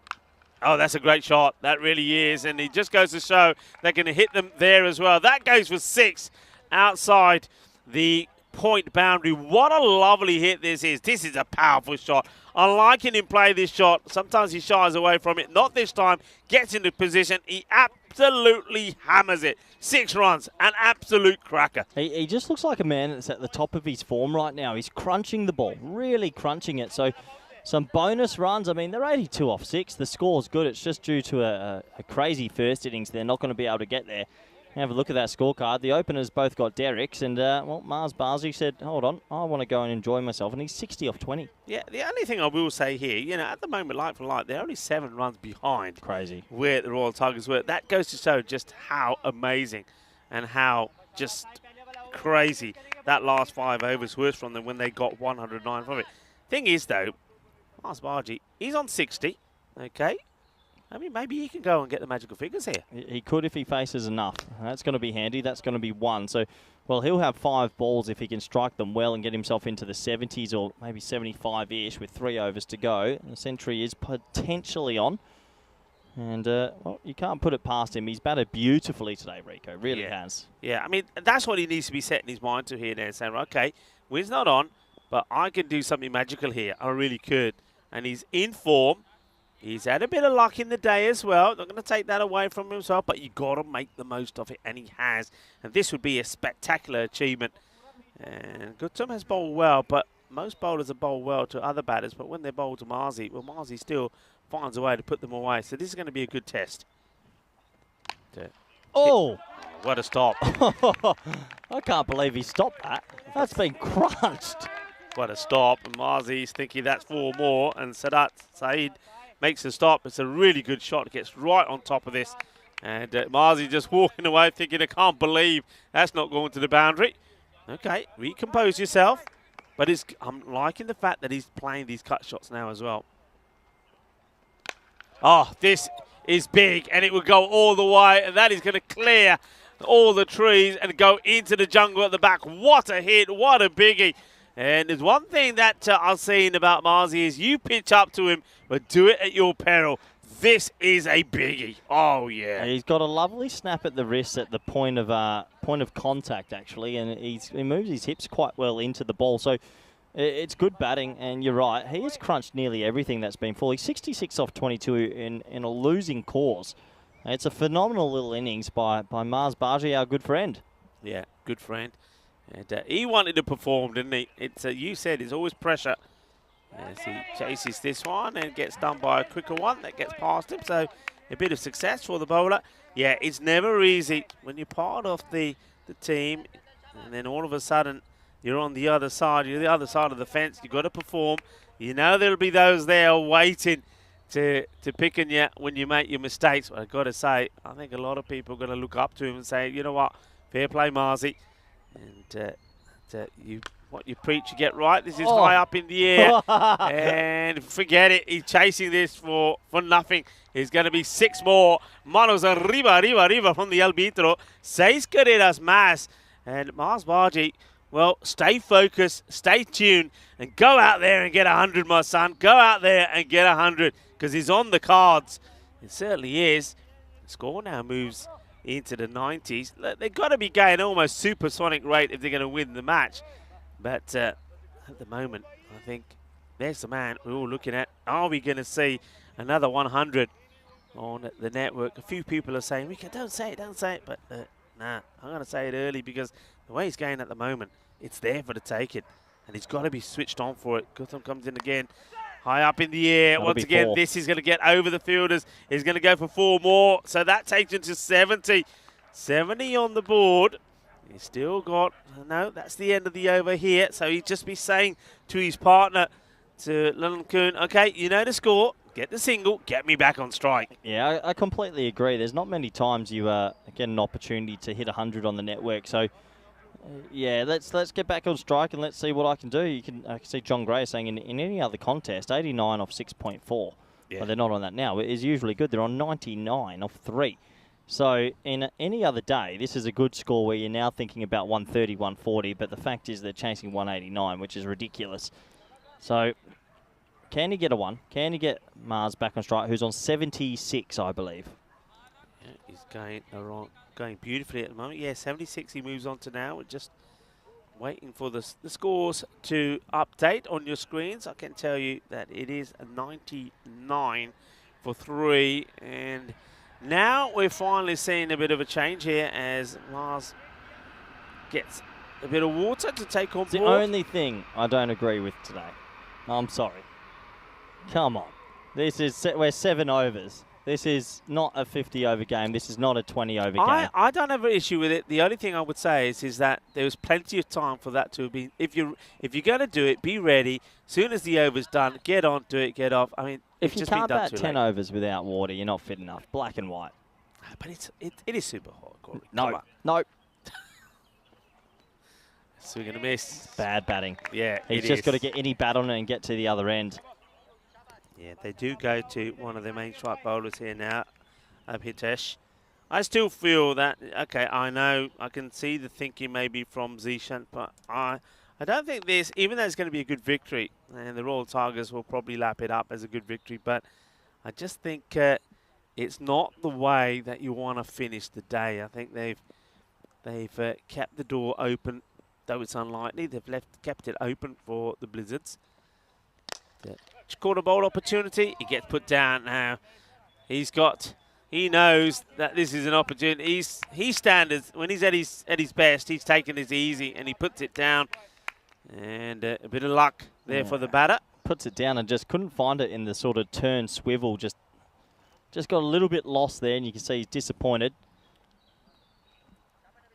So 2 balls in this over. We've only got 14 balls left today. Yeah, I think disappointment is at the other end from Marzi because it's keeping him off strike. He wants to be on strike.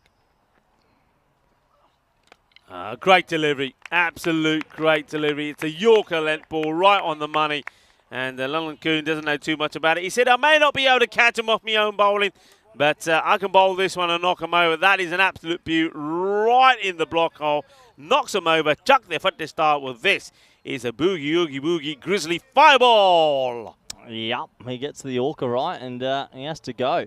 So another wicket will fall at the back end, and it does take us down a little bit longer in the evening here. Been a long old day, this one. It's only the Monday, but it's been a good day of cricket, some pretty good results, and plenty of entertainment. I guess the only thing that's left for today is to see if Mars can get himself to 100, which I'm sure there's plenty of viewers around there, Rico, that would be pretty happy for him if he did. It's been a great day for him individually, and I think also, look, for the Blizzards, didn't see them last year. I think they've come out here. They've shown some guts, but of course, they've got their captain to thank a lot for. The one thing he will be disappointed about maybe is the shot selection when he could have got his team to a win. He went for the big shot, got caught, and after that, his team ended up losing. That'll be play on his mind, but it's all about learning as well, isn't it? He's a young player. He doesn't often captain. I don't know if he has captained before. This might be the first time. So we'll learn from that himself.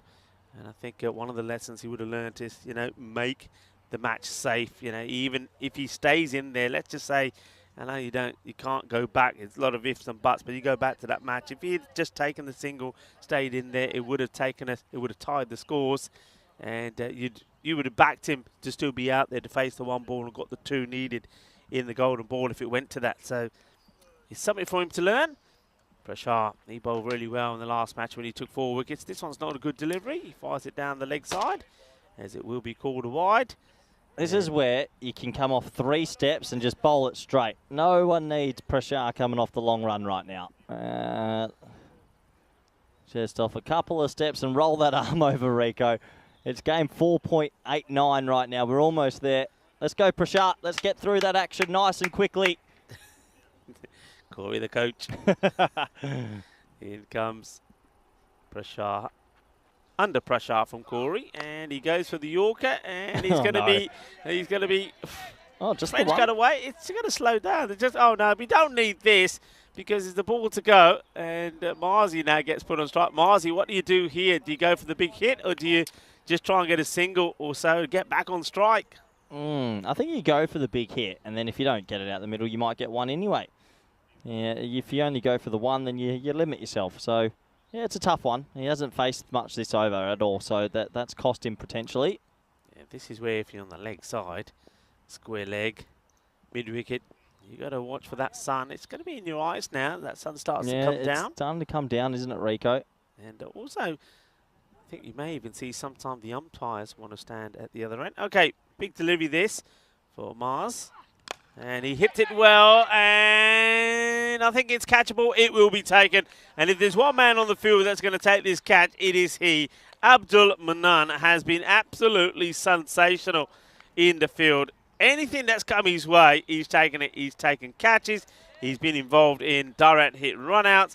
And this one, well, again, just trying to work this on the onside. I think if he goes for the straight shot, Corey, he nails this, doesn't he? And he gets turned a little bit inside out. And a very good catch, a comfortable catch taken by Abdul Manan. It's the end of, once again, a very fine innings, though, from Mars Baji. 76 from the captain of the Blinded Blizzards of 25 deliveries. Yeah, phenomenal innings. 76 or 26. He's done himself proud.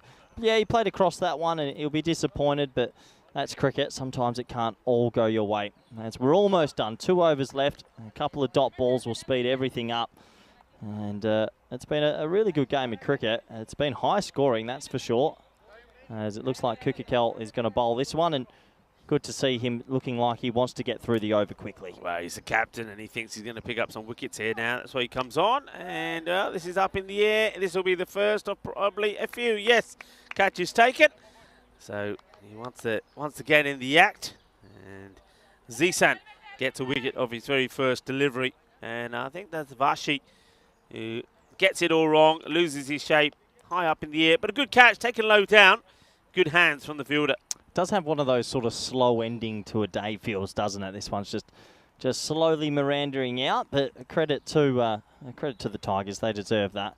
As the scorecard goes wonky. It's running a bit behind here, isn't it? It's almost like somebody hasn't put the old Euro coins in. They'll put a few more in and speed it up.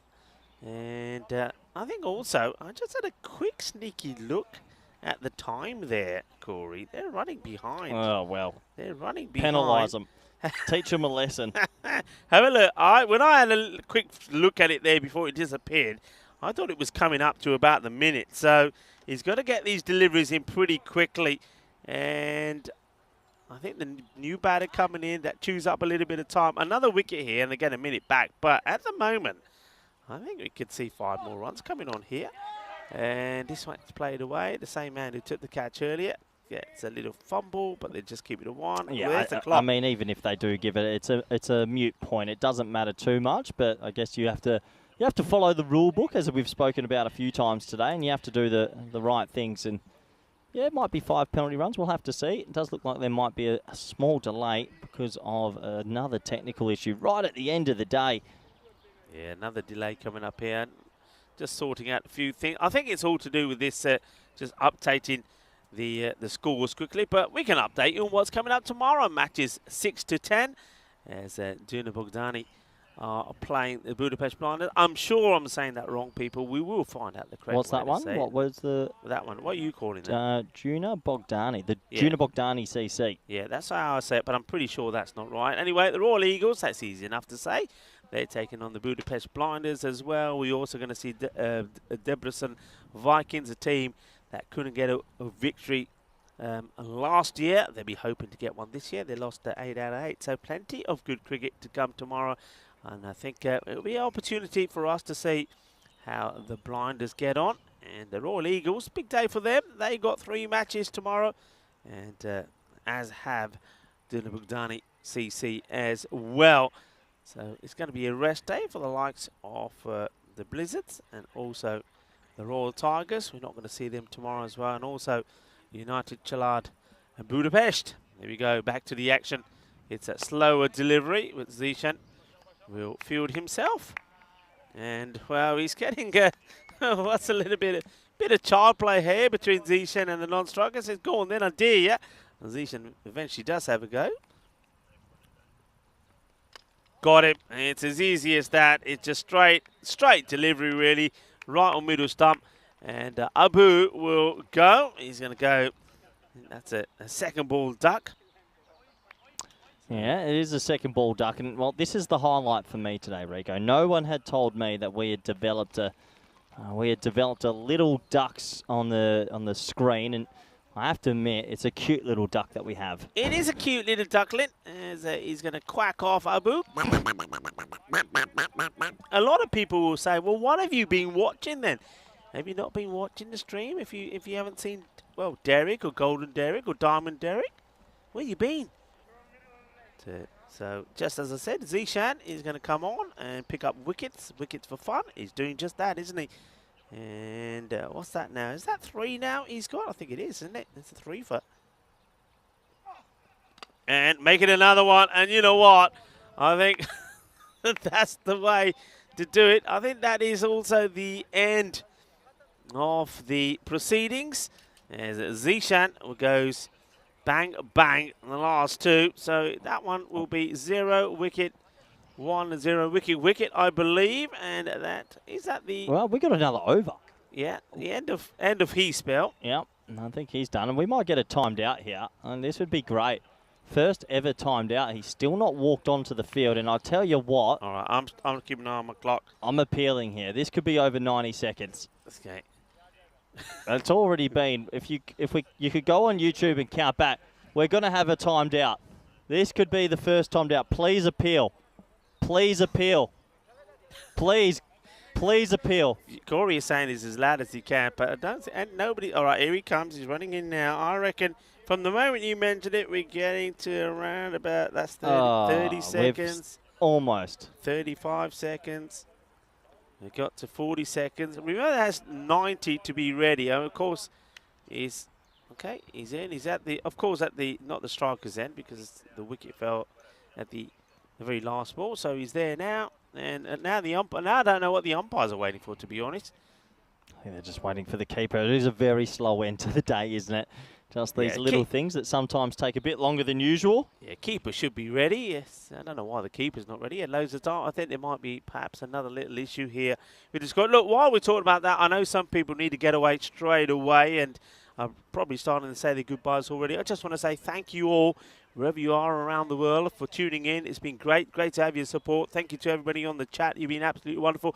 Those of you that don't have to go in a hurry, well, stick around. We'll say our goodbyes on the comms cam, and also we've got some great highlights, and what are those highlights will be absolutely brilliant, won't they? Because we have seen some sensational stuff today. We've seen good batting, we've seen some master blasters in action, we've seen some very good bowling, we've seen 2 lots of 4 wickets as well from the likes of Sanjay Kumar and also Abhitash Prashar, and we've also seen some great catching as well. So there's plenty of good things to see at the end of the day highlights. And one thing that Corey's been very interested in re-acquainting himself with is the groups for the European Cricket Championships. I just think it's an exciting time. You know, you've got 31 nations. Netherlands will be waiting in finals week, but I mean, every country has a chance there. I mean, Belgium, we know how crazy and dangerous they are. Cyprus, we know how dangerous they can be. So you can't underestimate many of those teams there. I think Greece last year, Greece knocked off England, didn't they? Something crazy like that, or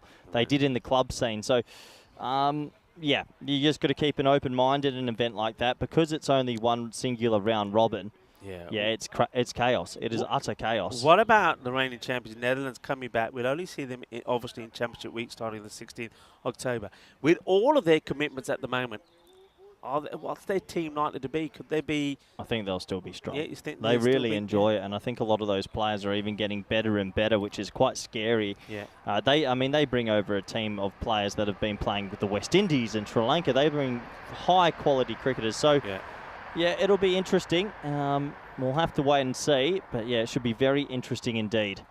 Yeah, we're just getting... Obviously, there's been a bit of an issue with sorting something out in the scoring departments, but we will get that right for you as well. One thing I will say, you talk about the Netherlands, I think also they're taking what opportunity they can to play some T10 cricket as well. Of course, I saw them play at the SCG in Portugal, and, you know, they look the business. And so I think they're understanding the fact that also that they want to be competitive and they do want to be playing at that level. And I saw them play really well at the SCG when they took on the likes of Portugal there, who played very well as well. And Gibraltar, this is, once again, just putting that up there again. Maybe get your diaries out. You can put the upcoming events on. And as I say, Hungary here at the moment, plenty of action to go through.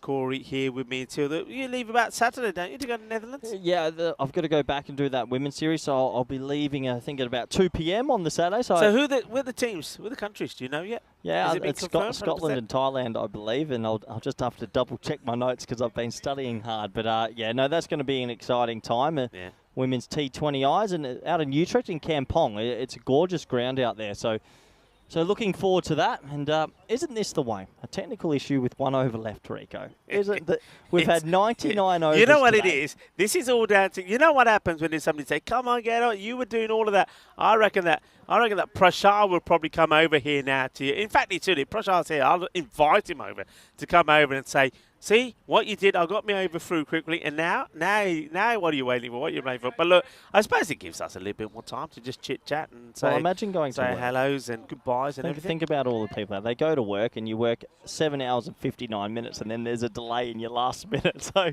sometimes work can be a little bit tough. But no, it has been good to be back. It's a bit like being on that train, the last train. You just make you get on it, and then it goes, it starts to move and it stops, and then it doesn't move for 20 minutes, and it's hot and stifling hot. Anyway, I think we are ready to go. We'll go back into the middle. And just to remind you, it is the last over. The scores, if they've been updated, oh, well, I don't think they quite have on my screen yet, so I'm not going to take a guess at it. It's a swing and a miss. Yep. It's a dot. The bowler that is bowling this one is Abdul Basit. And first ball, it's a dot. Yeah, so 5 balls remaining in this Super Monday. Once again, good opportunity for Bassett to pick up a wicket or two himself. That's not a bad delivery, and I thought for a moment it was a non-striker, Bilal, that was in a bit of trouble. It gets played out. We'll take a single. John Gray saying, have a great evening to myself and yourself. Oh, thank you very much, John. And, he's liking that we're back together. Yeah, it's good to be back with Corey. We haven't done anything since the European Cricket League, so it's been some time. It's good to be reacquainted. Here comes it once more. And oh, well, I think he's gone. I think the foot is in the air here, you know. He's given out caught behind, actually. Has he been caught behind? Yeah, the standing umpire's given him out. So that's going to be caught behind. Yeah, look, it's just been confirmed. I reckon he's out here anyway. Let's have a look at this as well. Has the foot come up? Yeah, see, the foot comes up as well. So if he's not been caught, I think this is the wicket keeper. Great work gone from Stan Ahuja. What a good day that he's had. I think he would have been out either way, but it is a little snick. And you saw that the square leg umpire, that was really good umpiring actually, because as he's walking to reset the stumps, he looks at the scores and say, yeah, it did catch the bat. So great work. Another wicket goes down. And once again, apologies that we can't have the score card up for you. And I'm not going to take a guess, people, at the situation. Don't worry about the guess. It's not gonna make a big impact on the score or on the match, I should say. The score it will. Another batter now does have to go out. It was almost like they pushed him out. You know when there's a few batters, you know when you're on that plane and you've got to jump and put the parachute on, there's a few of them there and nobody wants to go, so they just push the man who makes his way out. We see the tight work there from Stan Ahuja, but it was a catch that got the wickets. Nicely done. Once again, what you're seeing out there on the score is not correct. We are actually I've got it that we must have maybe 3 balls left in the day's play. 3 or 4. Yeah, I'll go with 3. I think it was dot, dot, and then that wicket. So I say 3.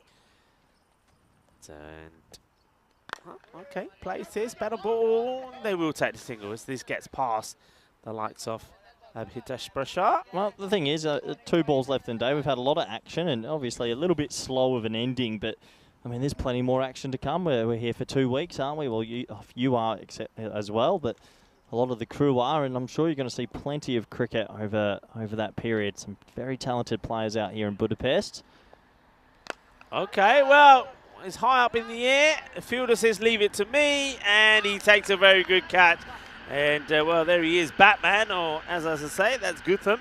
So Gutham takes the catch, and I think that also is the end of it. So, it's the end of the match, And it's got to be said that other than a very good innings from the captain once for Mars Barji, there wasn't really too much more to offer this time from the other batters. And well done to that young man as Abdul Basit gets his opportunity to have a bowl and he picks up 2 wickets. So well done, well bowled. And now it's been, I suppose, a good finish for the Royal Tigers. It wasn't a good start, remember, all the way back in match number 1. They were beaten 86 to 91 and by 7 wickets with 12 balls to go. This is what is happening tomorrow. Just going to remind you of these one more time, as it will be Duna Bugdani CC to take on the Budapest Blinders. That's going to be the first match. The second match, the Blinders, well, they stay on to take on the Royal Eagles. Then Duna Bugdani once again playing the second of 3 games, take on the Debrecen Vikings. Debrecen Vikings then, they take on the Eagles. And the very last match of the day is going to be Duna Bugdani taking on the Royal Eagles. So plenty of action to come tomorrow. 5 more matches coming to you from Hungary, this European Cricket Series. And I get the feeling that once again that we're going to see a lot of runs and a few close matches. This one, though, doesn't come close. And it started a bit of a mare with the first 2 batters, the 2 openers, both departing without troubling the scorers. Yeah, it just wasn't their game, and both openers going for ducks. But Mars Barji, we have to give him a lot of credit. He did really well. This was the 3rd wicket to go, and at this stage it was 3 for 10 after 2 overs, and we thought, are we on for an early finish? The answer is no, it wasn't an early finish, because Mars Barji, I should say, played some exceptional shots. This was a fantastic run out, one of the better run outs we've seen today and on the network for some time. But overall, I think the Blinders have had a bit of a funny day. Mars has stood up. He's played some really good shots. He just probably needs a little bit more support. And if he does get support, they do have enough players there that could win a game. Yeah, you're absolutely right. If you just take this match, for instance, don't forget a 1 point. Let's just talk about at the 7th over mark. They were on 99, right? They were going good guns. So you just think about that if they're batting first, you're batting like this, you get to 130, 140 sort of score, you will win matches. But the thing is, like you say, you've got some key players in there.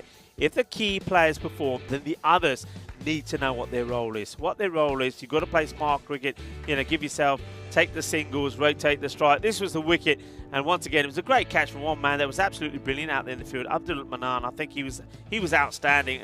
And just look out for the catch that he took. I'm sure that sizzling catch will be on there at the end of the day highlights when they took on Cobra CC. But yeah, I think the Blizzards, the Blinder Blizzards, they will, I'm pretty sure we will see them win some matches. I know it didn't go their way here today when they lost 3 out of 3, but they showed promise. They played some good cricket at times. I think their bowling was good. Batting, though, is where they lack maybe a little bit of guidance and they lack a little bit of discipline. Get that discipline in there, play a bit of smart cricket, and they will win matches. Yeah, absolutely. They'll go back to the drawing board, and I'm sure they'll try find a way. And well, at the end of the day, we have to say well done to the Royal Tigers. After an early loss, they came back. They won the game 2 for them. They've won game 3 for them. So congratulations to them. Let's have a quick look at the scorecard, shall we? Yeah, I don't have the scorecard. Yeah, it is up there. I thought maybe it may not be because they're working on it. But anyway, yeah, look, it tells you a story, wasn't it? Mars Barji, what a day that he's had today. He's been scoring runs for fun. He scored a 28 in the first match. Then we saw him score 61. And then in this one, 76. So he has been a highlight. And I think he's going out there and he's batted really well. And there probably were a few doubters, Corey, out there that probably thought, I don't know. Well, I tell you what, he silenced those doubters. And I know there's probably 1 or 2 people that were wondering whether we'll see him playing for the national team for Hungary. Well, he's shown the selectors that he's got what it takes to play this format. So he's done wonderfully well. I think he led the team well as well. He knows that the Blinded Blizzards, they're a team that are probably not going to be contesting for the silverware here. But at the same time, I think he knows that they're a team that they will improve, they will get better. The bowling figures there, it was good to see Zishan just giving some others an opportunity. He still gave himself 1 over, and that's all he needed to pick up 3 wickets. 2 wickets there from Abhitash Prashar as well. But I'm pleased to see someone like Abdul Basit coming on to bowl and pick up 2 wickets as well. They do actually bowl the Blinder Blizzards out for 104 with the ball to go. That is your match summary. So congratulations to the Royal Tigers. I just get the feeling the likes of the Royal Tigers, they're the reigning champion. They'd be expected to be right up there on finals day again. Remember, only the top 4 make finals day. I think for them personally, losing the first match probably a good thing. Yeah, maybe. Maybe it was a little kick up that they needed. But overall, we've seen some very talented cricket. And actually, it is probably going to be a high-scoring tournament. It seems like in Hungary, there's a definite ability to hit the long ball. Yeah, they hit the ball well. They hit it clean. They hit it sweet. And we saw that again. Probably not going to see too many boundaries in fours in certain parts of the ground. I think that's why good batters, are getting the early route and they're hitting the ball big. It's been a great day. It's been great to be reunited with you. Lovely to have you in the box, and looking forward to the rest of this week as well. But it's an opportunity to say thank you really on behalf of us to the Federation of Hungarian Cricket. They've been absolutely brilliant. Thank you for their hospitality. Also, thank you very much, of course, to the Blue Crew. They're always absolutely fantastic. They do a great job. And look, it's not easy. We always talk about the umpires, don't we? Never forget about the scorers as well. And speaking of umpires, I think the match officials, I like the way that they worked today. It was all about teamwork. It's not just teamwork from the players, teamwork from the match officials as well. They were outstanding. And of course, you've got to give a shout out to Spring Productions, because I think their work is extraordinary. And that, of course, is Andis to Karina. And also to a new guy on the block. I've never seen him before. And that, of course, is Igas. So well done to Igas as well. And he was up in the tower. Up in the tower in that heat, it ain't easy. No, it's not easy. So well done to everyone on the ground. And Rico, you need to wind this up because I'm ready for bed. I know you're ready for bed. So before we go, before we say goodbye, look, our fans, we got to say a big thank you to our fans and everybody on the chat. You guys have been absolutely fantastic. We know we are blessed with the best audience in any form of sport and cricket. Thank you all very much for watching. And, well, until tomorrow, we're going to say bye-bye. Look out for the highlights. Enjoy them. Esta mañana. Be good. Be happy. See you tomorrow. Adios.